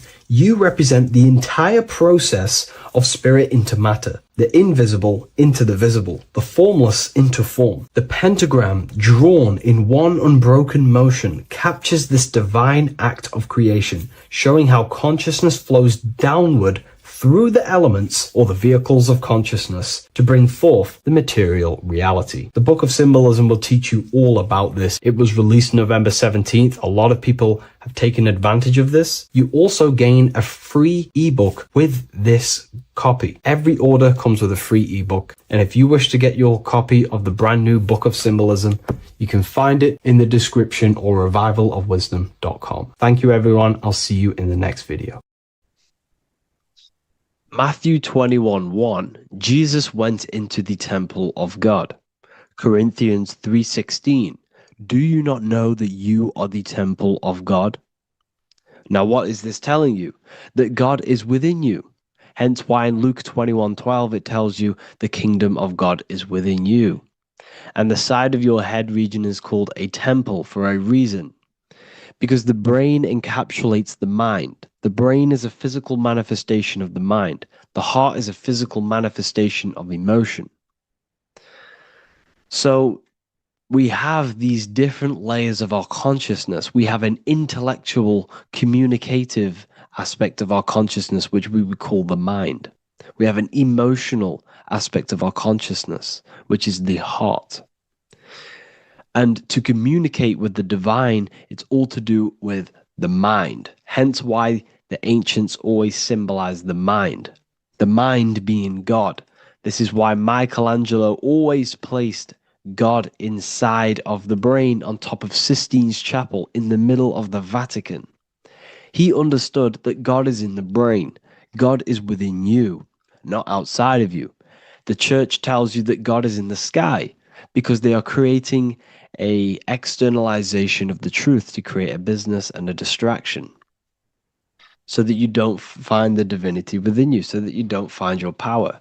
Now you have Adam, the physical man, the physical body, the ego, the lower self, And he is resting. He's not trying to reach to God, but God is reaching, because the higher consciousness within you is always trying to communicate with you. It's always trying to wake you up to your divinity. But the lower mind, the lower self, Adam, the physical self, is always in ignorance of truth, always in ignorance, and stays in a materialistic way of thinking, which is the lower animal self. And this is what we call a sleep, or an NPC. This is the lower mind of man. But all you have to do is to move your finger to touch God. You have to look within yourself, within the brain, meditate, and you can find God. This is why in the Bible we see many references to the human body and anatomy to truly connect with God. Kings 6:8, the door to the middle chamber was in the right side of the house, which is the right hemisphere of the brain. The middle chamber is the pineal gland, where the seat of your consciousness is, but the seat of your higher consciousness is, the mind. And they went up the winding stairs, which is your spinal column, into the middle chamber, and out of the middle chamber into the third. So they went up the winding stairs. This represents raising your consciousness up the winding stairs. Your spinal column acts as a stairway of consciousness. Depending on what sort of consciousness you are operating in, depends on what part of the spinal column you are using.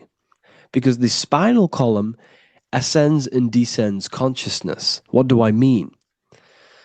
If you are in a reproductive way of thinking and you're always thinking about sex, you're jerking off all the time and you're always eating, all of your brain's power and your mind's power is being descended into the lower aspects of the spinal column, which represents hell, the physical state of man, Adam, the ignorant state.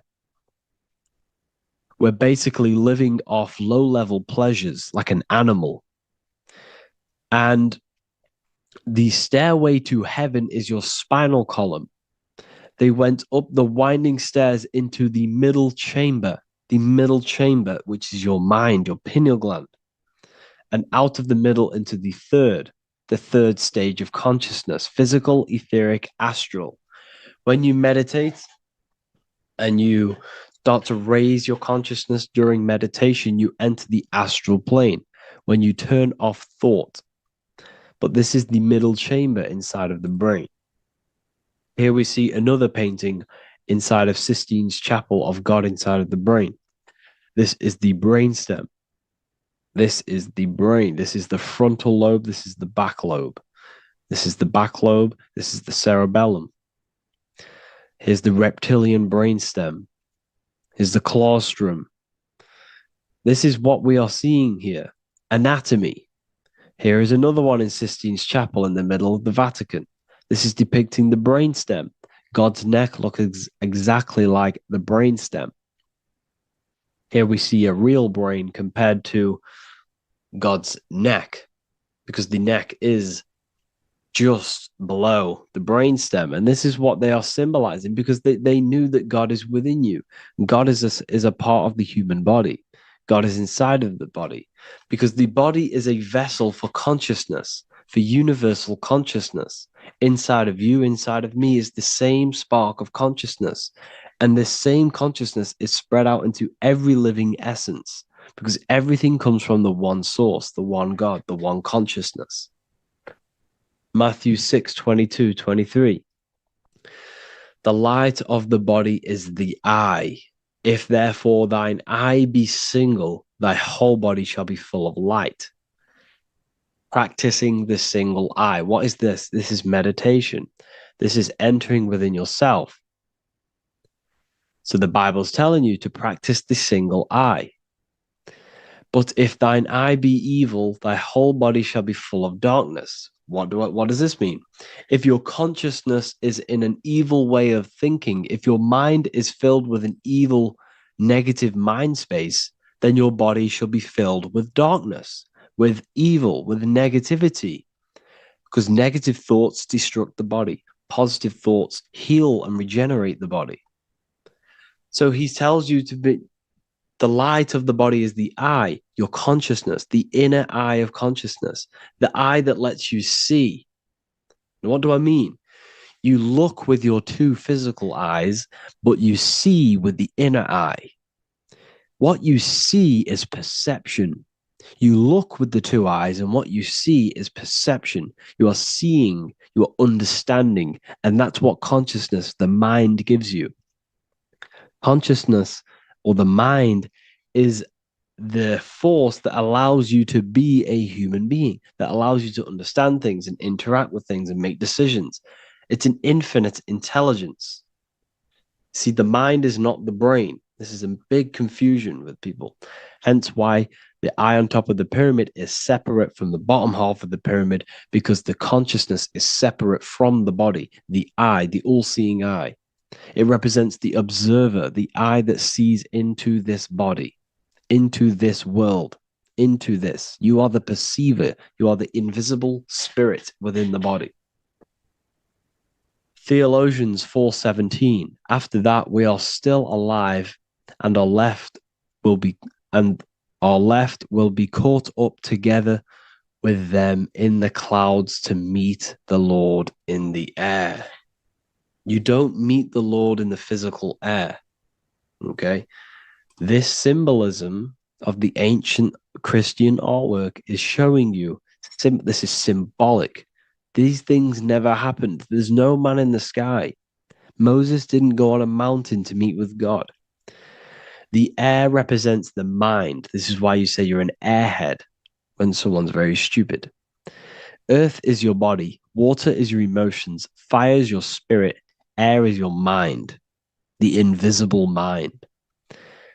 So Anton Mengs, an ancient Christian art worker, is showing you anatomy of God in the clouds.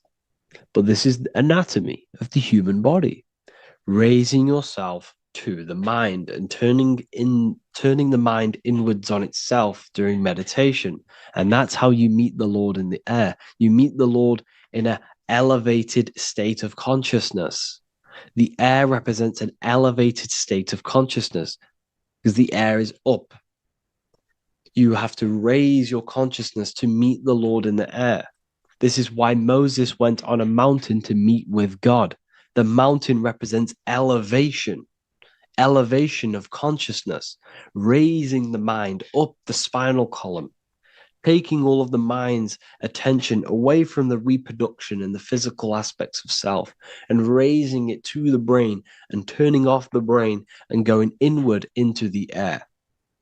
It's talking about raising consciousness. It's allegorical. It's a spiritual, metaphorical text. The side of your head's called a temple because inside that where that temple is, right in the middle of where you call the temple, is the inner chamber, the open room, the holies of holies in the Bible, or the land flowing with milk and honey, or Mount Zion.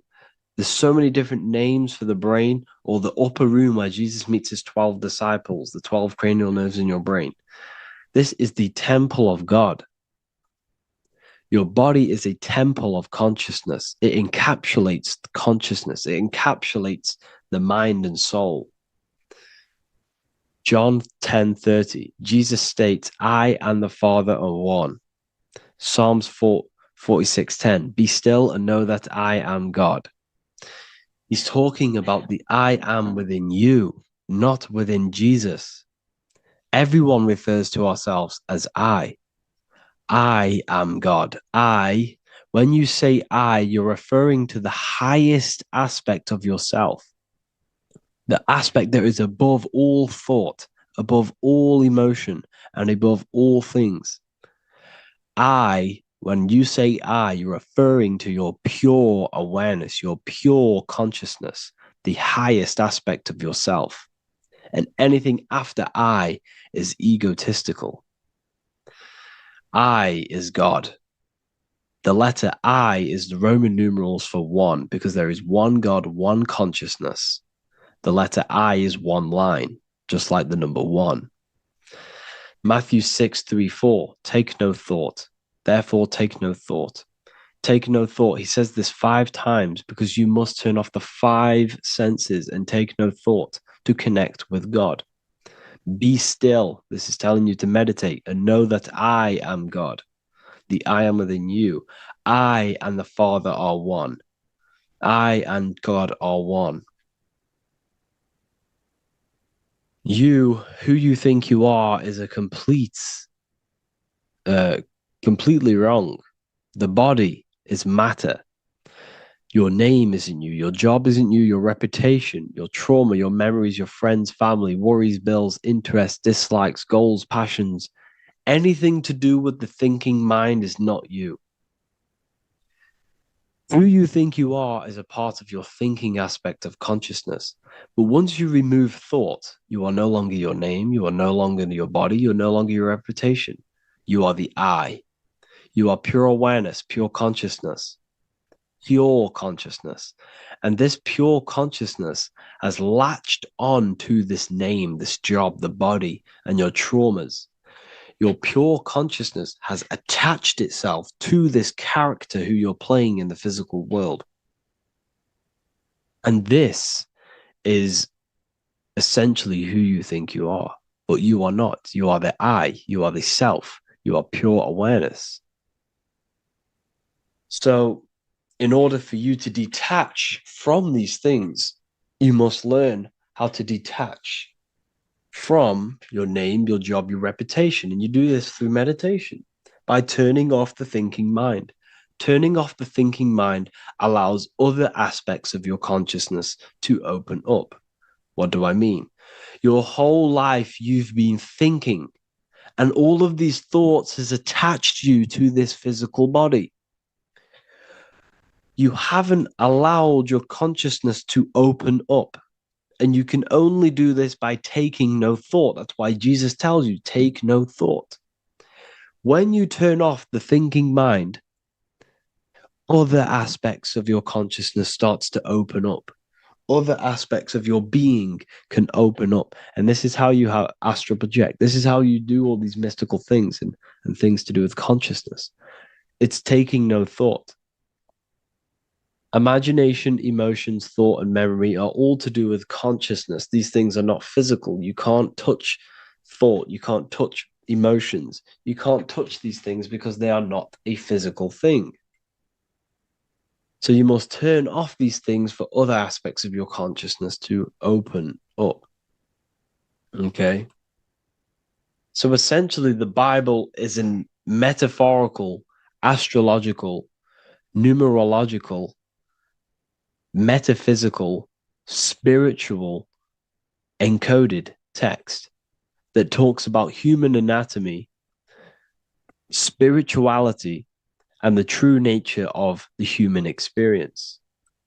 Everything they teach you in school is to make you think that you are this body. Everything they teach you in church is the externalization of the true teachings of Jesus. Jesus was telling you to meditate. Jesus was telling you to practice the single eye. Jesus was telling you to look within yourself and find God. He wasn't telling you to pray to him. Mark 16:19, he was taken up to heaven and sat at the right hand of God, the right hemisphere of your brain.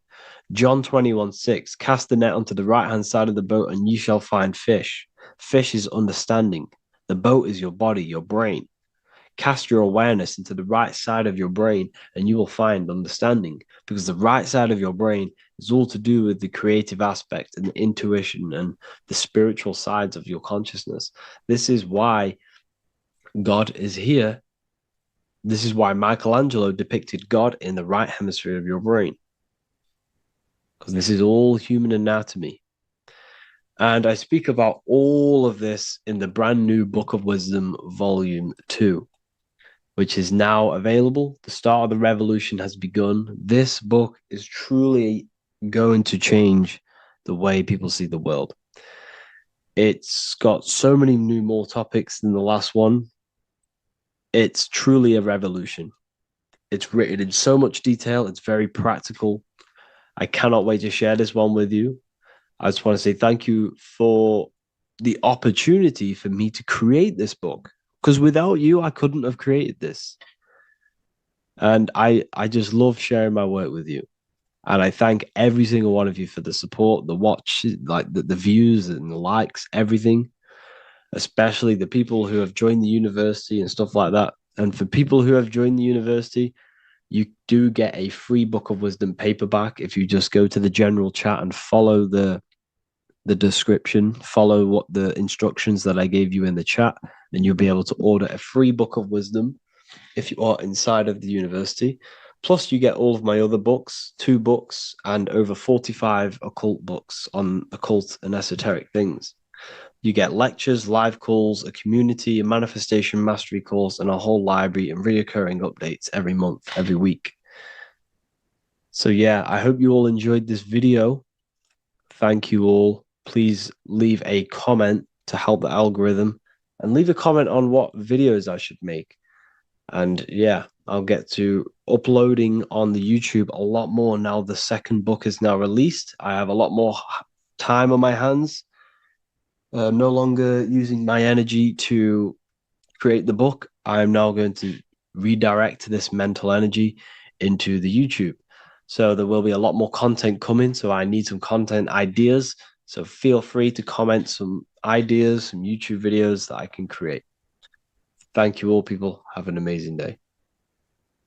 What if I told you the devil is closer than you think, and it's not actually a real person, force, or spiritual entity outside of you, but a being and an aspect of your own mind and psyche? In this video, you will learn exactly what the devil is and the true esoteric meaning of the devil. The first thing we need to understand is that the universe is a mental universe. Look around you. Every action, every building, everything you see around you was begun first as thought in the mind, then manifested. We use the mind to build and shape our reality. The universe, the world, only exists inside of our mind. Therefore, God and the devil exist inside of our own psyche. So first of all, the devil is not a literal being, but a symbol of the lower self. It represents the unmastered, ego-driven part of the human mind, a symbol of destructive thoughts, emotions, behaviors, lives in realms of chaos, fear, hatred, lust, and ignorance. This is why we see the devil as red, because red is the lowest vibrational color on the color spectrum. It also corresponds with the root chakra, which is all to do with survival instincts. Red represents chaotic and intense emotions like hatred and anger. When we are angry, our face turns red. The devil represents our animalistic fundamental needs, our instinctual needs, our survival state of consciousness. We have a survival state of consciousness and a godly state of consciousness. Our godly state of consciousness is creating, not just experiencing in the animal state, but consciously creating reality. This is why we see the devil with a goat head, an animalistic head, and the head is where the brain is. The animal head represents living off instinct, the part of our mind that lives on urges, impulses, and instincts, eating, sex, power, ego-driven actions, and ego-driven thoughts. Animals are only aware of themselves. Animals live on instinct. They have no ability to consciously create like humans. This is our lower desires for the material world. That's not to say the material world is evil. However, when our consciousness is only seeking material things, this leads us down a path of self-destruction, because nothing material can ever satisfy our soul. Everything material is temporary. Therefore, the devil represents the part of us that seeks only material desires, only material fulfillment, the ways of thinking where we only think about ourselves and ego-driven thoughts. It also represents the unchecked, unconscious self, where we have no mastery over our thoughts, over our emotional impulses, and no mastery over our actions. We're living in instinct and impulsive states, which causes chaos, selflessness, destruction, and keeps us bound to our lower material 3D state of consciousness. It's important to recognize that the word devil was never present in the earliest Gospels. Instead, what was mentioned was a spirit of evil. This distinction is crucial because it underscores that the idea of the devil, as popularly conceived, does not actually actually exist as an independent entity. Rather, it is a personification of the lower aspects of the human mind, a facet of our own consciousness. The term spirit of evil was not meant to denote a specific deity or being, but rather any force of negativity, whether it manifests as a destructive thought, emotion, or action. A spirit is a force, an energy, and we have three forces that create our reality: thoughts, emotions, and actions. We have full control over these three aspects which transform and mold reality. A destructive thought, a destructive emotion, a destructive action is a spirit of evil, and it originates from the darker aspects of the human psyche. So now, because we're on the topic of the devil, we have to look at the pentagram, which is obviously connected to the devil heavily. The upright pentagram represents spirit, air, water, earth, fire. Upright, which represents spirit, the most important element on top of the earthly elements, showing spiritual principles over material principles. As spiritual beings as we are, we have to put our spirit first, our higher self first, and material things second. Why? Because material things never satisfy us long term. Seeking material fulfillment will leave us feeling unfulfilled in the long run and very unhappy, and we can lose ourselves in illusions. We have to put our spiritual principles first. Seeking wisdom, knowledge, connection to the divine, and connection to our higher self is what gives us true fulfillment in our hearts and souls. But when we see this pentagram inverted, we now have spirit on the very bottom, which now represents earthly principles on top of the spiritual principles. We're putting our earthly elements on top of our spiritual element, which this inverted pentagram represents no longer caring about spirit, no longer caring about our invisible internal world, and only caring about this external body, food, sex, material things, cars, money, and all the things outside of us, the world outside of our mind. This is what true Satanism is. Satanism is not worshipping an external deity, but it is worshipping the self, only fulfilling the ego's desires. This is what true Satanism is, and we have all been conditioned to live in this state. Satanists want us to believe that there is an external deity called Satan or the devil, and the reason they do this is because they trick us, making us believe that we are not Satanists, while they are actually conditioning us to be self-seeking, ego-driven people, where we only care about sex, food, material things, and money, which is actually conditioning us to be Satanists. 80% of the population today are unknowingly involving themselves in Satanism, which is ego-driven thoughts, actions, and emotions, dwelling and living in this state where we only care about ourselves. When we are spiritual, we realize we are all one. We are all one consciousness family, and we need to do things that help and contribute towards our collective experience, helping others instead of seeking to serve only the self. The angel is depicted with wings, which represents elevation, higher self. The devil is represented with an animal horns, which is on the ground. A goat is on the ground, which represents the lower self. This is the elevated mind and the lower material mind. Horus, the bird, higher self. Set, the ground animal, lower self. Jesus and Satan. These are two forces, two characters that exist within the human psyche, not real entities. They are forces of our minds, and there is a battle between our higher self and lower self all the time within our own minds. There's always a part of us that's telling to do one thing and another thing, to do something bad and to do something good. There is this battle inside of our own consciousness. Here we have the human spinal column. The human spinal column is showing you the higher and the lower self. The higher self represents the head. The head is where the mind is. This is the creative essence of the universe. This is where all material things begin as a thought in the mind. We create with the skull, with the brain. This is our higher self, the heavens, connected to the heavens, the sky. And the lower end of the spinal column is where our reproductive organs are, where our gut is. Our reproductive organs and our gut is all to do with survival. The lower end of the spinal column, lower instinctual 3D based consciousness. The lower end of the spinal column is where our lower self dwells. Eating, consumption, power, and sex, lust. These are all emotional forces and instinctual based based organs that are not inherently evil, but when we dwell and live off this lower end of the spinal cord, it keeps us in low states of consciousness. Our goal to raise to our higher mind is to balance this, not to overeat, not to abuse power, not to abuse sex and lust, but to master these organs and gain the ability to say no to these organs so that we can raise to our creative side of consciousness. Instead of dwelling in our instinctual nature, we can turn to our creative nature and consciously become a builder and constructor of reality. This is the true way of raising consciousness. This is the stairway to heaven, out of the animal consciousness to the higher consciousness. To wrap all of this up, it's all about gaining control over our instinctual lower nature and allowing our spirit to rule over our body and not our body ruling over our spirit or mind. The moment you let a thought become instantly an action is the moment you are an impulsive person. We are all trained to be this way. It is okay if you are in this state. The moment you let a thought turn straight into an action without questioning, that is the mind controlling you and you not controlling the mind. We need to gain control over the mind, and we do this through many different ways, through meditations,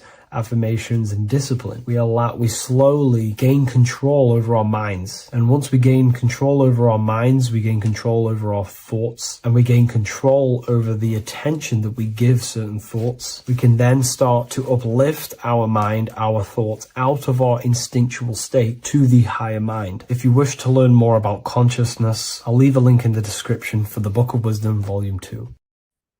You are not breathing correctly. 98% of people only use a third of their lungs capacity, which is shallow breathing, which ages you, lowers your brain capacity, and also lowers your state of consciousness. So it's essential that you breathe consciously on a day-to-day basis, because this is what truly elevates your consciousness. I am going to give you the key for you to raise your consciousness just through breathing alone. Such a simple thing, but yet the most effective way for raising your state of consciousness and becoming more spiritually and mentally advanced. So tune in for this video, and I'm going to show you exactly how to do it and the symbolism behind breathing. Air is more than just air. It carries electromagnetic energy. So now I'm going to give you the science behind this spiritual truth. This invisible force is what sustains all physical life, providing the life force energy essential for existence. Electromagnetism. Everything is fed off electromagnetism. Your body is an electromagnetic battery. Now, we can prove that air carries electromagnetism just by doing a simple test, a simple scientific experiment, by getting liquid oxygen and pouring it between a north and south magnetic pole, two polar opposite magnets. We see that the liquid does not fall straight through it. It is sucked, it is magnetically attracted to these two opposing forces, opposing magnets. This is proof that air, liquid oxygen carries electromagnetism. When you are breathing electromagnetism, the essential life force behind all living beings. This is known as energy or prana, chi, ether, or spirit. This is all the same thing. Air is not just empty space. It is energy. It is prana. It is life force. It is spirit. It is ether, chi, prana. You are an electromagnetic being. Your consciousness is in direct correlation with your electromagnetic aura or biofield around your body. Your state of consciousness is mirrored within this field around your body. Now, your breath, when you breathe in, you're breathing electromagnetism or life force. Breath is the vital link between the physical and the spiritual, bridging the body with the soul. Through breath, we connect with both tangible world and deeper, the unseen realms of energy and consciousness. Breathing deeply and properly elevates our consciousness, enhancing the brain's functions, heightening the sensitivity of our five senses. It also brings a profound calmness to the mind, creating a state of clarity and inner peace. Like I said earlier, breathing properly is the fastest way to elevate your consciousness. It is the fastest way because breathing, when you stop breathing, what happens? You lose physical consciousness. Your body will shut down if you do not breathe in this vital electromagnetic energy in the oxygen. If your body does not get this for 5 minutes or however you can last without breathing, this makes you lose physical consciousness. Your body will not survive without this essential life force energy. Therefore, air is one of the most overlooked things. This is why we see the symbolism of Buddha having a big belly. Why does he have a big belly? Because it's symbolizing breath work, proper spiritual breath work, the certain teachings of breath work, of when you breathe in through the nose, you have to breathe in through the nose. You don't want to breathe in through the mouth because the nose acts as a filter which catches dust particles and filters out the air before it enters the lungs. The mouth does not do that. The nose is for breathing inward. We breathe in through the nose, and when we breathe in, we breathe into our belly, not our lungs. When we breathe into our belly and our belly expands outwards, we are then moving this energy down from the nose down the spinal column. And when we breathe back out, the belly goes in, which is raising the energy up the spinal column, back out through the mouth. This is the true way of breathing, because when we breathe, we are moving energy. We are moving electromagnetic energy. When we breathe in through the nose, the energy travels down the spinal column. And when we breathe out, we are raising this energy back up the spine, some of it going out the mouth, and some of it reaching the brain, activating dormant brain cells in the brain. But when we breathe, we need to make sure we are using 100% of our lungs' capacity, because the lungs is what transforms this special energy into consciousness, physical consciousness. So this is why Buddha has a big belly. It's not because he was fat. It's not because he was overweight. It's symbolism. It's symbolism of breath work. So try this. Do this for 2 minutes while you watch this video. Breathe in through the mouth as hard as you can until you no longer can fill any more air into your lungs and belly. Breathe it into your belly, not your lungs. And breathe out through the mouth. Do this for 5 minutes or 2 minutes, however long. I promise you, breath affects your consciousness. You will notice the difference. If you do it quicker, the quicker it'll affect your consciousness and you might go lightheaded. But that lightheaded is you activating your spirit, your energy body. So try this just when watching this video. When you breathe consciously, you are renewing both your energy body and astral body, aligning your consciousness with a higher state. This practice feeds new life force energy into the body, revitalizing and enhancing your overall well-being. Like I said, your brain requires the most amount of oxygen. When we have shallow breathing, this is reducing the brain's capacity. Because when we are not breathing properly, which 98% of people are only using a third of their lungs capacity, we are essentially only using a third of our consciousness, because your breath is directly correlated to your consciousness, your state of consciousness. When you breathe in through the mouth, out through the mouth, out in through the nose, out through the mouth, consciously and deeply for 5 minutes, you will notice that your senses are more powerful and sensitive. Your brain is quicker.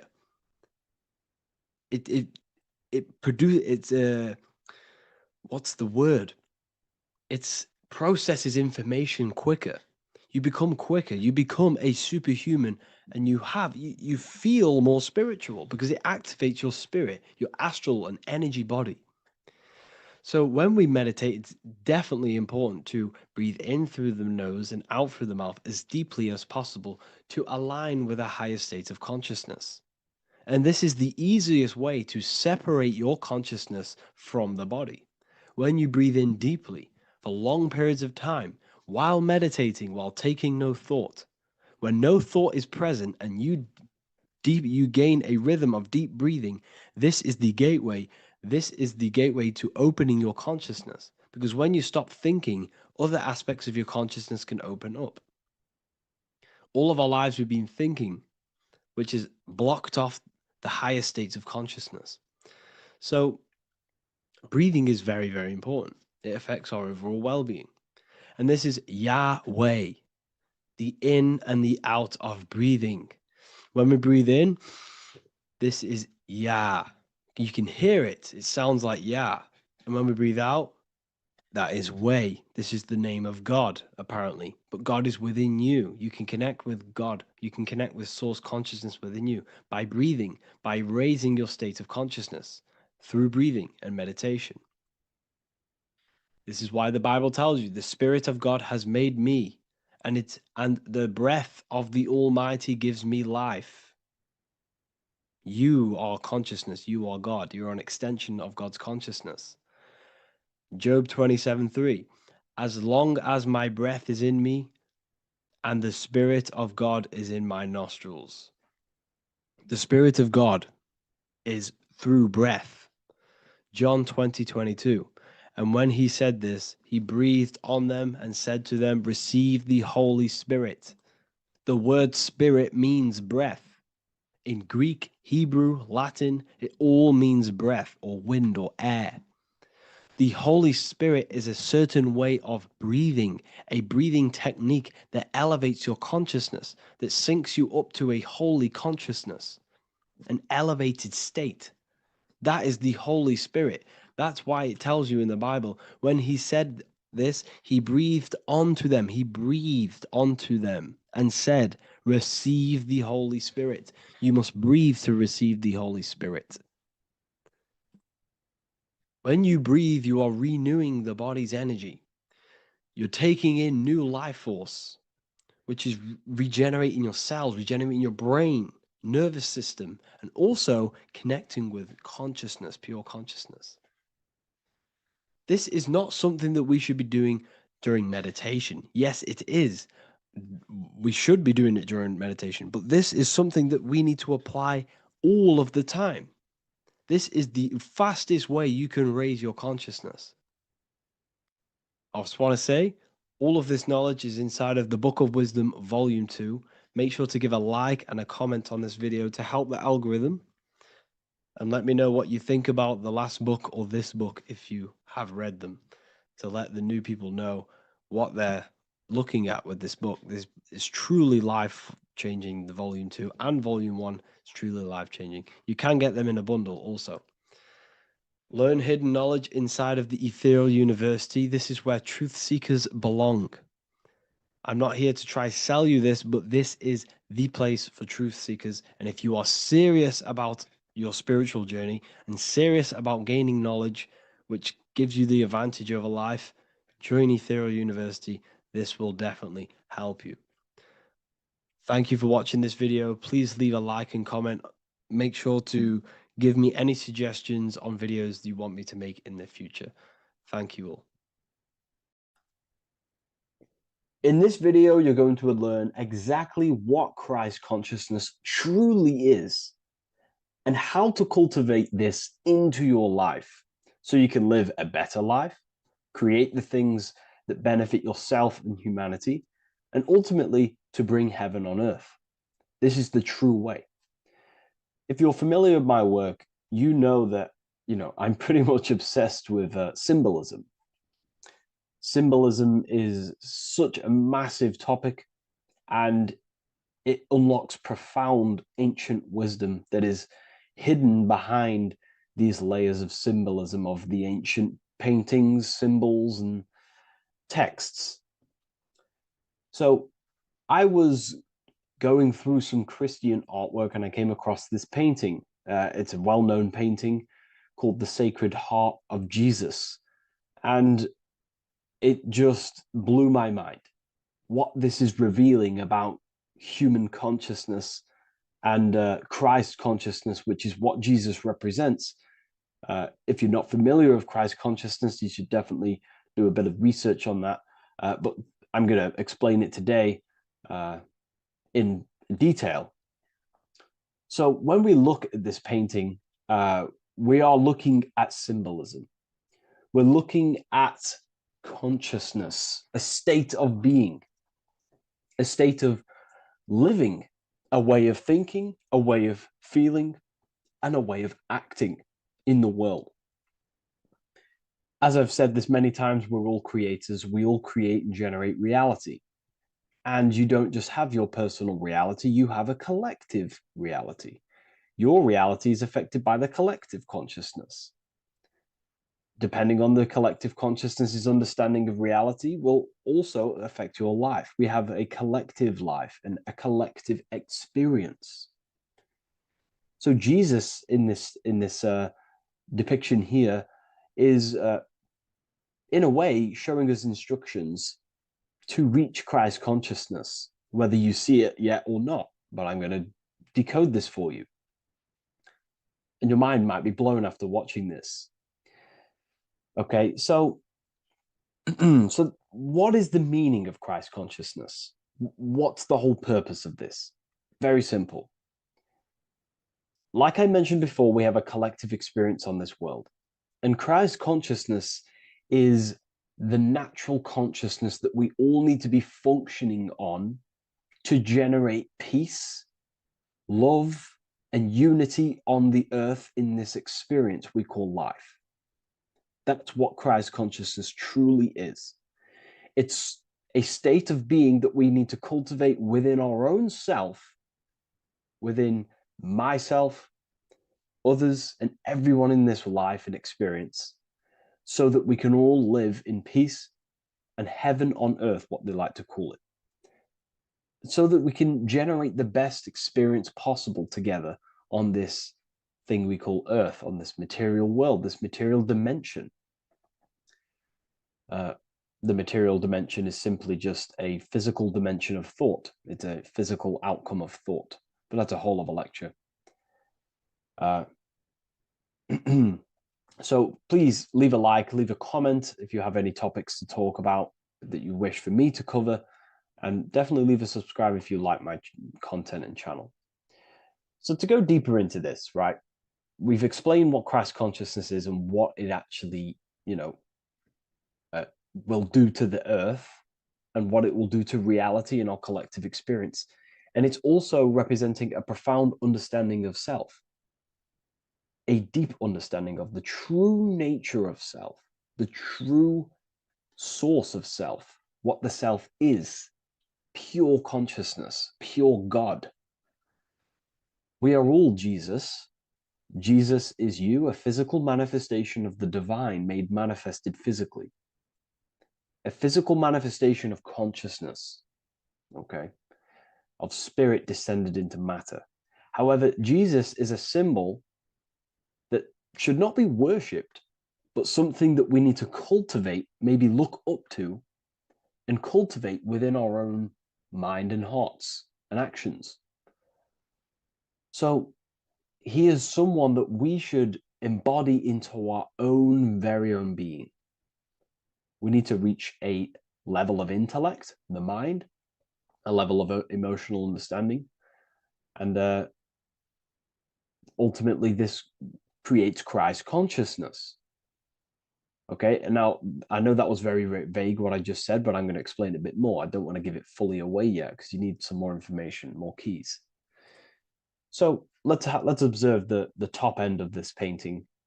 Jesus with this circular light emanating around his head is symbolic of the mind, of the our thinking aspects of consciousness, the way we generate thoughts, ideas. The mind is also good at also ruling communication. It also rules what we give attention to. Okay, so this is symbolizing the mind of every human being. The mind is a very powerful center of consciousness located in the head, of course. This is why Jesus is the head at the top with the circle around it, representing the mind. Now, to reach Christ consciousness, we need to purify our minds. Purification of the subconscious mind. The subconscious mind is the hidden aspect of our mind with all of our memories, belief systems, and everything we've ever experienced is stored within there. We have traumas there, we have bad belief systems that hold us back. So it's about reprogramming the subconscious and aligning the subconscious with higher consciousness, with higher understanding of self. Removing any mental blockages from the mind. Because in today's world, most people's minds, including myself before I, purified myself, and I'm still continually purifying myself. That's not to say I'm perfect, because I'm definitely not. But what I was saying was purifying the mind so we can have a powerful mind. Because like I was saying, most people's minds are not their own friend. They let their mind control them. They let their thoughts create negative influence on them, negative emotions. They let their mind destroy their confidence, destroy themselves. We do not want a mind like this. We need a mind that is our best friend, that receives powerful thoughts, that gives someone power.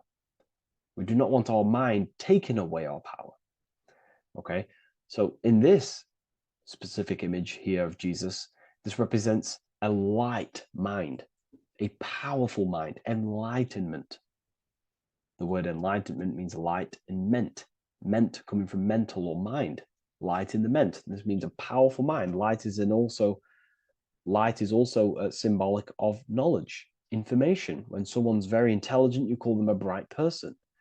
It's a bright mind. It's knowledge of self. So the mind is conscious of self. That's another thing. We need to be conscious. A lot of people are not conscious, including myself before I did this, before I woke up. Most people are not conscious of their actions. They're not conscious when they're actually awake in the day. They do things unknowingly. Are we conscious of our thoughts, emotions, and actions, what we're giving attention to in our mind? Because ultimately this shapes our experience. There's a great quote, I think it's Julius Caesar or one of the Roman emperors, who says the quality of your life is dependent on the quality of your thoughts. Something along them lines. I don't know if I'm 100% correct there, but it's very true. Our thoughts dictate our happiness. So to cultivate Christ consciousness, we need to be conscious of our actions, conscious of our thoughts that we're giving attention to. There is a level of mastery that we can achieve within ourselves where we become conscious of every single thought that enters our mind. That sounds easy, but it's definitely not. But that's a high level of mastery that we can achieve and cultivate within ourselves. So we're looking at a powerful mind here from Jesus, a powerful mind, a purified mind. And we purify the mind through, affirmations, meditations, ritual work. Rituals are things we do every single day with an intent in our mind and an emotion in our heart to impress that state of consciousness into our subconscious, so it can slowly rewrite our consciousness and align our consciousness and sync it with higher thoughts and higher emotions with love. We can sync our consciousness with love, which is ultimately what Christ consciousness truly is. Well, now we're going to go on to that now. So we've gone over the mind. Now we go over the heart. Now notice, before we go into the heart, Jesus is revealing. He's pulling back the robe, symbolizing opening the heart, revealing the heart, revealing the soul, the light of the heart. Our authentic self lies in the heart. Our pure intentions, our love, our soul needs to be shining through our heart. And our soul is unconditional love. Now, That's not to say that we can get corrupted hearts. We surely can have corrupted hearts, for sure. We can love sick and twisted things, and that's evident in today's world. People love killing people. People love hurting people, manipulating people. People love power. Now, that's obviously an inversion of natural, the natural state of consciousness for humans. When we're born with a natural state of love, of unconditional love for the self, for everyone else, for animals, insects, the earth. We love everything as a child. And not only do we love everything, we actually act upon this. As a child, we do not act on anything we know is not good. And I'm talking early stages of being a child, before we're indoctrinated, before the mind and heart become corrupted. We are pure. This is symbolizing this. Light represents also purification and truth, because when you shine light on something, it's the truth. You see it. You shine it through the darkness. It reveals. So light, this is symbolizing revealing the light of the soul, of love consciousness, holding love in the heart, true love, not love for sick and twisted things, but true love for the self, the body, and for everyone else and all things. Holding love in the heart. There's a famous saying of keeping the sun in your heart. Keep the sun in your heart. It's a very famous saying. What the sun is a symbol of love. What does the sun do? It gives abundantly. All it does is give light, give energy, power, light to the earth, and everything is feeding off this source. The sun expects nothing back. It just abundantly gives. It's a symbol of love. This is the love principle of creation. Now, the heart is also governing our actions. What we think about, okay, in our mental field of consciousness is directly corresponded and observed in our hearts.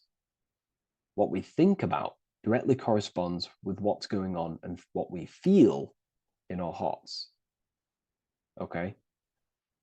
Thoughts produce emotions. So if we give attention to negative thoughts, there's no wonder we're having negative emotions in our hearts. So purification of the mind is also having an effect in purification on the heart. Because when we purify our thoughts and only give attention to powerful thoughts and positive thoughts that uplift yourself and humanity, then we're going to also see this change in the heart, see this emotional change in our consciousness. Okay, so this represents the purification of, a purified heart, the light emanating around the heart. Love for the self, love for one another. And you're revealing this, you're shining the heart on others. This represents, revealing your true self to everyone without suppressing aspects of self. Revealing the light, not holding back the light. Because people in darkness will look at people who are spiritual and say, oh, he's into the woo-woo stuff. It's about revealing that and not caring about others. Because when you shine a light, you're also planting seeds in other people.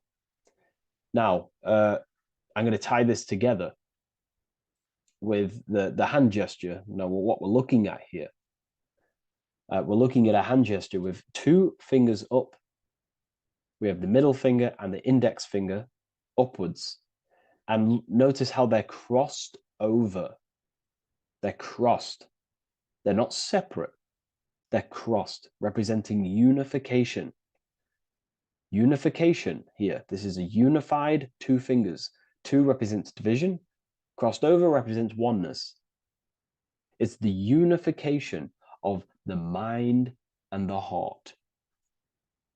A lot of people talk about this, but not many people go into detail about it because, for many reasons. But this is the unification of thought with emotion. This is how we truly reach Christ consciousness. And ultimately, when we do gain the love in our hearts and we do slow, it's a gradual process of cultivating love for the self and everyone else in the world. because we're so programmed to be divided. But it's a slow progress. But when we do cultivate love in our hearts for the self and one another, love is a very, very nurturing and growing force. Like I said, the sun earlier, that is pure love energy. It makes everything grow on the earth. While love in your heart grows connections with people. It grows care. You go out your way to do things to people and do give people things. You know, it's a very nurturing and growing energetic force. And me personally, I think the whole universe is built upon love. The whole thing. Without love, you know, without the love, there is nothing. Nothing is, you know, love is the only true emotion that truly exists. Everything else is either an opposition of love or a different degree and branch of love. Love is the only true emotion, and everything is built upon that principle. Okay, love is what guides us to a higher consciousness. When we cultivate love in our hearts, we become a vessel for light, more energy, more vibration. Our electromagnetic field expands, or biofield, when we hold love in our hearts. It's a very powerful force. And when we do cultivate a strong spiritual compass within our heart, because that's what our heart truly is, it's a spiritual compass. It tells us, well, it doesn't tell us, it knows what is right at all times. If you think something, your heart tells you whether that is right or that is wrong, whether you should act upon it or whether you should not. The heart knows what's good and evil. No one told you this as a child. As a child, you already knew this. You came into the world, you knew what was right and wrong. You knew it was wrong to hurt people. So this unification that he's doing with his hand symbolizes thinking with the love of the heart. Represents thinking with love of the heart. Thinking with love of the heart for the self and the collective. Now, ultimately, what this does is give birth to perfect action. Why? Why does this give birth to perfect action? Think about it.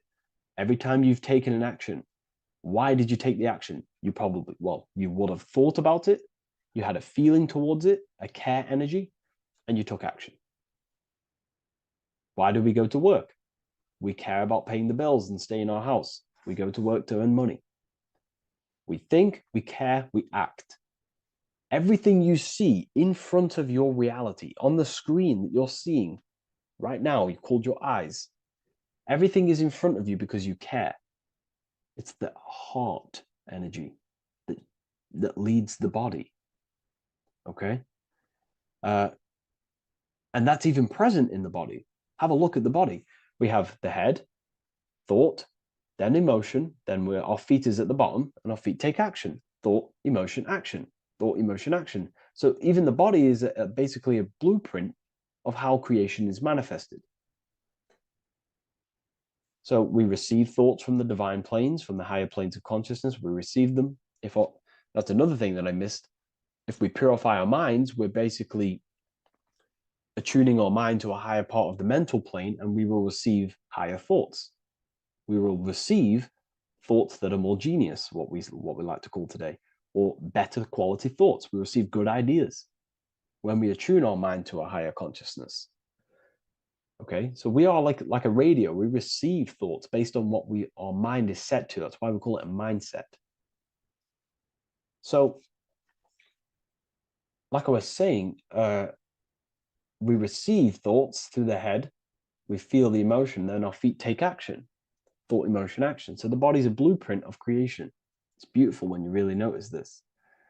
So this unification is about thinking with the love of the heart, which gives birth to perfect action in the world. And this is the state that we need to cultivate within myself and everyone in the world so we can give birth to heaven on earth through action. Because ultimately the world is molded through action, physical action. And them actions are molded from thoughts and emotions. Now,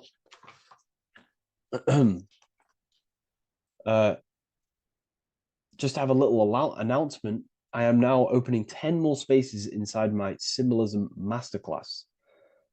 We have 10 more spaces. You're going to learn about a lot more about symbolism. It's very affordable. I'll leave the link in the description if you wish, if you care about gaining more information and learning the ability to read symbols. So what is the inversion of this? What is the inversion of this consciousness? Well, that's what we call satanic consciousness. Satanism. Satanism on its true level is the opposite, the opposing the natural state of consciousness that we are born into. It's about thinking with no emotion, thinking and acting. This is what the Skull and Bones represents here. So the Skull and Bones Secret Society, this is their main logo. Again, we have the skull, which represents thought, and the bones, which represent action. The bones take action in the physical body. We're looking at thought and action with no emotion, no empathy, no love for one another, only love for the self, the inverted love. Okay? We're looking at gray. Gray is a symbol of dullness, death. There's no emotion in gray because colors provoke emotion. When we look at a color, it invokes an emotion. Gray has no emotion. So we're looking at dullness of the emotions. I'm not going to go too deep on this subject. I'm going to create a whole new lecture for that. In fact, I think we have a great lecture inside Ethereal University on Satanism. We're going very into depth of what Satanism is and what Satanism consciousness truly is. And again, it's just the cross inverted. Satanism is just it's the invertation of, I don't know if that's a word, but it's the inverse of natural law, natural consciousness, of love consciousness that we are born into. Okay, so ultimately the message in this video was to create love in our minds, love in our hearts, think with the love of the heart, think with the care for one another, and that gives birth to perfect action. And when we align, when we do truly act out what our heart is telling us, and I know this from first-hand experience. I know this from first-hand experience. This is what happened to me. I woke up. I started to follow my inner guidance. I always took action on it. I was saying yes to it every single time. And it led me, this is, I'm getting goosebumps actually saying this. It led me to where I am. Like that action, me saying yes to my heart, to that knowingness of goodness within me, was like a domino effect. And that domino effect, every time I did it, it was just opening more and more doors, not physically, but mentally. I was receiving more information. I was receiving more opportunity physically. My work started to explode on social media. Like, when you follow your heart and truly take action on what you know is good, it's like a domino effect that leads you step by step to where you're meant to be. And it's so profound and it's so, beautiful. And I'm telling you this from firsthand experience. This is ultimately how you kind of unlock your purpose in this physical world as well. So not only is it going to create a better world, it's also unlocking your true soul form and soul purpose while you're here. It's very beautiful. So I thank you, everyone. Please leave a like, comment, and share, and subscribe to the channel. And I'll see you all inside Ethereal University if you decide to take your studies to the next level. Take care. That you watched this video until the end so you gain a full understanding on what the Baphomet truly is. No, I am not a Satanist. I am simply an esoteric and occult researcher. I've been looking into symbolism for a very long time, and I can reassure you that this symbol does not represent the devil, does not represent any negative figure. It's a very deep occult esoteric symbol. What we first need to understand about the Baphomet, it is indeed a symbol. Every symbol we see around us is neutral. The pentagram, the Baphomet, is neutral. It depends how you use it, whether it is used in a good or bad way. Everything is neutral. It's your mind's perception that gives it a positive or a negative charge. First of all, let's break down the Baphomet symbol. Let's look very closely at the Baphomet. We have clearly the 4 physical elements corresponding to the Baphomet. Here we clearly have the fire element. The wings represents the air, the flapping in the air. The fish scales, which is the water. And this dome figure representing the earth. The soul is incarnated into 4 bodies. We have a mental body of consciousness, intellect. We have an emotional body of consciousness, which is all to do with intuition and energy. We have a spiritual body of consciousness, our astral body, and a physical body of consciousness for the physical earth. Earth corresponds with your body, air corresponds with your mind, fire corresponds with your spirit, water corresponds with your emotions. So the Baphomet is showing you the 4 elements of the soul, the 4 bodies of the soul that we are incarnated in. Now, let's look at this moon figure. We have the moon. The moon represents the internal world. It represents what we cannot see. The sun represents our conscious mind, what we can see, what we're aware of, the physical world. The moon represents what we are not aware of. It represents our internal world. Remember, we have 2 worlds, but you're an individual. You have a dual nature, individual. You have an internal world. When you close your eyes, you have an internal voice, an internal world of thought and emotion, and an external world of this material body. The moon represents the internal. The moon on top represents the moon controlling the mind, represents the inner world controlling you. Now, this is very symbolic in the occult world. If the inner world is controlling you, then you have no control over reality. This is the devil horns. You know the devil horns? The moon crescent? This represents you are the devil. You're being controlled by your thoughts, by your emotions, by your psyche. Then we have the moon below, which represents control over the inner world. We have control over our thoughts, our emotions, our impulses. So you're either being controlled by thought and emotions, or you're controlling them and having self-mastery. In alchemy, we always see this symbol of the man or woman on top of the moon, representing emotional control and self-mastery of the internal world. The journey of the occultist is to gain full mastery over their consciousness. They want to be conscious of every single thought that enters their mental field of consciousness. We get over 7,000 thoughts a day. It is possible to achieve a certain level of mastery where you are conscious of every single thought that enters your mind. This is one of the end goals of self-mastery and occultism, as this gains your personal power. When one achieves this, they are then able to direct the mind in one place and one place only, becoming more effective in manifestation and creation, because we are microcosms of the divine. We are creators. This is the gesture of as above, so below. The inner world and the outer world are mirrors of each other. The inner produces the outer. Your physical life circumstances are a result of every thought you thought in the past. The inner projects the outer.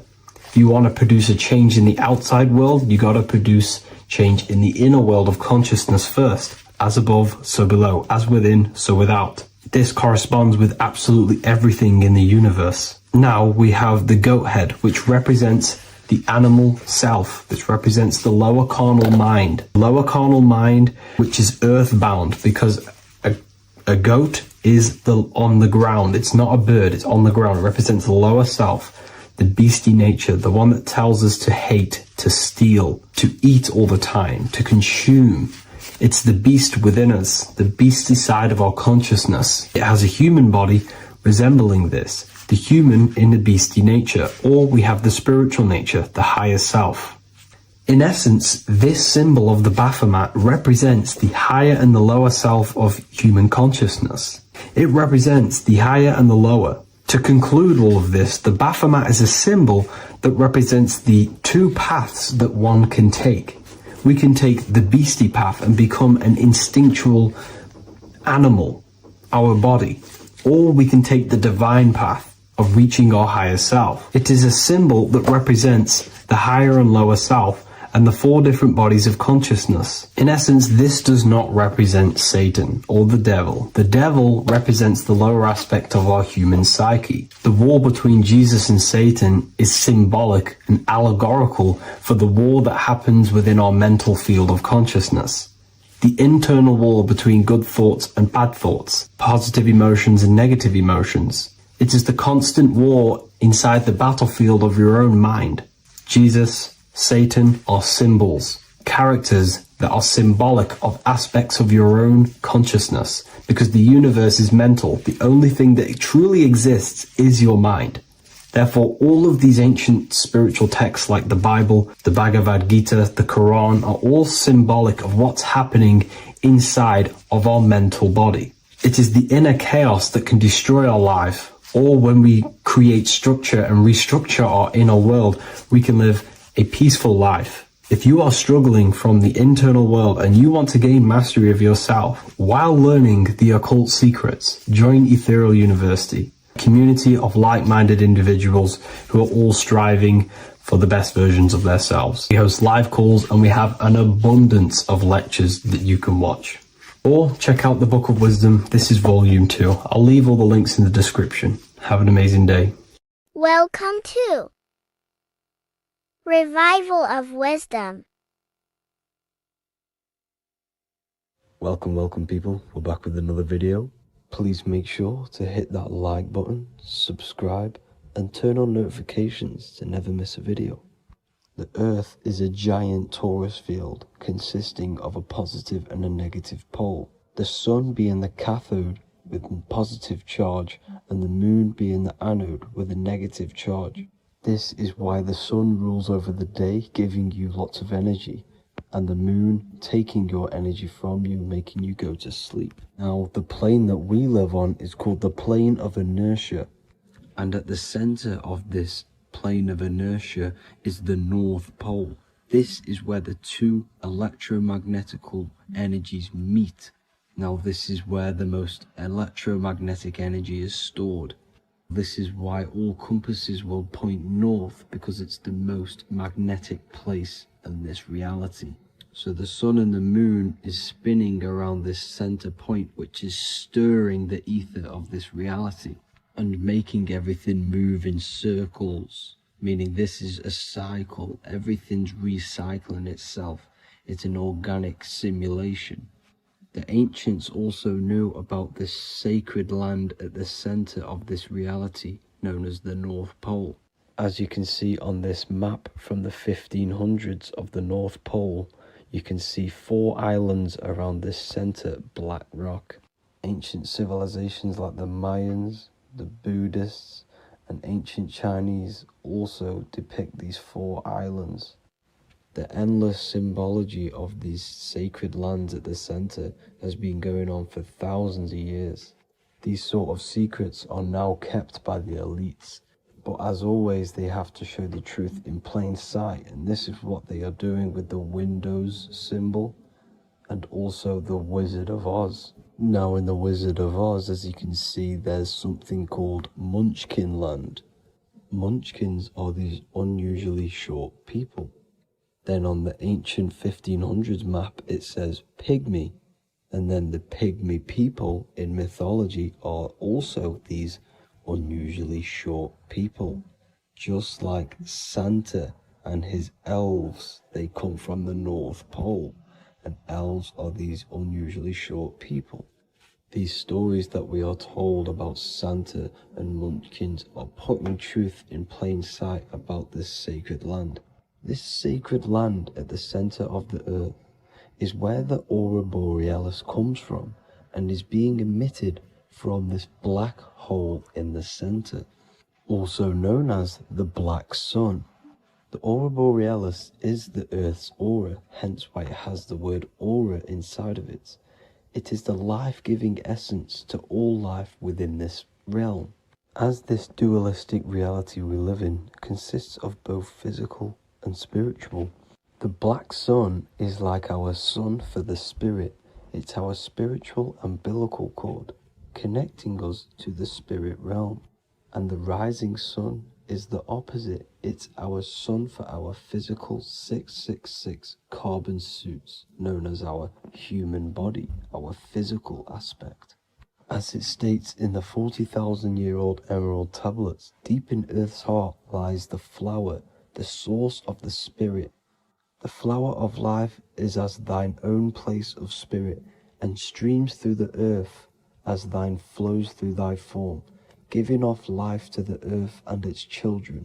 So the North Pole is the core of this spiritual reality, and the closer you get to it, the more spiritual and lucid it becomes.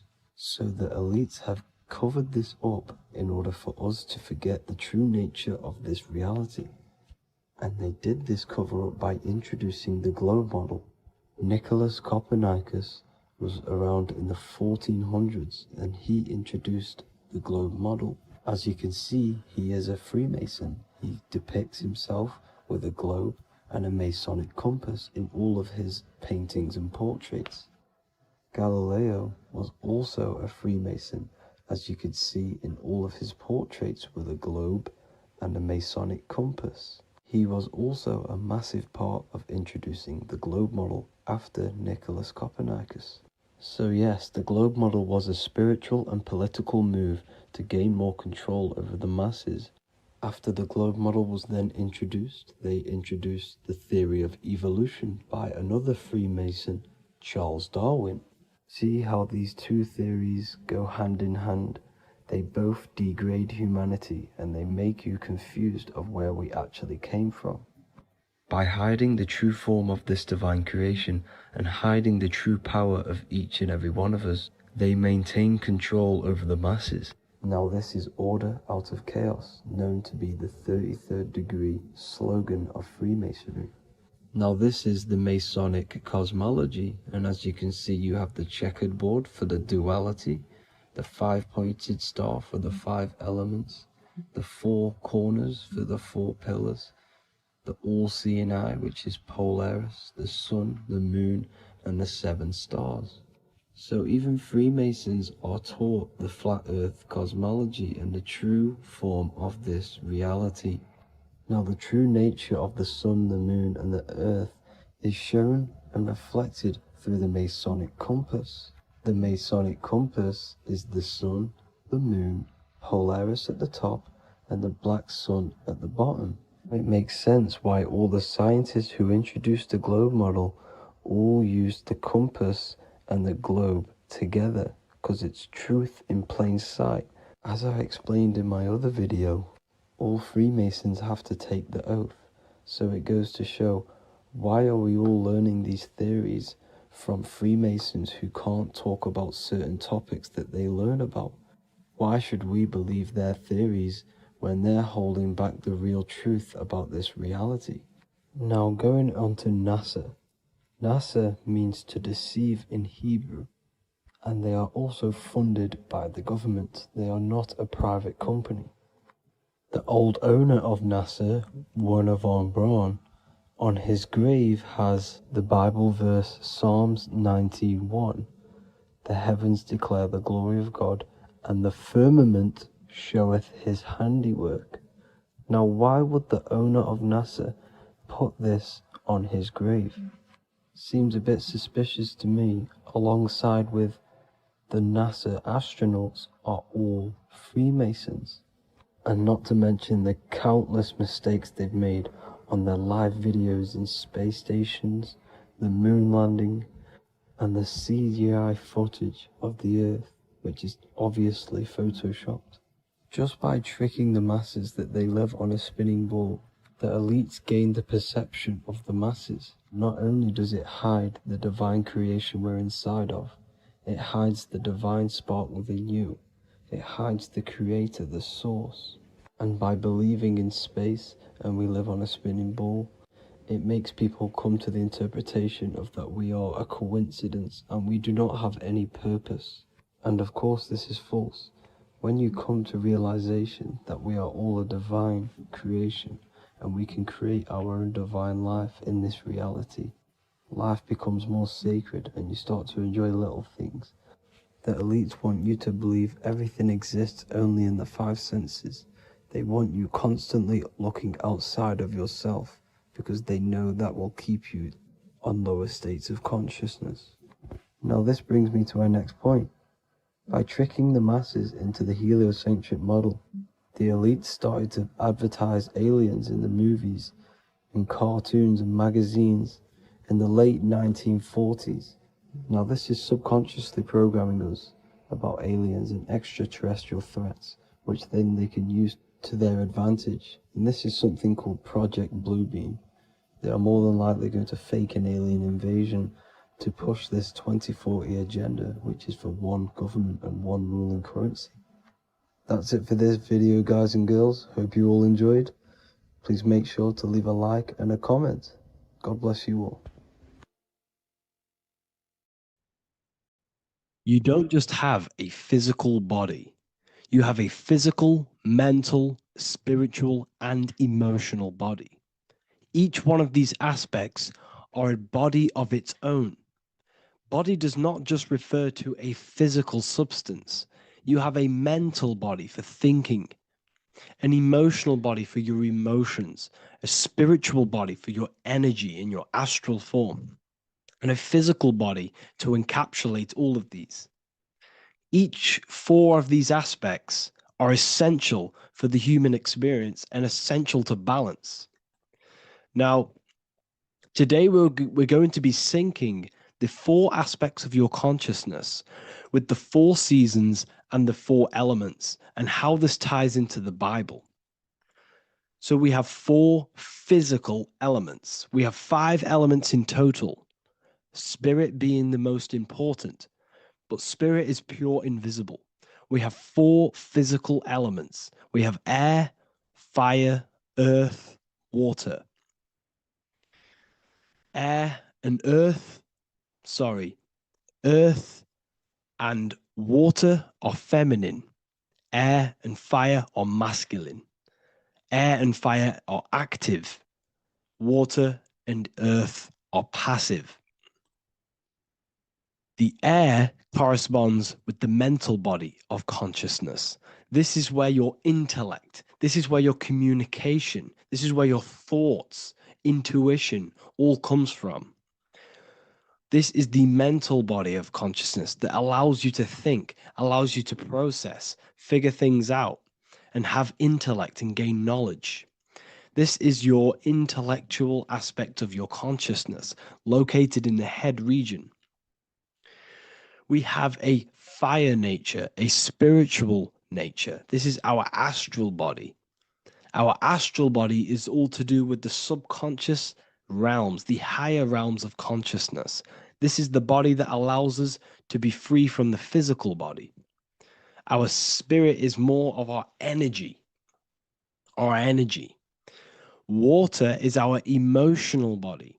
This is what allows us to feel things, that allows us to gain intuitive feelings of conscience. So emotion allows us to understand what is right and what is wrong. When we feel something bad, we know that this is wrong. When we feel something good, we know that we are doing good. Emotions are a creational force that allows us to feel certain things to bring them into existence. Our emotional body is a creational force and should not be reactive, and they should be controlled. Most actions are stemmed from emotions. Actions bring thought into physical existence. Emotions are the driving power. They are what drives your actions. The thought, then the emotion, then the action. Earth is your physical body. This is your physical state that allows you to take mind and emotion into action, into fruition, into physical matter. This is what your physical body allows your consciousness, your soul, to interact with the physical world and bring things into physical existence. The physical body, the physical world, is an outcome and an effect of the thinking mind. All physical substance comes from the thinking mind. The pen, the phone you're holding, the microphone I'm speaking into, all began as a thought in the thinking mind, then it was brought into physical reality. Earth is the most dense. So it goes in this order: body, emotions, spirit, mind. The higher you go up, the more lucid and fluidic it becomes. The lower you go down, the more dense and dull it becomes. Air is the mind, fire is the spirit, water is the emotion, earth is the physical body. So this is why you are a microcosm. You have these four things within you. You contain of these four elements, which correspond to the four bodies of your consciousness, the four bodies of the soul. You are the soul. You are the spirit. So this is why in Theologians 4:17 it says, "Caught up together with them in the clouds to meet the Lord in the air." You don't meet God or the Lord in the physical air, in the clouds. This is clearly a parable. A human being cannot go up to the clouds and meet a mystical man in the clouds. This is obviously a parable, a metaphor. The air is your mind. You must raise your consciousness beyond the body, beyond the emotions, beyond the spirit, and enter in the mind during meditation, turning the mind inward to connect with the Lord. The Lord is the highest aspect of your consciousness, the one that exists beyond the physical body, beyond your emotions, beyond the thought. So you meet the Lord in the air, in the mind. The mind represents the air. This is why in America there's a saying called an airhead. You're an airhead. This means that you are stupid, or you don't think, or you have nothing in your mind. You have nothing in your head. When someone's very stupid, you call them an airhead, because air represents the mind. The air is elevated. The air is invisible. The mind is totally invisible to the human eyes. It is a metaphysical substance. In fact, it's not a substance at all. It's so fluidic. It's everywhere. The mind can be everywhere at all times. It can be anything. Nothing is impossible within the mind. Now, this is synced with the four seasons. The four seasons represent the four aspects of human consciousness, the four bodies of your consciousness, the four bodies of your soul. The sun is your soul, okay? And the sun travels around four seasons. Summer, when the sun is the most hottest point. Autumn, when the sun starts to move away from the hottest point. Things start to die. Then it goes to winter. This is when everything dies. This is when things enter in within itself. This is when darkness occurs. Then spring. This is the reignition of the sun. This is when the sun starts to bring back the warmth back to the summer. You have four seasons which correspond to the four bodies of consciousness. Fire is the spirit. This is when you are passionate. This is when you are taking action. This is when you are fiery. The sun is blazing. You're taking action. You're very passionate. You're very spirit. You're in the spirit. Autumn is water, emotion. This is when you start to become very reflecting. This is when you start to feel emotional, because in autumn there's lots of water. This represents the emotional body of consciousness. Winter is the mind. This is air. Winter, what happens in winter? Everything enters within itself. The leaves die, the trees die, everything dies and goes within. This is the mind. The mind is the darkness, remember. You close your eyes to enter within the mind. The winter represents meditation. In the winter, what do people do? They stay inside of their house. They research more. They read more books. They become more intellectual. They think more in the winter because we are so we're stuck inside. So we're more reflective. We're thinking more. We're more communicative. We're more intellectual. In the spring, this represents the earth, the body. This is when we start to come out of the mind and we awaken to the body, and things start to grow again. The plants start to grow. The earth is growing again and reborn again.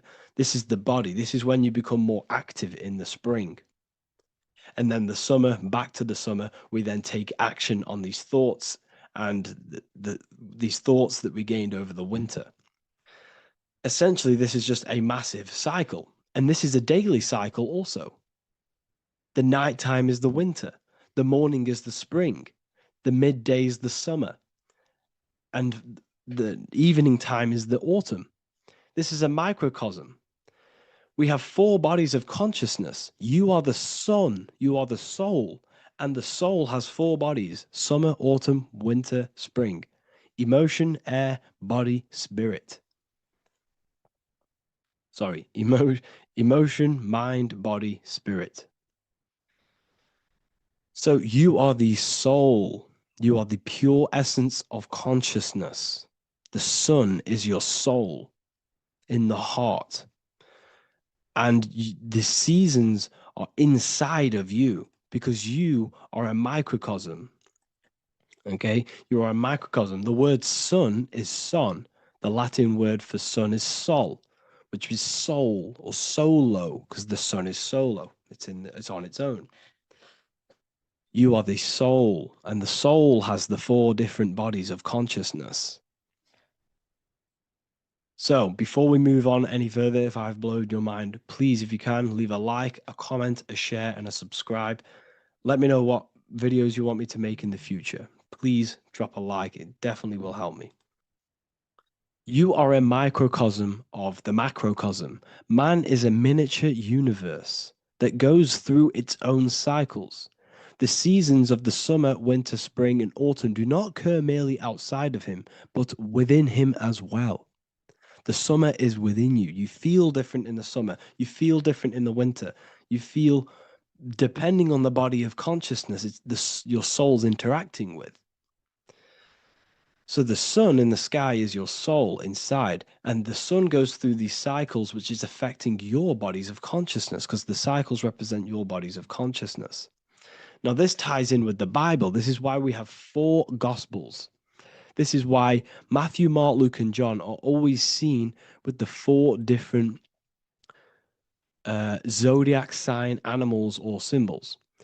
So you always see each one of the gospels. If you just type in on Google Matthew, Mark, Luke, and John, type in ancient pictures, paintings, or pictures of them, and you will find these 4 zodiac signs are always standing with each one. Taurus, the bull; Leo, the lion; Scorpio, the eagle. An old symbol for Scorpio was the eagle, and a man for Aquarius. Here you see very, very ancient paintings and artwork. Here we see Matthew, the man, Aquarius. Here we see John, the Scorpio. Same here. We also see it on the tarot cards, on the world card. We see the 4 fixed zodiac signs. Here we see it as well. These are called the 4 fixed zodiac signs. Now, when we look at the zodiac, we're no longer looking at the sky, because what you must understand is as above, so below. What is above you is inside of you. What is above is what is below. What is outside of you is within you. The zodiac is inside of you. The zodiac revolves around the sun. The sun is your soul. These are different energies of your soul. Like I said earlier, the 4 seasons are the 4 bodies of your consciousness. And in each body of consciousness, you have these different energetic energies that you can work with. Okay, so this is the true astrology. This is the true astrology, the internal esoteric astrology. You can't find much information on this at all. Very hard to find. So what we're looking at are the 4 bodies of consciousness. Obviously, when you look in the middle of each, when we look in the middle of each season, spring, the middle of spring is Taurus. The middle of winter is Aquarius. The middle of autumn is Scorpio. The middle of summer is Leo. These 4 signs are known as the 4 fixed signs. Okay, Scorpio is fixed. It's the middle of autumn. Scorpio is a water sign, emotion. Aquarius is the air sign, the mind. Taurus is an earth sign, the body. Leo is a fire sign, the spirit. This is why we see Matthew, Mark, Luke, and John with the 4 fixed signs of the zodiac, which represent the 4 bodies of consciousness. Leo, the spirit, fire. Luke, Taurus, earth, body. Matthew, Aquarius, air, mind. John, Scorpio, water, emotion. Each gospel is depicting Jesus and showing Jesus in each gospel. Each one of these gospels is showing and depicting Jesus according to the different body of consciousness. In John, this is when Jesus starts to turn water into wine. Water is emotion, wine is transmuted emotion. This is when he does miracles with his emotions, water into wine. Aquarius, which is Matthew, air, the mind. Inside of the Gospel of Matthew, this depicts Jesus as an intellectual person, a person who's communicating and using his mind, his mental body a lot inside of the Gospel of Matthew. Go and read it, and you will see this. Luke, Taurus, earth, the body. Luke shows and depicts Jesus according to the body of consciousness, the physical body. He shows Jesus as a human, being a human being, helping people physically and helping people's physical needs, like giving away food and doing all sorts of good things for other people. Leo, Mark, inside of the Gospel of Mark, this shows Jesus as a spiritual teacher, a passionate person who is taking action. Each gospel is showing Jesus according to the different body of consciousness. And Jesus represents you, the Son. That's why it's called the Son of God, the light of the world. Jesus represents your soul, and your soul has these 4 gospels, the 4 bodies of consciousness, the 4 fixed signs, the 4 elements, and the 4 seasons. These things all correspond to your consciousness. So this is Leonardo da Vinci, showing you the exact same thing. Jesus is the I am, the Son, the soul, in the middle, on his own. Luke, spring, earth, body. There are 3 people in each group. There are 4 groups, and there are 3 people in each group. 1, 2, 3. 1, 2, 3, 1, 2, 3, 1, 2, 3. Fall, winter, summer, spring. These are according to the 4 bodies of consciousness. Here we see Aries, which rules the head region. He's on the head of the table. Gemini, he's holding up the 2 hands because Gemini rules the 2 hands, the 2 arms. Gemini is the 2 twins, which is the 2 arms and 2 hands, and the 2 lungs. Here we see the beginning of summer, which is Cancer. You see the big knife here. Cancer, him here, this gray-haired guy, holding a knife for the crab. Cancer, they pinch. You have a knife, symbolizing the crab. Leo, the middle of summer, showing dominance. The sun is very dominant. He's got his elbow on the table, showing dominance. Virgo has no Adam's apple. Cancer here is pointing at this woman's neck, saying there's no Adam's apple. This is Virgo, the virgin, the only woman. Jesus, the sun. This is Libra, the balancing. He's holding his arms out, balanced, showing the balancing of the sun. Because when the sun enters Libra, the sun is balanced between winter and summer. So it's balanced. This is all astrology, but this is internal. Okay. This is Ezekiel's vision. Ezekiel had a vision in the Bible, and he saw the face of a man, the face of a lion, the face of an ox, and the face of an eagle. The eagle, Scorpio, the ox is Taurus, the lion is Leo, and the man is Aquarius. He saw the throne of God, and he saw the different bodies of consciousness. This is all symbolic for the different bodies of your soul.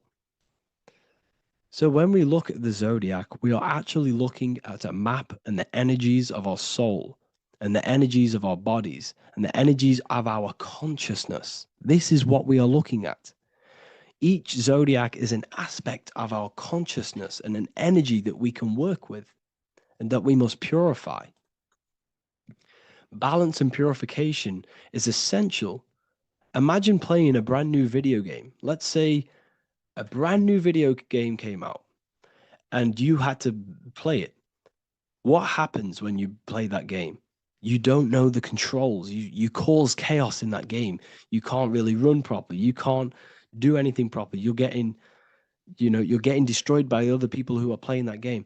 It's the same with your physical body. When you are born, you must learn how to play the game. You must learn how to balance the mind, learn how to balance the spirit, the emotions, and the physical body. We must balance and purify each body of our consciousness. We must look after our physical body with our physical health by eating physical, electrical food like fruits and veg. We must look after our minds by being conscious of what enters our eyes, enters our ears, enters everything. Whatever enters our five senses is affecting our mind, our mental health, our environment, mental.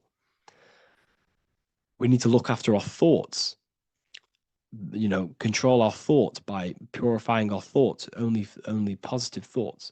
Then we must purify our emotions, feeling only gratitude and love and not feeling these negative, dull emotions. Then we must look after our spiritual body through meditation and looking after our spirit. But remember, when we look after our mind, it all begins in the mind. Each body of consciousness is interlocked with the other. If you have if you have an unhealthy body, you have an unhealthy mind, spirit, and emotions. If you have an unhealthy mind, you have an unhealthy body, spirit, and emotions.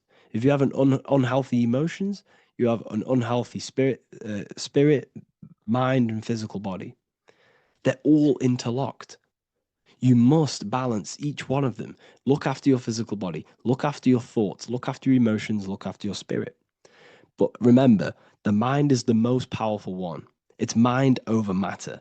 Once we look after the mind, because once we start to control our minds and control every thought we think, this will then turn into discipline in our physical body. Because once we learn how to discipline the mind, we learn how to discipline what we eat, we learn how to discipline what we feel, we learn how to discipline our spirit. This is all interlocked, but work on the mind first. Work on the mind first. All of this knowledge is inside of the brand new Book of Wisdom, Volume 2. This is a revolution of human consciousness. If you've read it, please leave a review down below. If you've read Volume 1, leave a review down below. This is the next revolution.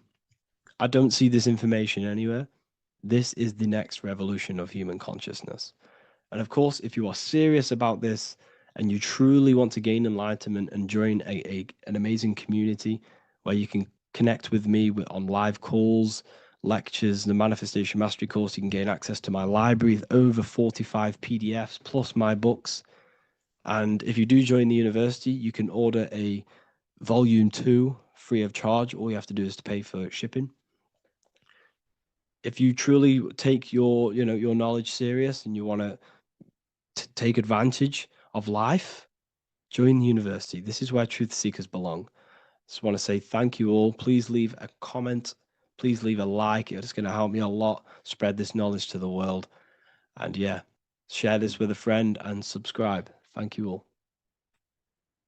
What if dreams aren't random at all, but messages from a deeper part of yourself trying to show you things? In this video, you're going to learn exactly what dreams are from an esoteric view, how to control dreams, and how to dream more frequently. Dreams are not nonsense. They are expressions of the subconscious mind. In the daytime, we're using our conscious mind, what we are aware of. This represents the daytime, the sun, the external world. We're operating in the external, outside the body in the day. But when we go to sleep, we return inward. Everything does this breath. We breathe in through the nose and out through the nose. Everything does this in and out process in the universe. We live, we die every single day. We wake up, we express things in the external. Then at nighttime, we return back to darkness, back to the internal. This is the breath of the universe. We have summer, we have winter. This is the breath of the sun and the seasons with the earth. You have an internal world and an external world. External is physical, the internal is spiritual. Like I said, when we go to sleep, we are returning back to the internal world of your own consciousness and subconscious mind. Your subconscious mind holds everything about you,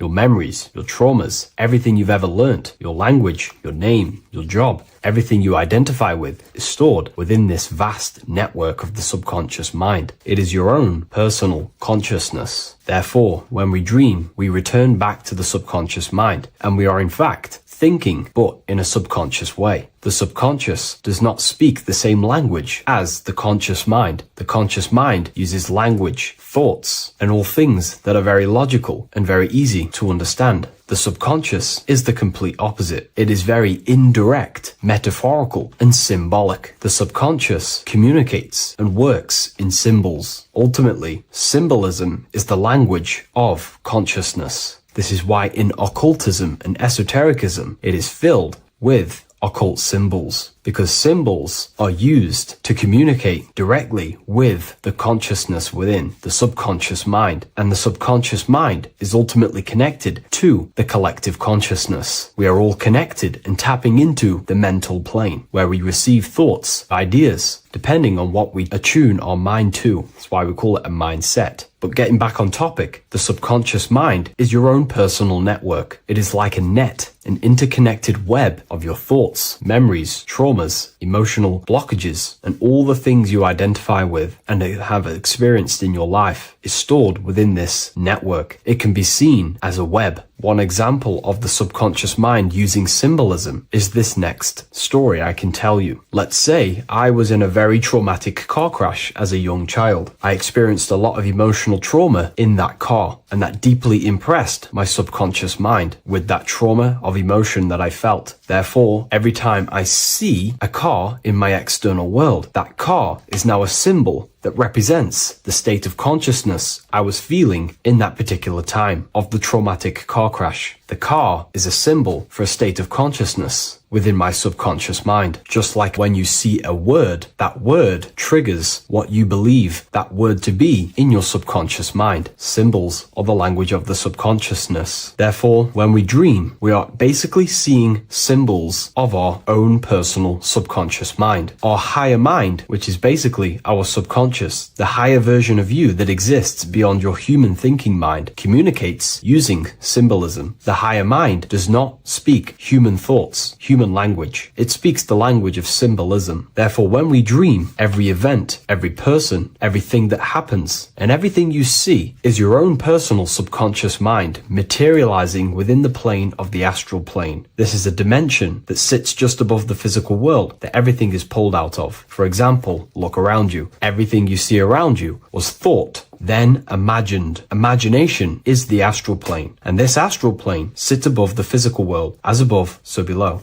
These objects were thought, imagined within someone's mind, and then pulled into a physical reality. Therefore, the imagination is what you're experiencing within a dream. It is your subconscious mind thinking and materializing within the imaginative plane. For example, let's say you are a Christian, you believe in Jesus your whole life, you have lots of emotion towards Jesus. This deeply impresses your subconscious mind. You believe in him so much, you go to sleep, you have a dream that you meet Jesus. You did not meet directly with Jesus. You met with your own belief. It was your own belief materializing within the imaginative plane and revealing itself to you. Dreams are materializations of your memories, your subconscious beliefs, traumas, and anything that could be inside the subconscious mind. It is your subconsciousness revealing itself to you in a material form. Let's say you have a nightmare. There is a big dark figure chasing you and you are running away in fear, away from this dark figure chasing you. That dark figure is not an external entity. It is not a spirit or a jinn or a demon. It is in fact an aspect of your own mind. It is a symbol that represents maybe a fear, a trauma, or something you are running away from internally, inside your subconscious mind. Something that you are not addressing, but something that is fearful, something that can be controlling you on a subconscious level. Let's say you have a fear to address something in your personal life. You want to address someone who is getting on your nerves at work. You continuously put this off and you fear doing that situation. Over a long period of time, this can slowly control you subconsciously. You start to avoid the person, avoid any contact. It is subconsciously controlling you. This is not the best example, but you can see what I mean. Hidden fears and traumas in the subconscious mind can subconsciously control your actions and ultimately lead you to low states of consciousness, keep you from reaching your higher potential, and ultimately create blockages within your own consciousness. That figure in the dream is a materialization of something that you are fearing and running away from and not addressing. This is why people always have dreams of traumas that they have experienced as a child or when they were younger, or maybe from a year ago or two. It's because that emotion is deeply impressed in the subconscious, and the subconscious is always trying to reveal things to you, communicate to you that you need to change, purify, and maybe heal within your own consciousness. This is how the higher self communicates to you, through the language of symbolism. Once you understand this, dreams can become a very powerful tool, not just entertainment at nighttime. Your consciousness never rests. Your consciousness is eternal. It is the very spark of the divine. Your body needs rest. Your consciousness is not physical. It does not need rest. So this is a way you can identify what your dreams are trying to show you, is by writing them down. A dream journal. Every single dream that you have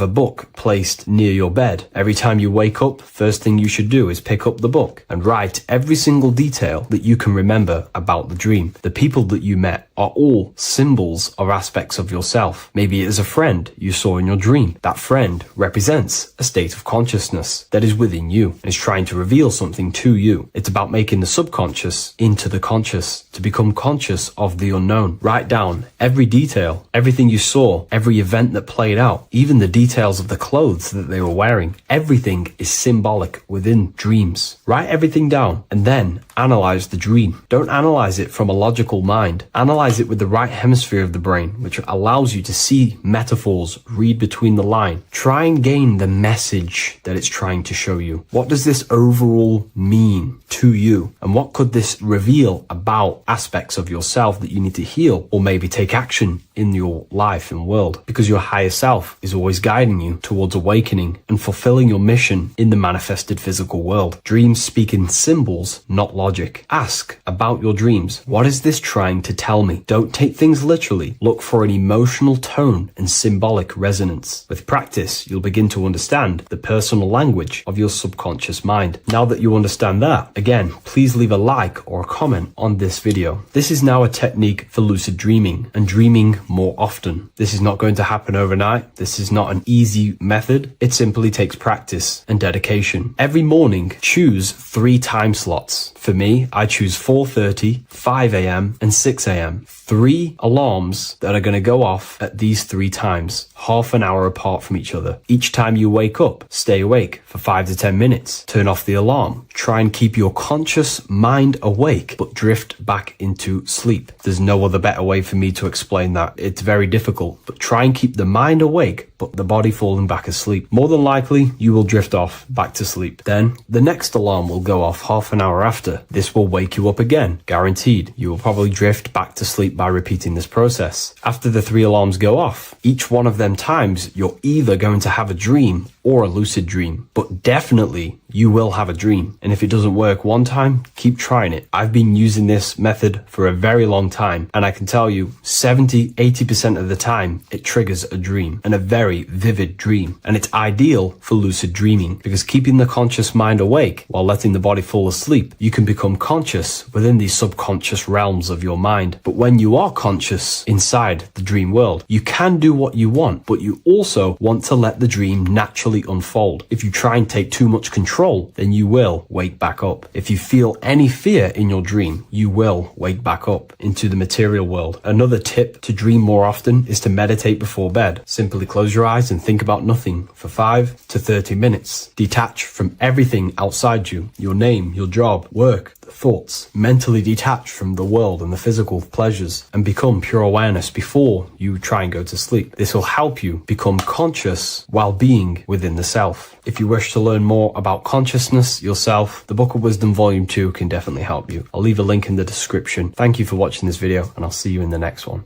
By the end of this video, you will understand the 3 expressions of consciousness, how to use them to create the life you truly want, you'll discover the hidden meaning of the word God, the secret power of the number 3, and how consciousness itself is the key to your reality. We have 3 main expressions of consciousness. We think, we feel, and we act. God is 3-fold. It stands for generator, operator, destroyer. The generator is the mind. This is what thinks, generates ideas. This is the beginning of all creation. This is the first expression of consciousness. It is the first form of consciousness, not a physical form, but a spiritual form. Then we have the operator, which is emotion. When we think something, if we have care or any emotion towards it, then we take physical action. The body, the destroyer. We think, we care, we act. Thoughts and emotions are the 2 spiritual forces which merge together and give birth to actions. Think about it. Why are you watching this video? Because you had a care to watch the video. Therefore, the reality in front of you is because you had a thought, you had a care, you took action to express that reality. Everything goes through this 3-fold process. This is why we say, follow your heart, because the body does follow the heart. We think something in the mind, we feel something in the heart, and the body takes action towards it. Everything operates on the care energy of the heart. The body follows the heart. If you do not care about something, then you do not act towards it. It is the care energy that guides our actions in this world. Going back to the generator, the mind is a part of the mental plane, the infinite dimension of infinite information. There is no limitations in the mind. Everything already exists as a piece of information or a thought. This is the beginning of all creation, the spark of creation itself, thought, the mental plane. And our mind exists like a radio, our conscious mind. This is why we call it a mindset. What we set our mind onto through attention, mental attention, whatever we set it on, we receive thoughts that are very similar to what we set it on. The mind is like a radio, and whatever we tune that radio to, we receive that frequency and play that song. So if we purify our minds through ritual work, meditation, and affirmations, the mind can become a temple to receive higher thoughts, higher ideas, and better genius ideas. Going back to operator, this is the Holy Spirit. This is what we care about, our emotion. This is the feminine side of consciousness. Thoughts is masculine, the Father. Emotion is the Holy Spirit, which is feminine. And these 2 create a child, which is Jesus, the Son, which is actions. When thoughts and emotions merge together, you have a physical action, which is a masculine force, which is why it's a son. The Holy Spirit represents a purified heart, love consciousness, holding love in the heart. And when we purify our minds, we have an effect and purify our hearts. And the reason why I say that is because whatever we think in the mind directly corresponds to what we feel in the heart. As above, so below. Thoughts create emotions. If we think something and our heart tells us that is bad, we have a feeling that that is wrong, then we should not take physical action towards it.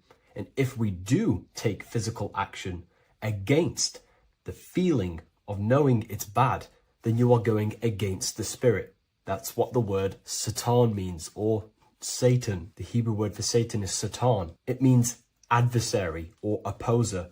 You're opposing the Holy Spirit. You're opposing what you know is good.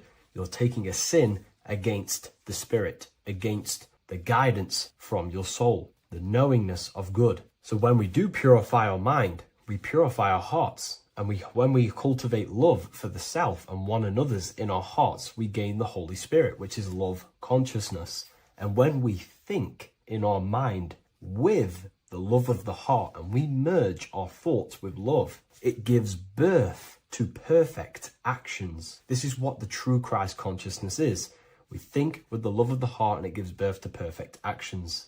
And if everyone did this in the world, we would live heaven on earth. Everyone would be balanced within themselves and the world as a whole would be balanced. So we need to gain full mastery over these three aspects of our consciousness, over our what we give mental attention to, gaining love for ourselves and the collective in our hearts, and gaining a strong disciplined willpower for our physical actions. And if you can gain full control over these three-step process, you can gain full control over your reality.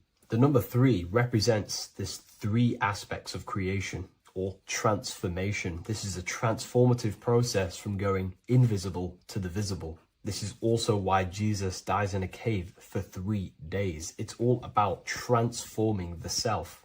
Transformation is the number 3. Me personally, I think the Holy Spirit has been replaced for the sacred feminine aspect of consciousness. They do not want us connecting to our feminine side of consciousness, because then we will cultivate love in our hearts for the self and one another. And love is the most potent force there is in the whole universe. It is what unifies everything. It nurtures everything. It allows things to grow. Think about it. When you hold love or care for someone, you grow relationships. The sun is the perfect symbol and representation of love energy. The sun gives abundantly, expecting nothing back, and allows everything on the earth to grow. It's a caring, nurturing, feminine force that allows things to grow and unify and come together. In today's world, we mainly have thinking and acting without emotion, without care, without the judge of our hearts. It's all about gaining unity consciousness. We think, we care, true care for one another and the self, and we act. And if you align these 3 forces towards something, your business, whatever you're trying to create, you will fully create that reality, because these are the 3 forces that you can use to generate a reality. You can do ritual work to create care in your heart about something, and then you will take more action towards it. The book I'm using here is the Book of Wisdom, Volume 1. You can get this paperback or PDF on my website. So I hope this video has helped you. Please leave a like, comment, and a subscribe on the channel if you like the content. Let me know what you think about the Holy Spirit and if it is covering up the feminine side of consciousness in the comments section. The earth has become a realm in order to trap souls within so that they can harness our electricity, our energy. Even the Bible is talking about how this realm is controlled by the wicked one in John 5:19. We know that we are the children of God and that the whole world is under the control of the evil one. Ephesians 6:12. For our struggle is not against flesh and blood, but against the rulers, against the authorities, against the powers of this dark world, and against the spiritual forces of evil in the heavenly realms. So the Bible is telling us that this is not the only world. There are other worlds, there are other realms that we can go to, considered as heaven. Heaven being a higher realm where there is no evil, no darkness. This is a midpoint realm where there is good and evil. Now, we're going to explain how the soul trap is how it's working, and how your soul is being harnessed for its energy, and how you are tricked to come back to this realm after death. What you need to understand is first is that you are the invisible intelligence behind the physical body. You are the mind and soul. The soul is the true you, the good you. It is pure love, pure bliss, eternal, never dies. The mind can be corrupted though. The mind is the intelligence of the soul. It is invisible. It has no true form. The intelligence inhabits the brain. The brain is the computer to control the electrical machine called the nervous system, which is choice, program, and action. You are the invisible intelligence behind the body, and this will prove it even more. You do not even see into the external world. You are seeing an image produced by the brain, because the light is being sucked through the retinas of the eyes. The image is produced in the visual cortex at the back of the brain. What does this mean? This means that we are the consciousness in the center of the brain, in the pineal gland, that is experiencing the program being ran by the central nervous system in the brain. This is the sigil of Lucifer. Lucifer in Latin is Lucy. Lucy is light in Latin. Lucifer is known as the light bearer. This is how the eyes work, people. It's not a demon or a devil. The sigil for Lucifer is how the eyes work, and how the left eye is controlled by the right brain. The right eye is controlled by the left brain. There is a crossover. It's the same with the body. The left side of the body is controlled by the right brain. The right side of the body is controlled by the left brain. There's a crossover with our hemispheres in the brain. Now, this empty chamber in the center of the brain is where this universal cosmic intelligence is held, known as the most holy place in the Bible, the throne of God. Okay? This is above the 33 vertebrae on the spine. As you can see here, you are the being in the center of this point. All of the nerves are being sent back to this one particular point, which is the seat of our invisible intelligence. You can see it's an empty chamber. Our consciousness, our intelligence is not a physical thing. This intelligence is the true voice inside of your head. This is why your head is heaven, your heart is earth, your heel is hell. Your head is heaven because this is the seat, the throne of God. God is in heaven because the consciousness, this divine intelligence that's controlling the body, is sat in the center of the brain. The brain is taking commands of this invisible intelligence. When you close your eyes, you can feel your awareness, your consciousness, your intelligence is all in the brain. Your awareness is not in the feet, the heart, the legs, the arms. It's all in the center of the brain. Now, if you meditate deeply, you will find that you are beyond the mind. You are the being observing the thoughts. You are the soul observing the thoughts. Now, with this being said, you are the consciousness experiencing the program being ran by the central nervous system in the brain, because you're not seeing into the external world. It's an image, it's a simulated image produced by the brain and the central nervous system. You do not experience the external world. You do not feel the external world. You feel electrical impulses on your nervous system. Your nervous system is decoding what you are feeling. So the only thing that you truly feel is the electrical impulses on your nervous system. This is why the nervous system is the tree of knowledge of good and evil, because it gives your invisible intelligence, your mind, the knowledge of good and evil. It can detect good things, it can detect bad things. If it's hot, if it's warm, if I need to go, the nervous system is doing this. It is the tree of knowledge of good and evil. Okay? Now this universal intelligence is symbolized as the single eye. Okay? Matthew 18:9. It is better for you to enter life with one eye than to have two eyes and to be thrown into the fire of hell. What does this mean? It's symbolic, it's metaphorical, people. It is metaphoric. Your universal intelligence is the single eye, the one eye. It's the balance between the two poles, between the left and the right, the good and the evil.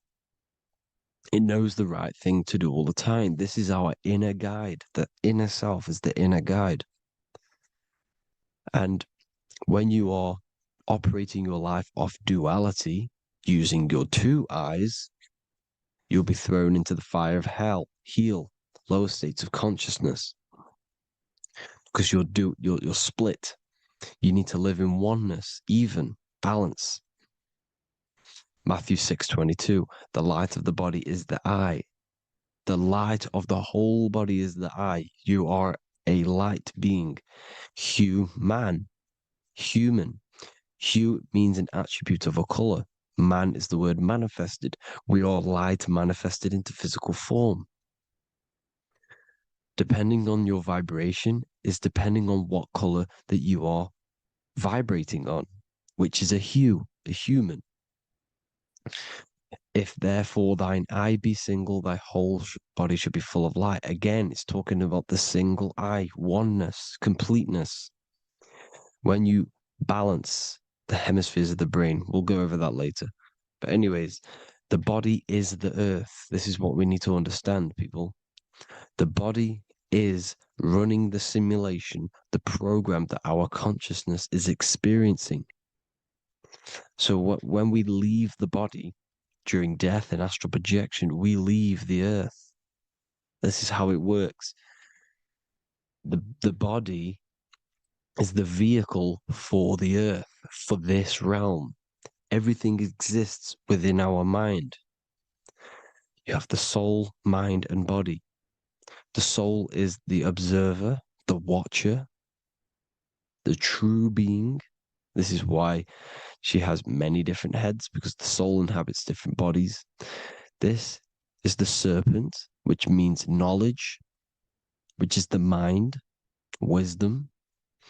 And this is the body, soul, mind, and body, Brahma, Vishnu, Shiva. The mind is the bridge between the soul and the body.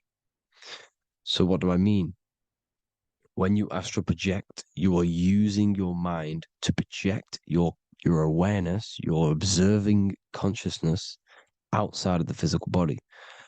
The mind is the projector, projecting consciousness.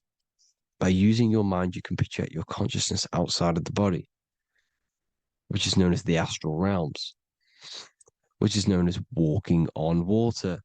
Jesus was never walking on physical water, people. It's metaphorical. Believing the physical body. The water is the ether, which is the veil between the physical and the astral realm. It's a fluid substance. It's on either side. It's physical and astral. The ether is the fifth element that they hide from us. Why? Because they're trapping you in the physical. They are hiding all of these realms. Etheric, astral, and mental. People think their mind is their brain. It's two separate dimensions.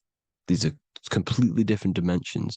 The mind is way more intelligent. The mind is formless. There is no form to the mind. You can think anything you want. You can manifest anything you want within your mind. It is not a physical object.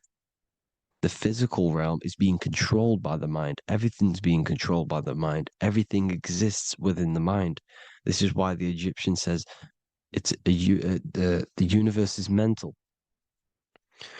So when we project our consciousness outside of the physical, we go to the astral. The ether is the water that Jesus is walking on. This is the veil between the physical and the astral world. The word together has ether within it because it joins the two worlds together, together, the astral and the physical. The word either is ether because the ether is on either side, physical and astral, physical and spiritual, physical and non-physical. In the astral realm, the mind can manifest anything we want. We incarnate to restrict our minds. This is why Saturn, if you go and watch my video on Saturn, how Saturn is this simulation, okay,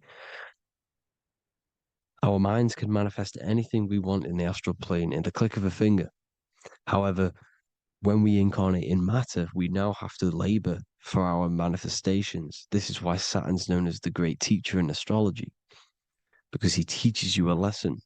When your mind incarnates into matter, it's teaching your mind a lesson, the knowledge of good and evil.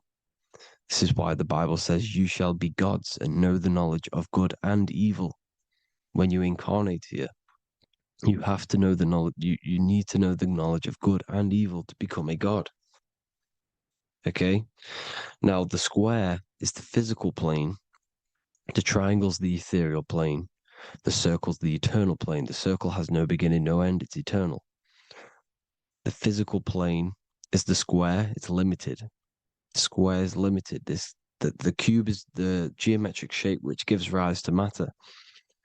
Now, the term think outside the box has truth in plain sight. You have to think outside the box to project your consciousness, use your mind to project your consciousness outside of the box, the physical plane, into the astrals. The astral realm is the realm of the stars. Above us is the stars. Through the stars is the astral plane. This is why astral has the word star within it. The devil is the de-veil.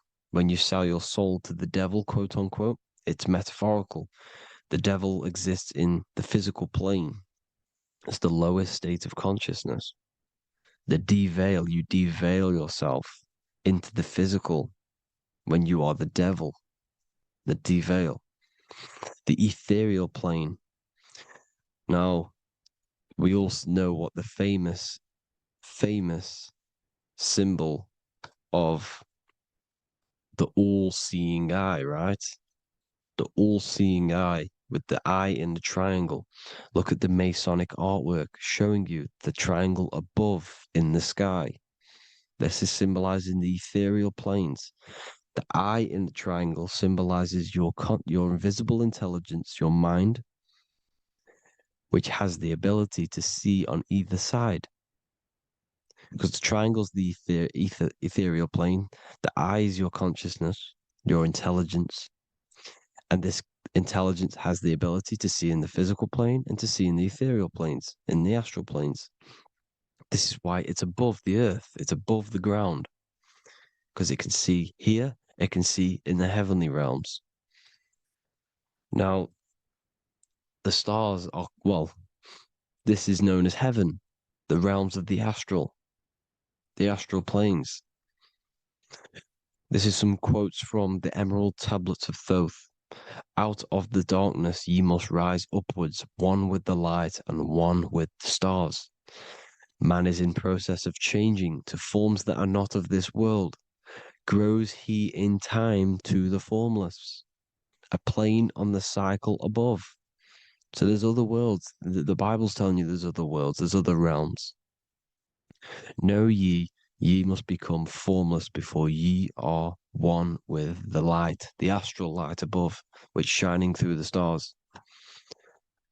Not of the earth are ye, earthy, but a child of the infinite cosmic light.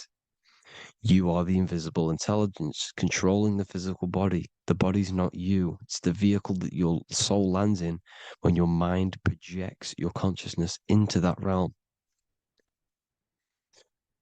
Free from the body, I flashed through the night.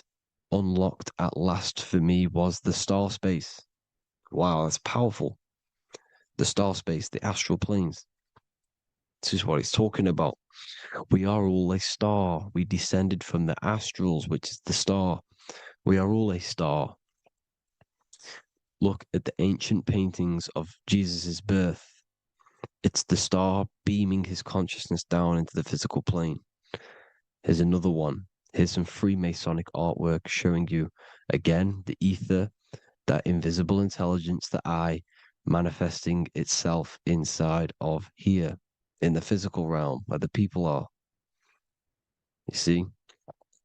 It's the same here. This is Jesus. Here's the bird symbolizes the Holy Spirit, your invisible intelligence, descending into the waters, the ether, the ethereal, everything. The ether's the base of all physical matter.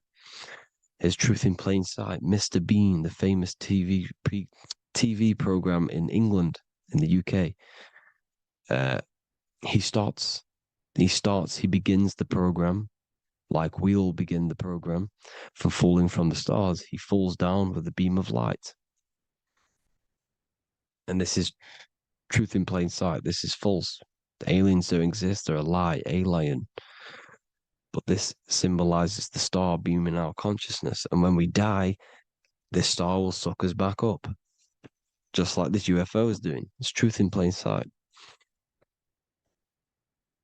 So, this is some more Freemasonic artwork. Going from duality to singularity. Sun, moon, masculine, feminine. Right hemisphere, feminine, left hemisphere, masculine, the consciousness in the center, the balance point. Here's another more Freemasonic artwork. The two pillars, left and right hemispheres, and the invisible intelligence between the left and right hemispheres, the light of the body. This is why light's coming off it. Because it's light, it's pure light. The blazing star. The stairs go from the checkered board, the duality, up to oneness, in between the sun and the moon, the masculine and the feminine. This is symbolizing going into oneness. What did the Emerald Tablet say? You've got to become one with the stars, one with the one with the self. Balancing the two hemispheres so that you can gain, because when the two hemispheres are balanced, you can gain a more deeper connection with your invisible intelligence. Same with the chakras.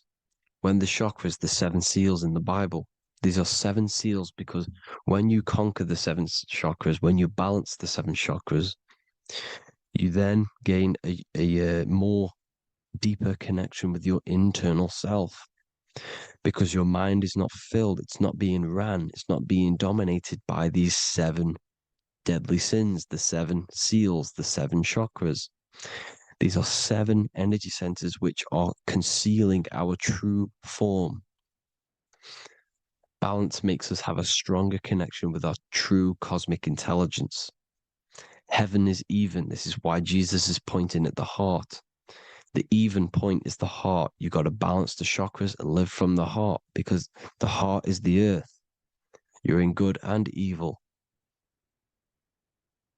The body manifests the lower and the higher self. The higher self is in the higher parts of the body. Wisdom, intuition, expression. The lower self is in the lower parts of the body. Sex, food, and power. This is how they are trapping your soul, people. Like I said, the mind is the bridge between the soul and the body. So by tricking the mind, not giving it the right knowledge, and keeping the mind stuck in the lower 3 centers, thinking about power, food, and sex, this is low vibrating energy. It's going to keep your mind addicted to the physical realms. Okay, this is why you need to go even, balance, heaven. Okay, I will explain the soul trap in a second, how it fully works. But I'm telling you all the science behind it so you can understand. When you are doomed, you are domed. This is the dome, the firmament, the firmament, the mind. Ment is mind, firm is firm. A firmament is doomed under the firmament. You must have a loose mind, an open mind to expand your consciousness beyond the stars, beyond the ethereal barrier. You have to vibrate higher than this world. Your consciousness must be expanded more than the physical plane. You need to learn how to astral project. You need to learn how to leave the body, how to operate outside of the body, so that you, when you do leave the body, you will have recognition. You'll have knowledge. You'll have practice. But this is as above, so below. The woman's belly is the earth. It's as above, so below. It's a microcosm of the macrocosm. We are the children in the womb. We are the people in the earth being ready to be born into the heavenly realms. As above, so below. It's a microcosm, macrocosm. Everything is in everything on a bigger and a smaller and a larger scale. Now, when the baby figures out that there is a world beyond its mother, what happens? The baby starts to move around and tries to get out of the mother. Because once it starts to hear the external world, starts to hear people, it's going to wonder, what's outside of why am I in here? What's outside? So the baby will force its way out of the mother. It's the same with our minds, as above, so below. When our minds are When our minds figure out that there are other realms beyond this world, we will seek a way out. This is the womb, the Mother Earth, Mother Nature. It's the mother. We're in the womb. We can be born out of this world, which is being born again in the Bible. When you are doomed, you are domed under the dome, under the firmament, the firm mind. The firm mind will keep you under the firmament. Due to the law of polarity, there has to be other realms. There has to be. Because the law of polarity works in this world, and it will work on every scale possible. It's universal laws. These are universal laws. The law of polarity means that there are other realms polarizing this realm. There is a hell, there is a heaven. There is a midpoint, which is Midgard, which is the one we are in now. Earth, heart. Earth is the heart. Heart is the center, good and bad. The balance between good and bad. Your reality is your level of realization. Your mind realizes other worlds, you will seek a way to them worlds. It's that simple. The soul trap is to keep you stuck in this physical body, which is the earth. This body is the earth. It's running the program, like I said at the beginning. It's running the simulation that your consciousness is experiencing. You are an electromagnetic being, and you're hidden in a cage, your rib cage, and you're stuck in cells, a prison cells. Look, you're in cells. We produce electromagnetic energy. Your soul produces this energy. And by trapping your consciousness inside of this physical realm, they harness this energy within the astral realms. They're using you to manifest demons, because your mind creates demons through emotions and mental thought energy, which is a whole nother video. I can make a video on that. You're manifesting everything for them because they're trying to create a hive mind. This is why they want everyone to believe in one belief system, one government, one belief system, one religion, because they're creating a hive mind. This hive mind will manifest and be summoned within the astral planes, because the mind manifests the astral plane. The astral plane is the realm of imagination. The mental plane is the realm of just thought alone. The etheric plane is the energy. The physical plane is the matter. So all of our minds together are manifesting these demons within these subconscious realms, the astral. Now, how are they keeping you stuck to this realm? Well, when you die and you're stuck in your lower three chakras, okay, when your mind and soul detaches from the body, which is the earth, when you leave the earth, you're still going to have these mental addictions to the food, the sex, the materialism, the phone, the cigarettes, everything. This is why they get you addicted to everything possible. The TikTok, the YouTube, they get you addicted to as many things possible.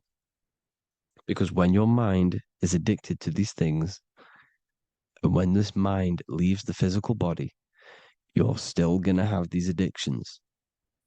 Okay? You're still going to have these thoughts.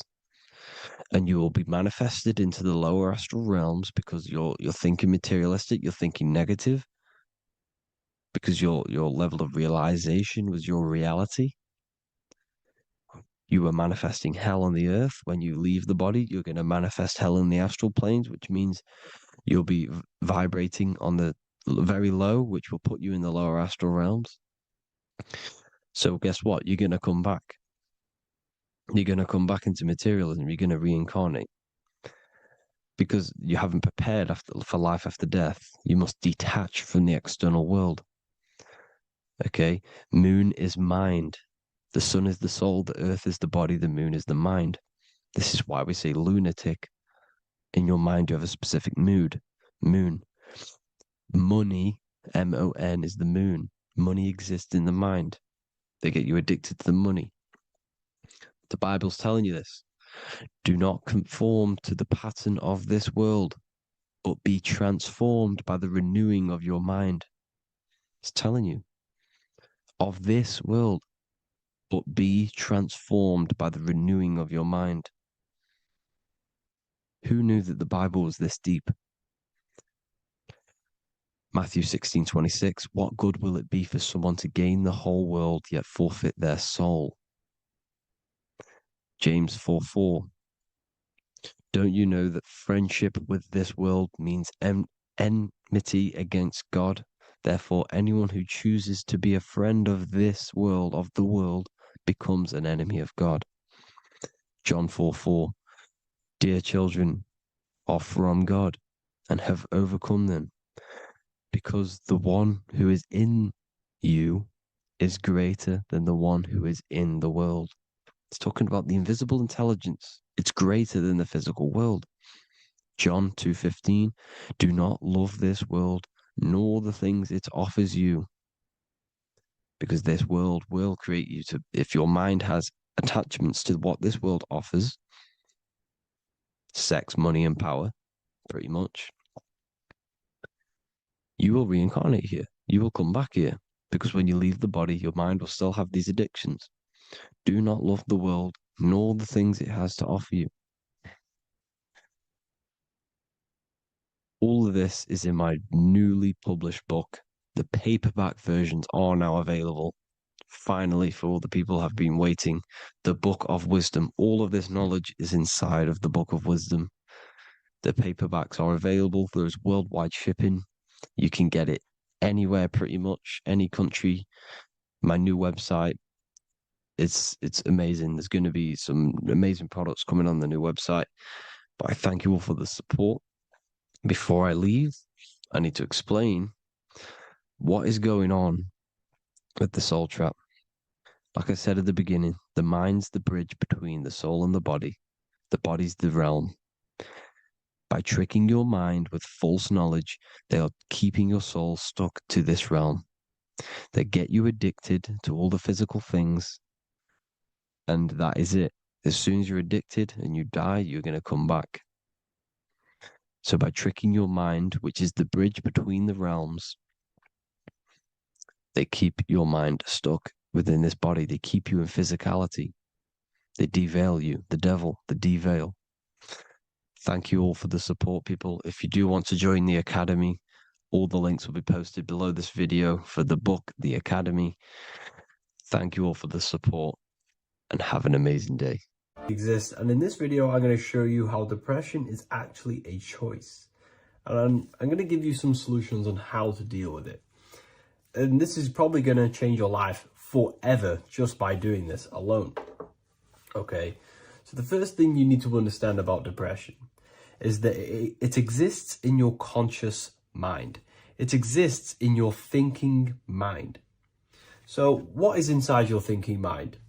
You have your body, your name, your reputation, your trauma, your memories, your family, your worries, your interests, your bills, your passion, dislikes, goals, right? Most people identify their lives with this. They identify their lives with their thinking mind. They think they're their name, their job, their reputation, their memories. But this is not who you actually are. Who you actually are is the observer of that. What happens if you stop thinking? What is left? You're left with unconditioned consciousness. You're left with the self, which is what we refer to as I. We are the consciousness, not the thinking consciousness. You are not these labels. You are not your thoughts. You are not your job, your name, your reputation. Okay? And the reason why I'm telling you this is because it's very important, is that we are something beyond this body, beyond this name, beyond our thoughts. We are the consciousness. So depression exists inside of the thinking mind, the conscious mind. Okay? So if you want to get rid of depression, you must learn how to escape the thinking mind. And not only just escape, but that's step one. In meditation, you do meditations, right? We sit still and we have to learn how to control the mind and turn off the thoughts. And when we turn off the thoughts, depression goes out the window because there's no thought present in your mental field of consciousness to be depressed. Okay? You must understand, who is the one suffering from the negative thoughts? Who is the one suffering? Your mind is not suffering because the mind is producing the thoughts. Your body's not suffering from the negative thoughts. You are suffering. And who is you? You are a soul. You are that feeling. You are that person beyond the thoughts, beyond the feelings, beyond that. You are the one experiencing. You are that. Meditation gives us the ability to turn off the thinking mind. This allows us to escape our thoughts. Okay? And it gives us, over a long period of time after meditation, you'll be able to turn this switch. And this switch will be able to turn off your thoughts. And by doing this, we will be able to control our conscious mind directly by the hand. So when you notice yourself gaining them negative thoughts, we can then turn off the